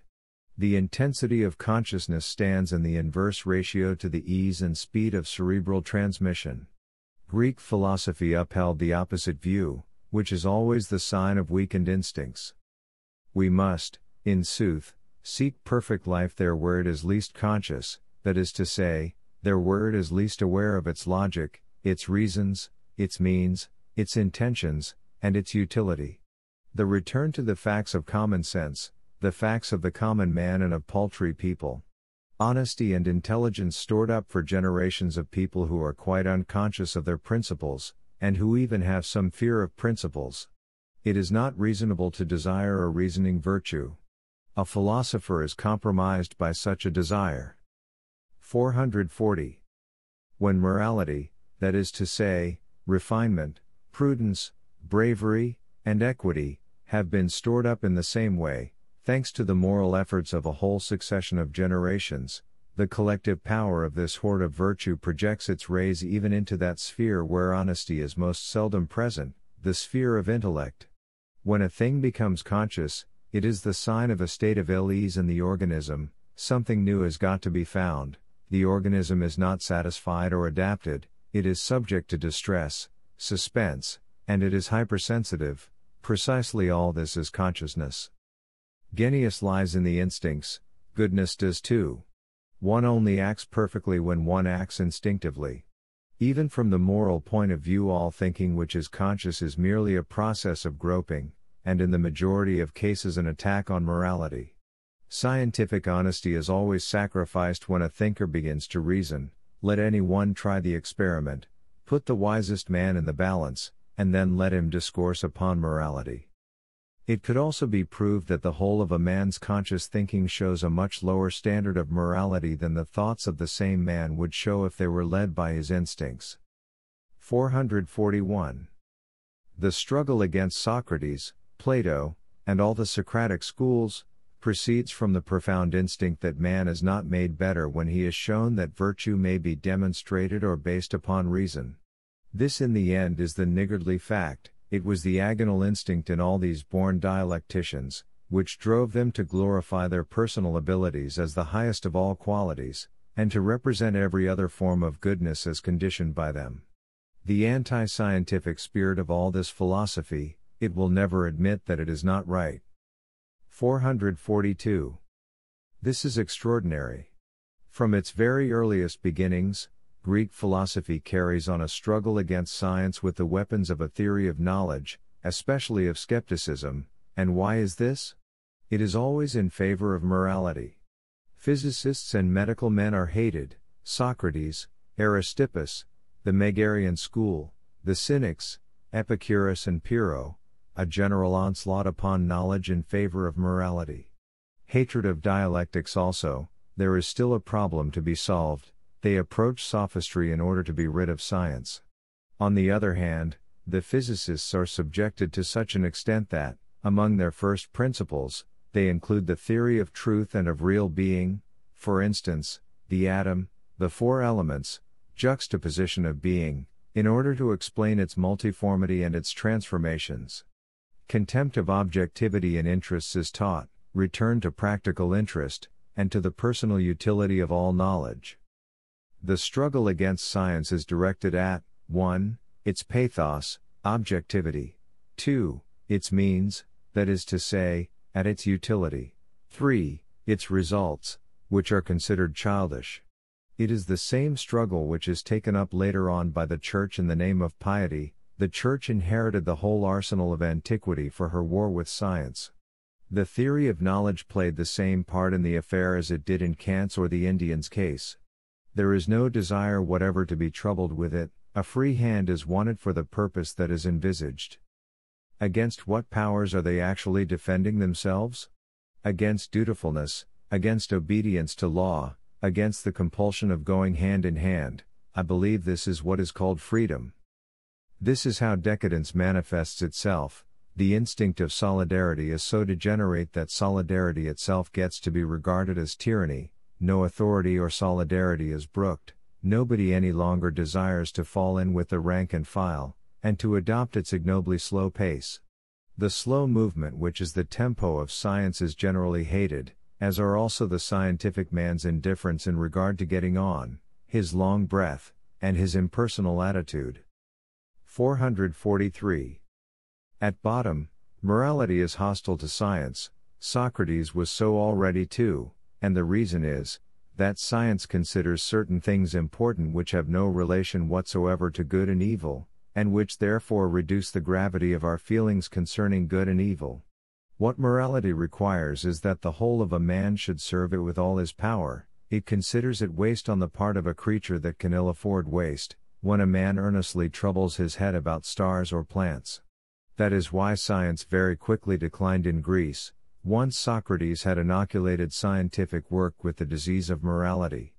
The mental attitudes reached by a Democritus, a Hippocrates, and a Thucydides, have not been reached a second time. 444. The problem of the philosopher and of the scientific man. The influence of age, depressing habits, sedentary study à la Kant, overwork, inadequate nourishment of the brain, reading. A more essential question still, is it not already perhaps a symptom of decadence when thinking tends to establish generalities? Objectivity regarded as the disintegration of the will, to be able to remain as detached as possible. This presupposes a tremendous adiaphora in regard to the strong passions, a kind of isolation, an exceptional position, opposition to the normal passions. Type: desertion of home country, emigrants go ever greater distances afield, growing exoticism, the voice of the old imperative dies away, and the continual question whither? Happiness, is a sign of emancipation from forms of organization, a sign of breaking loose from everything. Problem: is the man of science more of a decadent symptom than the philosopher? As a whole, scientific man is not cut loose from everything, only a part of his being is consecrated exclusively to the service of knowledge and discipline to maintain a special attitude and point of view. In his department he is in need of all the virtues of a strong race, of robust health, of great severity, manliness and intelligence. He is rather a symptom of the great multiformity of culture than of the effeteness of the latter. The decadent scholar is a bad scholar. Whereas the decadent philosopher has always been reckoned hitherto as the typical philosopher. 445. Among philosophers, nothing is more rare than intellectual uprightness. They perhaps say the very reverse, and even believe it. But the prerequisite of all their work is, that they can only admit of certain truths, they know what they have to prove, and the fact that they must be agreed as to these truths is almost what makes them recognize one another as philosophers. There are, for instance, the truths of morality. But belief in morality is not a proof of morality. There are cases, and the philosopher's case is one in point, when a belief of this sort is simply a piece of immorality. 446. What is the retrograde factor in a philosopher? He teaches that the qualities which he happens to possess are the only qualities that exist, that they are indispensable to those who wish to attain to the highest good, for instance, dialectics with Plato. He would have all men raise themselves, gradatim, to his type as the highest. He despises what is generally esteemed. By him a gulf is cleft between the highest priestly values and the values of the world. He knows what is true, who God is, what every one's goal should be, and the way thereto. The typical philosopher is thus an absolute dogmatist. If he requires skepticism at all, it is only in order to be able to speak dogmatically of his principal purpose. 447. When the philosopher is confronted with his rival, science, for instance, he becomes a skeptic. Then he appropriates a form of knowledge which he denies to the man of science. He goes hand in hand with the priest so that he may not be suspected of atheism or materialism. He considers an attack made upon himself as an attack upon morals, religion, virtue, and order. He knows how to bring his opponents into ill repute by calling them seducers and underminers. Then he marches shoulder to shoulder with power.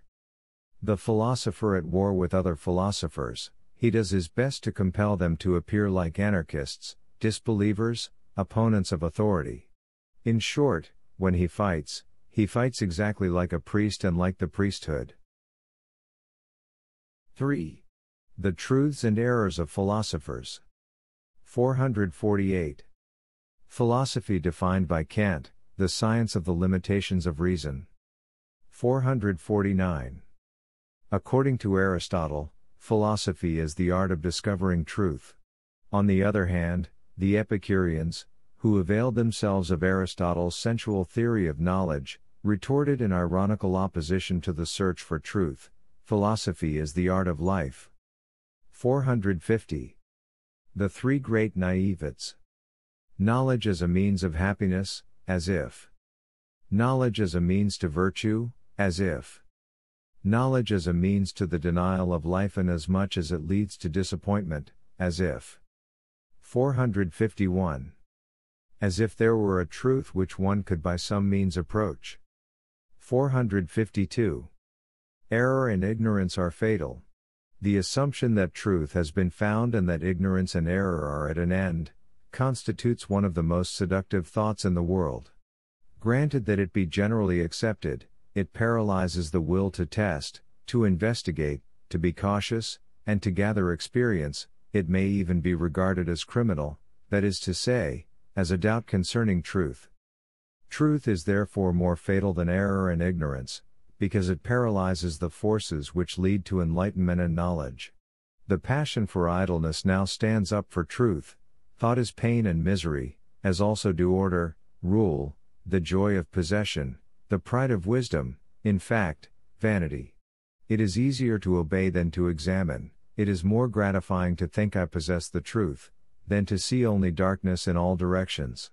But, above all, it is reassuring, it lends confidence, and alleviates life, it improves the character inasmuch as it reduces mistrust. Spiritual peace, a quiet conscience, these things are inventions which are only possible provided truth be found. By their fruits ye shall know them, truth is the truth because it makes men better. The process goes on, all goodness and all success is placed to the credit of truth. This is the proof by success, the happiness, contentment, and the welfare of a community or of an individual, are now understood to be the result of the belief in morality. Conversely, failure is ascribed to a lack of faith. 453.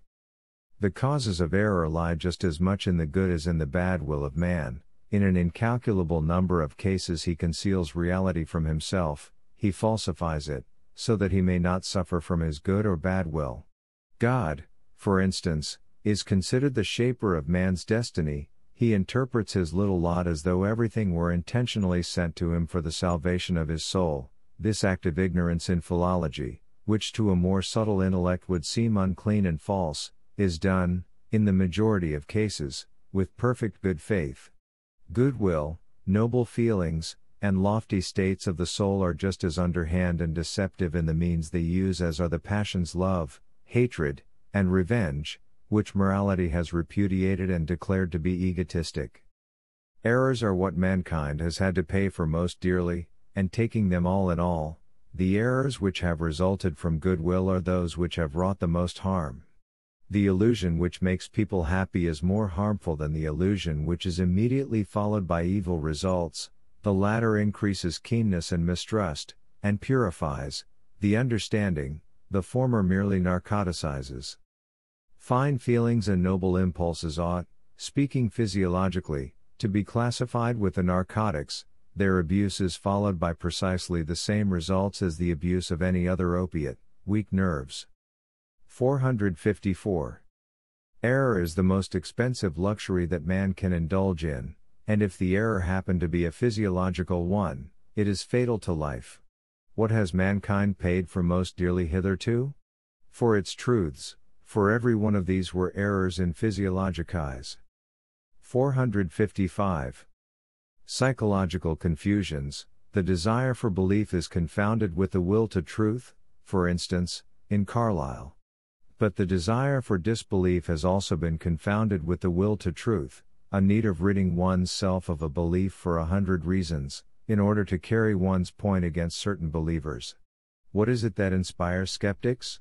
The hatred of dogmatists, or a need of repose, weariness as in Pyrrho's case.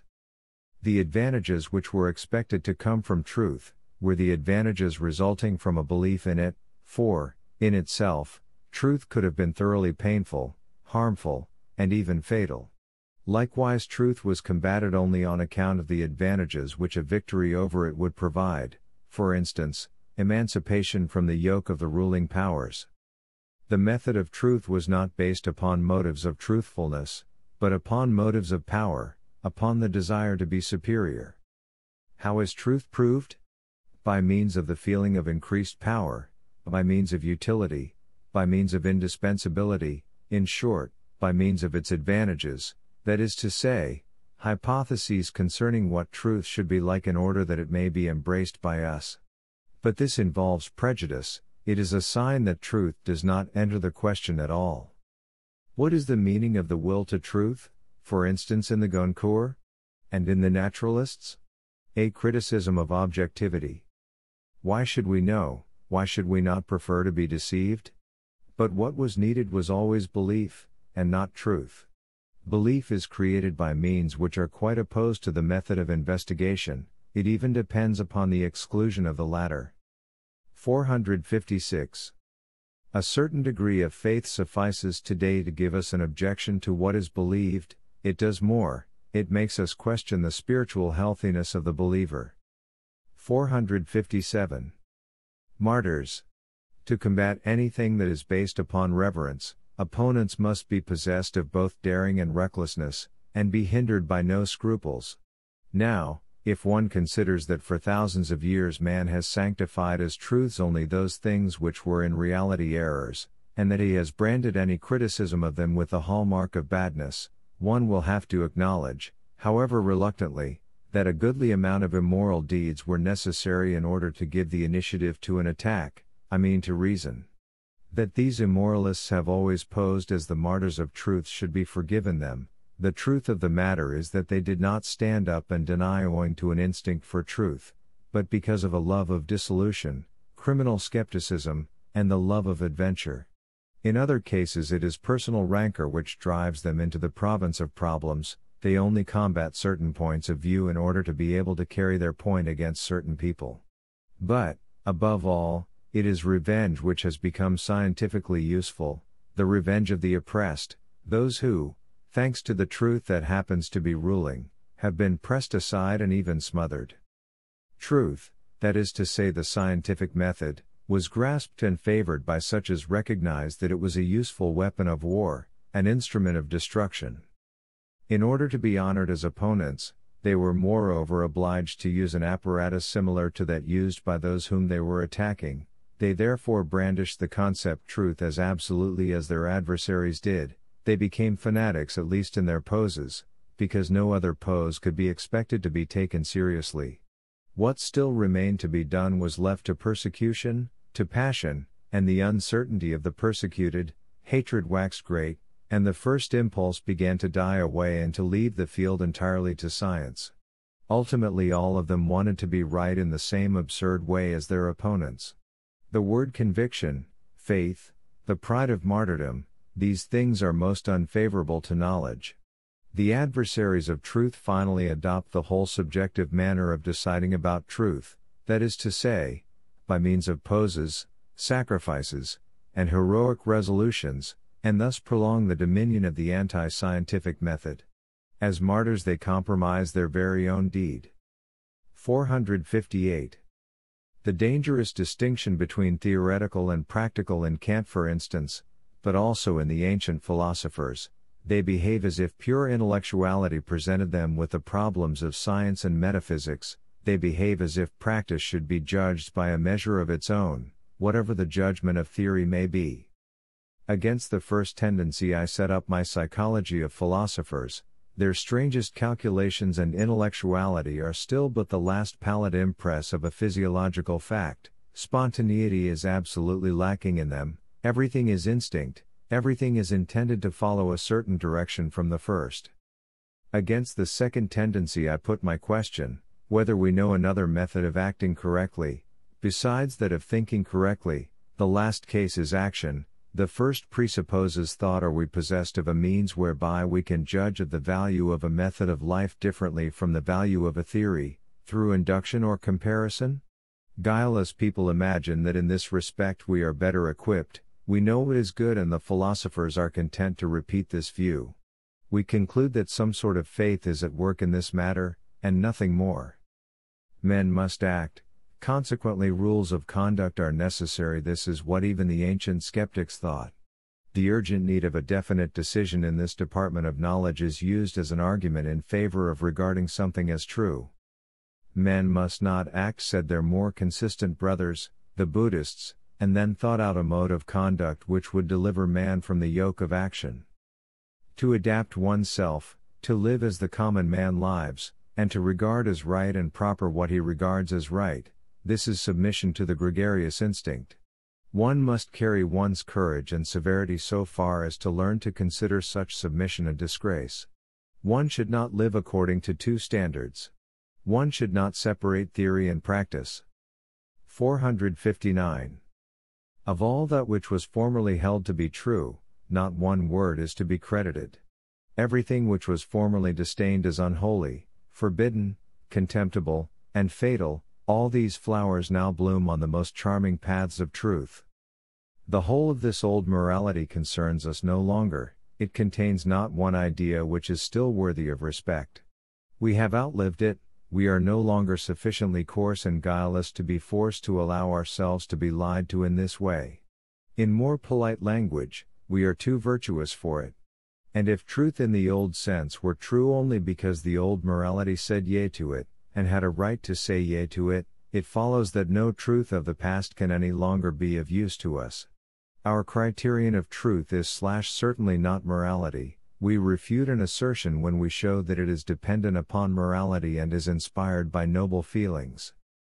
460. All these values are empirical and conditioned. But he who believes in them and who honors them, refuses to acknowledge this aspect of them. All philosophers believe in these values, and one form their reverence takes is the endeavor to make a priori truths out of them. The falsifying nature of reverence. Reverence is the supreme test of intellectual honesty, but in the whole history of philosophy there is no such thing as intellectual honesty, but the love of goodness. On the one hand, there is an absolute lack of method in testing the value of these values. Secondly, there is a general disinclination either to test them or to regard them as conditioned at all. All anti-scientific instincts assembled round moral values in order to keep science out of this department. 4. Concluding remarks in the criticism of philosophy. 461. Why philosophers are slanderers. The artful and blind hostility of philosophers towards the senses. What an amount of mob and middle-class qualities lie in all this hatred. The crowd always believes that an abuse of which it feels the harmful results, constitutes an objection to the thing which happens to be abused. All insurrectionary movements against principles, whether in politics or agriculture, always follow a line of argument suggested by this ulterior motive: the abuse must be shown to be necessary to, and inherent in, the principle. It is a woeful history. Mankind looks for a principle, from the standpoint of which he will be able to contemn man. He invents a world in order to be able to slander and throw mud at this world. As a matter of fact, he snatches every time at nothing, and construes this nothing as God, as truth, and, in any case, as judge and detractor of this existence. If one should require a proof of how deeply and thoroughly the actually barbarous needs of man, even in his present state of tameness and civilization, still seek gratification, one should contemplate the leitmotifs of the whole of the evolution of philosophy: a sort of revenge upon reality, a surreptitious process of destroying the values by means of which men live, a dissatisfied soul to which the conditions of discipline is one of torture, and which takes a particular pleasure in morbidly severing all the bonds that bind it to such a condition. The history of philosophy is the story of a secret and mad hatred of the prerequisites of life, of the feelings which make for the real values of life, and of all partisanship in favor of life. Philosophers have never hesitated to affirm a fanciful world, provided it contradicted this world, and furnished them with a weapon wherewith they could calumniate this world. Up to the present, philosophy has been the grand school of slander, and its power has been so great, that even today our science, which pretends to be the advocate of life, has accepted the fundamental position of slander, and treats this world as appearance, and this chain of causes as though it were only phenomenal. What is the hatred which is active here? I fear that it is still the Circe of philosophers, morality, which plays them the trick of compelling them to be ever slanderers. They believed in moral truths, in these they thought they had found the highest values. What alternative had they left, save that of denying existence ever more emphatically the more they got to know about it? For this life is immoral. And it is based upon immoral first principles, and morality says nay to life. Let us suppress the real world, and in order to do this, we must first suppress the highest values current hitherto, morals. It is enough to show that morality itself is immoral, in the same sense as that in which immorality has been condemned heretofore. If an end be thus made to the tyranny of the former values, if we have suppressed the real world, a new order of values must follow of its own accord.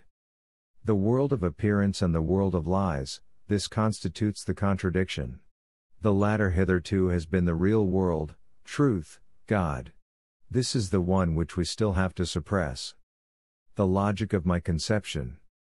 1.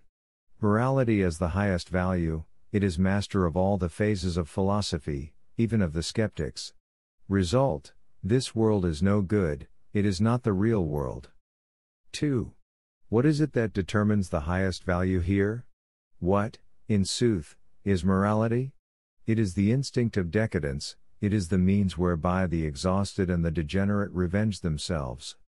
Historical proof: philosophers have always been decadents. In the service of nihilistic religions. 3. It is the instinct of decadence coming to the fore as will to power. Proof: the absolute immorality of the means employed by morality throughout its history. General aspect: the values which have been highest hitherto constitute a specific case of the will to power, morality itself is a specific case of immorality. 462. The principal innovations, instead of moral values, nothing but naturalistic values. Naturalization of morality.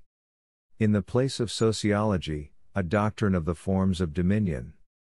In the place of society, the complex whole of culture, which is my chief interest, whether in its entirety or in parts.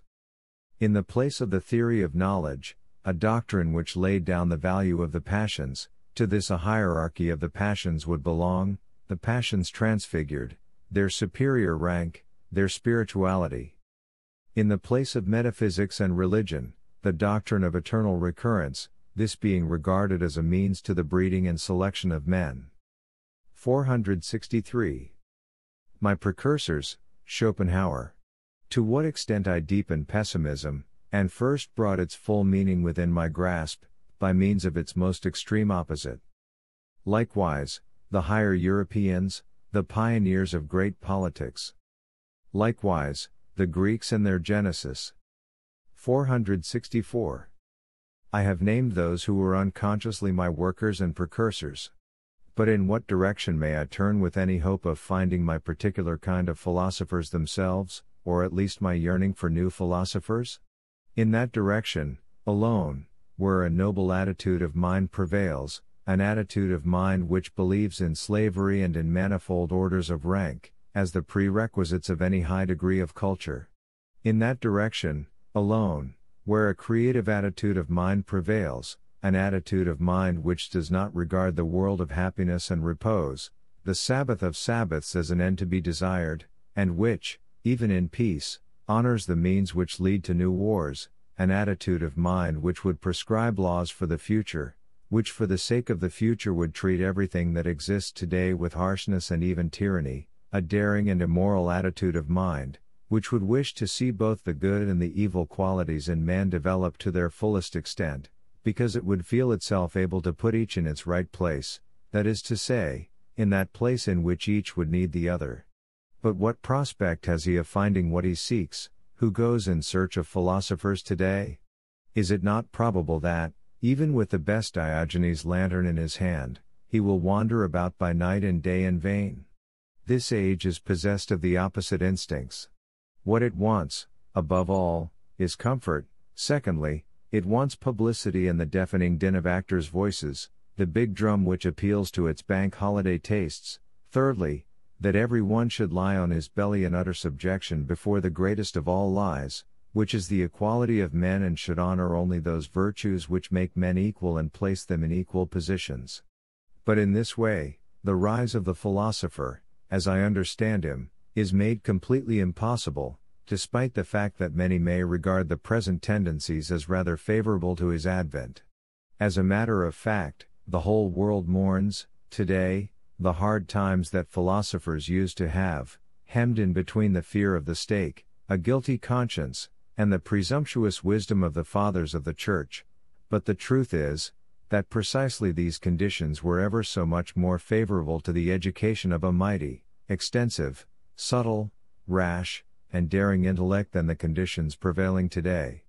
At present another kind of intellect, the intellect of the demagogue, of the actor, and perhaps of the beaver and ant-like scholar too, finds the best possible conditions for its development.